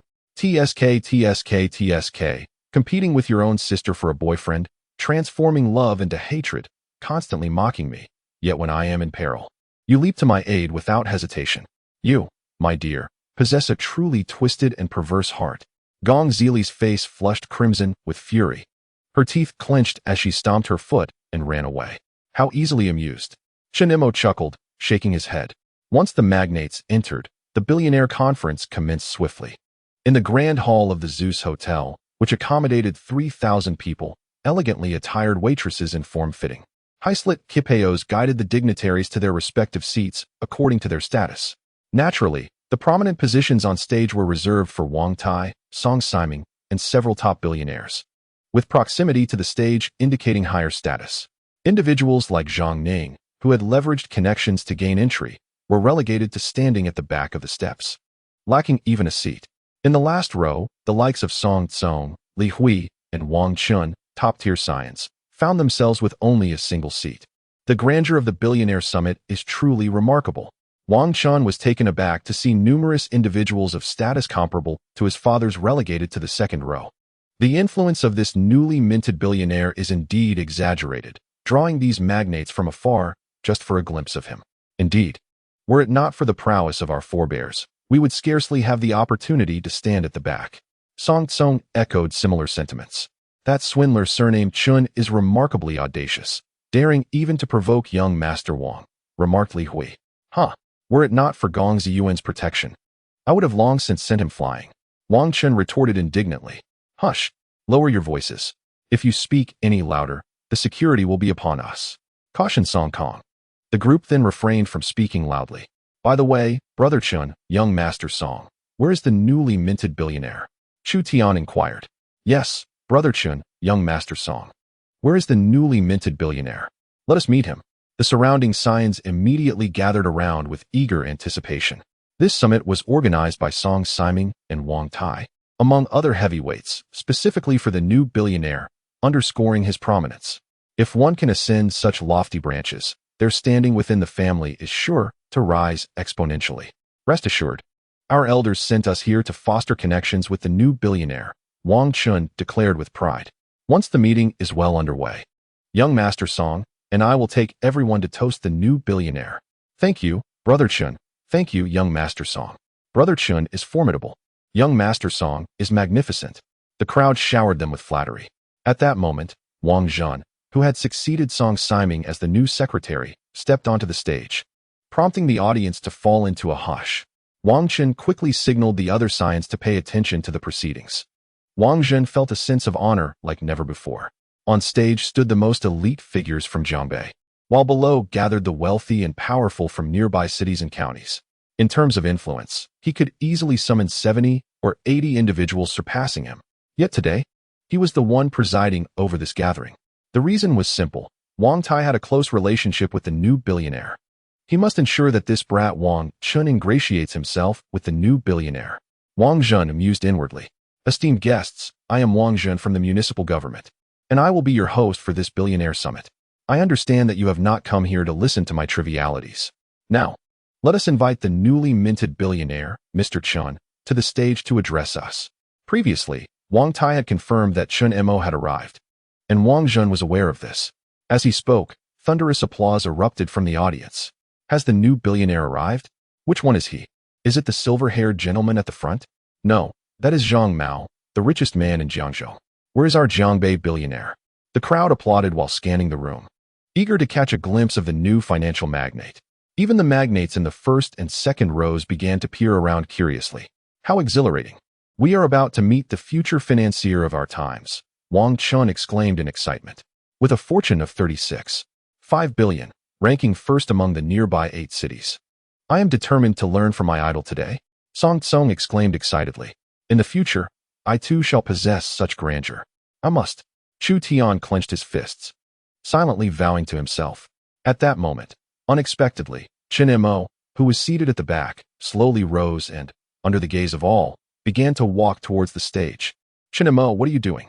Gong Zili urged anxiously. They are inviting Mr. Chun, the richest man, to speak, not you, a mere charlatan. I am the newly crowned richest man, Chen Mo replied to Gong Zili with a grin, continuing to step forward. Chen Mo, what are you doing? Don't act impulsively. Wu Junfan was bewildered, desperate to pull him back. This was his uncle's hotel, and Wu Junfan had come to help maintain order. If Chen Mo disrupted the gathering of the wealthiest, Wu Junfan would be in deep trouble. Let him go. Wang Chun interjected, blocking Wu Junfan. A mischievous grin on his face. Does this kid think we won't hold him accountable? Do these big shots not care either? Song Tsong nodded, chuckling. Does he think he is amusing? He dares to make such a joke. Chu Tian secretly shook his head, pondering why he had ever lost to such a mindless individual. Under the watchful eyes of the crowd, security personnel approached, ready to intercept Chen Mo. Just then, the bald-headed Cui Nan, seated in the middle, stood up first, excitedly calling out, "Mr. Chen." At that moment, Song Siming on stage also rose and proclaimed loudly, "Everyone, please stand. Welcome Mr. Chen." With that, as Song Siming stood and applauded, from the last row to the first, all the prominent figures in attendance rose, collectively chanting, "Welcome, Mr. Chen. Welcome, Mr. Chen. Welcome, Mr. Chen." As all the influential individuals rose to welcome Chen Mo, Wang Chun was utterly baffled, his expression one of utter confusion. He looked towards his father, Wang Zhen, for help, only to see Wang Zhen, Wang Tai, Zheng Qian, and many other prominent figures from Jiangbei rise in unison, bowing and saying, "Welcome, Mr. Chen." Amidst the countless bewildered, shocked, and incredulous gazes, Chen Mo stood with his hands clasped behind his back, walking with an air of arrogance, as if ascending to the heavens. Gong Zili stood frozen, utterly dumbfounded. Chen Mo was the newly crowned richest man.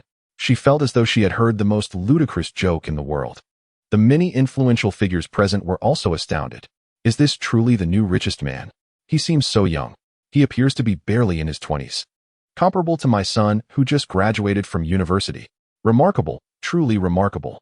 Zhang Ning and others were left speechless. Wu Juanfan's lips turned pale, his body trembling uncontrollably, as if he wanted to say something but found himself utterly speechless. Chen Mo, Jiangbei's richest man. In that moment, Wu Junfan finally understood why Chuan held Chen Mo in such high regard. After the initial shock, a wave of intense fear washed over Wu Junfan. His mind was flooded with memories of the times he had mocked Chen Mo. I once dared to humiliate the wealthiest individual in Jiangbei. The more he contemplated this, the more trepidation filled Wu Junfan, until his face turned as pale as a sheet, and beads of sweat cascaded down his brow. In stark contrast, Lan Yun'er's petite mouth formed an astonished O, a blend of surprise and delight, utterly incredulous. Meanwhile, the wealthy second-generation individuals in Chu Tian's circle had succumbed to a profound silence, akin to death itself. Wang Chen fixed his gaze on Chen Mo's retreating figure, murmuring incessantly, "How can this be? How could he possibly be the wealthiest man in Jiangbei? There must be some mistake." Li Hui, struggling to suppress the tumult within, managed a bitter smile, stating, "Mr. Song personally welcomed him. How could there be any error?" Song Tsong, in a state of dread, dug his nails into his palms. No one understood the intricacies of the wealthy elite gathering better than he did. Song Siming intended to leverage this event to elevate Chen Mo to new heights, establishing him as the financial authority not just in Jiangbei, but across the 8 neighboring cities. I once believed myself to be a god, looking down upon the masses, only to realize that you are the divine one, and I, merely an ant beneath your feet. Song Tsung slowly closed his eyes, a grim smile gracing his lips as he uttered, "Chen Mo, you have triumphed." Beside him, Chu Tian, with bloodshot eyes and clenched fists, glared at the calm and composed young man on stage, internally roaring, "Well done. Indeed, you are worthy of surpassing me. But what does it matter that you are the wealthiest in Jiangbei? Once I consume the Gong family, the title of wealthiest will change hands. At that moment, I shall show you what true power is." Most astonishing of all was Gong Ming, seated upon the stage, who seemed oblivious to the reality unfolding before him. He remained in his chair, watching as Chen Mo ascended the steps, reaching for the heavens. He truly achieved it. When realization struck, Gong Ming's face drained of color. Within a month, Chen Mo had amassed over 3 billion, surpassing his own fortunes, while befriending eminent figures like Song Siming and Wang Tai, becoming the wealthiest man in Jiangbei. In comparison, even the combined might of Chu Tian, Song Tsong, and Wang Chun paled in insignificance. Overwhelmed by this thought, Gong Ming trembled to his feet, eyes wide as he witnessed numerous dignitaries paying their respects to Chen Mo, sighing deeply. "I once thought you would never stand on equal footing with me.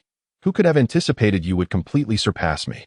In just a month, in merely a month, you have eclipsed the fruits of my decades of labor." This realization enveloped Gong Ming in an overwhelming sense of despair. Upon taking the stage, amidst the gaze of the multitude, Chen Mo grasped the microphone, inhaling deeply, a sense of grandeur swelling within him. In my past life, I could scarcely touch the heels of the likes of Wu Junfan, let alone these distinguished figures. In this life, all the dignitaries must address him as Mr. Chen and rise to greet him. Thank you all for traveling great distances to attend this gathering of the wealthiest, Chen Mo began. My ascent to the pinnacle of wealth is merely a stroke of luck. In comparison to the esteemed predecessors present, I still have much to learn. He smiled gently, yet all could discern the underlying sincerity in his words. To attain such wealth could not be attributed solely to good fortune. Here, I would like to extend my heartfelt gratitude to a particular individual. With his gaze directed towards the last row where Gong Ziyuan sat, Chen Mo spoke with deep emotion. Ziyuan, it is your companionship that has brought me to this pivotal moment. Would you kindly come to the stage and share this honor with me? In an instant, all eyes in the room converged upon Gong Ziyuan. The men present found themselves momentarily breathless at the sight of her, such beauty, as radiant as a celestial being. Meanwhile, the women in attendance were engulfed by feelings of envy and resentment. Who would not covet the opportunity to shine so brightly before such a multitude of influential figures at a gathering of the wealthiest? Upon taking the stage, Gong Ziyuan looked out at the distinguished guests, feeling a blend of excitement and trepidation. Many of these individuals held positions far superior to that of her father. Do not be afraid, Chen Mo reassured her, clasping her hand gently. This is merely the beginning. There will be far grander scenes to come. The wealthiest man in Jiangbei, Chen Mo's ambitions soared higher. His sights were set on becoming the wealthiest individual in the world. The figures before him, who seemed like gods to the average person, were merely stepping stones on his path to greater aspirations. From the audience, Gong Zili watched Chen Mo gazing affectionately at Gong Ziyuan, her heart a tumult of resentment, jealousy, admiration, and bitterness. In a fleeting moment, she felt dizzy, as if she were the one holding Chen Mo's hand on stage. How absurd! She chastised herself. That scoundrel is the very reason for your social demise. She vigorously shook her head, dispelling the implausible thoughts clouding her mind.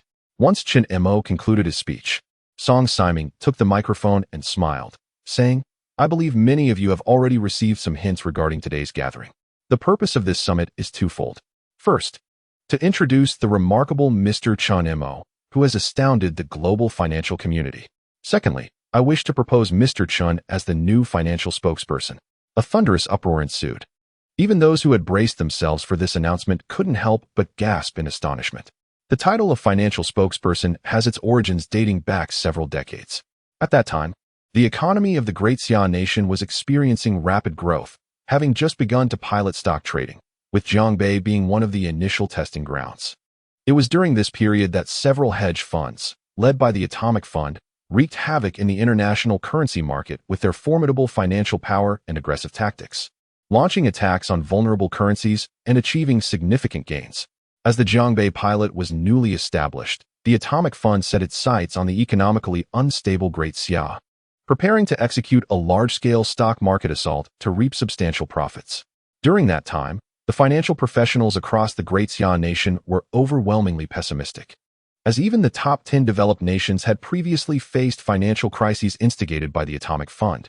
This time, should the Atom Fund succeed in its assault, the economy of the Great Xia nation would regress by 3 decades, triggering a domestic economic crisis, a massive wave of unemployment, and soaring prices. Such circumstances would render life unbearable for the populace of Great Xia. It could be said that this is a war devoid of gunpowder. A defeat would be 100 times more devastating than a conventional loss. At this critical juncture, Fang Jinxin, the wealthiest individual in Jiangbei, emerged as a beacon of hope, rallying financial figures from across Great Xia, vowing to confront the Atom Fund with unwavering resolve. To facilitate Fang Jinxin's command, all financiers in Great Xia unanimously agreed to appoint him as the financial arbiter. Henceforth, any directives issued by the arbiter would be followed unconditionally by those in the financial sphere, regardless of the process or potential consequences. In that battle, Fang Jinxin appeared as a deity, wielding power with ease. With a mere word, he could compel all investors in Great Xia to either invest heavily or liquidate their holdings, sending those foreign adversaries attempting to undermine the economy into a hasty retreat. However, after witnessing the arbiter's formidable influence, the authorities imposed a ban, forbidding the appointment of a new financial arbiter for 30 years. Today, although the prohibition has been lifted, the modern business community lacks the unity of yesteryears, resulting in the absence of any subsequent appointments of a financial arbiter. Unexpectedly, at a gathering of the wealthiest, Song Siming once again broached this matter. In that moment, all eyes turned to one another, reflecting shock and incredulity. Song Siming seemed to anticipate this very scene and smiled, stating, "Decades ago, Jiangbei stood as a formidable counterpart to both the imperial capital and the magic city. Yet, over the years, Jiangbei's economic development has been on a downward trajectory. It pales in comparison even to provincial capitals. As a leader of Jiangbei, I feel profound sorrow. Thus, I wish to seize this opportunity to nominate Mr. Chen as the financial arbiter, uniting all present to forge a new financial sphere centered around Jiangbei, and to restore the brilliance created by our esteemed predecessor, Fang Jinxin." His words were delivered with grandiloquence. The assembly was comprised of seasoned individuals, all acutely aware of the underlying sentiments.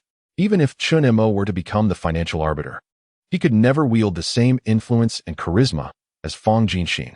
Song Siming merely sought to leverage the title of financial arbiter to achieve his own ambitions and ascend further. Though they understood the implications, none dared to challenge Song Siming's authority, resulting in a profound silence. Song Siming chuckled and remarked, "Since no one voices dissent, shall I take it as unanimous consent? Very well, Secretary Wang, present the arbiter's insignia." Wang Zhen waved his hand, and soon, a beautiful attendant approached, bearing a tray draped with crimson fabric. Song Siming lifted the cloth, revealing a dazzling golden light that shimmered under the illumination. Before them lay a grand seal, intricately carved with a 5-clawed golden dragon. "It is the golden dragon seal," someone gasped. Indeed, this artifact was none other than the insignia crafted in pure gold for the first financial arbiter, Fang Jinxin. Song Siming, cradling the golden dragon seal, smiled faintly. All the prominent figures and wealthy individuals present were fixated on this exquisite artifact, their eyes shimmering with avaricious glints. The financial authority's token, the golden dragon seal. To behold the seal is to behold the person. It was with this very seal that Fang Jinxin once commanded the masses, forcing foreign foes into retreat. As Song Siming approached Chen Mo, he gravely stated, "Mr. Chen, I entrust this object to you. I hope you will always regard yourself as the financial authority of Jiangbei and contribute significantly to the Jiangbei financial community." Chen Mo nodded, preparing to accept the golden dragon seal with a smile. "Wait." An irate voice suddenly echoed from the stage. Song Siming frowned and turned to see a middle-aged man in his 50s, wearing glasses and possessing a square face, standing up. A stir arose among the audience. It was Jiang Ronghua, the former richest man in Jiangbei. It was said that his fortune was merely 100 million shy of the newly appointed richest man. As the unacknowledged king of the Jiangbei financial realm, he clearly resented Song Siming's endeavor to elevate Chen Mo, as it was a direct affront to him. A sense of anticipation filled the air as everyone braced for the unfolding drama. "Mr. Jiang, do you have any objections?" Song Siming inquired, irritation flickering in his eyes. Mr. Song, I wholeheartedly support the nomination of a financial authority," Jiang Ronghua retorted with a smile. "Oh, and what is your stance then?" Song Siming's expression softened slightly. "However, I find it quite inappropriate to appoint Chen Mo for this esteemed position. After all, Mr. Chen is far too young and possesses a rather simplistic way of thinking. The responsibilities of a financial authority are monumental. Any misstep could throw the entire Jiangbei and even the Jianghai province's financial sector into disarray." Jiang Ronghua asserted. "I concur with Brother Hua." A tall, brash middle-aged man, cigar in mouth, rose to speak. Gasps erupted from the crowd. It was Zhang Yaoyang, the former richest man in Jiangbei. He inhaled deeply from his cigar before declaring, as the saying goes, "He who speaks without experience acts without care." We support Mr. Song's nomination. But should this young man be proposed, I, Zhang Yaoyang, shall be the first to oppose it. Song Siming frowned. "So what do the two of you imply?" "I believe that the financial authority should be held by the capable. I, though modest, am willing to assume this significant responsibility," Jiang Ronghua boldly proclaimed. If Brother Hua wishes to take on this role, I, Zhang Yaoyang, have no objections. Naturally, I am also curious to see just how effective this golden dragon seal truly is, Zhang Yaoyang added with a smile. Everyone present was acutely aware of the familial ties between Zhang Yaoyang and Jiang Ronghua. They were as close as kin. Their sudden challenge to Chen Mo's impending appointment as the financial authority indicated a premeditated alliance. The atmosphere in the room shifted dramatically, becoming charged with tension. An oppressive silence lingered for several seconds, creating a suffocating sensation. Just as Song Siming was poised to speak, Jiang Ronghua interrupted him. Rest assured, Mr. Song. Should either I or Yaoyang become the financial authority, we will cooperate effectively with the municipal government and with you. This statement is an overt display of loyalty, implying that should you endorse me, I too can ascend to wealth and position. In that moment, Song Siming cast a troubled glance at Chen Mo. Chapter 58, The Battle of Decision Makers. Mr. Jiang and Mr. Zhang, I wholeheartedly concur with your sentiments. In the realm of finance, it is the capable who should take the helm. Faced with the pressure from Jiang Ronghua and Zhang Yaoyang, two former tycoons of Jiangbei, Chen Mo nodded with a faint smile. Everyone was taken aback. Was he truly yielding so easily? Ha ha ha. If that is the case, I shall graciously accept the opportunity, Jiang Ronghua declared, his hand already resting upon the golden dragon seal. However, a powerful hand halted him. Jiang Ronghua raised his head in confusion. Chen Mo proclaimed loudly, the capable should indeed take their rightful place, and thus, I believe I am more suited for the position of Jiangbei as financial decision-maker than Mr. Jiang. Boom. A single stone stirred 1,000 waves. Everyone held their breath, incredulity etched upon their faces as they gazed at Chen Mo. Was he truly daring to confront Jiang Ronghua head-on? Oh, hee. Are you suggesting that in the realm of finance, you surpass me? Jiang Ronghua chuckled. Chen Mo simply nodded, non-committally. Very well. Do you dare to compete with me? Jiang Ronghua retorted fiercely. What kind of competition? Chen Mo inquired. A financial decision-maker must possess the ability to manipulate finance. Let us compete in futures trading. We shall each select a type of local futures market in Jiangbei to either short or long, with a deadline before today's market closes. And we shall see who achieves the greater trading volume. What say you, dare you? Jiang Ronghua scoffed. Investing in stocks and futures inherently involves a degree of luck.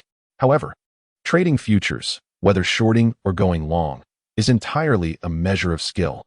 Going long is merely the straightforward act of buying low and selling high. In contrast, shorting is somewhat more complex. To simplify, it involves borrowing someone else's goods to sell at a peak price, then repurchasing them when the price drops to return them. Going long requires capital, while shorting necessitates commodities. Jiangbei is one of the pilot areas for the futures market of the Great Xia Kingdom. Chen Mo, did you not amass a staggering 3.5 billion in the international futures market? Surely, you are not intimidated by the modest Jiangbei market? Zhang Yaoyang provoked. Mr. Chen, do not acquiesce to them. Song Siming urged anxiously. Both of them possess ample resources in the Jiangbei futures market. They can short or go long at their whim. No matter how astute you are, you cannot best them. The nature of this contest is fundamentally different from previous ones. This is a clash of economic prowess. Devoid of luck or foresight, Song Siming harbored no belief that Chen Mo could triumph over these two seasoned foxes, especially since it was evident they intended to join forces against him. No matter. Chen Mo waved his hand dismissively, stepping forward to stand before Jiang Ronghua and Zhang Yaoyang, exclaiming, as the prospective financial decision-maker, if I do not dare to engage in battle, would I not be a laughingstock? I accept this challenge. Zhang Yaoyang laughed heartily, bold indeed. However, should you dare to play futures with us in Jiangbei, you shall find yourself in dire straits. The current richest individual, the former richest, and the one before them, three titans of wealth. The battle among these financial moguls stirs an exhilarating fervor within everyone present, their faces alight with anticipation for the contest to commence. At this moment, the market has already begun its tumultuous dance. The fluctuations in the futures market are far more drastic than those of the stock market, with each passing second bringing unpredictable changes that defy conjecture. Chen Mo, Zhang Yaoyang, and Jiang Ronghua are each stationed before their laptops, their attention riveted to the screens. Before long, Jiang Ronghua speaks up. Yaoyang and I have decided to short Jiangbei watermelons. The crowd turns to Chen Mo, casting him looks akin to that of a condemned man. This year, the yield of Jiangbei watermelons is already in surplus, with prices plummeting relentlessly. Moreover, Jiang Ronghua and Zhang Yaoyang are significant players in the watermelon futures market, having established partnerships with 30 major watermelon farmers in Jiangbei. They possess hundreds of warehouses filled to the brim with physical watermelons. Should they choose, they could flood the market in a single day, driving the price down to a mere penny per pound. How could Chen Mo possibly compete against them? Yet, Chen Mo gazes at Jiang Ronghua and Zhang Yaoyang with an odd expression. Are you certain you wish to short Jiangbei watermelons? He vividly recalls that the futures for Jiangbei watermelons existed for only a few brief months before being delisted. This was due to an unprecedented storm that struck on this very day in history, causing the Jiangbei Dam to breach, flooding the fields and destroying warehouses, resulting in a tenfold surge in watermelon prices. The authorities deemed watermelons to be a high-risk commodity, far too susceptible to weather fluctuations, and thus removed it from the futures market. Unbelievably, Jiang Ronghua and Zhang Yaoyang are opting to short the watermelon market today. Is this not tantamount to offering Chen Mo a sacrificial lamb? Make your decision quickly, Zhang Yaoyang urged impatiently. All right, since you have chosen to short Jiangbei watermelons, I will take a long position on them, Chen Mo declared.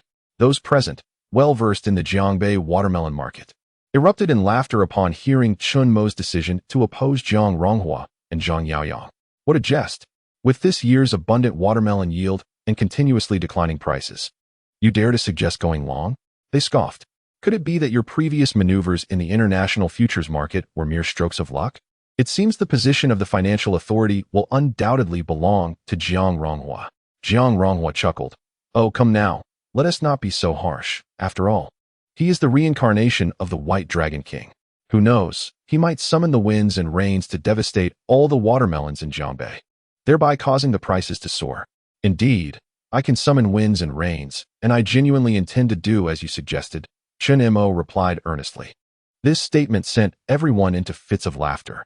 Huh, summon winds and rains? You might as well claim you can fly and achieve immortality. Are you engaged in futures trading or dabbling in superstition? I have been in the futures market for years and have never encountered such absurdity, Gong Ming remarked, shaking his head in disbelief. Summon winds and rains? Destroy all the watermelons in Jiangbei? What nonsense is this? It seems you have played the role of a con artist for so long that you've lost touch with reality. As Song Tsong and Wang Chen scoffed, they were relieved that Chen Mo appeared rather dim-witted. Should he be appointed as the decision-maker, they would undoubtedly find themselves in dire straits. Gong Ziyuan, somewhat apprehensive, whispered, Mo Gu, can you truly summon the winds and rains? Her skepticism was palpable. After all, such feats were the realm of mythical beings. Just wait and see. Chen Mo replied with unwavering confidence. At that moment, a startled voice exclaimed, the price of Jiangbei watermelons has plummeted. The crowd turned to witness the dramatic decline in prices, which continued to spiral downward. Recently, Jiang Ronghua and Zhang Yaoyang had made phone calls, prompting speculation that they had instructed their subordinates to release a substantial stockpile to suppress watermelon prices. It seemed as though the outcome was already determined. With a sly grin, Jiang Ronghua informed Chen Mo, to be frank, I have just ordered my subordinates to open 100 warehouses and release 300,000 tons of fresh watermelons for those merchants to pre-order. I believe it is unnecessary for you to waste everyone's time waiting any longer. This golden dragon seal shall undoubtedly belong to me, Jiang Ronghua. Chapter 59. Awaiting the winds. Chen Mo remained silent, simply closing his eyes. If they wished to prolong the game, he would indulge them. We aim to make you concede wholeheartedly. Zhang Yaoyang scoffed. The entire annual production of watermelons in Jiangbei amounted to a mere 1 million tons. With the news of 300,000 tons being released from 100 warehouses, panic erupted among the local watermelon farmers. A wave of frantic selling commenced, causing prices to plummet from 0.3 yuan per jean to 0.25, then to 0.15, followed by 0.1, and ultimately down to 0.05 yuan. The farmers' hearts bled, as even at 5 cents per jean, they could not recoup the cost of pesticides. Yet, merchants continued to haggle, seeking further price reductions. In a fit of rage, many farmers smashed their entire watermelon fields, weeping despondently among the ruins. The local futures market in Jiangbei mirrored this turmoil, with the price of Jiangbei watermelon futures crashing. By 2 p.m., with just an hour and a half until the market closed, prices had plummeted by 70 under the short-selling maneuvers of Zhang Yaoyang and Jiang Ronghua. Onlookers were left utterly astonished and alarmed. Unlike the mere purchase of stocks and futures for profit, this was pure manipulation of the futures market. While the term manipulation may seem straightforward, Its execution is notoriously challenging. Yet, Zhang Yaoyang and Zhang Ronghua had succeeded. In just one day, they had orchestrated a 70 drop in Jiangbei watermelon futures. In contrast, Fang Jinxin, the former financial authority, had achieved a mere 85 drop in a single day at the height of his prowess.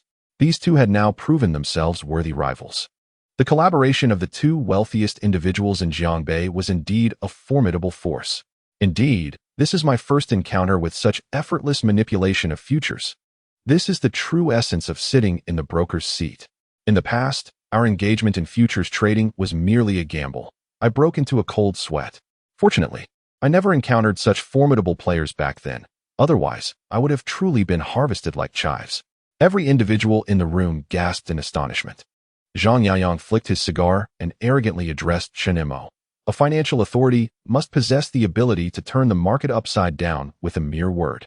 We have shorted 70 of the Jiangbei watermelon futures, and I am eager to see how you intend to reverse this. Zhang Ronghua scoffed, remarking, "What does it matter if you excel in stocks or futures? What does it signify to be the wealthiest in Jiangbei? It is merely luck. When confronted with players of our caliber, we could lead you to ruin overnight." Though their words were brazen to the extreme, even Chen Mo had to concede their truth. If he were merely a financial individual skilled in stocks or futures, facing these two would undoubtedly result in utter defeat. Alas, Chen Mo had the upper hand. The Jiangbei watermelon had plummeted by 80. At that moment, someone exclaimed in shock. Gong Ziyuan could no longer contain herself. Drenched in sweat, she rushed to Chen Mo's side. Anxious, and said, "Brother Mo, should we inject funds to drive the price up? Doing nothing will not lead to victory." Chen Mo shook his head. "If I were to invest 2 to 3 billion, I could indeed revive the watermelon prices. However, that would be meaningless. I would be sacrificing my entire fortune for a mere title of a financial authority. These individuals would not acknowledge my standing. Moreover, with only an hour and a half until the market closes, even a large influx of funds now would be too late. What should we do then?" Gong Ziyuan asked, her heart heavy with worry. "Are we to concede defeat like this?" "Do not panic," Chen Mo replied, eyes closed, arms crossed, and calmly uttered 4 words, "Await the winds to rise." At that moment, Gong Ziyuan fully grasped the adage of the emperor's calm contrasted with the eunuch's anxiety. She felt on the verge of madness. Continue waiting? The market was about to close. Half an hour later, the price of Jiangbei watermelons had dropped by 86, shattering the record set by the first financial authority, Fang Jin, in market manipulation. Gong Ziyuan, in a fit of despair, clutched her hair and murmured hopelessly, "It's over. There is no hope." Meanwhile, Gong Ming had long ceased paying attention to Chen Mo. At this moment, he looked on with immense admiration at Zhang Yaoyang and Zhang Ronghua. Sighing deeply, "I once believed that the difference in fortune between myself and the two wealthiest in Jiangbei was merely a few billion, and that the gap in strength would not be considerable. It appears I was profoundly naive. Such extraordinary prowess is beyond our reach." As for Song Tsong, Wang Chun, and others, they too had disregarded Chen Mo. With flushed faces, they excitedly watched Zhang Ronghua and Zhang Yaoyang, feeling a surge of fervor rushing from their toes to their heads. Remarkable. It was simply astonishing. If one day I could wield the ability to shake the futures market with mere words, it would be worth dying for. Is this the true power of a financial authority? Jiang and Zhang are the true financial maestros worthy of our admiration and emulation. A group of affluent heirs, akin to fervent fans encountering their idols, were overwhelmed with excitement. Gong Zili was engulfed by a wave of exhilaration. "Serves you right. How dare you act so arrogantly?" Song Siming and Wang Tai wore expressions of despair, their faces ashen. With merely an hour left before the market closed, it mattered not if Chen Mo were the reincarnation of the White Dragon King. Even the descent of the Supreme Laozi would be futile. Even if you were to wager your entire fortune on this, it would be too late to influence the futures market. We have lost. Song Siming lamented with a shake of his head. "Mr. Chun has overstepped," Wang Tai remarked in resignation. At that moment, Zhang Ronghua stepped forward once more and declared, "I see no need to squander more time. The golden dragon seal is now mine." Just as Zhang's hand hovered over the seal, Chen Mo's hand abruptly seized his wrist. "With the market closing, do you expect us to wait any longer? Is this amusing to you, Chen Mo?" Zhang Ronghua exclaimed angrily. Zhang Yaoyang approached the window, pointing at the clear blue sky outside, and shouted, "This sky is pristine, devoid of clouds or wind. Do you dare suggest it will rain? Do you take me for a mere child? If you have the ability, show me. What nonsense. Encountering a charlatan like you is my misfortune. The crowd below began to murmur, their dissatisfaction palpable after waiting all day. At that moment, precisely at 2:22 in the afternoon, Chen Mo suddenly opened his eyes, a smile curving at the corners of his mouth. Very well. I shall summon the winds and rain for you. Winds, arise. Chapter 60, Summoning Winds and Rain. I am the Dragon King. On June 23rd, at 2:22 in the afternoon, this moment would forever be etched in Chen Mo's memory. The people of Jiangbei, who had endured the ensuing tempest, would never forget it either. As Chen Mo calculated the time, he opened his eyes and bellowed, "Winds, arise." Zhang Yaoyang and Jiang Ronghua erupted into laughter. Are you out of your mind? Do you truly believe yourself to be the Dragon King? Surely, you cannot intend to summon winds and rain. Ha ha. Just then, an unexpected turn of events occurred. Darkness enveloped the outside world, merging heaven and earth into an indistinguishable void. The earth seemed to drift into a deep slumber.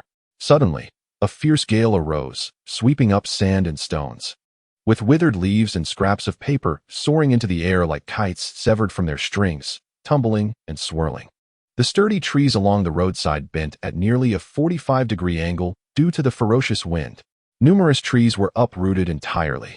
Vehicles struggling on the road had to press the accelerator to inch forward. A few unfortunate pedestrians were even lifted into the air by the hurricane, only to come crashing down. Zhang Yaoyang and Jiang Ronghua's laughter instantly froze on their faces, their mouths agape, eyes wide with disbelief. This wind is extraordinarily strange. Within mere seconds, it was as if the apocalypse had descended upon the outside world. Could it be that he truly can summon winds and rain?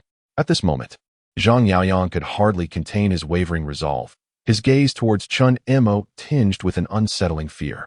What was there to panic about? It was merely a coincidence. Jiang Ronghua gritted his teeth and asserted. Suddenly, a flash of lightning erupted. Chen Mo bellowed once more, as if the celestial forces had responded to his command. Outside, where visibility was utterly obscured, a blinding radiance illuminated the surroundings, rendering the night brighter than day. Thunder roared. Striking bolts of lightning descended upon the earth, as though the very ground were about to split asunder. Following this, the resounding thunder echoed like a relentless drumbeat. The earth quaked with the visible onslaught of countless bolts of lightning. Numerous trees were felled, consumed by the ferocious flames ignited by the wrath of the storm. Zhang Yaoyang trembled in awe. His previous bravado vanished amidst the terrifying tempest outside. The sheer ferocity of the weather, compounded by Chen Mo's earlier theatrics, had shaken his inner fortitude. Almost everyone present shared in Zhang Yaoyang's terror, their eyes fixated on Chen Mo. In this moment, the very foundations of the powerful elite's worldviews trembled and began to collapse. Was it possible that Chen Mo was truly the reincarnation of the Dragon King? What are you shouting about? Even if it rains, how heavy could it possibly be? It won't hinder our short selling of watermelons. He is merely trying to frighten you. Coward. Jiang Ronghua seized Zhang Yaoyang by the collar and slapped him fiercely, an act that served to bolster his own courage. With a sardonic smile, Chen Mo strode to the window, hands clasped behind his back, gazing skyward at a 45-degree angle as if whispering to himself, could the Dragon King ever jest? Then, raising his right hand towards the heavens, he thundered, "Let the rain fall." Booming thunder accompanied the rolling flashes of lightning. A torrential downpour descended like a deluge, overwhelming all in its path. Within mere seconds, the terrifying rainfall struck with a force that shook the hearts of all present. It was utterly horrifying. The rain cascaded down as if from the depths of the abyss, dark clouds threatening to collapse upon the earth. What had begun as rain transformed into a cataclysmic torrent, akin to the Milky Way being breached. Mere minutes passed, and the streets outside were already inundated, water rising to the waist of an adult. After another 5 minutes, Jiangbei had morphed into a vast sea. Numerous vehicles were submerged beneath the deluge. The wind pursued the rain chased the wind. As they united to drive the ominous clouds across the sky, the entire world lay shrouded in water.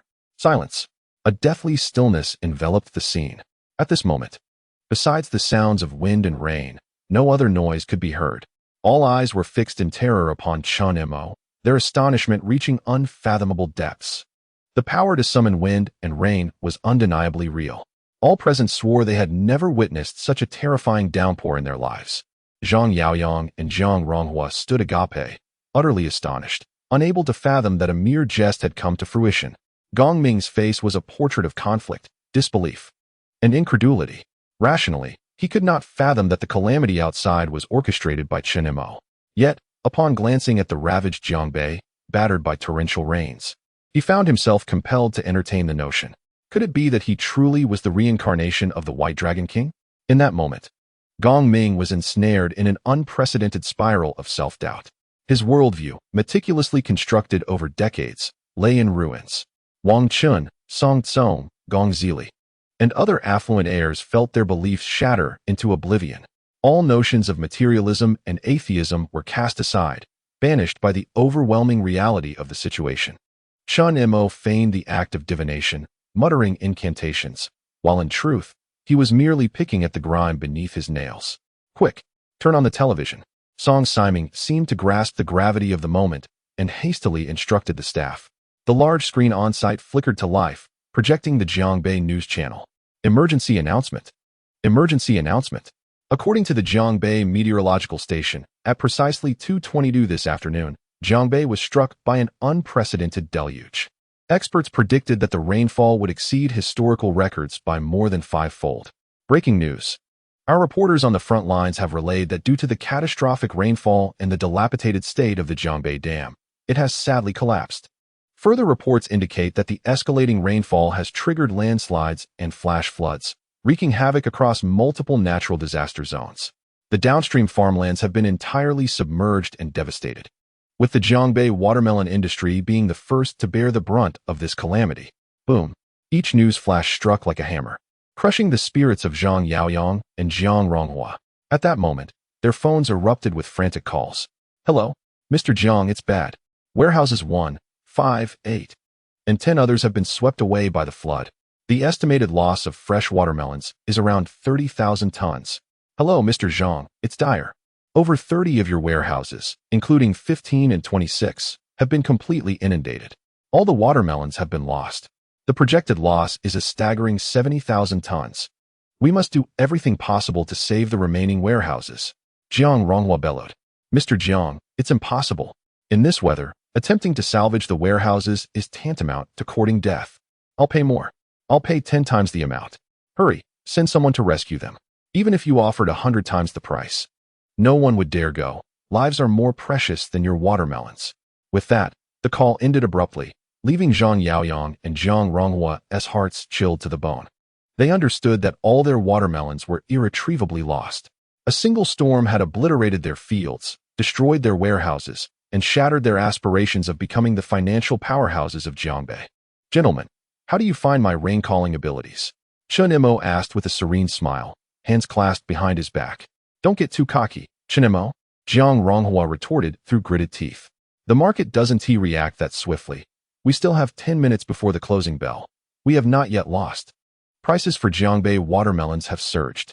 But scarcely had Zhang Ronghua's words left his lips when someone exclaimed in astonishment. On the screen of Chen Mo's computer, the price representing the Jiangbei watermelon futures surged upward with an almost straight trajectory, reaching a frenzied climax. In just 3 minutes, a mere 3 minutes, the price, which had recently plummeted by 85, had returned to its normal levels. Just a slight increase would elevate Chen Mo to the esteemed position of decision-maker. However, Zhang Ronghua's heart felt as if it had plunged into an icy abyss, chilling him to the core. Anyone with a semblance of intelligence could perceive the inevitable outcome. Presently, all the watermelon fields and storage facilities in Jiangbei had been devastated by floods. Restoring normal supply and demand would require at least another year. Over the next 3 months, the price of Jiangbei watermelons would shatter historical records, reaching an astonishing peak. Mr. Jiang, the spectacle is only just beginning, Chen Mo remarked with a faint smile. As his words echoed, the Jiangbei watermelon futures surged once more. 30, 50, 80, 100. Within a mere 10 minutes, the price doubled. Everyone was left in a state of shock. No one had ever witnessed a futures contract soar in such a manner as the Jiangbei watermelon.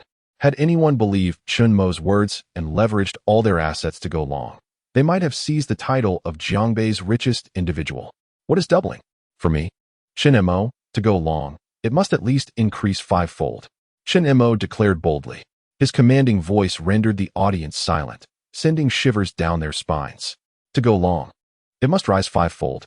This was not merely manipulating futures. It was akin to controlling the national treasury. 150, 200, 260, 300, 480, 520.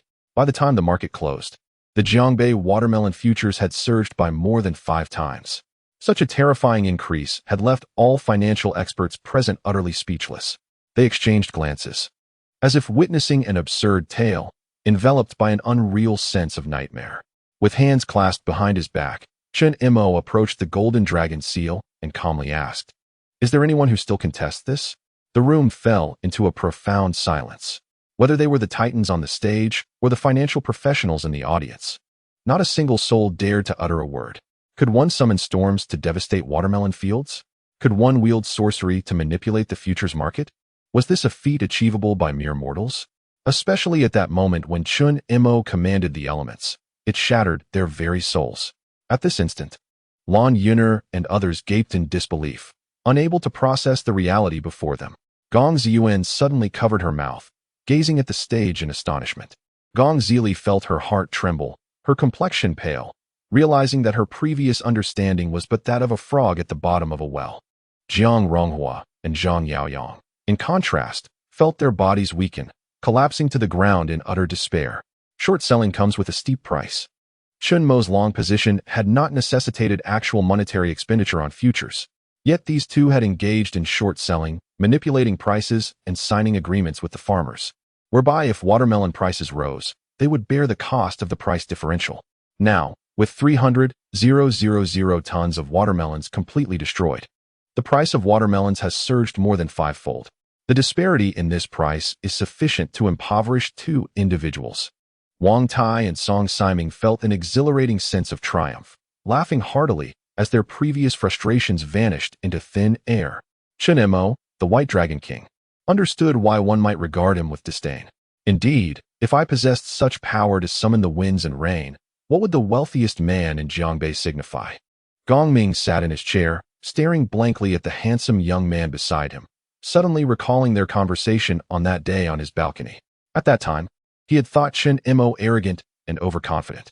Now, it seemed he had underestimated this White Dragon King. He knew that after today, this young man would become renowned throughout Jiangbei and even the entire Jianghai province. As for Gong Ming, he would find it increasingly difficult to keep pace. Standing on the stage, with the golden dragon seal in hand, Chen Mo exhibited neither joy nor sorrow. For others, the former tycoon Jiang Ronghua and the previous tycoon Zhang Yaoyang were like celestial dragons, radiantly brilliant. However, to Chen Mo, they were merely insignificant ants that could be easily crushed with a bit of thought. He possessed numerous methods from his past life to amass great wealth. When the time was right, hundreds of billions, thousands of billions, even tens of trillions in assets would be of no consequence to him. From the very beginning, his gaze was set upon becoming the world's richest man, not merely a figure in the small realm of Jiangbei. Holding the golden dragon seal, Chen Mo proclaimed loudly, "I, Chen Mo, today inherit the golden dragon seal and ascend to the throne of the financial decision-maker. Will all comply?" Chen Mo first directed his gaze towards Jiang Ronghua and Zhang Yaoyang. Zhang Yaoyang, already stripped of his fighting spirit, gave a wretched smile and said, "I, Zhang Yaoyang, yield." Meanwhile, Jiang Ronghua seemed to have resigned himself to his fate, refusing to bow down. "Jiang Ronghua, allow me to offer you a word. If you remain unconvinced after hearing it, I, Chen Mo, shall respect you as a man. Speak your mind quickly. To challenge the Dragon King is to invite ruin upon oneself." Chen Mo calmly uttered these 8 words. Jiang Ronghua felt as though struck by lightning, instantly recalling the scene of Chen Mo commanding the winds and rains, as if a celestial being had descended. He was unafraid of bankruptcy. But who could be indifferent to the destruction of his family? Unable to contain his fear any longer, Jiang Ronghua collapsed to his knees, trembling as he pleaded, "Dragon King, spare my life. It was a mere mortal who offended the Dragon King. Let all blame fall upon me. I yield." Chen Mo nodded in satisfaction, turning his gaze towards Gong Ming. After much hesitation, Gong Ming finally sighed deeply, slowly rising to respectfully address Chen Mo. Mr. Chen, your capabilities are vast, and your financial acumen is unfathomable. From this day forth, the financial circle of Jiangbei shall follow your lead without question. As soon as these words left his lips, the bald-headed Nan was the first to spring up in excitement, exclaiming, "Hail to the Dragon King! Hail to the Dragon King! Hail to the Dragon King! Hail to the Dragon King!" One by one, the prominent figures hastily rose, fearing that they would offend the Dragon King if they were late. Having witnessed Chen Mo's extraordinary powers firsthand, who could doubt his identity as the White Dragon King? Thus, none dared to challenge him, fearful of the ruin that awaited them. The wealthiest individual in Jiangbei, capable of wielding astonishing supernatural abilities to manipulate finance, commands the respect of all as the financial authority. Numerous wealthy heirs, witnessing the prominent tycoons of Jiangbei bowing before their peer, felt that they would never experience a day as remarkable as this in their lives. Such is the stature of a true man. Many sighed inwardly, realizing that from this day forth, the Jiangbei financial circle would likely echo with but a single voice, the voice of the White Dragon King. The summit for the richest was a resounding success. Please proceed to the banquet hall to celebrate our financial leader, Song Siming announced. Soon, everyone made their way to the banquet hall, including Song Tsong and others, who felt a sense of trepidation. Previously, they had ridiculed Chen Mo, but now that he had ascended to the role of financial authority, how could they expect any leniency from him? Before long, Gong Ziyuan linked arms with Chen Mo, and they began to toast at each table. "Mr. Chen, congratulations. Mr. Chen, that battle you fought was truly magnificent. Mr. Chen, if you ever require our assistance in the future, please do not hesitate to call." Flattering voices filled the air. Chen Mo held his glass and toasted his way through the crowd, and even the likes of Song Siming and Wang Tai had to rise and drink heartily. Wang Chun watched in disbelief as Chen Mo abstained from alcohol, merely gesturing lightly, while those of even greater status than his father eagerly downed their drinks, as if doing so could demonstrate their reverence for the White Dragon King. Finally, Chen Mo approached Wang Chun and Song Tsong's table. "Mr. Chun, allow me to introduce my nephew, Wang Chun." "Mr. Chun, this is my nephew." Song Kong, Wang Tai, and Song Siming had personally come over, smiling awkwardly as they introduced their relatives. Both men had no sons, and thus treated these nephews as their potential heirs. "Hello, sir." The two stood awkwardly, their faces flushed, heads bowed, their voices barely audible. "You gentlemen possess esteemed status.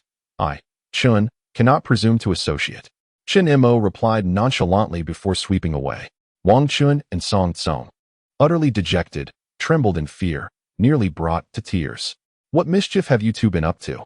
Wang Tai and Song Siming glared at the pair, their teeth clenched in anger. Chapter 62, At the Pinnacle of the World. The two felt a shiver of dread, unwilling to conceal anything, stumbling over their words as they recounted the events that had transpired.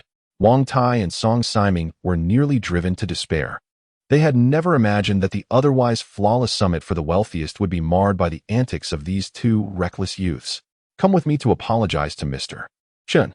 Meanwhile, Chen Mo completely ignored them, continuing to toast. The once boisterous wealthy heirs, who had flaunted their power before him, now fell silent, afraid to utter a word.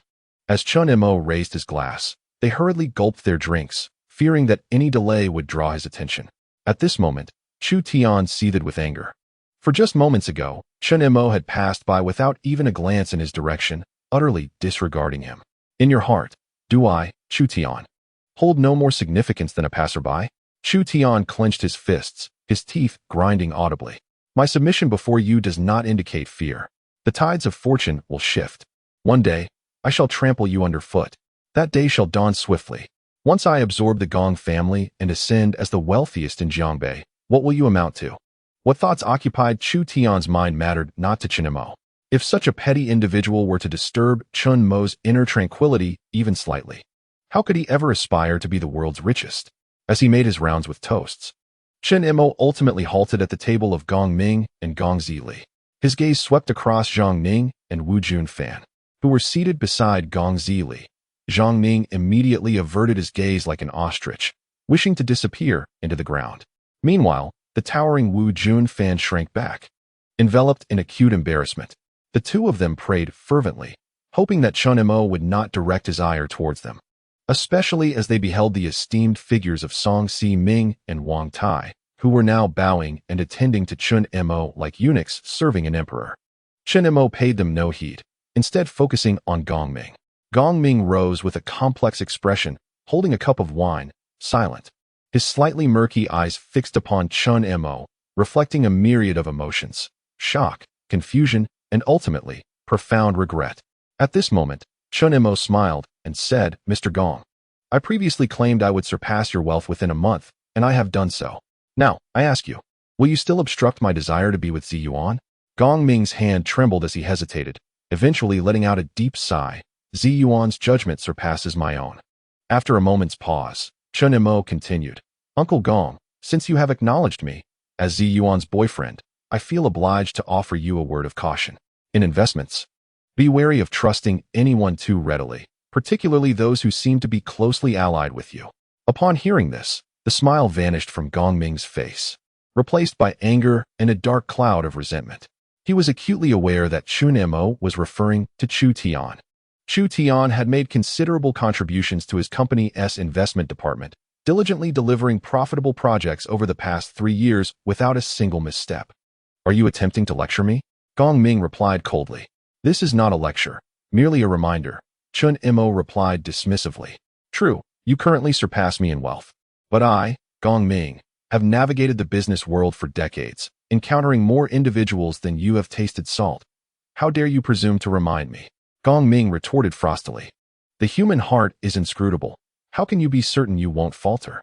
Caution is the mother of safety. Every individual I choose is talented. Failure is simply not an option. Mr. Chen, I have finished my drink. You may take your leave." Chen Mo shook his head in resignation. The conversation had reached a point of no return, and he preferred not to prolong it, for reasons unknown. When Chen Mo expressed his desire to be with Gong Ziyuan, Gong Zili felt as if a heavy stone had lodged itself in her heart, rendering her profoundly uneasy. Seizing the opportunity presented by the quarrel between Chen Mo and Gong Ming, she rose abruptly, pointing at Chen Mo, and declared, "Chen Mo, if you wish to be with my sister, you must show some respect. This is my father, your elder, do you understand?" Chen Mo cast a surprised glance at Gong Zili, then mockingly replied, "Mr. Gong, is this not also your daughter? Oh dear, what a striking young lady she is. Just look at her nose and her eyes." As he spoke, Chen Mo took hold of Gong Zili's face, contorting it playfully, even turning her nose up to resemble that of a pig. "Call me Uncle Chen, and I shall reward you with a red envelope to buy adult diapers, so you won't frighten the elementary school children again. You scoundrel. Chen Mo, I will not spare you. I will surely take my revenge. Just wait." Gong Zili's face flushed with a mix of anger and embarrassment. "All right, Mo go. Lily is sensitive. Do not tease her anymore." Gong Ziyuan chided gently. "Ha ha ha. A little teasing helps children grow." With that, Chen Mo linked arms with Gong Ziyuan and departed. In that moment, tears of grievance welled up in Gong Zili's eyes, though she could not discern the reason. Chen Mo's words, calling her a child, ignited her fury. "Revenge. I must take my revenge. I will make you regret crossing me." Gong Zili's heart raged in turmoil. After toasting around the table, Chen Mo and Gong Ziyuan settled at a private large table. "You insolent wretch, come here." At that moment, Song Siming and Wang Tai approached, dragging Song Tsong and Wang Chen along. With their faces flushed crimson, Song Tsong and Wang Chen obediently walked over, only to receive a slap from Wang Tai and Song Siming, yet they dared not resist. "Apologize to Mr. Chen." Under the pressure from Wang Tai and Song Siming, the two lowered their heads and murmured, "Mr. Chen, we are sorry. We failed to recognize your stature earlier." They bowed their heads, feeling utterly wronged, given their status. They had never before humbled themselves to peers in such a manner. Chen Mo took a sip of his drink, regarding them with an indifferent gaze. "Do you both recall what I said previously?" "What did you say?" They were momentarily taken aback. "I said I would give you another chance, if you kneel and apologize. I shall forgive you." Song Tsong and Wang Chen's faces changed drastically. "Chen Mo, do not overstep. We have already apologized. I will kneel only over my dead body." Wang Tai, feeling somewhat awkward, attempted to placate. "Mr. Chen, they are just children, lacking understanding. Please forgive them." "Forgive? I am saving them." Chen Mo retorted coldly. "To offend the Dragon King is to invite ruin. Have you forgotten?" Wang Tai and Song Siming shuddered, lost in contemplation. Wang Chen, growing impatient, shouted, "What are you so proud of, Chen? You can only be in charge because of the support from my uncle and Uncle Song. Song Tsung added, without our two families, what are you really? At their words, Wang Tai and Song Siming, who had been silent, turned pale, kneeled down. Simultaneously, Wang Tai and Song Siming struck, sending the two crashing to the ground. Immediately bow your heads and apologize to the Dragon King. Despite their reluctance and unwillingness, the two could only kneel and bow an apology under the coercion of Wang Tai and Song Siming. Wang Tai, Song Siming, do you truly believe that my ascension to this position was solely due to your support? Chen Mo inquired with a gaze devoid of emotion. Certainly not. It is entirely due to your own capabilities, Mr. Chen. Rising to his feet, Chen Mo turned to overlook the myriad lights of Jiangbei from the floor-to-ceiling window, akin to a deity surveying the mortal realm. Allow me to disclose something to you. From the very beginning, my focus has never been on this trifling place of Jiangbei. My ambition is to stand atop the world. Wang Tai and Song Siming shuddered, raising their eyes to Chen Mo's silhouette, which seemed to magnify infinitely, resembling a titan. From this day forth, it appeared that no one in Jiangbei would dare to challenge him again. They sighed inwardly. Chapter 63, Establishing a Company that evening. Gong Ziyuan drove Chen Mo home. Along the way, Chen Mo could not help but speak. Ziyuan, resign and work with me. I am in need of a secretary. After everything, you want me to be just a secretary? Gong Ziyuan feigned indignation. Well, there is a saying. When there are tasks, the secretary works. When there are none, they relax. With this, Chen Mo chuckled silently at Gong Ziyuan. What is there to relax about? Gong Ziyuan furrowed her brows and glanced at Chen Mo, only to quickly realize, and with a playful pout, exclaimed, how annoying. Chen Mo smiled, feeling slightly stifled, and opened the car window a tad, only for the wind to rush in with vigor. The rain has ceased for quite some time. Why is the wind still so strong? Chen Mo grumbled, fixing his disheveled hair. Rumors have their origins. Gong Ziyuan unexpectedly blurted out an idiom. Chen Mo turned, puzzled, to look at her, only to find Gong Ziyuan suppressing laughter, which she could no longer contain. Bursting into hearty giggles. Where has your goddess image gone? It's utterly ruined. This is what happens when one is close to the vermilion, they become red. Close to the ink, they turn black. Spending every day with you, how can I still be a goddess? Sooner or later, I will turn into a lunatic. The wealthiest summit concluded splendidly with Chen Mo's ascension as the new financial authority. The alarming fluctuations of the Jiangbei watermelon in the Jiangbei futures market, first a drastic decline, followed by a monumental rise, captured the attention of the nation. Consequently, dozens of futures, including the Jiangbei watermelon, known for their weak risk resistance, were delisted.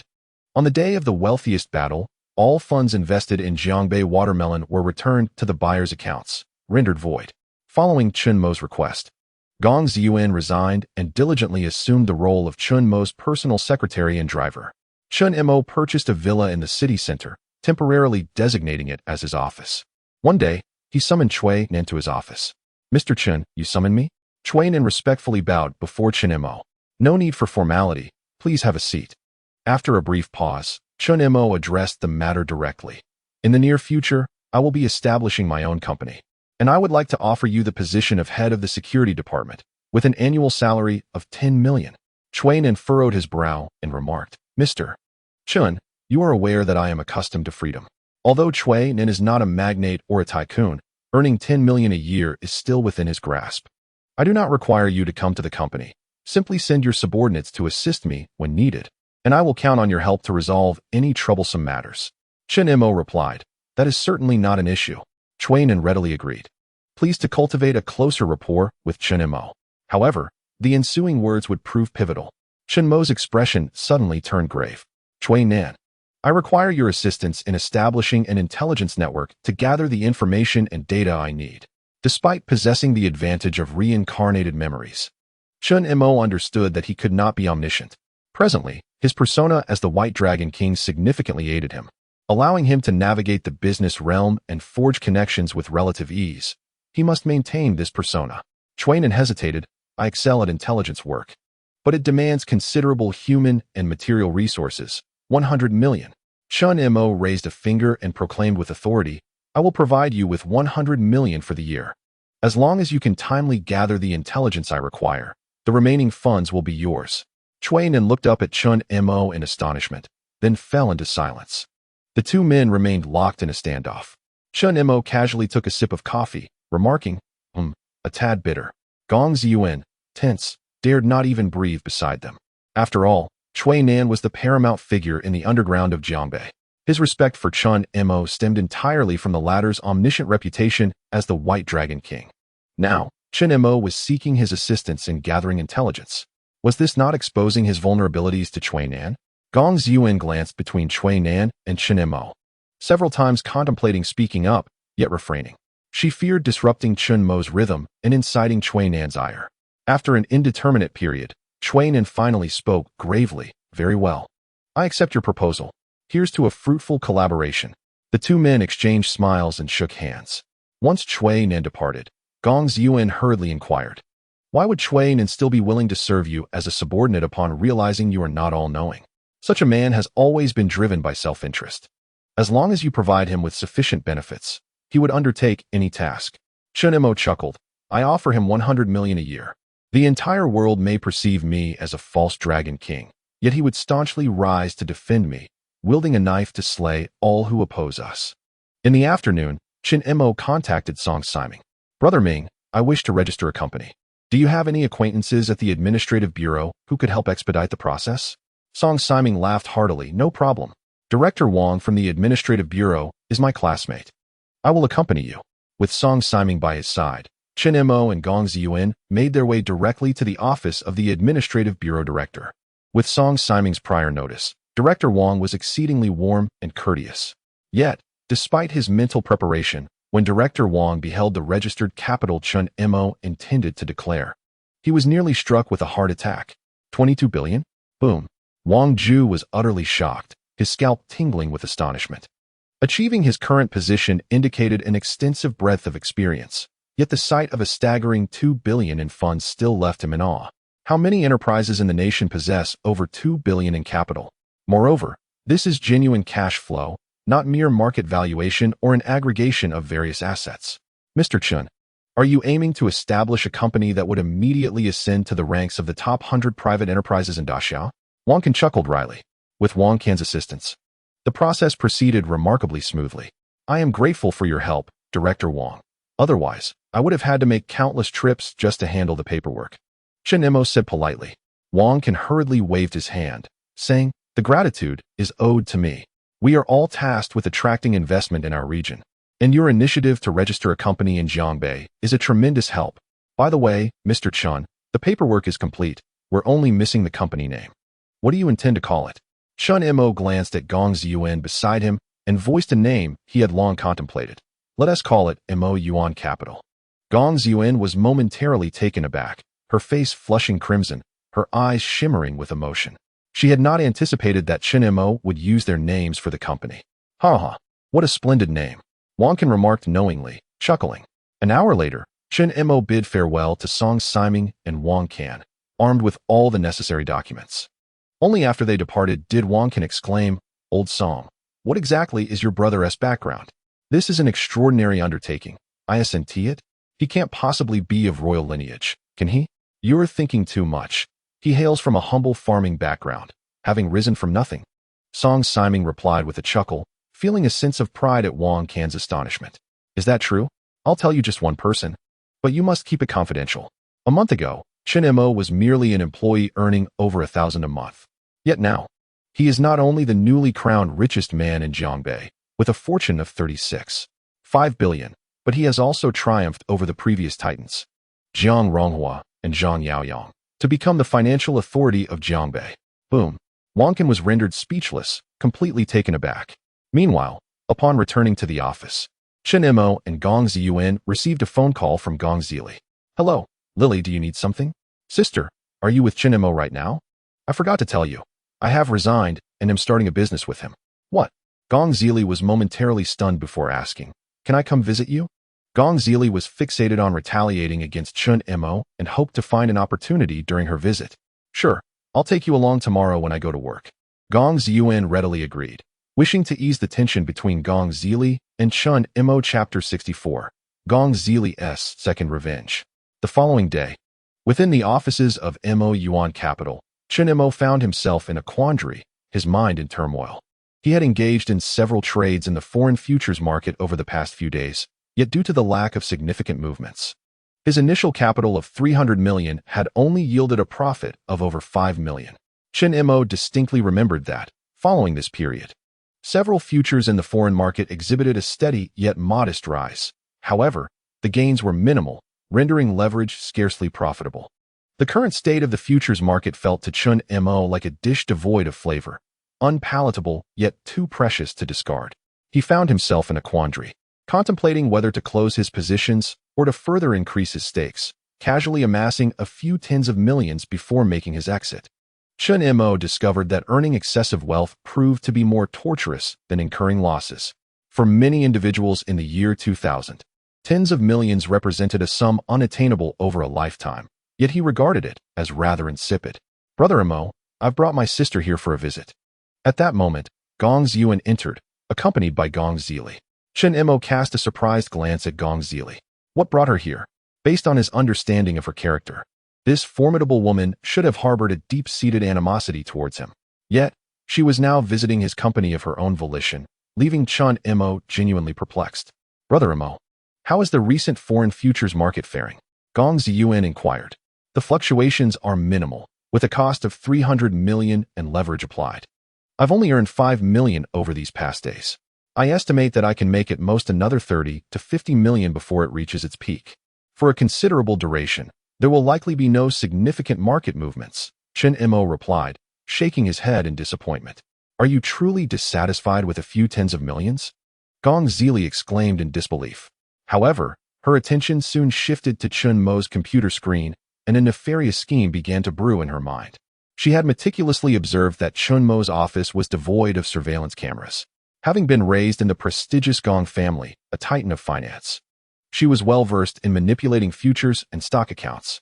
"Once I gain access to Chen Mo's computer, I shall devise a way to obliterate his 300 million. 300 million. Even Chen Mo could not afford to ignore such a sum. The thought of witnessing Chen Mo's expression of despair upon discovering the disappearance of his funds caused a wicked smirk to curl at the corners of Gong Zili's lips. "I, Gong Zili, am not so easily trifled with. Chen Mo, I shall ensure that you live to regret this."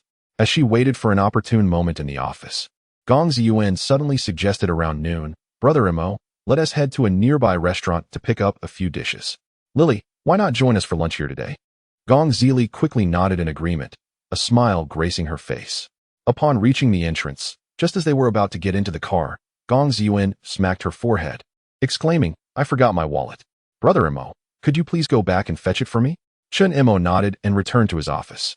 However, upon entering, he found Gong Zili seated in his boss's chair, her demeanor suspicious.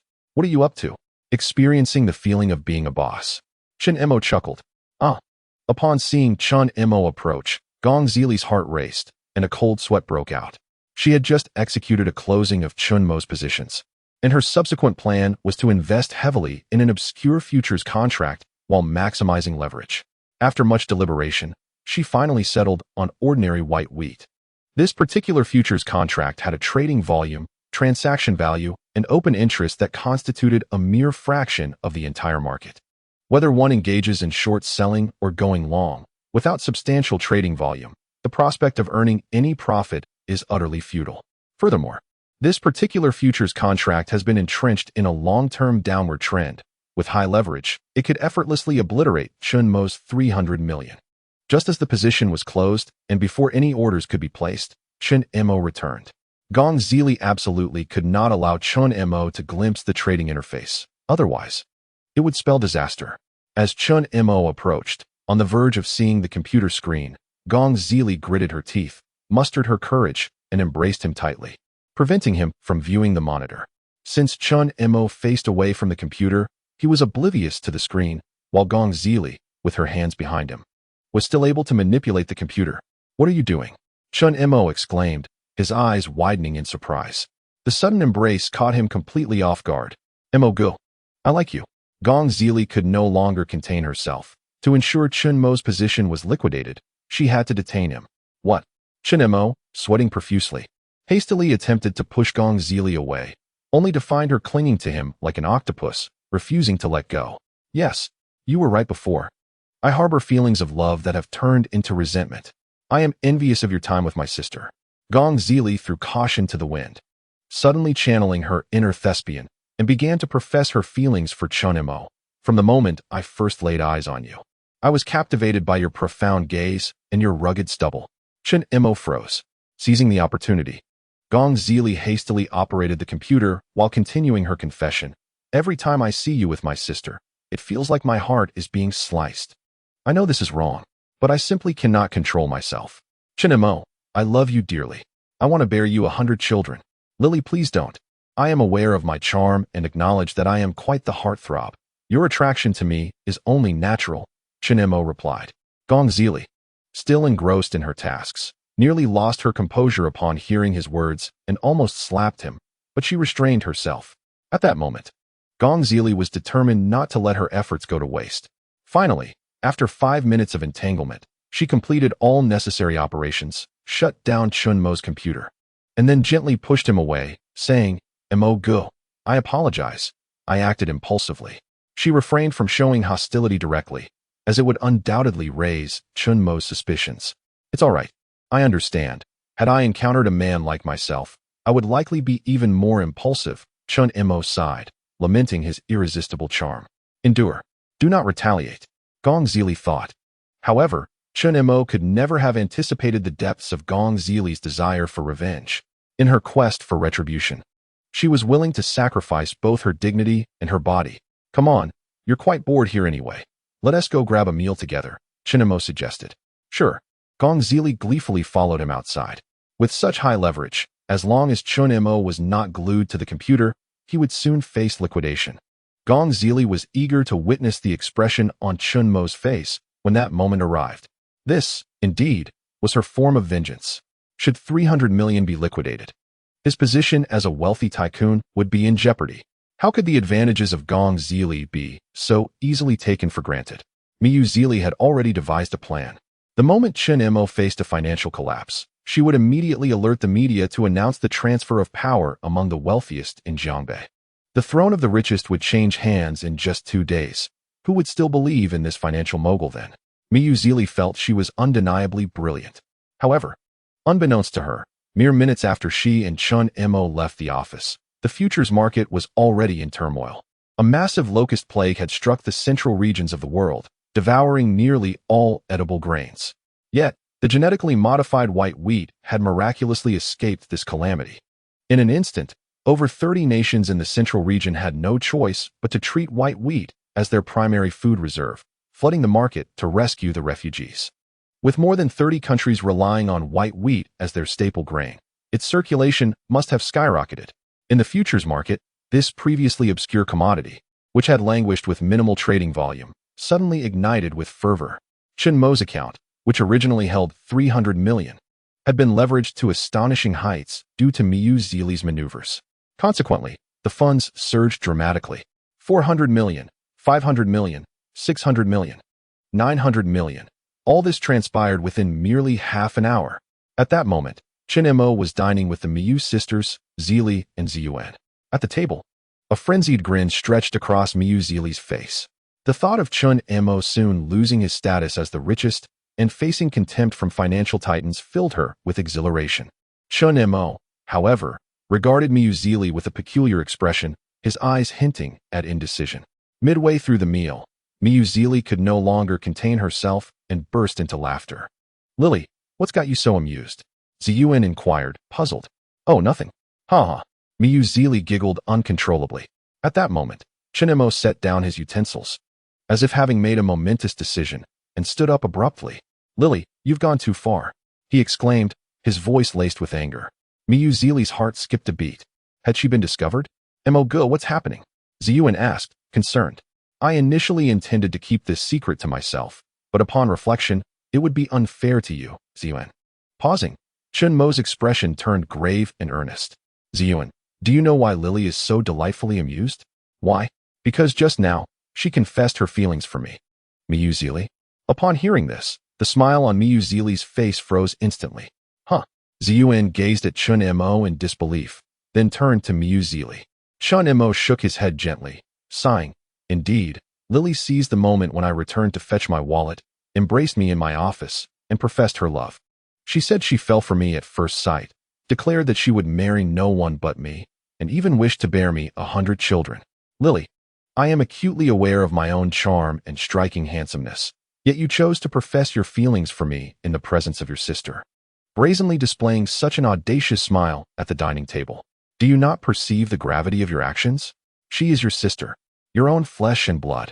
Competing for a man with her while grinning so gleefully strikes me as profoundly twisted and perverse. In a panic, Gong Zili exclaimed, "Sister, please disregard his nonsense. I would never harbor feelings for such a scoundrel." "Then why did you just confess to me?" Chen Mo inquired. I was merely... Gong Zili faltered, suddenly at a loss for words. If Gong Ziyuan found out that she had cost Chen Mo 300 million in funds, it would spell disaster for her. Gong Zili stammered for an explanation but could not conjure an appropriate excuse. Gong Ziyuan, with a dark expression, set down her chopsticks and addressed Gong Zili. "Lily, I am incredibly upset. I am not angry that you confessed to Chen Mo, but rather that you engaged in such deceitful conduct. As members of the Gong family, we must conduct ourselves with honor and integrity. If you have feelings for Chen Mo, I welcome fair competition. After all, he is remarkable, and I am sure I will encounter many rivals in the future. However, should I uncover any more of your clandestine antics, I shall not hesitate to hold you accountable. Do you understand?" Chen Mo then rose, resolutely wrapping his arm around Gong Ziyuan's delicate shoulder, declaring, "Lily, you must abandon this infatuation. In this lifetime, I shall recognize only your sister as my beloved. Mo Gu." Gong Ziyuan gazed at Chen Mo with heartfelt eyes, glistening with unshed tears. At that moment, Gong Zili longed to reveal the truth, even wishing to strike Chen Mo in fury. Yet, fear held her back. If Gong Ziyuan was already furious over a mere confession, what would her wrath be upon discovering the loss of 300 million? Thus, Gong Zili reluctantly accepted her feelings for Chen Mo as a reality. "Cursed scoundrel. Just wait until you finish your meal. Your laughter will fade." Gong Zili clenched her fists, muttering through gritted teeth. After the meal, Chen Mo approached his desk, resolving that exiting the market was the prudent choice. The foreign futures market had recently entered a volatile phase, one in which he possessed scant memory. Thus, he decided to play it safe and withdraw his funds for investment elsewhere. What is this situation? Logging into his account, Chen Mo stared in disbelief at the numbers displayed. "What is wrong, Mo Gu?" Gong Ziyuan rushed over, concerned. Gong Zili, wearing a smug expression, remarked, "It must be that the futures have plummeted. Mo Gu, you are not omniscient. It's impossible to win every time. Fluctuations in the futures market are entirely normal. Take it in stride." Yet, behind the scenes, Gong Zili had already picked up her phone, preparing to contact the media. She intended for Chen Mo to experience the bitter taste of disgrace. "Mo Gu, has it dropped significantly?" Gong Ziyuan inquired. "Strangely, I do not recall purchasing ordinary white wheat. How is it that my account is fully invested in this? And with such high leverage?" Chen Mo expressed his bewilderment. "Ordinary white wheat? This is among the most obscure of commodities." With high leverage added, seeing Chen Mo's astonished expression, Gong Ziyuan felt certain that a margin call had occurred. "It's all right, Mo Gu. It's merely 300 million. We can earn it back later. So do not fret." Gong Ziyuan gently reassured him. "Fret? Why should I fret?" Chen Mo retorted. Did you not face a margin call?" "A margin call? Ha ha. How could that be possible?" Chen Mo turned his computer screen towards Gong Ziyuan, revealing not a loss, but a profit of 600 million. "What? How is that possible?" Now it was Gong Zili who could not sit still. She rushed over, her eyes fixed intently on Chen Mo's account. Indeed, Chen Mo spoke the truth. The ordinary wheat had surged. Chen Mo had garnered 600 million. Gong Zili staggered back, her complexion paling, and she collapsed onto the floor, her face a mask of disbelief. "How distressing. How can this be accepted? I inadvertently helped Chen Mo earn 600 million. What kind of revenge is this? This is clearly repaying kindness with kindness." Seeing Gong Zili's expression, Chen Mo finally understood everything. No wonder she had embraced him without hesitation when he approached her. At that moment, he hadn't noticed, but upon reflection, she must have been operating her computer. This little girl intended for him to face a margin call, hence her purchase of ordinary wheat. Who would have guessed that by mere chance? It resulted in a significant profit for him. Everything became clear. Ha ha ha. Chen Mo teased Gong Zili. I believe there must be a hidden benefactor assisting me from the cosmos. I checked, and the futures I bought previously encountered substantial issues. Had I not closed those positions and purchased the wheat today, I would have faced a margin call. Not only is this 600 million, but I also effectively salvaged the original 300 million that would have been entirely lost. Altogether, I've gained 900 million. Truly, heaven is aiding me. How can this be? It shouldn't have turned out this way. Gong Zili was on the verge of tears. If it weren't for her actions, Chen Mo would have faced a margin call. She had sacrificed greatly, endured his advances, and had been misunderstood by Gong Ziyuan as being infatuated with Chen Mo, only for it to culminate in this outcome. This meticulously plotted revenge had ultimately saved Chen Mo. It was nothing short of a colossal joke. Lily, are you unwell? Why does your complexion appear so grim? Gong Ziyuan inquired with concern. Nothing. Gong Zili replied weakly. Now, Gong Zili felt that if she did not succeed in exacting revenge on Chen Mo, she would perish. This was the second time. This time, that rascal Chen Mo had reaped all the benefits. Had Chen Mo faced a margin call, she might have found peace. Yet, he had instead profited immensely. Gong Zili believed this matter could not go unresolved. She must rectify her mistakes. She absolutely could not allow Chen Mo to enjoy comfort. Lily, do not become infatuated with me. I am merely a legend. Chen Mo jestingly patted Gong Zili on the shoulder, saying, do not suffer so for something unattainable. It is not worth it. Gong Zili nearly uttered an expletive, but ultimately restrained herself. She departed like a defeated rooster, dejected and downcast. Gong Zin gazed at Gong Zili's retreating figure, sighing, poor Lily, she's never been in a relationship, and now she has feelings for a man, none other than you. Mo. After a brief pause, Gong Ziyuan suddenly recalled something and inquired of Chen Mo. Mo. Did you not mention that my father's company is in peril? Indeed. The Gong Corporation is precariously balanced, teetering on the brink of collapse. A single misstep could lead to bankruptcy, Chen Mo replied. Is that so? Gong Ziyuan exclaimed, astonished. I have warned your father, but regrettably, he chose not to heed my words. If he had trusted me and conducted a thorough investigation, the truth would have been revealed swiftly, Chen Mo continued.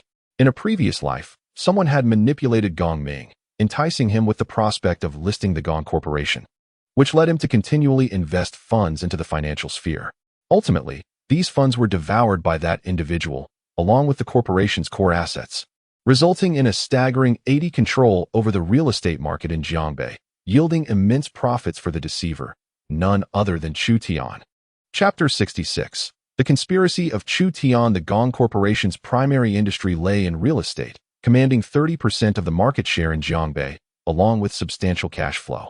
However, someone had misled Uncle Gong into believing they could facilitate the corporation's listing. Consequently, the Gong Corporation established an investment department, diverting funds originally allocated for workers' wages, payments to construction material suppliers, and cash flow from property sales into investments within the financial sector. The deceiver even convinced Uncle Gong to separate the real estate business from the corporation, claiming it was necessary for the group's listing review. Under normal circumstances, such a vast cash flow, if managed prudently, could yield significant profits in the financial market. However, should the investments fail, it would create a massive cash shortfall. At that point, failing to pay workers, settle supplier debts, or repay bank loans would lead to disaster. If chaos ensued, with migrant workers demanding their wages, suppliers seeking payment, and banks demanding loan repayments, the Gong Corporation would surely face ruin. Chen Mo spoke earnestly, detailing the maneuvers Chu Tian had executed in his previous life. Logically, an old fox like Gong Ming should not be so easily defeated. Yet, the irony lay in his extreme trust in Chu Tian. Gong Ziyuan's complexion paled as she gasped. Who could be so malicious as to attempt to ruin my family? It is Chu Tian, Chen Mo replied calmly. What? Gong Ziyuan exclaimed, her eyes widening in disbelief. Chu Tian had been with her father for 5 years, helping to establish the Gong Corporation's significant presence. I must return and inform my father at once. Gong Ziyuan rushed home in a frenzy. Chen Mo, however, gently shook his head. It is futile. It is far too late to advise him now. Had Gong Ming chosen to trust me earlier, there might have been hope. But now it is too late. However, this may prove advantageous. Once the Gong Corporation collapses, Half of Jiangbei's real estate empire will be relinquished. From the year 2000 until 2017, it was a period of flourishing real estate. Chen Mo was determined to succeed. Uncle Gong, do you think only Chu Tian is scheming against the Gong family business? Chen Mo murmured to himself as he watched the distant figure of Gong Xin descending below.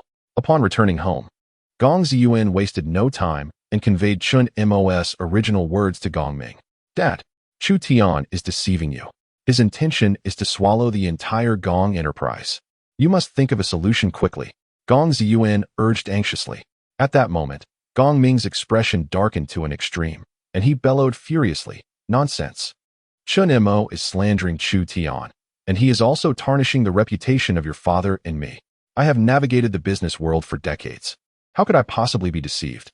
What Chen Mo implies is that I am a fool, having lived all these years in vain, and that he perceives things more clearly than I do.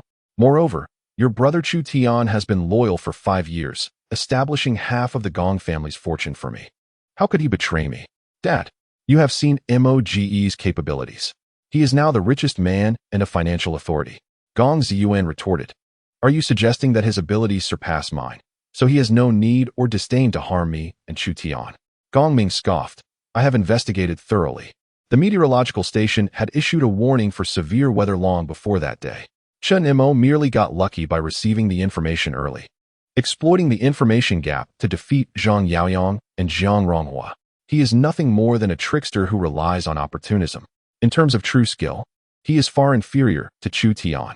Gong Ziyuan, increasingly anxious, said, "Dad, in your favorite article on teachers, it is stated, 'My teacher teaches the Tao.' How can one know the order of birth and death? Why, now that Mo has repeatedly bested you, do you refuse to acknowledge he is superior to you? I know him well. He is certainly not one to speak without substance. Moreover, as his girlfriend, his actions are also for my sake. Why can't you consider this calmly?" Gong Ming was slightly moved, yet he stubbornly replied, "Who knows if he has ulterior motives? Perhaps he seeks to devour the Gong enterprise?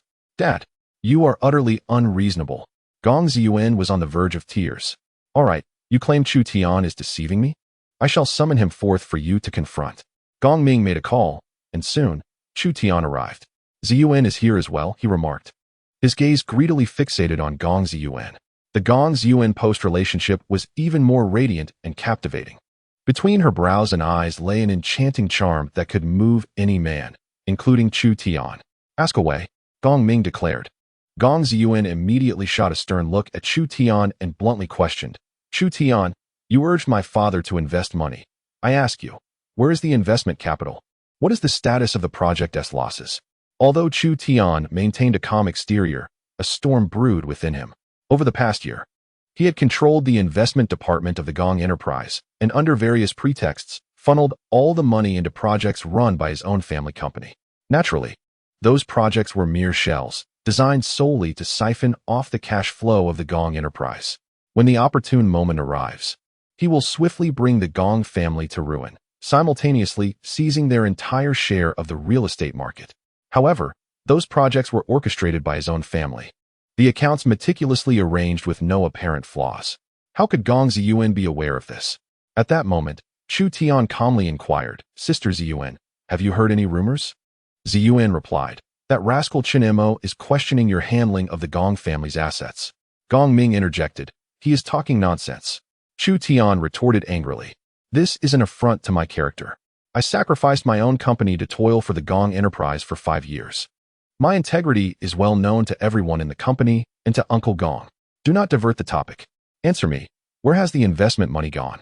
What is the profit and loss situation?" Gong Ziyuan fixed her gaze on Chu Tian, her tone icy. Chu Tian took a deep breath, suppressing his inner fury, and replied, "The money has been entirely invested in projects. As for the profits and losses, I submit detailed reports to Uncle Gong every month. The majority of my investments are yielding favorable returns. Naturally, there are occasional failures, which is to be expected, as perfection is unattainable. But Brother Mo claims that your projects are mere shells, with fabricated data, and that all the money has been consumed by you," Gong Ziyuan stated. Upon hearing this, Chu Tian was struck with horror, drenched in sweat. Chapter 67, Regret Comes Too Late. All is revealed. Though Chen Mo was not present, his words struck Chu Tian like thunder, causing him to tremble. Sister Zun, all my efforts are aimed at helping the Gong family go public. It pains me that you choose to believe an outsider over me. Chu Tian lamented. After a moment, with a voice nearly breaking, he desperately questioned Gong Ming. Uncle Gong, I ask you, do you trust that swindler Chen Mo, or do you trust me, your subordinate of 5 years? Xiao Tian, do not be angry. I certainly believe you. Gong Ming hurriedly reassured. But Dad, Brother Mo said, do not mention that charlatan again. Gong Ming interjected sternly. I am not so foolish as to be unable to discern loyalty from treachery. Apologize to your brother Chu Tian immediately. Dad. Gong Ziyuan looked at Gong Ming in disbelief, ultimately storming out in anger. Watching her depart, Gong Ming helplessly said to Chu Tian, Xiao Tian, do not take it to heart. Ziyuan has been brainwashed by Chen Mo. Uncle, time will reveal a horse's strength, and time will unveil a person's heart. As long as you are willing to believe in me, that is enough. Chu Tian replied. I have known your character for the 5 years you have been with me. Rest assured, I will not be swayed by the deceitful words of Chen Mo. Gong Ming affirmed. Uncle, thank you for your trust. I will not disappoint your expectations and will achieve results that silence my detractors. Chu Tian said, his face filled with gratitude. However, once Chu Tian exchanged pleasantries with Gong Ming and exited, his expression abruptly changed, and he quickly pulled out his phone to dial a number. This is Chu Tian. Gong Ming has grown suspicious. Within today, ensure the transfer of all assets is completed, and expedite all remaining plans. After hanging up, Chu Tian's expression fluctuated between fear and anger. He was indeed feeling a sense of trepidation. The scheme to usurp the Gong Corporation had been in meticulous preparation for 5 years, and just as success seemed within reach, out of nowhere appeared Chen Mo. That little rascal possesses quite the discerning eye. The cold visage of Chen Mo flashed through his mind, prompting Chu Tian to strike the tree by the roadside with a fierce punch. But even if he discovered my intentions, what could it matter? You can no longer impede my progress. The Gong Group will soon be mine. Before long, Gong Ziyuan shall undoubtedly become my plaything. In Chen Mo's office, Gong Ziyuan rushed back in a state of urgency, relaying the recent events to Chen Mo. Brother Mo, my father does not even trust me anymore. What should I do? After a moment's contemplation, Chen Mo sighed deeply. Ain, you must brace yourself for the gravity of the situation. Is it that serious? If today Uncle Gong were willing to place his faith in you and me, there might still be a chance to salvage the situation. Alas, it is too late for words. Tomorrow, Chu Tian will launch a full-scale attack, and at that point, the Gong Corporation will be on the brink of collapse. Boom. Gong Ziyuan's face instantly drained of color. The following day, Gong Ming arose early to head to the company. The previous night, he had tossed and turned, unable to sleep, plagued by an inexplicable sense of foreboding. Thus, upon arriving at the company, he promptly ordered an investigation into the accounts of the investment department. Surely, I am just overthinking it. Chu Tian could not possibly deceive me. Gong Ming clenched his fists, attempting to reassure himself. However, it was not long before he dongsheng. Gong Ming's longtime partner rushed into his office, panting and carrying a hefty stack of documents. Old Gong, we are in grave trouble. That scoundrel Chu Tian has led the Gong Corporation astray. He flung the documents onto Gong Ming's desk, his lips trembling as he continued. Every project this rascal has invested in over the past few years is a mere facade, with all the financial data fabricated. Boom. Gong Ming's head felt as though it had been struck by a hammer, leaving him dizzy and disoriented. It is true. What Chen Mo said was indeed accurate. His complexion turned pale as he leaned on the desk, struggling to stand. Dispatch personnel for urgent action. How much of our wealth can still be salvaged? Last night, Chu Tian urgently ordered the transfer of all assets. If we had discovered this yesterday, we could have retained at least a third of our assets. Now, it is far too late. He Dongsheng replied helplessly. What? At this revelation, Gong Ming could no longer bear the weight of the situation and collapsed onto the floor. At the wealthiest summit, Chen Mo had already alerted Gong Ming once regarding Chu Tian's dubiousness. Just yesterday, Chen Mo had sent Gong Ziyuan to remind him to be wary of Chu Tian. Yet, instead of heeding the warning, he chose to trust the treacherous. Just then, the finance manager burst in, breathless, to report, Boss, it's bad. The bank just called to inform us that there are issues with our company's cash flow, and they are demanding an early loan repayment. At this, Gong Ming trembled. How much do we owe the bank? The total amount, including principal and interest, is approximately 1 billion. and we are required to repay it within a week. The financial supervisor stated. All right, I understand. I will resolve this issue. You may step outside, Gong Ming replied wearily with a wave of his hand. Before long, the office door was violently kicked open with a loud crash. A throng of people stormed in with a fierce demeanor, startling Gong Ming considerably. What are you doing? Gong Ming asked weakly. We are suppliers of Gong Corporation. We have been informed that your company is on the verge of bankruptcy, and we are here to demand payment. Repay us. Yes, return our hard-earned money. Suppressing his inner fury and despair, Gong Ming hurriedly replied, Ladies and gentlemen, Gong Corporation is not going bankrupt. We are merely experiencing some temporary financial difficulties. Please grant me 7 days to settle the debts. The suppliers exchanged glances, and the leader spoke. You must settle everything within 3 days. Otherwise, we will smash your company. The group left, cursing as they went. Gong Ming felt utterly drained. Slumping into his office chair, his eyes filled with hopelessness. However, the ordeal was not yet over. The old-fashioned rotary phone on his desk began to ring. This call was known only to a few significant figures. Picking up the phone with trembling hands, Gong Ming said, Hello? Gong Ming, what on earth are you doing? Came the furious voice of Song Siming from the other end. There is a large crowd of migrant workers gathered downstairs, demanding their wages. Reporters from the provincial station are here. This was a calamity upon calamity. The bank was pressing for payments, suppliers were demanding debts. And while Gong Ming could manage to delay those matters slightly, the migrant workers approaching Song Siming for their rights had directly antagonized the city's leaders. He realized that finding assistance was now an impossibility. After the call ended, Gong Ming summoned the financial supervisor and inquired, How much money is needed to resolve all these issues? The supervisor hesitated, casting a glance at Gong Ming's pale face. Conservatively, it will require 2 billion. If we cannot procure that, we will have no choice but to declare bankruptcy. Boom. At that moment, Gong Ming felt as though he had been struck by lightning. Suddenly, he recalled a remark made by Chen Mo during Gong Ziyuan's birthday. You have offended the Dragon King. Within a month, your fortune will be dissipated. Unable to contain himself any longer, Gong Ming broke down in tears, collapsing onto his desk, wailing, Offending the Dragon King leads to ruin. Offending the Dragon King leads to ruin. How regretful, how regretful. Chapter 68, A New Confrontation. Ding ding ding. Just then, Gong Ming's phone rang. To his surprise, it was a call from Chu Tian. Hello, Uncle Gong. You scoundrel, how dare you call? I poured my heart out to you, and you plotted against me. Uncle Gong, please do not be angry. I had to fulfill the task assigned to me by the family, he chuckled. Family? Which family? Enough pretense. I am revealing my true identity. I, Chu Tian, am a member of the Chu family from the provincial capital. Upon hearing this, Gong Ming's pupils constricted sharply. The Chu family of the provincial capital. However, that is an extraordinarily formidable and powerful conglomerate. In the presence of such a colossal entity, what do the wealthiest in Jiangbei and the financial magnates amount to? I have not offended the Chu family, so why must they treat me this way? Gong Ming despondently inquired. Ha ha, Uncle Gong, this is not a personal affront to you. As I mentioned, it is merely a task assigned by the family. Once I have secured the real estate market in Jiangbei, I shall be qualified to become the family heir, Chu Tian remarked with an air of nonchalance. Gong Ming understood that Chu Tian spoke the truth. The Chu family, being such a massive force, would not target a mere local tycoon in Jiangbei. After a brief pause, Chu Tian continued, Uncle Gong, having spent 5 years within the Gong family, I do not wish to see it fade away. How about this?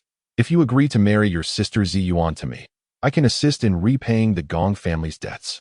In that case, our two families will be closely connected, and you will not only retain your position as the head of the Gong family, but also leverage the strength of my Chu family to carve out a new realm in the provincial capital. What do you think? Gong Ming hesitated. If he acquiesced to Chu Tian, it was likely that even if the Gong family were saved, it would merely become a stepping stone for another. However, refusing would lead only to bankruptcy and liquidation. I agree, just as Gong Ming was about to concede to Chu Tian. A fleeting thought crossed his mind. He recalled Chen Mo's words on the day of Gong Ziyuan's birthday. Chen Mo had claimed that he was someone who would forsake family for fame and fortune. And just now, his first instinct was indeed to sacrifice Gong Ziyuan's happiness to salvage the Gong family. Uncle, or rather, I should call you father-in-law. From now on we shall be family, right? Chu Tian said with unwavering confidence. Dream on. Gong Ming seethed, gritting his teeth in fury. So there is no room for negotiation? Very well, prepare for bankruptcy and liquidation. Chu Tian sneered as he terminated the call. Dad. At that moment, Gong Ziyuan entered with Chen Mo. Chen Mo got straight to the point. I can help you. Gong Ming gazed at him with a mix of hope and despair, tears streaming down his face. Are you willing to lend your uncle 2 billion to tide him over? Dad, Mo Gu and I have discussed this. He intends to invest 2 billion in the Gong family for a 51 stake, while the remaining shares will remain yours. And you will continue as the president of the Gong family, Gong Ziyuan explained. In an instant, the emotion on Gong Ming's face vanished. He stared in astonishment at the composed Chen Mo. A 51 stake? Remaining president? On the surface, the term seemed favorable, but in reality, it would mean relinquishing control of the Gong enterprise to Chen Mo. Chu Tian was a ravenous wolf, while Chen Mo was a cunning serpent. Chu Tian was overt in his theft, while Chen Mo approached it covertly. Even more frightening was that Chen Mo's actions would yield results identical to those of Chu Tian. Yet he would make one feel grateful in return. Dad, what are you still hesitating for? If it weren't for the fact that Mo Gu is my boyfriend, how could he possibly be willing to invest 2 billion to save the Gong family? Gong Ziyuan expressed her dissatisfaction. Oh, foolish girl. You are being sold, yet helping others count their money. However, compared to Chu Tian, Chen Mo's offer was indeed more advantageous, leaving Gong Ming with no other option. Ultimately, with a heavy heart, he nodded in resignation and agreed.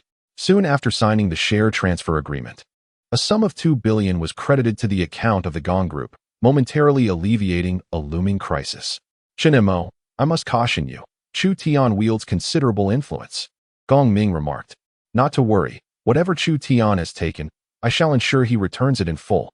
Chen Mo retorted with a cold smile. Gong Ming gazed at Chen Mo in astonishment. Do you have a means to reclaim that money? It amounts to 2 billion. In Gong Ming's eyes, Chen Mo's predictive abilities were indeed unparalleled, and it became evident that this was an elaborate scheme orchestrated by Chu Tian. However, when it came to a sum as colossal as 2 billion, what could Chen Mo possibly do? Was he to resort to kidnapping Chu Tian and coercing him for the funds? That was simply implausible. With a calm smile, Chen Mo stated, I am aware that Chu Tian has invested that sum into a particular stock. What he has taken, I will make sure he returns every last penny. What is your plan? Gong Ming inquired, his eyes lighting up. Since entering the financial sphere, whether through stock trading or futures, Chen Mo had merely accumulated capital. He had yet to engage in a true confrontation.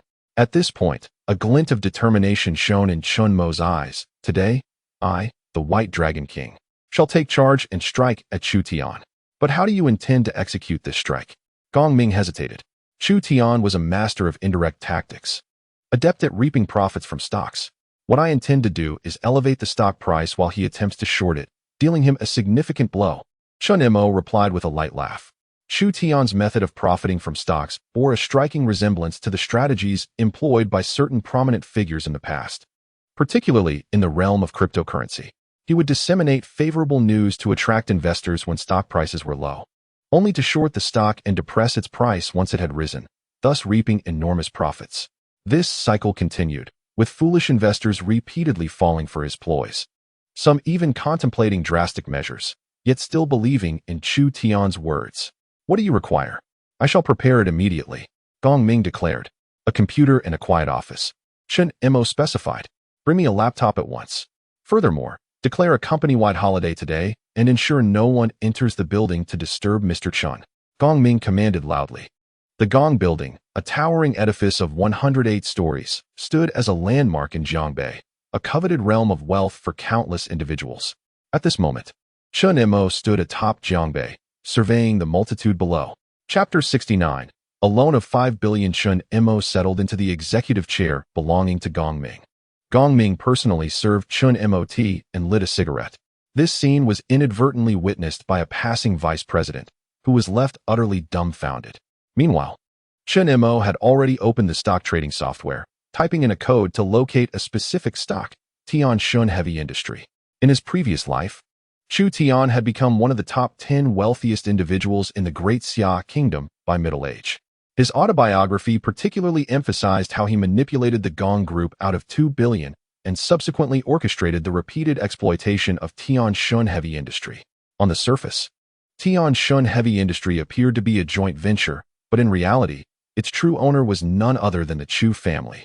Later, under the manipulation of Chu Tian, the stock price of Tianshun heavy industries skyrocketed by several times, enabling Chu Tian to successfully cash out over 6 billion, instantly elevating him to the status of a stock market magnate. He earned the moniker the Magician. However, today, with Chen Mo present, history was unlikely to repeat itself. Chen Mo transferred the remaining 2 billion into his securities account, biding his time for an opportunity. Gong Ming could no longer contain his curiosity and inquired, "Chen Mo, how do you intend to approach this situation?" Calmly, Chen Mo replied, "While Chu Tian engages in short selling and repeatedly harvests profits with substantial capital each time, I will take the opposite route. As he shorts, I will go long. As long as I continue to elevate the stock price of Tianshun heavy industries, preventing him from covering his position, ultimately, he will be outmaneuvered." No sooner had he spoken than Chen Mo noticed a significant surge in trading volume for Tianshun heavy industries. He realized that Chu Tian had begun his maneuvers. Without hesitation, he injected the entire 2 billion into the market. The A-share market is vast, with a market capitalization in the trillions, rendering 2 billion a mere drop in the ocean. Yet, with Tianshun heavy industries' entire market cap at only 5.6 billion, the influx of 2 billion pushed the stock price to its ceiling limit instantly. A sudden, robust bullish line erupted on the chart like a dragon breaking through the waves, leaving all investors astounded. There is definitely a major player orchestrating this, they surmised, as countless retail investors and institutions began pouring in funds, eager to partake in this opportunity orchestrated by the market maker. In an instant, the trading volume for Tianshun heavy industries soared to 30 billion. Meanwhile, in a villa in the provincial capital, Chu Tian received a phone call. The voice on the other end was filled with panic and anxiety. "Young Master Chu, this is not good. Tianshun heavy industries is being manipulated. 30 billion has already been injected. It seems we may see several price limits lifted. If this continues, our losses will be catastrophic." What? Chu Tian was taken aback. He had always been engaged in short selling without arousing suspicion. Now, with the sudden entrance of buyers, had someone uncovered his scheme? After a moment's contemplation, Chu Tian smirked. The old fox must have sought assistance from that little long worm. "Well, since you've breached my impregnable defenses, don't blame me for taking a hefty bite out of you." With a swift call, Chu Tian coldly instructed, "Offload whatever he demands. Provide it. Drive the price down to 17 yuan. On the other side, the stock price plummeted. Gong Ming's eyes were glued to the market, disbelief etched across his face. Despite such a significant influx of funds, the stock price failed to maintain its limit up. Moreover, the momentum of the decline seemed to persist. How could this happen? Gong Ming exclaimed in horror. In a matter of moments, Chen Mo had already incurred losses nearing 2 billion. "This makes no sense," he muttered, fiddling with the lighter in his hand, furrowing his brow as he struggled to comprehend the source of the problem. "Brother Mo, what should we do now? Should we flee?" asked Gong Ziyuan, her voice tinged with urgency. "We can't escape now," Gong Ming said with a bitter smile. "The stock price of Tianshun heavy industry today has been like a roller coaster, first hitting the limit up, then plummeting. The investors believe it to be a ploy by the speculators to inflate prices before unloading their shares, and they are all scrambling to flee. No one wishes to be the chives that are harvested. We are now trapped." "What? Trapped? All 2 billion is locked up?" Gong Ziyuan exclaimed in horror. "Indeed. Unless Chu Tian is willing to show mercy, we cannot extricate ourselves," Gong Ming replied, casting a sorrowful glance at Chen Mo. "Your calculations have faltered this time." At that moment, Chen Mo's phone rang abruptly. It was an unfamiliar number. "Hello? Haha, dear White Dragon King. You've paid a tuition of 2 billion to enter this class. I trust this lesson has been quite worthwhile." Chu Tian's arrogant voice echoed from the other end. "The one who laughs last is the true victor," Chen Mo replied solemnly. "Your money is ensnared by me. What do you have left to contend with?" "Chen Mo, I owe you my gratitude for breaching my fortress. Had it been any other stock, you might have indeed brought about my demise. Now, not only do I want your money, but I also claim the title of Jiangbei's richest and the influence in the financial circle that comes with it. Dare to challenge me? Just wait for your downfall." The call was abruptly terminated. Chen Mo rested his chin on his hands, lost in contemplation.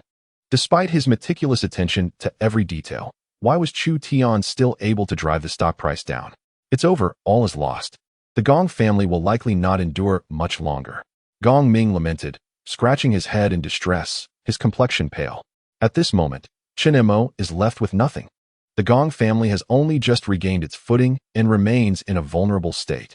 If Chu Tian enters the market with substantial capital to seize the Jiangbei real estate sector, the Gong family will fall without a fight. Chen Mo, you have brought calamity upon me. Gong Ming could no longer suppress his anger. Father, what are you saying?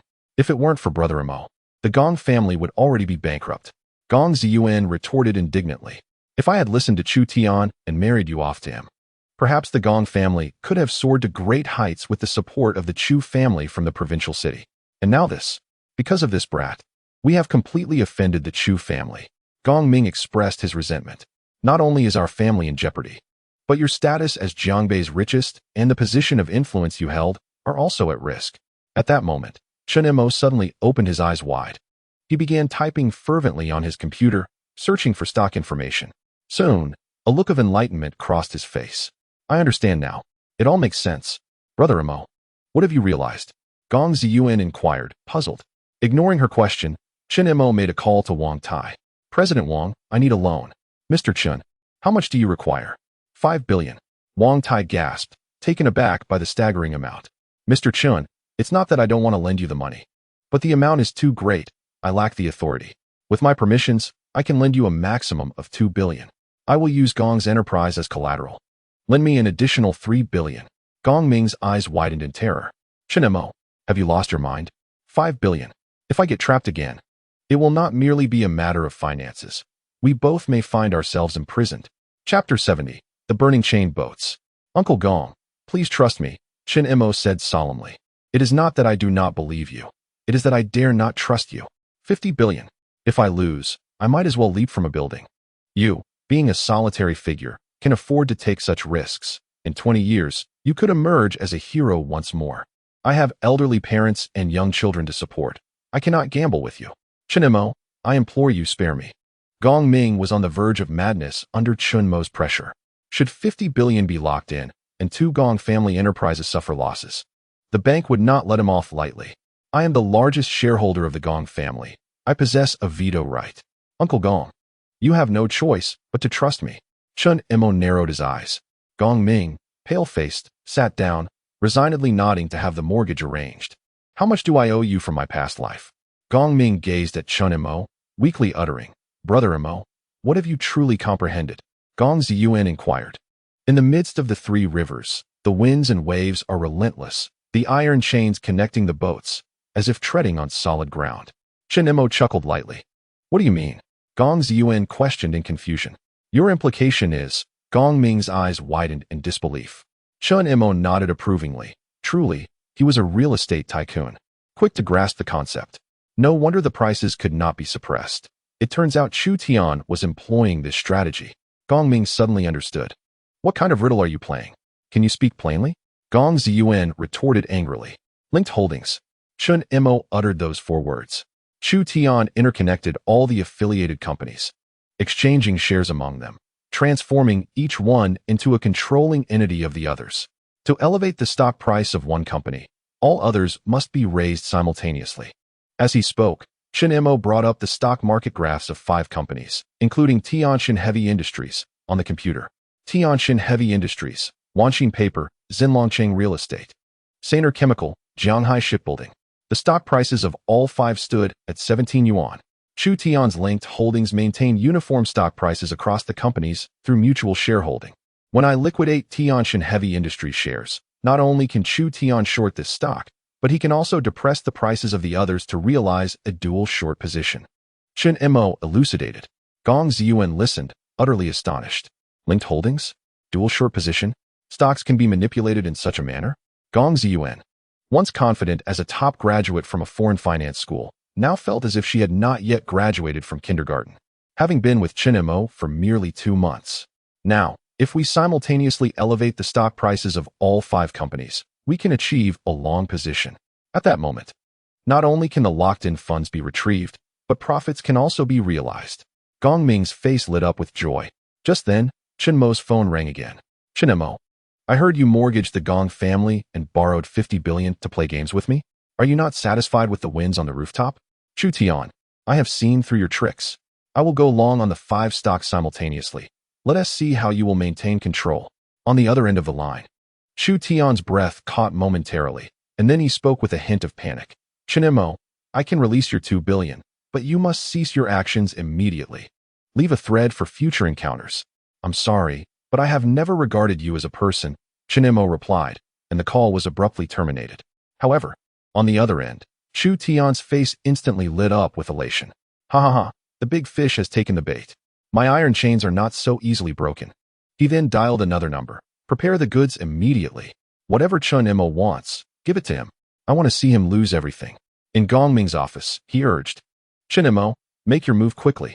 Chen Mo remained silent, calmly closing 4 of the 5 stock interfaces, leaving only Tianxin Heavy Industry open. Chen Mo, why did you close the other 4 stock interfaces? Gong Ming asked, puzzled. 1 is sufficient, Chen Mo replied nonchalantly. 50 billion. I shall wager all on Tianxin Heavy Industry. Gong Ming nearly choked on his breath.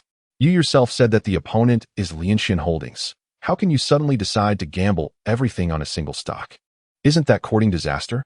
Yet, Chen Mo paid no heed, directly pouring 10 billion into the market. Young Master Chu, they have just invested 10 billion into purchasing. Just as I predicted. With 50 billion at play, Chen Mo intends to evenly distribute it among 5 stocks. Unfortunately, such a strategy will lead to his utter demise. Supply him with the goods. Let him buy. Tianxin Heavy Industry, which had been on the rise, soon saw its price suppressed to 17. Keep buying.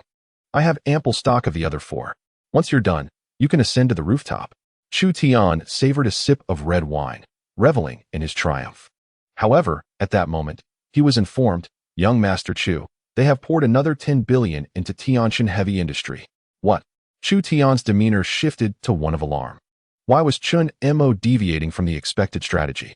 Stay calm, continue supplying him. He cannot possibly buy more Tianxin Heavy Industry.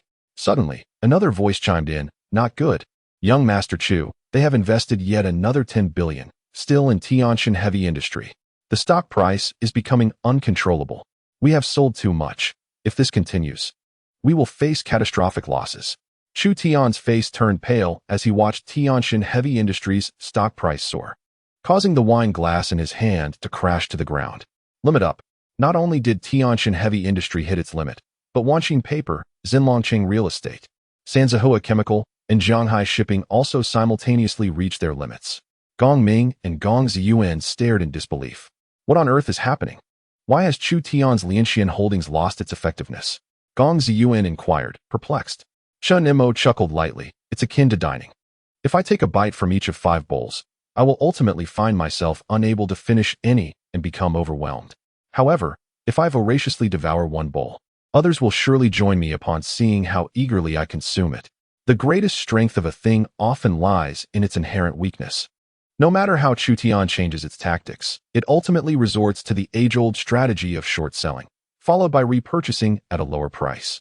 I capitalized on the weakness of Chu Tian's lengthy position by focusing on a particular stock.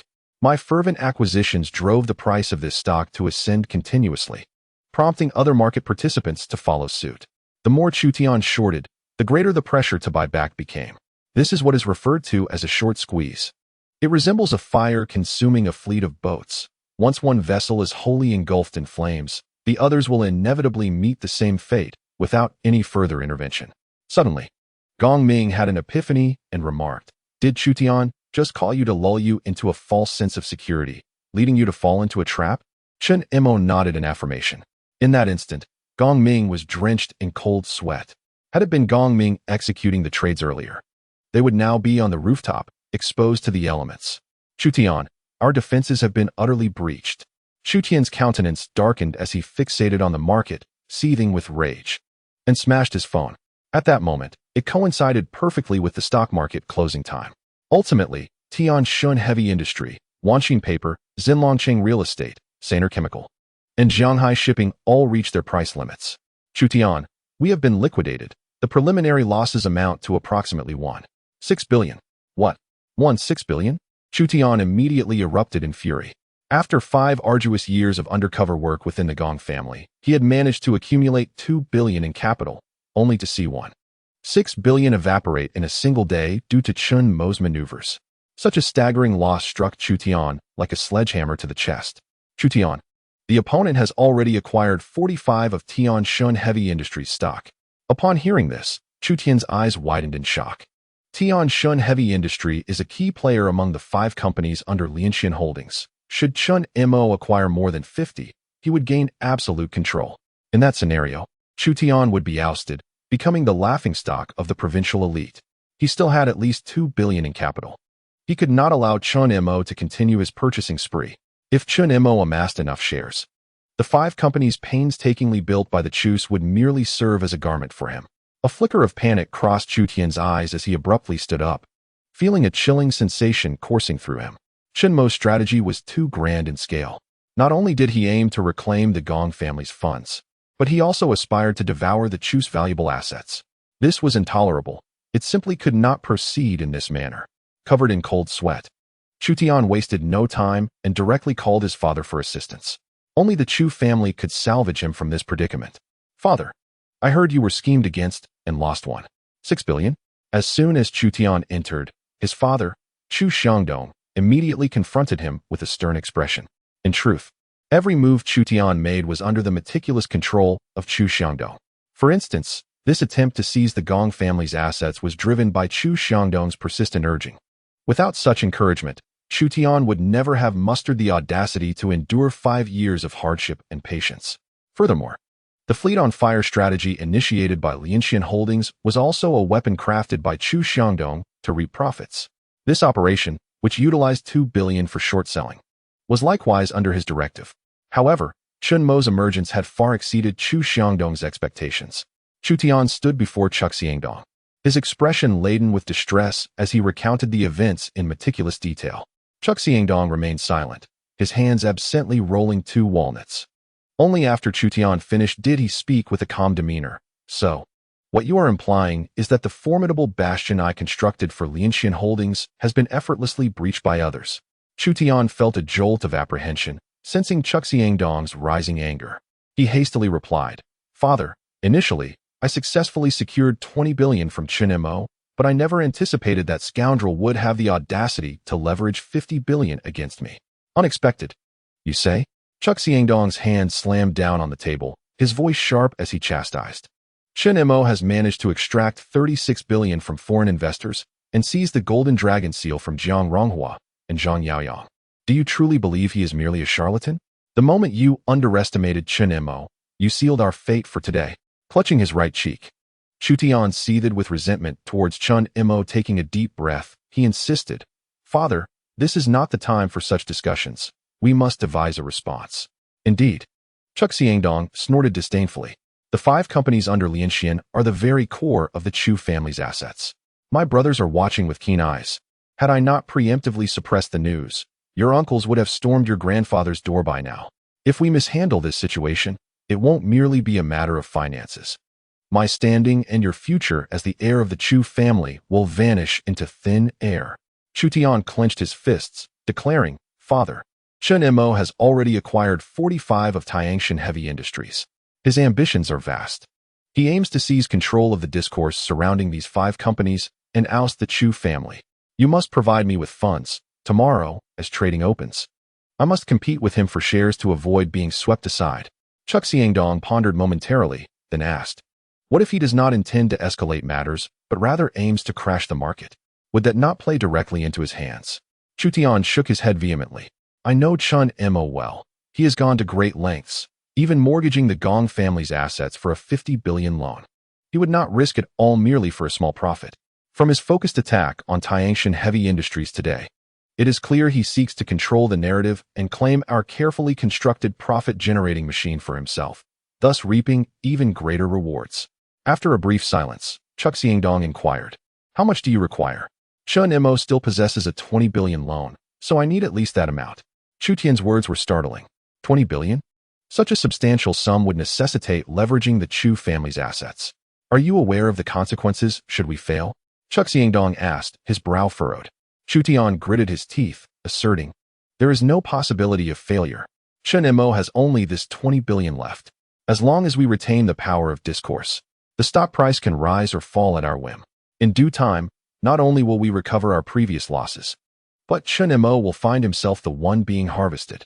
Father, Chen Mo has already ensnared 50 billion in funds. We are but one step away from siphoning off 70 billion from him, ensuring his utter ruin. Chu Xiangdong's expression fluctuated between gloom and brightness, clearly wrestling with inner turmoil. Chu Tian continued to persuade him, stating, "Within the Gong family enterprise, I have already laid out my plans. Many major shareholders are convinced that the Gong family is on the brink of bankruptcy. With just a word from me, they will join our side to confront Gong Ming and realize their equity. At that point, we can strike from both sides. Chen Mo is left with only 2 billion in funds and cannot compete against us." Upon hearing this, Chu Xiangdong finally nodded earnestly. "All right, I support you, my son. I will instruct someone to transfer the funds to you shortly. But remember, in this battle, we must only achieve victory, not defeat. Otherwise, we shall both face utter ruin." Chu Tian clenched his fists, gritting his teeth. "Father, rest assured, I will emerge victorious. At that time, I will not only swallow the Gong family enterprise, but also seize Chen Mo's 7 billion in funds, his title as the richest man, and even his woman. I, Chu Tian, will claim it all." Meanwhile, as Chu Tian returned home to seek his father's backing, Chen Mo finally exhaled a sigh of relief and closed his laptop. "What is the situation?" Gong Ziyuan inquired. "Quite favorable. Chu Tian should be on the verge of a margin call. Now he can only join me in going long, where he faces certain doom." Chen Mo chuckled. "Have we made a profit of 5 billion today?" Gong Ming asked. "Indeed, with a slight adjustment tomorrow. Earning an additional 10 billion should pose no challenge," Chen Mo replied. "Chen Mo, perhaps once we reach a sufficient profit tomorrow, we should consider closing our positions." 10 billion is already substantial, Gong Ming timidly suggested. His fear was palpable. Gong Ming had grown old, accustomed to a life of luxury, and lacked the audacity of his youth. Such massive fluctuations in wealth were beyond what his heart could bear. "We cannot close our positions. To do so would mean that all our efforts have merely aided Chu Tian in inflating the market value of Tianjin Heavy Industries. In that case, he would neither incur losses nor miss out on profits. Closing our positions signifies surrender, and I, Chen Mo, will never acquiesce." Chen Mo asserted. "What are your plans for tomorrow?" Gong Ming asked. Chen Mo grinned, softly uttering 2 words: "Crash the market." Now, Chu Tian must believe that I am attempting to seize control. He will undoubtedly scramble to gather funds to compete with me for resources. At that moment, I will unleash the crash, draining his cash flow completely," Chen Mo declared with a calm smile. "But wouldn't it be better to seize control?" Gong Ziyuan timidly queried. "The company capable of connecting with Linxian Holdings is unique in the entire Great Xia country. If you could take control, wouldn't it allow you to exploit the market repeatedly like Chu Tian?" "Ziyuan, even someone with your novice perspective thinks I intend to seize control. Chu Tian will surely think the same. Tianjin Heavy Industries is a key asset of the Chu family, and he will not let me usurp control. At this juncture, I will defy expectations, crash the market, and cash out, ultimately reaping greater rewards. Moreover, Chu Tian's repeated exploits have been overplayed. Fools are clearly in short supply. Such stocks are bound to plummet eventually. Today, my market crash will ignite that fuse," Chen Mo asserted. Upon hearing this, Gong Ming finally felt reassured. Though Gong Ming lacked the audacity and spirit of Chen Mo, as a business magnate, his comprehension of the stock market was by no means inferior to Chen Mo's. The 5 stocks of the Chu family exhibited no substantial performance. Their current prices were excessively inflated. Chen Mo's actions to bring down the stocks acted as the very needle to burst this bubble. "I am growing old," Gong Ming sighed, shaking his head before adding, "Chen Mo, why not come to my home for dinner tonight?" Gong Ziyuan's face immediately flushed with a rosy hue. This could be deemed a formal dinner with the parents, couldn't it? After the meal, should they invite him to stay the night? "That sounds delightful," Chen Mo remarked, observing the charming blush that adorned Gong Ziyuan's cheeks with a light chuckle.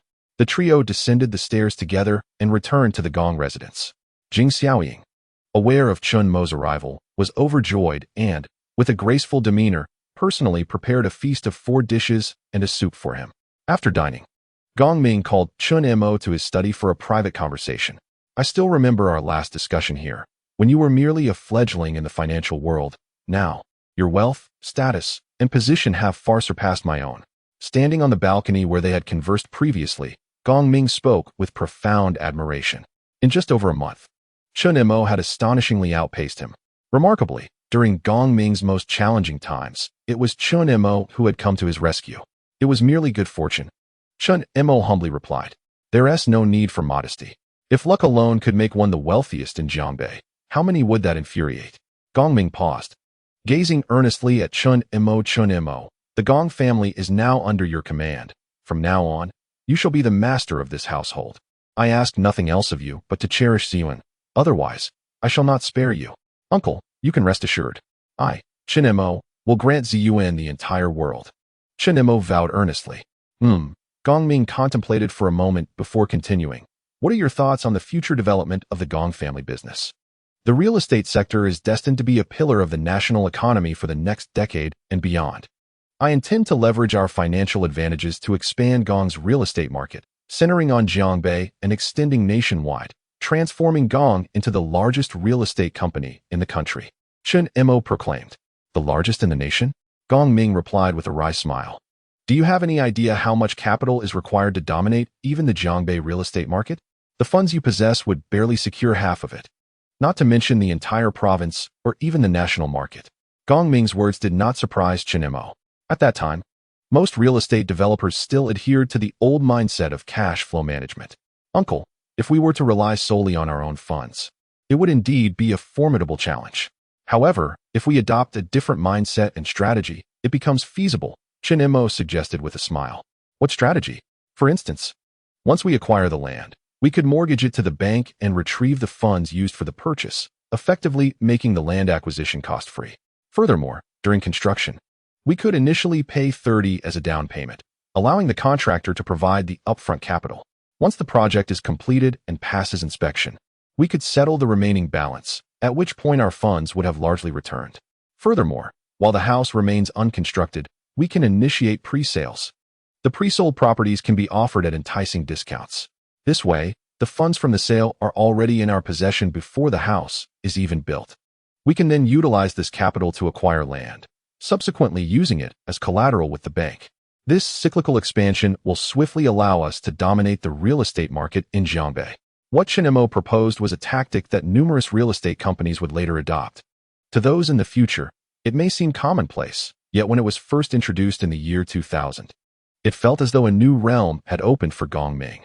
It was akin to continually using the bank's funds to construct buildings. What if any segment of the financial chain were to falter? Gong Ming swallowed hard, questioning the feasibility. In truth, he was already captivated by the idea. Those who engage in grand enterprises cannot possibly fear incurring debts with the bank. If a financial chain breaks, one simply seeks more funds from the bank. The ones truly losing sleep over substantial debts would be the bank officials, not us. Chen Mo chuckled. If the debts were considerable, the bank would be too apprehensive to allow them to go bankrupt. They would undoubtedly exhaust all means to assist in raising funds. This notion has been validated in later years. Chen Mo, I must concede that you are a commercial prodigy, Gong Ming admitted with admiration. Uncle Gong, I understand your dissatisfaction with my acquisition of the Gong family business, considering it is the culmination of your decades of dedication. However, I, Chen Mo, can assure you that if you wholeheartedly collaborate with me, within 5 years, I shall deliver a company 100 times larger than the Gong enterprise. Chen Mo declared with grandiosity. Gong Ming's heart raced. A company 100 times larger than the Gong family business? That would equate to a market value of at least 30 billion.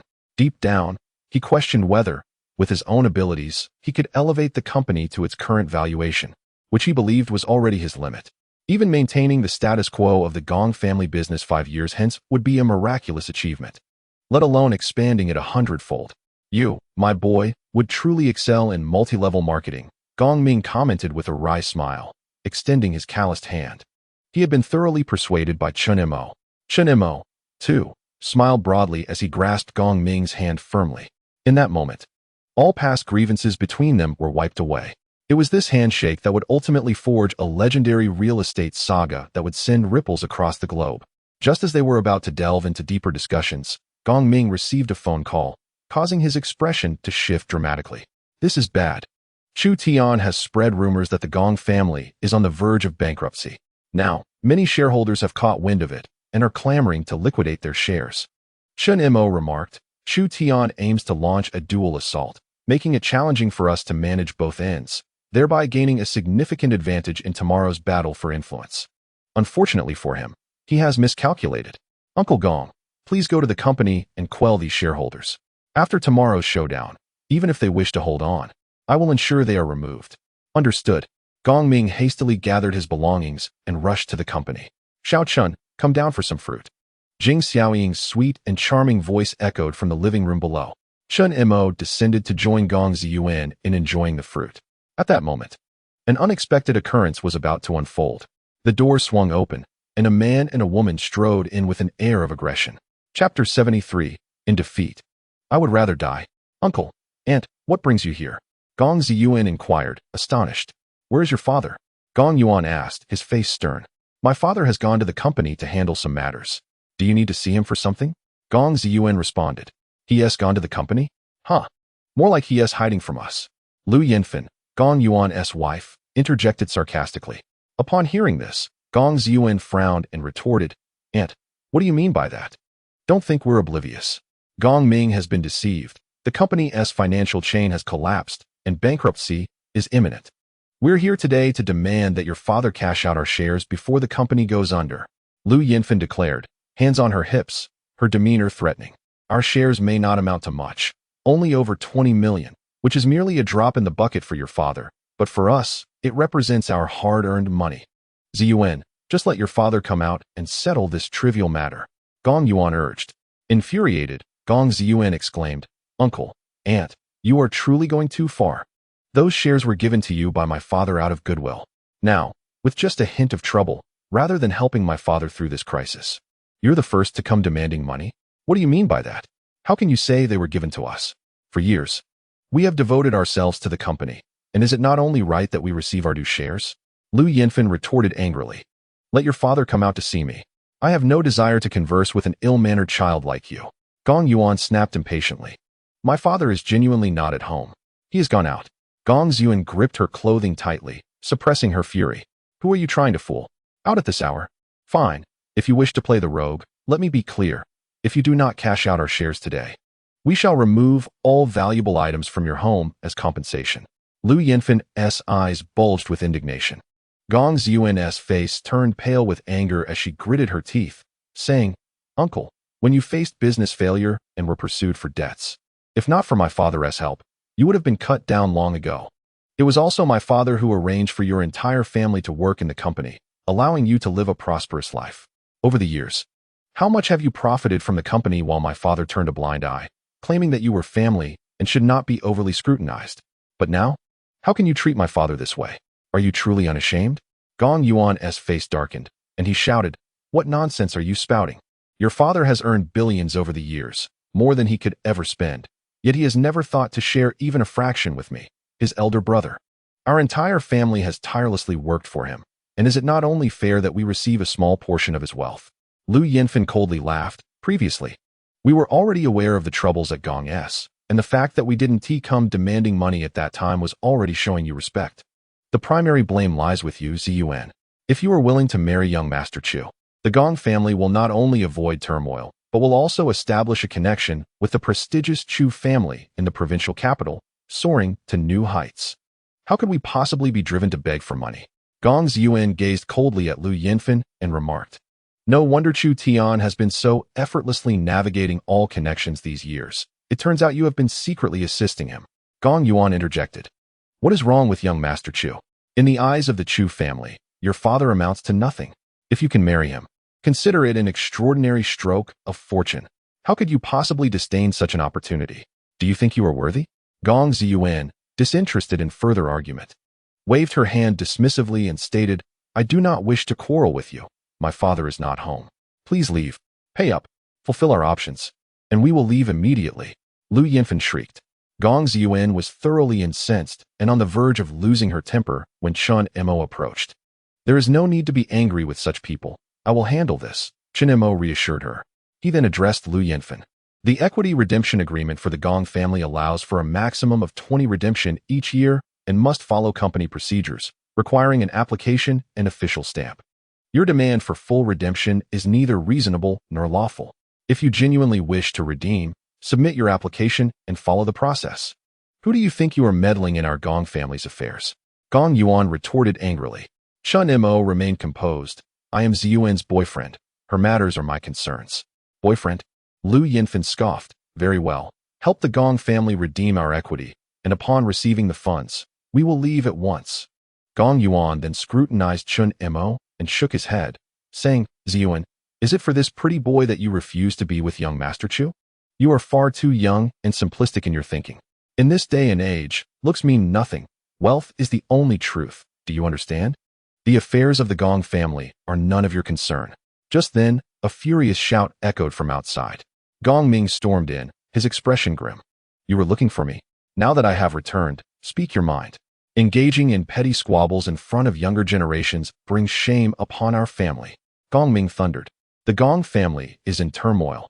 It is one thing for outsiders to cause trouble, but for his own elder brother and sister-in-law to be the first to demand money, driving him to a desperate situation. How could Gong Ming not be furious and heartbroken? Lu Yinfen's face turned pale, her expression awkward, yet she summoned her courage to say, Second brother, the equity of the Gong family represents our lifetime of hard work. If the company fails, we will be finished. Your family is prosperous. Please consider redeeming our equity. Gong Ming, overwhelmed with anger, retorted, Do you have the audacity to say that? Over the years, you have embezzled at least 30 to 40 million from the Gong family. Why are you shouting so loudly? If we truly stole from the company, you could report us. We merely wish to lawfully redeem our equity. We are not asking for your money for free. It feels as though we are here to drain your very essence. Gong Yuan expressed his dissatisfaction. Just give us a straightforward answer. Will you honor your commitment or not? Lu Yinfen retorted coldly. Times have changed. The Gong family is on the brink of collapse, and they no longer feel the need to show respect to Gong Ming. Before Gong Ming could finish his sentence, Chen Mo interjected. It's not that we don't wish to settle, but as you mentioned, the Gong family is facing bankruptcy. Where do you expect us to procure funds to pay you? Upon hearing this, both Gong Yuan and Lu Yinfen widened their eyes in disbelief. Are they truly on the verge of collapse? If so, will our shares become worthless? This cannot stand. You must settle the payment today. I don't care if you have to sell your house, your car, or even a kidney or blood. If you shortchange us by even a penny, I will demolish your house. The two were as frantic as ants on a hot pan, jumping about in anger. If you wish to settle, I can purchase your shares at a fraction of their value, Chen Mo proposed. Are you attempting to rob us? 2 million for shares worth 20 million? Do you take us for fools? Lu Yinfen exclaimed. Then wait for the Gong family to declare bankruptcy. At that point, I might consider acquiring them for 20,000. Let us see if I'll even want them, Chen Mo replied nonchalantly. Gong Yuan and Lu Yinfen exchanged glances, ultimately conceding with reluctant nods. Soon, the acquisition agreement was drafted. Chen Mo held the 200,000 check and cautioned, think carefully before you sign. You may regret this. In a few years, these shares could be worth billions. Enough with the nonsense. Just give us the money. They retorted, without a second thought, signing and departing with their payment. However, what they could not foresee was that Chen Mo's words would indeed prove prophetic. They sold their shares for a mere 200,000, which later appreciated to a value in the billions. Once they had left, Gong Ziyuan lamented, How did I end up with such an uncle? Sighing, Gong Ming reflected. Chen Mo, I apologize for putting you through this. Chen Mo shook his head. This situation has its merits. It provides an opportunity to expunge all the vermin from the company. It would be far costlier to remove them later. Uncle Gong, are there many others wishing to redeem their shares? Gong Ming inquired. Quite a few, totaling over 600 million in value. However, they have shown me some consideration, agreeing to delay their demands by a couple of days, though they are wary of the Gong family's imminent bankruptcy, Gong Ming replied. Chen Mo nodded, rest assured. Tomorrow will determine our fate. After a brief pause, Chen Mo added, Uncle Gong, please spread a rumor that the Gong family has spent a considerable amount of money to settle these claims. Understood, Gong Ming affirmed as he left to carry out the task. Once Gong Ming departed, Gong Ziyuan grasped Chen Mo's hand gratefully. Mo go. Thank you. Without your support, my father would undoubtedly struggle to handle all of this alone. From now on, I shall bear the weight of the Gong family. Chen Mo gently stroked Gong Ziyuan's hair. Tomorrow is the decisive battle, is it not? She asked anxiously. Yes. The battle tomorrow will determine both victory and life or death, Chen Mo replied. You will surely win, won't you? Gong Ziyuan inquired. It is we who will win. Chen Mo affirmed resolutely. The next day dawned. Gong Ming set aside all matters and sat beside Chen Mo with Gong Ziyuan. Rumors had spread the previous night, and now the battlefield of the stock market awaited. If we lose, we shall ascend the rooftop together. If we win, we shall leap through the dragon gate and be reborn. Gong Ming inhaled deeply, revealing his evident anxiety and immense psychological pressure. Without victory, I might as well perish. Chen Mo's gaze was fixed intensely on the computer screen as he murmured. Chapter 74. The time to strike simultaneously. Within a corporate office, 20 professional traders, each with over 30 years of experience, were poised for action. Just 5 minutes before the market opened, Chu Tian received his first piece of good news. The turmoil surrounding the Gong Corporation's cash-out had escalated dramatically. Gong Ming, out of desperation, had liquidated over 6 billion. This meant that Chen Mo's available capital had dwindled to only 14 billion, while he still possessed a substantial 20 billion. Chu Tian brimmed with confidence, believing he could utilize this 20 billion to redeem himself and utterly defeat Chen Mo. As the 5 minutes elapsed, the market commenced promptly, heralding the start of the battlefield for investors. Young Master Chu, just as you anticipated, Chen Mo is frantically accumulating stocks, one trader reported. Indeed, at the opening, a colossal order had surfaced, causing the shares of Tianshan Heavy Industry to surge dramatically. Unable to contain his excitement, Chu Tian declared loudly, "Buy, everyone. Purchase as much as you can. Devour all the stocks available." 20 traders simultaneously began to execute the buying orders, indiscriminately acquiring shares regardless of price. With Chu Tian's entry, the stock price of Tianshan Heavy Industry soared once again. Observing this market trend, both retail investors and institutions went into a frenzy. An influx of capital rushed in as everyone scrambled to seize this lucrative opportunity. Younger Master Chu, the opposing force has intensified. Their prices have surpassed ours significantly. Increase the funds. Give me more money. Chu Tian replied with a fierce expression. You think you can outspend me? You have 14 billion. I still have 20 billion. Come on, let's face off directly. The two sides clashed relentlessly, startling all investors. Had they gone mad? Both parties were continuously raising their stakes in a buying frenzy, leaving retail investors and institutions struggling to acquire shares. The stock price skyrocketed as if propelled by a rocket, and the confrontation between Chen Mo and Chu Tian reached an unprecedented intensity. If this stock market battle were to be likened to a real war, Chen Mo and Chu Tian had already unleashed their nuclear weapons. The conflict had escalated to a life-or-death struggle. Meanwhile, on the largest stock forum in the Great Xia Kingdom, Daxiao Wealth, discussions surrounding Tianshan Heavy Industry had nearly overtaken the entire platform. Major investors were vying for dominance in the conversation, urging others to join before the opportunity slipped away, predicting that Tianshan Heavy Industry would at least hit 10 consecutive price limits. Ha, brothers. We are about to make a fortune. Just the other day, I purchased 200,000 shares of Tianshan Heavy Industry. Unfortunately, I'm now unable to execute my orders. Hee. Fortunately, my wit prevailed, and I directly hit the limit up, acquiring 100,000 shares. The market makers feast while I savor the broth, utterly delighted. At that moment, a post pinned by the moderator captured the attention of all investors. The title read, Investors in Tianshan Heavy Industry, Flee.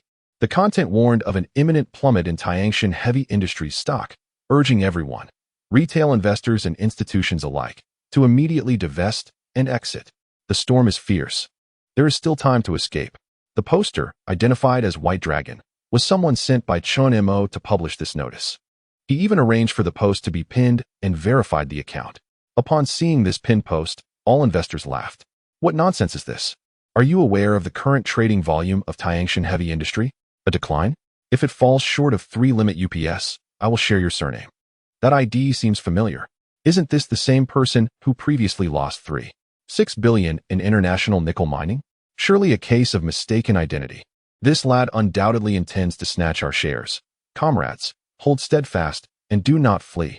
Financial freedom is just around the corner. Meanwhile, on the other side, Chu Xiao. Their essay post on the Daxiao Wealth Forum claiming Tianshan Heavy Industry is about to crash. I had someone trace the IP And it's indeed from Chen Mo. A concerned trader remarked, Chu Xiao, do you think Chen Mo is planning to crash the stock? Chu Tian glanced at the post and scoffed. He is out of funds for purchasing, so he is posting this to entice retail investors to sell, thereby lowering his acquisition costs. Moreover, he intentionally used his old ID from the international futures market to mislead me into thinking he intends to crash the stock, hoping I would sell to him. If your understanding is at the first level, Gong Ming is at the second, Chen Mo is at least at the fifth. However, as for me, who has anticipated Chen Mo's anticipations, I am in the stratosphere. Intensify the buying. Do not give Chen Mo a single share. In the Gong family, Gong Ming expressed concern. Chen Mo, aren't you afraid that Chu Tian will discover your intentions to crash the stock with such blatant posting? Chen Mo replied with a grin. Chu Tian is too self-assured. He believes he has foreseen my strategy. But he cannot fathom that I have laid bare all my true intentions before him. Just as he finished speaking, Tangshan Heavy Industries stock approached the limit up. Chen Mo knew Chu Tian had completely lost his composure. Now is the moment. With a grin, Chen Mo waved his hand, placing all the shares he had purchased in recent days up for sale. This time, not only will I crash your stock, but I will also smash the very pot from which you dine. In the past few days, the number of stocks held across the dozens of accounts controlled by Chen Mo had reached a staggering quantity. Such a terrifying volume. Once Chen Mo lists them at a low price, would immediately incite a bloodbath. All investors and institutions would assume the market makers are about to cut and run, and they would undoubtedly scramble to sell for their lives.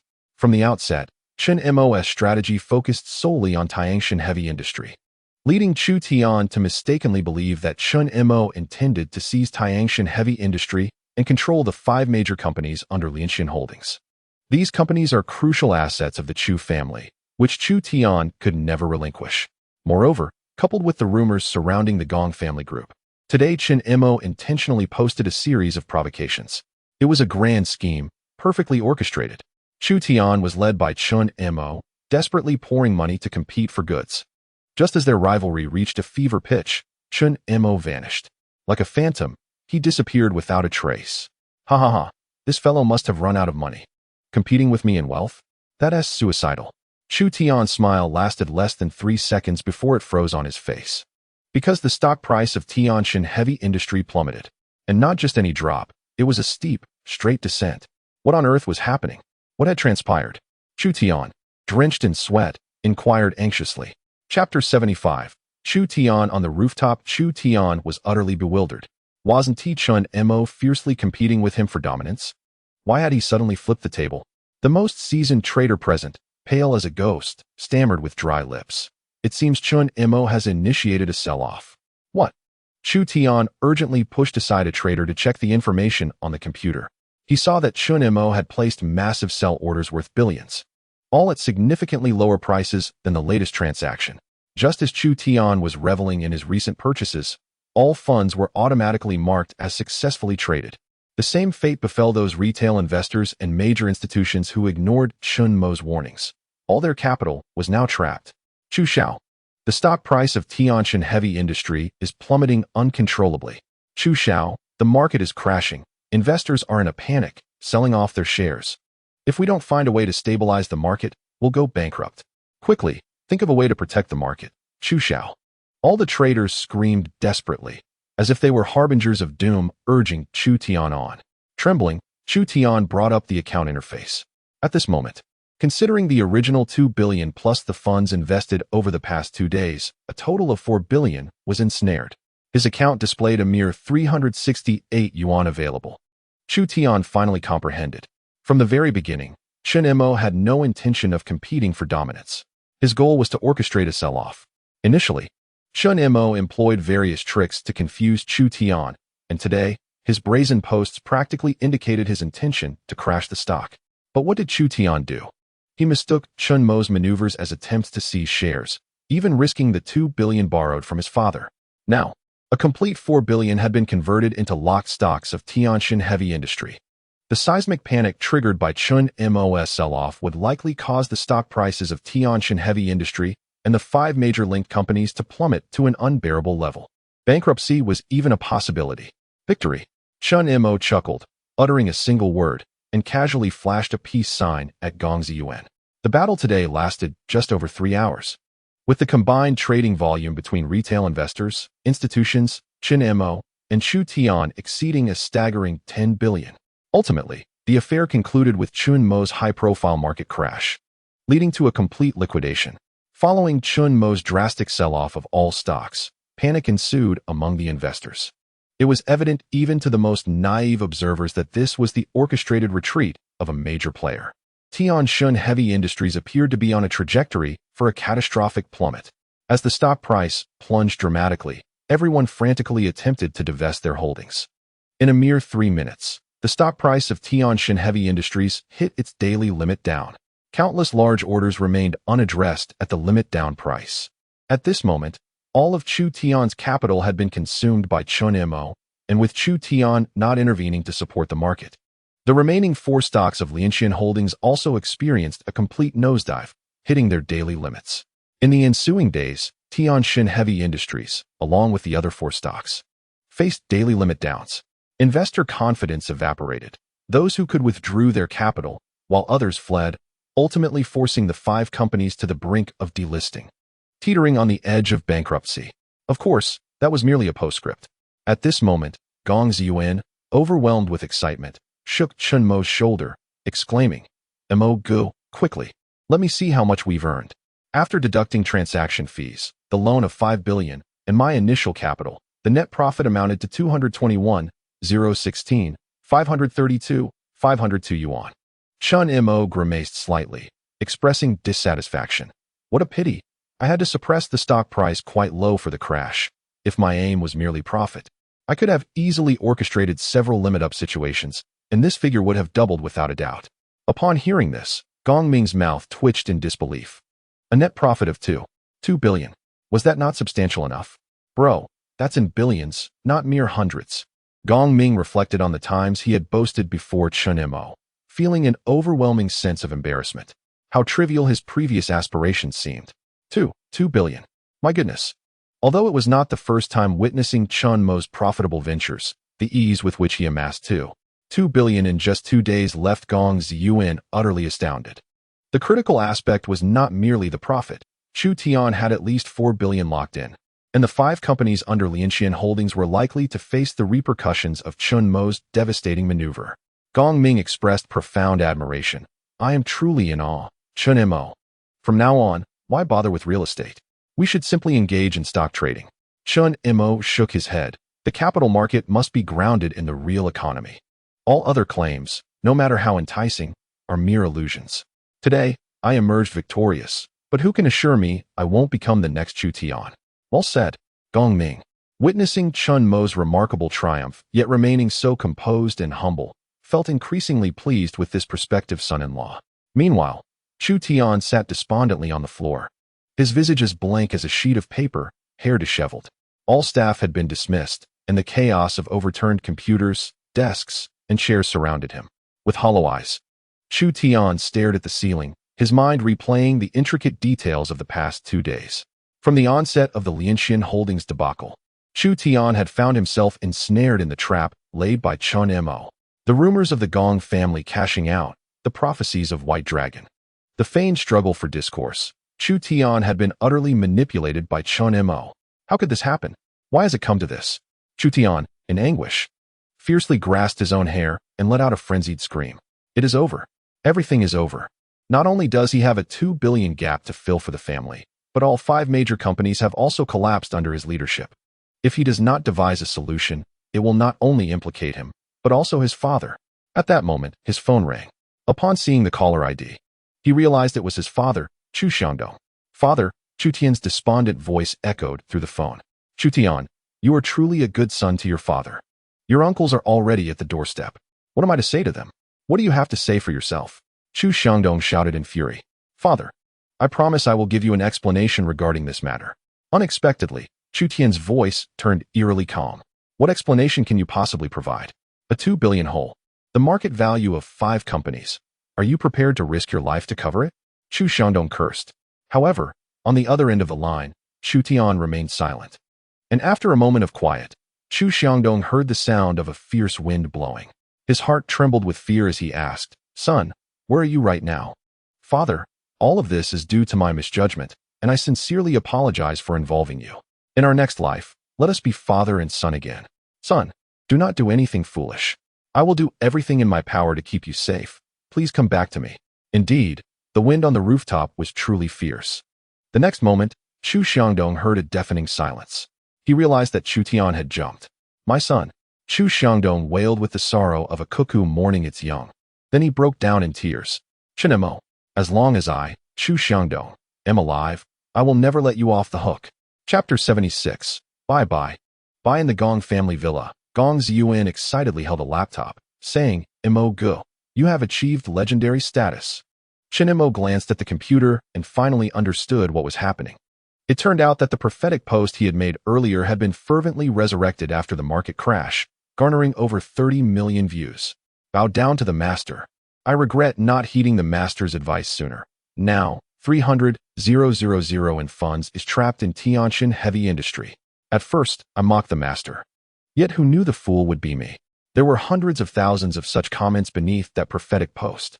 Thanks to Chen Mo's precise predictions, combined with his earlier substantial profits in the international futures market, investors regarded the mysterious white dragon as a beacon in the stock market, bestowing upon Chen Mo the formidable title of Dragon Master. Moreover, many superstitious investors exaggerated the identity of the Dragon Master to an almost mythical degree. Worship the Dragon Master. Stocks will soar. Protect the market. Worship him, and you shall prosper. Such slogans proliferated throughout the forum. Chen Mo found himself both amused and bewildered. He had never anticipated that a mere whimsical act would elevate him to the status of an idol among investors. However, he pondered. Perhaps he could leverage the title of Dragon Master to influence the rise and fall of certain stocks. At this moment, Gong Ming returned home after a busy morning. Having resolved all matters at the company, he expressed his gratitude. Chen Mo, I truly appreciate your assistance this time. Chen Mo replied with a smile, Uncle Gong, you are too courteous. We are family, after all. You are right. Li, please prepare the bedroom on the second floor.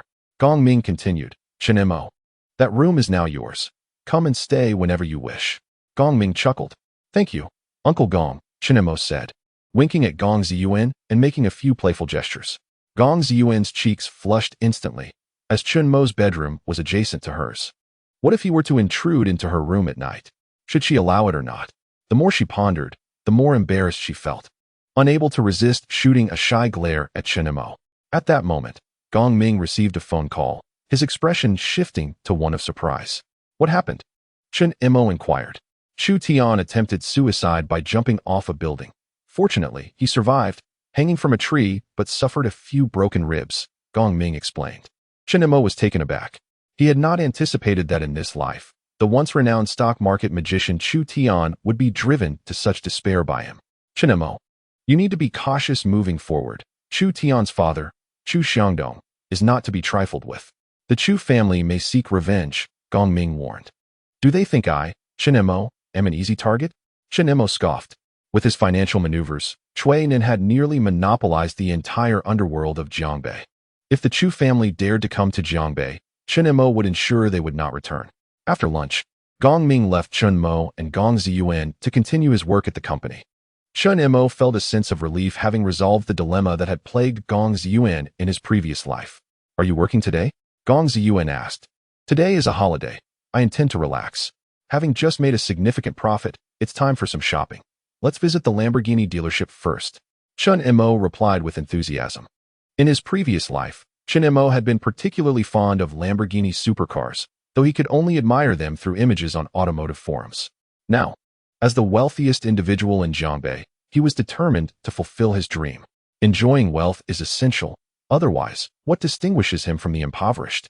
In the year 2000, in Jianghai province, the average monthly income was just over 1,000, while a Lamborghini supercar could cost several million, a luxury beyond the reach of ordinary people. Jiangbei didn't even have a Lamborghini dealership. Chen Mo and Gong Ziyuan drove to the provincial city to visit the Lamborghini store. The shop was exquisitely decorated but rather empty, with few customers. Upon entering, a young, beautiful saleswoman with a flawless figure and exquisite makeup greeted them warmly. Being a Lamborghini boutique, the sales staff exhibited exceptional professionalism, patiently attending to customers regardless of their purchasing intentions. As Chen Mo stepped inside, his eyes were immediately drawn to a Lamborghini Sion that he had long admired. This vehicle was exclusively released in the year 2000, with a mere 100 units manufactured globally.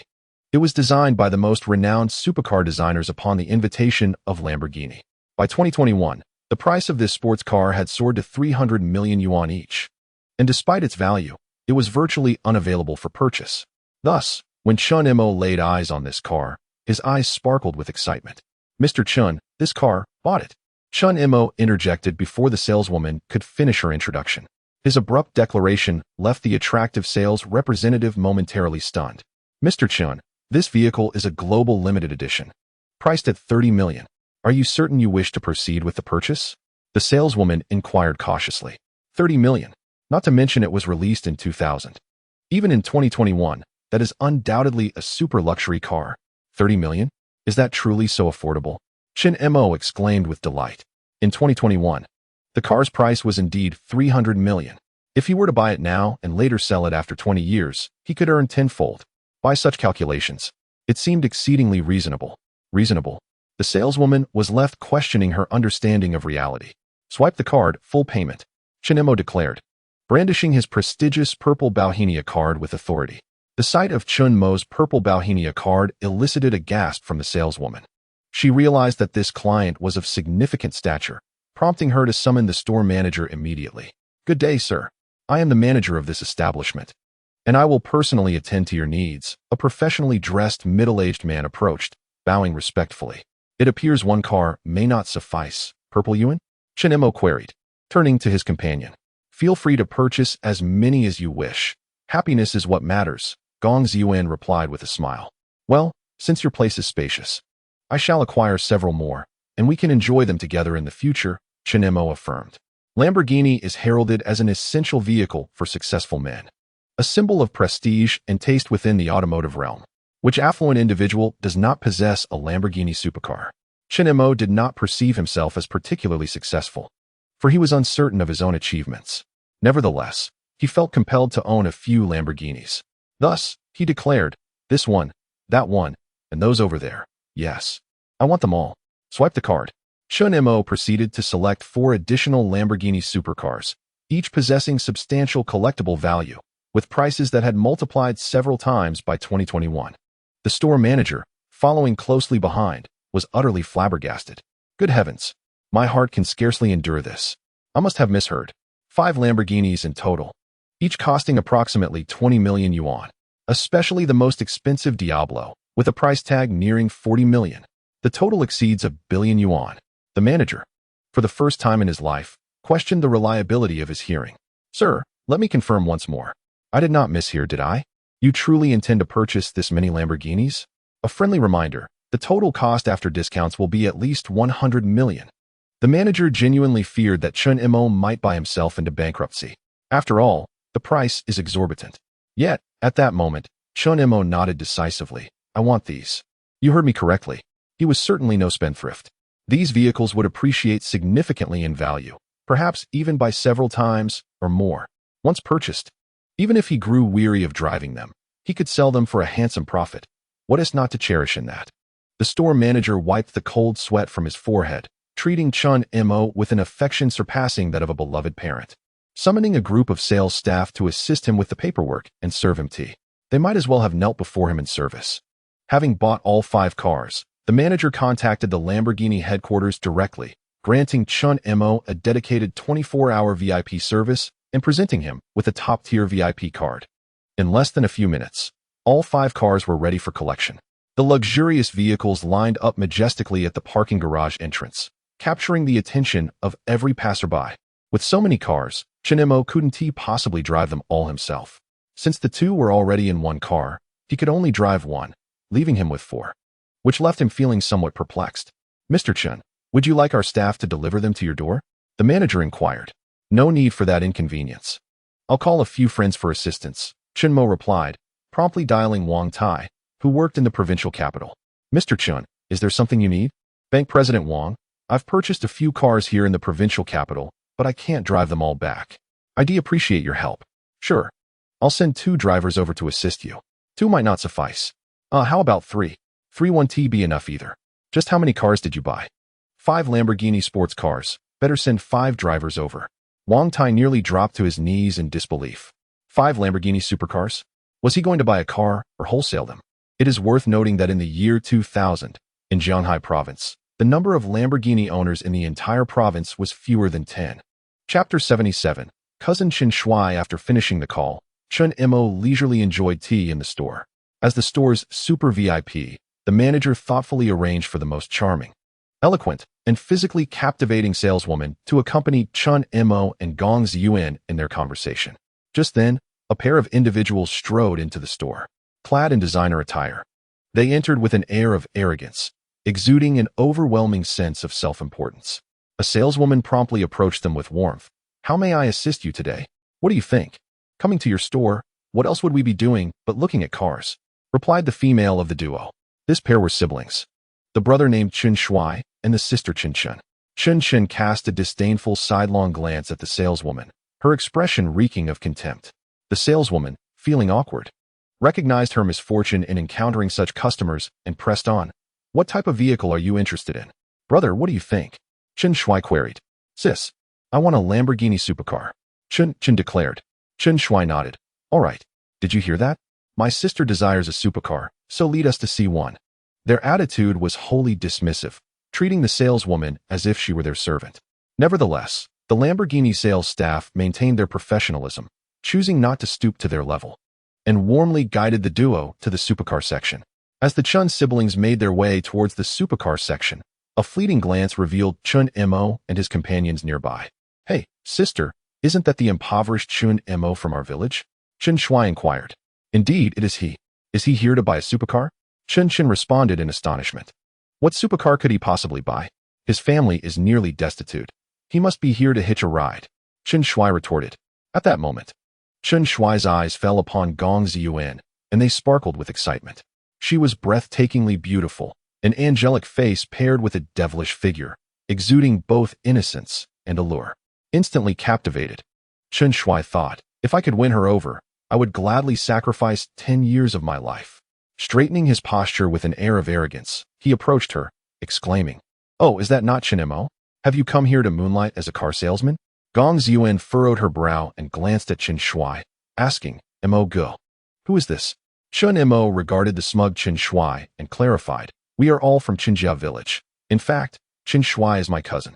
Chen Shuai's father had established a factory in the city years ago, amassing considerable wealth, thus making Chen Shuai the wealthiest individual in their village. With newfound affluence, the family had become exceedingly arrogant, looking down upon their fellow villagers. Chen Shuai even dared to scold Chen Mo's parents, all due to their wealth. However, Chen Mo was well aware that in his previous life, the factory would succumb to the pressures of the internet boom within 3 years, leading to utter bankruptcy. The worst part was that Chen Shuai, misled by others, sold off all family assets to invest in so-called rare metals, only to be swindled out of everything. "I am not here to work part-time. I am here to purchase a car," Chen Mo replied coolly. "Buy a car?" Chen Shuai erupted in laughter. His face twisted in disdain. "With a monthly salary of just over 1,000, you think you can buy a car from the Lamborghini dealership? Hurry and get lost. I'd be embarrassed to admit you're from our village." With that, Chen Shuai disregarded Chen Mo, producing a business card and proudly handing it to Gong Ziyuan. "Hello, miss, my name is Chen Shuai. The Jiangbei leather factory is owned by my family." Chen Shuai wore a look of self-importance. The Jiangbei leather factory was no small enterprise, boasting an annual profit of over 5 million, while the average monthly wage for villagers barely reached 500. It was no wonder he looked down upon others. Gong Ziyuan chuckled softly, glancing at Chen Shuai with a glint of mischief. "Hello, I am Gong Ziyuan, Chen Mo's personal secretary and driver." Chen Shuai was left speechless. How could a man as impoverished as Chen Mo have such a stunning personal secretary, let alone a driver? Was there no justice in the world? Moreover, the familiarity between them suggested an inappropriate relationship. As the son of the esteemed factory owner, Chen Shuai felt his composure shatter, realizing he lacked even a personal secretary. Determined to undermine Chen Mo, he suggested, "Miss Gong, I happen to need a personal secretary myself. Would you consider coming to assist me?" Chen Mo couldn't help but smile at Chen Shuai's desperate maneuvering. The son of a nearly bankrupt factory manager audaciously attempts to undermine the wealthiest individual in Jiangbei. How amusing. Gong Ziyuan, with her enchanting eyes, turned to Chen Mo and playfully remarked, "Boss, someone is trying to poach me. Do you have nothing to say?" Chen Mo, raising his hands in helplessness, replied, "You haven't sold yourself to me. If you wish to leave, what can I do?" Chen Shu stood tall, mistakenly believing Gong Ziyuan was questioning his abilities. He promptly extended 3 fingers, declaring, 30,000. If you're willing to work for me, I'll pay you 30,000 a month. Chen Shu was convinced that his offer was generous enough. A monthly salary of 30,000. In the year 2000, such remuneration was already comparable to that of a vice president in a small company. Not to mention Gong Ziyuan, even Chen Mo, now promoted, likely didn't earn such a high salary. Chen Shu was filled with confidence, envisioning a scenario where Gong Ziyuan would come rushing to him at a mere beckon. However, upon hearing Chen Shu's offer, Gong Ziyuan burst into laughter. Chen Mo couldn't help but laugh as well. "My apologies. I lost control and let out a pig-like squeal." Gong Ziyuan's monthly allowance far exceeded that amount. Chen Mo had offered her a monthly salary of 500,000, and that was after Gong Ziyuan had fiercely negotiated. Moreover, her family's assets amounted to 3 billion. Thus, for Chen Shu to believe he could entice Gong Ziyuan with a mere 30,000 was nothing short of a farce. Yet, at that moment, Chen Shu remained oblivious to the reason behind their laughter. He was utterly confused, unable to comprehend the humor. "What is so funny? I'll tell you. Not only can I offer you 30,000 a month, but I can also put you behind the wheel of a Lamborghini." Chen Shu brandished a platinum card from Jiangbei Bank, boasting, "This holds 5 million from my father, specifically for purchasing a car." Gong Ziyuan erupted into even louder laughter, tears streaming down her cheeks. 5 million. In this establishment, that could only buy the most basic model of a Lamborghini. Is that worth boasting about? Handsome, you should really leave. You cannot tempt me with your meager funds. Chen Mo interjected with a sigh. "What does a pauper like you have to do with this?" "I'm conversing with Miss Gong," Chen Shu retorted disdainfully. Just then, 2 cars came to a halt at the entrance. Wang Tai, accompanied by 5 drivers, hurriedly entered. Upon entering, Wang Tai's eyes lit up at the sight of Chen Mo, and he approached with utmost respect and cordiality. "Mr. Chen, it has been a while." Chen Chen, noticing the interaction, tugged at Chen Shu's sleeve, saying, "Brother, isn't that President Wang Tai from the provincial bank? Our father had invited him to dinner once, remember?" Chen Shu certainly recalled Wang Tai. That dinner had been particularly awkward. Wang Tai had said only 2 sentences, barely touched his meal, and left, leaving the family in a state of embarrassment. "Brother, is he addressing Chen Mo as Mr. Chen?" Chen Shu was taken aback, quickly shaking his head. How could it possibly be that impoverished Chen Mo? He must have just seen me and come in to greet me. With these thoughts in mind, Chen Shui held his head high and extended his hand in greeting. "Ah, President Wang, it has been a long time." Chapter 78, The King of Marketing. Chen Shui deliberately enunciated the name President Wang loudly, as if fearing that Chen Mo and Gong Ziyuan might not hear him. However, to Chen Shui's immense embarrassment, Wang Tai merely brushed past him without sparing him a glance. Instead, he approached Chen Mo with a beaming smile and respectfully said, "Mr. Chen, I have brought the people you requested." Chen Mo nodded indifferently and replied, "The 5 cars I purchased are already parked outside. Please have them delivered to the Gong family villa." After speaking, Chen Mo strode confidently ahead, while Wang Tai, accompanied by 5 drivers, attended to him with utmost deference. The siblings, Chen Shui and his sister, were left dumbfounded, their faces a canvas of disbelief, especially upon witnessing the 5 supercars purchased by Chen Mo. Valued at an astonishing 100 million, they felt as though they were witnessing a fantastical tale, leaving them utterly astonished. Chen Mo himself drove the pristine Lamborghini. Leading the way, the exhilarating experience of piloting a multi-million-dollar vehicle on the road could only be described with one word: thrilling.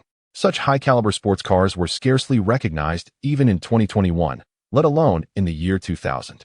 Yet, one need only observe its striking design and listen to the throaty roar of the engine to comprehend that this car was exorbitantly expensive.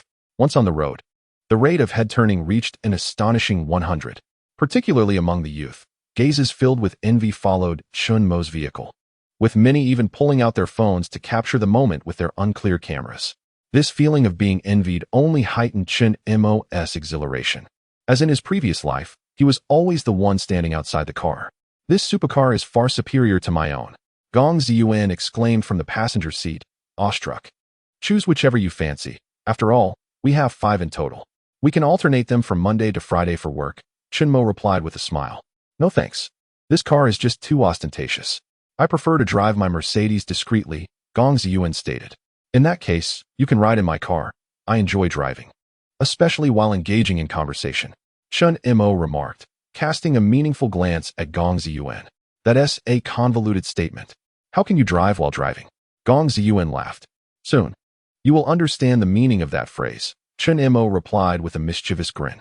The following day, Chen Mo drove Gong Ziyuan to the economic hub of the country, the bustling metropolis. The splendor of this city far surpassed that of any in Jianghe province, even in the year 2000. It had already begun to take shape as the future center of Eastern economy. After approximately 4.5 hours on the road, Chen Mo and Gong Ziyuan arrived at the high-tech industrial park in the heart of the metropolis. Brother Mo, why have you brought me here? Gong Ziyuan inquired, puzzled. While I can leave the real estate matters to my uncle, do not forget that our company consists only of the 2 of us. I must find a capable assistant to help manage the business, Chen Mo stated with a smile. The individual he seeks is currently engaging in investment promotion within this industrial park. He is none other than the marketing prodigy and king of hype, Shi Yuzhu, who made his fortune through the promotion of health products. In the future, Shi Yuzhu will rise to become one of the wealthiest individuals in mainland China, thanks to his diverse range of conceptual health products and online games. In Chen Mo's eyes, such a person is the most suitable partner to help him carve out his empire. Moreover, this moment marks the lowest point in Shi Yuzhu's life. Due to the butterfly effect stemming from Chen Mo's rebirth, Shi Yuzhu has recently faced near bankruptcy, having accrued debts amounting to 2.5 billion renminbi due to a failed investment in a building, leaving him at a loss for what to do next. When Gong Ziyuan learned that Chen Mo was seeking such an individual, she could hardly believe her ears. Brother Mo, do you really think someone who has once succeeded in entrepreneurship would willingly work for you? She inquired. That depends on whether my persona as the White Dragon King can impress him, Chen Mo replied, taking a deep breath as he entered a technologically advanced building. Even Chen Mo himself was uncertain whether he could persuade a magnate like Shi Yuzhu to work for him.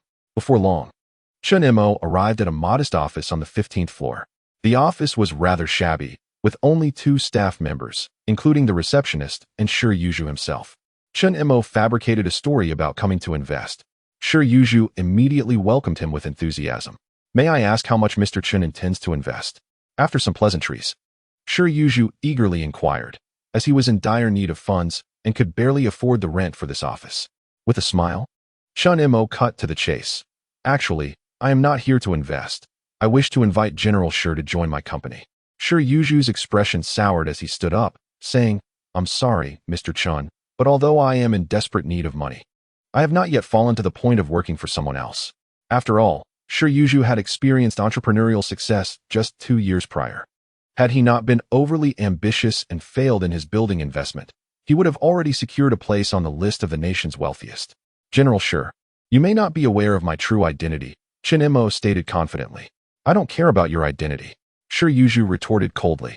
If you do not wish to invest, then I see no reason for us to continue this conversation. I am Chen Mo, the reincarnation of the White Dragon King, capable of discerning the future and one's destiny. I have come to seek you out because you once showed me kindness in my past life. In this life, I wish to bestow upon you a lifetime of wealth and prosperity, Chen Mo declared with a smile. Huffed, the White Dragon King? Kindness? Pray tell, how did I ever owe you a debt of gratitude? Shi Yuzhu scoffed. In my previous life, I was cast down from the heavens for breaking celestial laws, suffering grave injuries upon my fall. It was you who, despite great effort, pushed me into the river, allowing me to reclaim my life. Chen Mo replied earnestly. Oh, so that is how it is. If you wish to repay your debt, then help me clear my 2.5 billion in debts, and we shall be even. Agreed. Oh, White Dragon King, Shi Yuzhu mocked. Agreed. As long as you are willing to assist me, I can help you settle that 2.5 billion. You are worth that much, Chen Mo asserted, standing firm and gazing intently at Shi Yuzhu. Shi Yuzhu squinted, gazing at Chen Mo with a mixture of suspicion and uncertainty. Each word from this man seemed to resonate with boastfulness, yet inexplicably, Shi felt an overwhelming urge to believe him. I can boast too, Shi Yuzhu murmured. Though his voice lacked its earlier conviction, Chen Mo, unfazed, opened his phone and displayed his bank balance. 265 billion. Shi Yuju stared at the astonishing figure on the small screen, his breath becoming heavy. Even at his peak, he had never encountered such wealth. Chapter 79. I shall propel you to the pinnacle of the world. Gazing at the long string of numbers, Shi Yuju felt a tingling sensation at his scalp. Although he had once tasted entrepreneurial success, his most glorious year yielded a mere 1 billion in revenue. This paled in comparison to Chen Mo's staggering 265 billion in liquid assets. As someone who had been acknowledged by top leaders, Shi Yuju was well acquainted with the grand tapestry of the world. Yet witnessing such a terrifying figure left him parched and astounded. If you still doubt, we can verify the funds at a nearby bank, Chen Mo suggested. Shi Yuju shook his head, responding, "There's no need. I trust that Mr. Chen would not jest about such matters. So, are you willing to join me?" Chen Mo raised an eyebrow. "I." Shi Yuju hesitated momentarily before asking, "Mr. Chen, may I inquire about your background?" Chen Mo grinned widely. "Are you aware of the recent movements in the futures and stock markets? Have you been following the mysterious retail trader known as White Dragon?" Shi Yuju nodded. "I've been keeping an eye on it. Recently, this White Dragon has amassed an astonishing 3.5 billion from international nickel futures and accurately predicted the downfall of Tianshun Heavy Industries. Could it be that you are the Dragon Master?" Shi Yuju's eyes widened in disbelief as he looked at Chen Mo. "Indeed, I am White Dragon. To be precise, 2 months ago, I was merely a penniless worker. One day, a white dragon visited me in a dream, declaring that I was its reincarnation and imparting to me the wisdom of the I Ching and the 8 trigrams. Since then, I have soared to success, becoming the wealthiest individual in Jiangbei within just 2 months, with assets exceeding 6 billion. Chen Mo's eyes sparkled as he regarded Shi Yuju, his voice magnetic and almost enchanting. "Let me be candid, Mr. Shi. If you were to venture into entrepreneurship, you would undoubtedly find success, yet your limits would confine you to being one of the 100 wealthiest individuals in Xia. However, I, the White Dragon King, shall, in the not-too-distant future, command assets in the tens of thousands or even hundreds of trillions, becoming a figure that the world will revere as the foremost billionaire. Moreover, I aspire to construct a commercial empire that encompasses every industry, from housing and automobiles to the minutiae of daily living. I aim to ensure that every individual, from the moment of birth, cannot escape the products and services I offer, except for the breath of life itself. And you, should you choose to align with me, will find your future achievements extending far beyond the confines of Xia. You shall break free from the great Xia, surge forth from the east, and stride into the world, becoming a lord of a vast commercial empire, a world-class magnate beneath whom myriad others stand." Each word resonated within Shi Yuju's heart like a thunderous clap of lightning. He swallowed hard, his body trembling in anticipation. Chen Mo's words were simply too enticing. Taking a deep breath to steady his emotions, Shi Yuju replied, "Mr. Chen, your ability of the distorted reality field is truly formidable. Just moments ago, I nearly acquiesced to your proposal. The distorted reality field, in layman's terms, is the power to persuade others to believe in oneself and act upon that belief. The individual most adept at this ability is none other than the late Steve Jobs, the founder of Apple." Chen Mo chuckled, "I speak only the truth. Now, since your abilities stem from the White Dragon King, prove it to me. If you can demonstrate your capacity to predict the future, I shall have no reason to refuse you." Shi Yuju felt a deep admiration. Even after seeing his assets and understanding his identity as a Dragon Master, as well as being swayed by the allure of the distorted reality field, Shi Yuju remained steadfast. After a moment's contemplation, Chen Mo produced a sheet of paper and began to write with flourish. Sky Ecology opening price, 12.32 price at 10.32, 13.25 price at 11.25, 11.10, lowest price at 15.23, limit up Little Bear Electronics opening price, 20014 price at 9.54, 19,556 price at 10.30, 18422. Lowest price at 13.36. Limit up, he continued, pinning down 10 stocks and their anticipated prices for the following day, with precision down to the minute and accuracy to 2 decimal places. "Mr. Shi," he said, "I have come to repay a debt of gratitude from a past life, bestowing upon you a lifetime of wealth and prosperity. This is my humble gift to you." derived from the ancient wisdom of the I Ching and the Bagua, detailing 10 stocks that are set to hit their limit up tomorrow, including opening prices, mid-session prices, lowest prices, and limit up timestamps. Chen Mo smiled as he pushed the paper towards Shi Yuzhu before departing with Gong Ziyuan. Shi Yuzhu stood there, bewildered, staring at the paper, his mind swirling in disbelief. While the trajectory of the stock market may be vaguely predictable, to forecast prices with such precision down to the second, including the timings of lowest prices and limit UPS, how could that be possible? Even with insider information, even as a market maker, one could not possess such accurate data. Moreover, among these 10 stocks, 3 were monopolistic state-owned enterprises. Even with Chen Mo's wealth of over 4 billion, it would be impossible to manipulate their stock prices. If everything written on that paper were indeed true, then without a doubt, what Chen Mo claimed was also genuine. Shi Yuzhu calculated that if he sought loans, liquidated assets, and followed Chen Mo's guidance to invest in stocks, he could potentially earn 50 to 60 million in just one day. Could he truly be the White Dragon King? Is he genuinely here to repay a debt? Shi Yuzhu shook his head vigorously, laughing self-deprecatingly. Absolutely impossible. How could anyone in this world predict stock prices? Yet, despite his words, an inexplicable sense of anticipation filled his heart.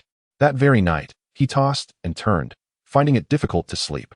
At the break of dawn the following day, he rose and opened his stock trading software, eagerly monitoring the market. As the clock struck 9:30, the A-share market commenced its operations, inundating him with the day's market trends. Taking a deep breath, Shi Yuzhu began to check the opening prices of the 10 stocks listed on the paper provided by Chen Mo. Sky Ecology's opening price, $12.32. Little Bear Electronics opening price, $20014. Tiandi Liquor, Rongxing Technology, Jinyu Corporation. Upon reviewing the opening prices, Shi Yuzhu gasped in astonishment. All were correct. The time between 9:15 and 9:25 was for the opening collective bidding, and the opening prices differed from yesterday's closing prices. Under such circumstances, Chen Mo's predictions were astonishingly accurate. It must be a coincidence. Shi Yuzhu, drenched in sweat, fixed his gaze intently on the market. Sky Ecology at 10:32, price, $13.25. At 11:25, price, $11.10, lowest price. At 15:23, price, limit up. Little Bear Electronics at 9:54, price, 19556. At 10:30, price, 18,422, lowest price.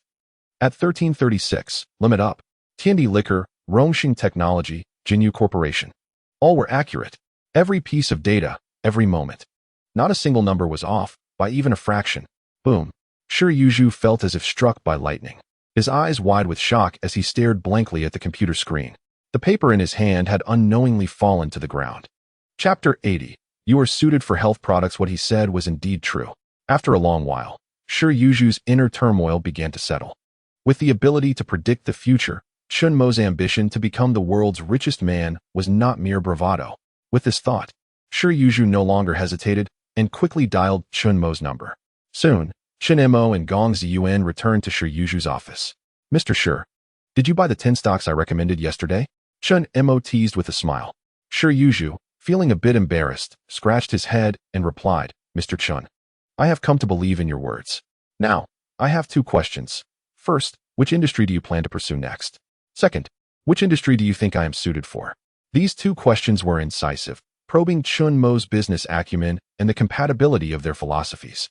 In response to Shi Yuzhu's inquiries, Chen Mo confidently stated, I will be focusing on the internet industry next. The year 2000 is indeed a very unique moment. Not a highlight for internet development, but rather the darkest hour marking the complete collapse of the dot-com bubble. After the collapse of the internet bubble, the Nasdaq index plummeted from its historic peak of 5,048 in 2000 to a mere 1114 by 2002, resulting in a 2/3 evaporation of the stock market's total value. Numerous once prominent companies witnessed a catastrophic decline in their market capitalization, with many even shutting their doors. A significant number of programmers found themselves unemployed and forced to pivot to different careers, leaving less than half of the internet companies to struggle for survival. Yet, in the midst of this turmoil, Chen Mo boldly declared his choice, the internet. He understood that the next 2 decades would be a miraculous era for the internet industry. Shi Yuzhu's eyes sparkled as he gazed intently at Chen Mo and said, But the internet bubble has completely burst, both domestically and internationally. So many companies have ceased operations. Many Western investors predict that the next 20 years will be the darkest period for the internet industry. Mr. Chen, why do you choose to enter this field? Chen Mo chuckled lightly, responding, at the dawn of a new era, darkness often envelopes the horizon. The internet sector has reached its nadir. Soon, it shall undergo a renaissance. As he spoke, he gestured towards the bustling streets of Shanghai outside the building, his voice imbued with an almost enchanting fervor. 2 decades from now, I intend for everyone here to rely on my company's internet products for their dining, shopping, transportation, and even payment needs. I will usher in a golden age for the internet and stand atop the pinnacle of this world. Shi Yuzhu remained silent for several minutes, then took a deep breath and inquired, "What about the answer to the second question?" Chen Mo smiled and said, "What are you suited for? I have already contemplated this before our meeting." He pushed a substantial business proposal across the table towards Shi Yuzhu. "A health supplement company proposal? You want me to handle health supplements? But I have no experience with such products, nor do I understand their development." Shi Yuzhu exclaimed in astonishment. "You are mistaken," Chen Mo replied. "In health supplements, research and development are not paramount. Even if your product is less than ideal, as long as it does no harm, it suffices. What truly matters is marketing and promotion." He tapped his finger on the table, speaking with an audacious tone. "Once you identify the pain points of different consumer demographics, you have already secured half your success. Open my proposal and take a look." Shi Yuzhu began to peruse the proposal. Brain Platinum, youthful health products? This year. No gifts for New Year. Only Brain Platinum will do. Honor your parents with Brain Platinum? Upon reading the first page, Shi Yuzhu felt as though he had unlocked the door to a new world, enlightenment washing over him. "This concept is simply extraordinary," he exclaimed, holding the proposal with rapturous excitement. "Linking health supplements with filial piety and well-being is an exceptional market strategy." He continued to read. "Kidney Treasure, good for both you and me. Life number 7. Nutritional support for the brain, leading to better exam results. Golden Wine Oral Liquid." With each turn of the page, Shi Yuzhu's heart raced, and with every passage, his admiration for Chen Mo deepened, until he reached the end. Shi Yuzhu carefully placed the project proposal on the table and sighed deeply, saying, "Mr. Chen, I am truly in awe today. I am utterly impressed." Chen Mo was not surprised in the least. If he weren't impressed, it would indeed be strange. This proposal encompassed nearly all the most successful health product plans for the next 20 years, including products that Shi Yuzhu himself intended to develop in the future. Chen Mo smiled nonchalantly, choosing not to say anything. Shi Yuzhu took a deep breath, as if finally making a resolution, stood up, and respectfully extended his hand to Chen Mo, declaring, "I am willing to be of service to you, Mr. Chen." Chen Mo laughed heartily and shook Shi Yuzhu's hand, replying, "May our collaboration be a joyful one." After confirming their partnership, Chen Mo and Shi Yuzhu signed a labor contract. Shi Yuzhu would serve as the marketing director for Chen Mo's company while temporarily taking on some management roles. Additionally, Chen Mo provided Shi Yuzhu with 500 million in funds to settle debts and establish a health product company. In the previous life, this sum had been provided by a substantial institution, which subsequently profited greatly from Shi Yuzhu. In this life, however, the investing institution had transformed into Chen Mo himself. Once everything was settled, the three of them dined at an opulent restaurant in the bustling metropolis. During the meal, Shi Yuzhu and Chen Mo engaged in a multitude of discussions, primarily revolving around the collision of business ideas. Shi Yuzhu was astonished to discover that, despite Chen Mo being in his 20s and embarking on his first entrepreneurial venture, he possessed an extraordinarily profound understanding of future business plans and trends. Many of Chen Mo's business concepts were so advanced that Shi Yuzhu found them difficult to grasp. By the end of the meal, Shi Yuzhu had changed how he addressed Chen Mo, no longer calling him Mr. Chen or Director Chen. He now referred to him as Master Long. After dinner, in the car, Gong Ziyuan remarked, "Mo Gu, how is it that you, being human like the rest of us, possess such a remarkable intellect? I can understand each word of your conversation, but when they come together, I cannot comprehend a single sentence. I merely stand on the shoulders of giants." Chen Mo replied with a smile. Gong Ziyuan gazed at Chen Mo with wide eyes, admiring him. Every word that Chen Mo spoke resonated with profound depth. As night fell, gazing at the dazzling metropolis outside, Gong Ziyuan mused. The metropolis is indeed splendid. In the next 20 years, it will become one of the economic centers of the East and the world. Chen Mo confidently proclaimed. At that time, I, Chen Mo, will stand proudly atop the Great Xia, ensuring that all the people of the Great Xia know my name. After a pause, Chen Mo gently turned to Gong Ziyuan, asking, Are you willing to join me in ascending to the pinnacle of the metropolis, the Great Xia, and the world? Gong Ziyuan, with sparkling eyes, smiled radiantly like a garden in full bloom, replying, I am willing. Chapter 81. Listening to your words is worth 10 years of labor that very night. Upon returning to Jiangbei, Chen Mo received a phone call. Hello, Mr. Chen. Several leaders from the provincial capital are coming to Jiangbei for an inspection tomorrow. They have long admired Master Long and would like to invite you to dinner. May I ask if you are available? Wang Tai said respectfully. Sure, where shall we dine? Zheng Qian has recently opened a restaurant named Money Tiger. Wonderful. Gong Ziyuan turned with curiosity and inquired, Are you meeting at Money Tiger for dinner tomorrow? Chen Mo nodded, responding, Yes, some leaders from the provincial capital are coming, likely a few bigwigs from the banking and tax sectors. I must make their acquaintance. Gong Ziyuan exclaimed, That's splendid. I initially hesitated to inform you, but do you remember our high school classmate, Lin Bin? He called me this morning, mentioning a gathering of classmates at Money Tiger tomorrow at noon. Since you already have a dinner engagement, you could make an appearance, just to show your face. A class reunion? Why wasn't I informed? Chen Mo expressed his confusion. You know Lin Bin well enough.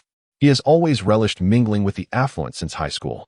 The attendees this time are all from well-off families, and in his eyes, you are merely a wage earner with a monthly salary of 1,000, so naturally, he wouldn't extend an invitation to you. Moreover, I've heard that Lin Bin made a fortune during your previous dealings with Chu Tian, and he is now a millionaire. Quite impressive. Gong Ziyuan scoffed. That's why I want you to make an appearance, to let our classmates see that you have indeed risen in stature. Being relatively young, Gong Ziyuan did not possess the same indifference towards superficial accolades as Chen Mo, who had lived through 2 lifetimes. She yearned for her classmates to recognize Chen Mo's success, simultaneously indulging her own vanity. There's no need. We don't belong to the same social circle. Why force it? Chen Mo chuckled, shaking his head. His current status was far beyond what their high school peers could fathom. Even if he attended, they would have little in common to discuss, especially since they had lost touch over the years. Please, Mo Gu, I'm begging you. Gong Ziyuan pleaded, shaking Chen Mo's arm in a playful manner. These people may never cross our paths again. Do we really need their approval of our lives? Chen Mo persisted in his refusal. Are you not concerned that Lin Bin might pursue me? He has been after me for years. Gong Ziyuan retorted with a pout. I'm not worried. He's no match for me. Chen Mo asserted confidently. Gong Ziyuan rolled her eyes dramatically. How about this? If you agree to accompany me, I'll give you a kiss. All right, but the location of the kiss is up to me, Chen Mo replied earnestly. Gong Ziyuan took a deep breath, suppressing the urge to give Chen Mo a playful punch, and said, Fine, you can decide. Chen Mo patted Gong Ziyuan's shoulder, smiling, Young lady, if you keep broadening your horizons, you will surely achieve great things in the future.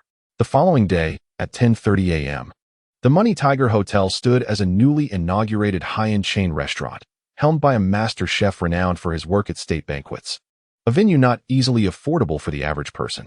Chen Mo's Lamborghini discreetly parked in a spot behind the hotel. No sooner had he exited the vehicle than he received a call from Wang Tai.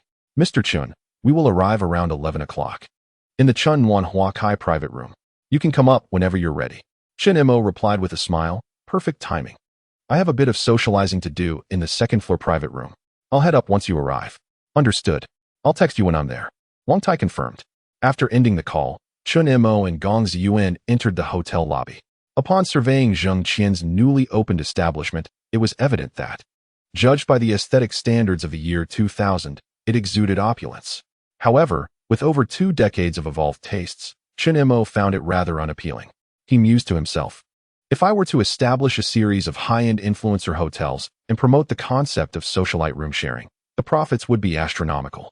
Just then, a woman approached, exclaiming in delight, Ziyuan.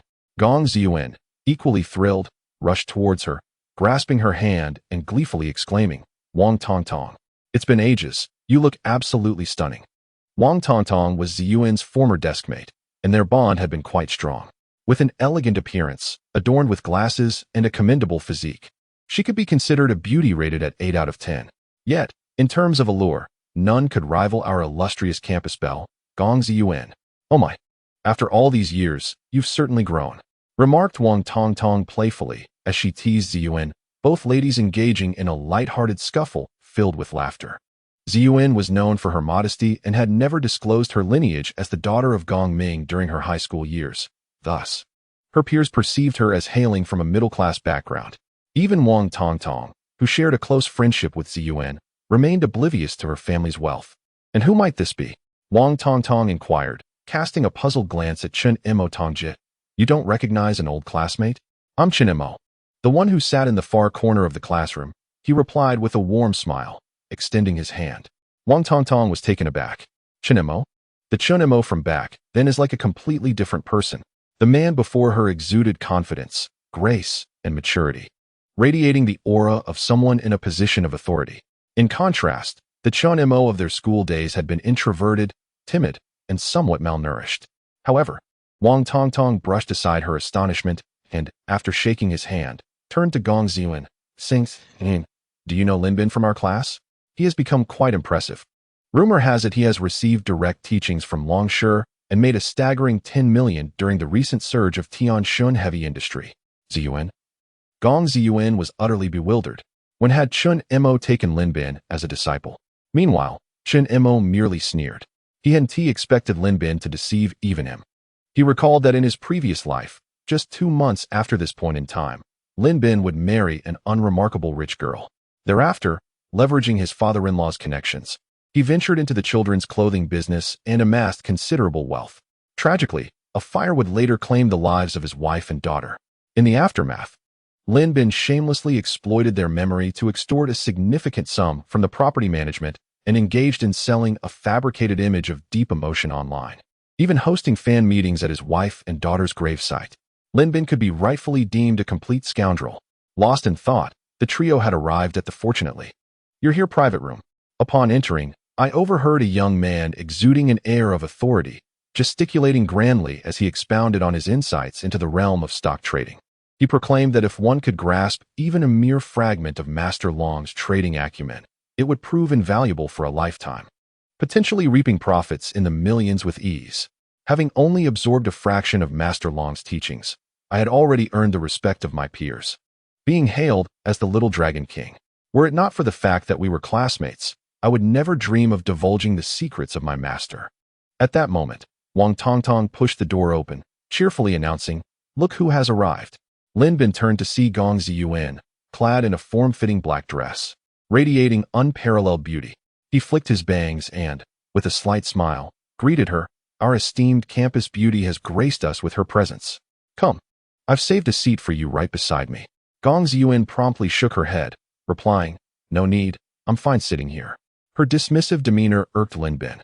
In their school days, she had always been rather aloof towards him, and now, despite his newfound wealth as a millionaire, her indifference remained unchanged. Ziyuan, you might not know this, but I am now a disciple of Master Long. Thanks to his guidance during the recent surge in Tianshun heavy industries, I earned over 10 million, Linbin declared proudly. A millionaire in the year 2000 is equivalent to a billionaire in 2021, a true embodiment of affluence, commanding respect wherever one goes. Having a disciple like you is truly a stroke of bad luck for Master Long, Gong Ziyuan muttered. Linbin looked at her, puzzled. I mean, congratulations on finding such an impressive mentor, she replied, her tone still cold, tinged with a hint of mockery. This reaction left Linbin feeling quite embarrassed.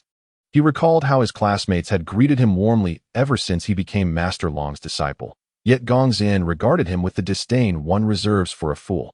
Clearing his throat, he announced, Since Ziyuan is here, I shall share with everyone the essential stock market mantras imparted to me by Master Long. This is in deference to Ziyuan. Everyone perked up, eager to listen, with some even pulling out notebooks to jot down notes, an intensity of focus I had rarely witnessed. Even during exam preparations, Chen Mo stifled a laugh, arms crossed, observing Linbin. Listen closely. The first mantra from Master Long. When others are greedy, I am fearful. The second, when others are fearful, I increase my holdings. The third, when others face minor losses, I face ruin. A single piece of advice can save years of toil. Chen Mo could contain himself no longer and interrupted Lin Bin. What nonsense are you spouting? Isn't this tarnishing your reputation? Chapter 82. Master Long's Personal Guidance Silence. A profound stillness enveloped the room as all eyes widened toward the doorway, where Chen Mo stood. Lin Bin, filled with indignation, retorted, "Who are you? What gives you the right to speak here?" "It's Chen Mo, the poorest guy in our class." A classmate chimed in. "Chen Mo? Oh, I remember him now," Lin Bin disdainfully remarked. "Isn't that the impoverished fellow who has worn the same school uniform for 3 years, with shoes so tattered that his toes are exposed? What now? Have you heard that I have become wealthy under the tutelage of the Dragon Master and wish to seek my guidance?" He continued, "I assure you, with your impoverished mindset, you will never grasp the techniques imparted by the Dragon Master." Chen Mo, rendered speechless, replied, "Of course I cannot comprehend. Those are not even words spoken by the Dragon Master. How could I possibly understand? What are you insinuating?" Lin Bin's expression darkened. "Are you implying that I am lying?" Just as Chen Mo contemplated exposing Lin Bin's deceit, the restaurant owner, Zheng Qian, arrived. A month prior, Zheng Qian and Chen Mo were of comparable status. Yet in this brief span, the disparity between them had grown vast. Therefore, upon learning of Chen Mo's presence, Zheng Qian felt compelled to ingratiate himself. He entered with 2 bottles of Romani Conti, wearing a respectful smile. "Hello everyone. Thanks to the Dragon Master, I have profited significantly from the recent surge in the shares of Tiangshan Heavy Industry. Here are 2 bottles of wine for you all. And today's meal is on the house. Should you require anything, just let me know." With that, Zheng Qian respectfully withdrew. Zheng Qian presumed that these individuals recognized Chen Mo as the Dragon Master, which is why he refrained from addressing him by his true name. However, the group had different thoughts. "Wow, Bingu, you really have some clout. This is impressive. The owner of the Jin Qian, who is quite a figure. And he personally delivered wine to you. Indeed, Bingu, you are doing exceptionally well, extraordinarily well, in fact." Initially bewildered, Lin Bin quickly realized that Zheng Qian's visit was due to the Dragon Master, and his spirits rose. He waved his hand and, with an air of pride, proclaimed, "All thanks to the Dragon Master."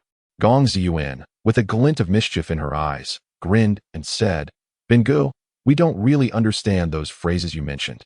Could you directly recommend a stock for us? Let us, your old classmates, share in the fortune." Gong Ziyuan's words delighted Lin Bin immensely. He dismissed Chen Mo from his thoughts, straightened his collar, and confidently declared, "Listen closely. This stock has always been favored by my master. Wulu milk powder. This stock is bound to soar when the market opens tomorrow, and consecutive Jingtingban is no dream." A chorus of whispers erupted among the classmates, their faces alight with excitement, clearly convinced by Lin Bin's assertions. After all, with the Dragon Master's reputation backing him and Lin Bin's recent luck in earning a fortune, belief was easy. Even Wang Tongtong silently noted the stock, planning to purchase it at the opening tomorrow. However, Chen Mo was utterly speechless. Wulu milk powder? Of all the stocks to recommend, why this one, which is on the brink of collapse? In his previous life, Wulu milk powder had indeed experienced explosive growth, but due to severe quality issues, it faced investigations and rectifications, resulting in a year-long suspension of trading. When the market reopened, the stock plummeted, leading to its eventual bankruptcy. Many investors in this stock have found themselves in dire straits. Yet now, Lin Bin dares to recommend it? What audacity! The Wulu milk powder products are facing severe issues and are on the verge of collapse. Anyone who invests is bound to regret it. If you genuinely intend to profit from the stock market, consider acquiring shares of Matai and holding them long-term. Witnessing a several-fold increase in value is entirely feasible. Chen Mo remarked to Wang Tongtong. Over the past decade, Matai's stock price has surged over 70-fold. Chen Mo humbly noted that suggesting a mere few-fold increase is an understatement. Wang Tongtong looked at Chen Mo in confusion. "Do you understand stocks too?" "Sister Tong, trust Chen Mo. You are certain to reap substantial profits." Gong Ziyuan clasped Wang Tongtong's hand. However, Lin Bin overheard this exchange. "Huh?" Lin Bin erupted into laughter. "Am I hallucinating? You claim Wulu is on the brink of collapse? That company ranks among the top 10 dairy enterprises in the Great Xia Kingdom. Their performance is on the rise." In front of the crowd, Lin Bin shook his head with disdain. "Chen Mo, you, with your meager salary of just over 1,000, know nothing about stocks. I've earned over 10 million trading stocks in the past 2 months. What about you? Do you even have 1 million? With that, Lin Bin stood up and declared, Ladies and gentlemen, I assure you, Master Long has already communicated with the executives at Wooloo and possesses insider information. A substantial financing deal is imminent, and the stock price is poised to soar. Yet Chen Mo's obscure Matai, which no one has heard of, is being touted for long-term holding. Wouldn't that be detrimental to you? I stand by my words. Invest in Wooloo, and you will undoubtedly amass wealth within the year. Achieving financial freedom is no longer a dream. Do not miss this opportunity for riches and later blame me, your old classmate, for not guiding you. Lin Bin's words left the classmates exchanging glances. But soon, someone spoke up. Brother Bin is a disciple of Master Long and the little dragon king of the stock market. His recommendations are foolproof. Chen Mo should just stop. He is merely a worker who probably doesn't even comprehend the stock market mechanisms, yet he dares to give advice. Indeed, he is just trying to drag us down with him. It's trading hours. I'm going all in on Wooloo right now. Me too. Trust Brother Bin, and we shall make a fortune. Wooloo, let us go. It was imperative to invest heavily. Everyone picked up their phones to call their brokerage firms, instructing operators to purchase Wooloo shares. Among the crowd, only Wang Tongtong hesitated. Gong Ziyuan, realizing these individuals were beyond saving, turned to Chen Mo and said, Brother Mo, I apologize. I shouldn't have brought you here. Let us leave and avoid these people in the future. In Gong Ziyuan's eyes, her classmates appeared utterly ridiculous. A fraud claiming to be a disciple of Master Long had them entranced, while the genuine master stood before them, guiding them towards wealth, yet they remained skeptical. Just then, Wang Tongtong's phone rang, a news alert that made her scream in alarm. Oh no, Wooloo is in trouble. Quick look. Chapter 83, Wang Tailai proposes a toast. Wang Tongtong's exclamation captured everyone's attention. Lin Bin, with a proud expression, declared, Is it that a foreign institution has invested in Wooloo? Hee, I have long asserted that Long sure possesses insider information. The majority of those present erupted into joyous cheers, exclaiming, Huh? What a tremendous boon right after we fully invested. Oh, we're taking off. We are bound to make a fortune this time. Thank you, Brother Bin, for leading us to wealth. However, Wang Tongtong shook her head vehemently, stating no. The news reports indicate that Wooloo's products have significant quality issues that will severely affect infant health. The responsible parties have already been criminally detained, and trading of their stocks has been suspended. Upon finishing her words, Wang Tongtong gazed at Chen Mo with disbelief. This news had just emerged, yet Chen Mo appeared to be already aware of it. In truth, Chen Mo was merely cognizant of the matter, unaware that the timing would align so perfectly. As Lin Bin heard her words, he froze momentarily, then rushed to snatch Wang Tongtong's phone, scrutinizing the information repeatedly, his complexion turning a ghastly shade. It can't be. How could this happen? I've invested my earnings of 10 million, along with another 3 million borrowed. This must be false news. No one understands stocks better than I do. Lin Bin roared in a frenzy. At that moment, the world seemed to fall silent. All the students were left in shock. The atmosphere grew exceedingly tense. Each individual felt as though breathing had become a struggle. I just had my mother withdraw all our funds to gamble on Wooloo's stocks. I invested my savings from 8 years. I used the money meant for my child's medical treatment. How could this happen? The same students who had just been jubilantly anticipating a gamble on Wooloo stocks now wore expressions of utter despair. Everyone hastily dialed their brokerage firms, seeking to discover if there remained any opportunity to escape. Yet the responses they received only deepened their hopelessness. Their funds were entirely trapped. The reopening of Wooloo's trading seemed to be an indefinite wait, and judging by the current situation, even if trading resumed, the stock prices would likely plummet to worthless levels. Thud. Those with fragile mental fortitude fainted on the spot, quickly whisked away by ambulances. The others were equally distressed. Just then, a knock echoed at the door of the private room as someone entered. It was Wang Tai, accompanied by several prominent figures from Jiangbei, each holding a glass of wine to toast. Mr. Chen, we have just arrived. The leaders from the provincial capital have already been seated, and I brought along my old friends from Jiangbei to meet you and your companions, as well as to offer you a toast, Wang Tai said with a smile. Upon hearing this, a group of well-to-do local students turned to look at the newcomers, their astonishment palpable. My goodness, is that Wang Tai, the president from the provincial branch? And isn't that Mr. Shi from Tianjin Financial Company? I dined with him last month, accompanied by my father. Director Zhang, what brings you here? Are these big shots here to toast Mr. Chen? Wang Tai downed his drink in one gulp, then ushered his companions inside. gesturing towards Chen Mo. Gentlemen, this is Mr. Chen, the rising star of the stock market, Longsure, and our newly anointed financial authority of Jiangbei. Longsure, greetings. The group of dignitaries reverently exclaimed in unison, and then they respectfully drained their glasses. After finishing their drinks, everyone took their leave. In the private room, all the classmates stared wide-eyed at Chen Mo.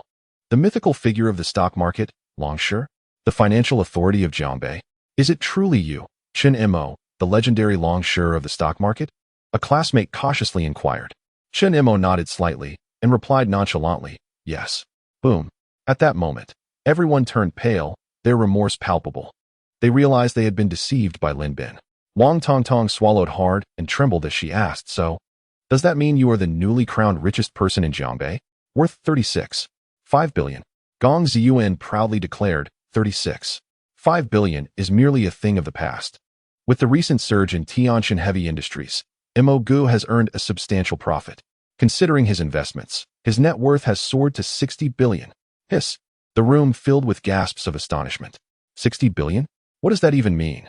Even among those from affluent backgrounds, combining all their fortunes would not amount to a fraction of Chen Mo's wealth. At that moment, they finally understood why Wang Tai and so many magnates in Jiangbei treated Chen Mo with such deference. Meanwhile, Lin Bin was utterly despondent, his eyes wide, mouth agape, and face ashen as he gazed at Chen Mo. He attempted to speak, but could only emit incoherent sounds, akin to a duck with its throat grasped. Gong Ziyuan was elated. Her purpose for coming here was to flaunt her remarkable boyfriend, especially after witnessing how these individuals initially looked down upon Chen Mo, only to be soundly rebuffed.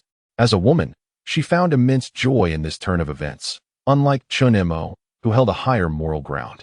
All right, I have matters to attend to and must take my leave. If you wish for anything to eat or drink, feel free to approach Boss Zheng Qian. Chen Mo stated calmly. It was at this moment that everyone realized Zheng Qian had not come to deliver drinks out of regard for Lin Bin. Wait. Suddenly, Lin Bin called out to Chen Mo, his face contorted with fury as he shouted, you knew that Wulu would implode. Why didn't you stop us? Did you deliberately urge us to buy Wulu to witness our downfall? Chen Mo was taken aback. How could this be attributed to him? I clearly warned you before that anyone who invests in Wulu is bound for disaster. It was your disbelief that led to this. Moreover, you claimed it was insider information from Longsure. Have you forgotten? Chen Mo chuckled. Lin Bin was rendered speechless, his expression shifting as he clenched his fists. His eyes glaring at Chen Mo. Fine, let us consider it my fault. But you bear some responsibility too. Chen Mo, we are classmates. We are on the brink of bankruptcy because of you. You cannot turn a blind eye. Lin Bin's words resonated with all the classmates present. Yes, only Chen Mo could save them now. Moreover, just now, Chen Mo was acutely aware that Wulu would face a catastrophic downfall. Yet he made no effort to avert their impending disaster, clearly intending to orchestrate their bankruptcy. Chen Mo, you must lend us money to extricate ourselves. After all, you are the wealthiest. This sum is but a mere trifle for you. You possess 60 billion. Even if you were to distribute 1 billion to each of us here, you would still retain over 30 billion. You were just beside me. Why didn't you stop me? Now, my entire fortune is tied up in Wulu. And it is all your fault. You owe me. Under Lin Bin's leadership, all the classmates who had gambled on Wulu immediately surrounded Chen Mo, their teeth gritted, as if they intended to devour him whole. Chapter 84. Deceiving the big shots, you shameless lot. Gong Ziyuan was taken aback by the audacity of this group. Chen Mo chuckled. When I was in high school, you all had so much wealth, yet not a single cent was shared with me. Now that you know I've become affluent, you come seeking a share of my fortune? Huh, I am wealthy.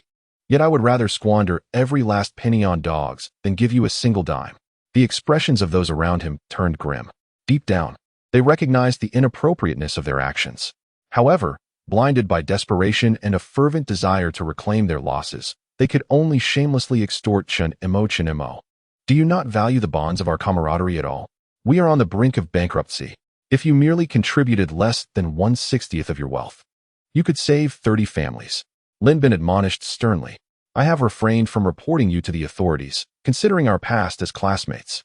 Having finished his words, Chen Mo took Gong Ziyuan's hand and prepared to leave. You shall not depart. Lin Bin positioned himself defiantly in front of Chen Mo. What? Do you intend to rob me? Chen Mo replied, bemused. This is not theft, it is a loan. Chen Mo, if you lend us the money to navigate through this crisis, we can discuss terms, but otherwise, you shall not exit this door today. Lin Bin threatened menacingly. Though the other classmates remained silent, they silently aligned themselves behind Lin Bin, blocking Chen Mo's path. You truly are beyond redemption. Chen Mo shook his head, picked up his phone, and unhesitatingly dialed a number. In less than half a minute, Zhang Qian stormed in with over 100 security personnel. Who dares obstruct me? Shall have their legs broken. Chen Mo coldly snorted, turning to leave without glancing back at the classmates' embarrassed, regretful expressions. On the way upstairs, Gong Ziyuan, feeling embarrassed, said, Mo Go, I'm sorry. It was my fault. I shouldn't have brought you here. Chen Mo smiled. No worries. In the future, it's best to avoid such individuals. There's no need to invite unhappiness into our lives. Gong Ziyuan nodded.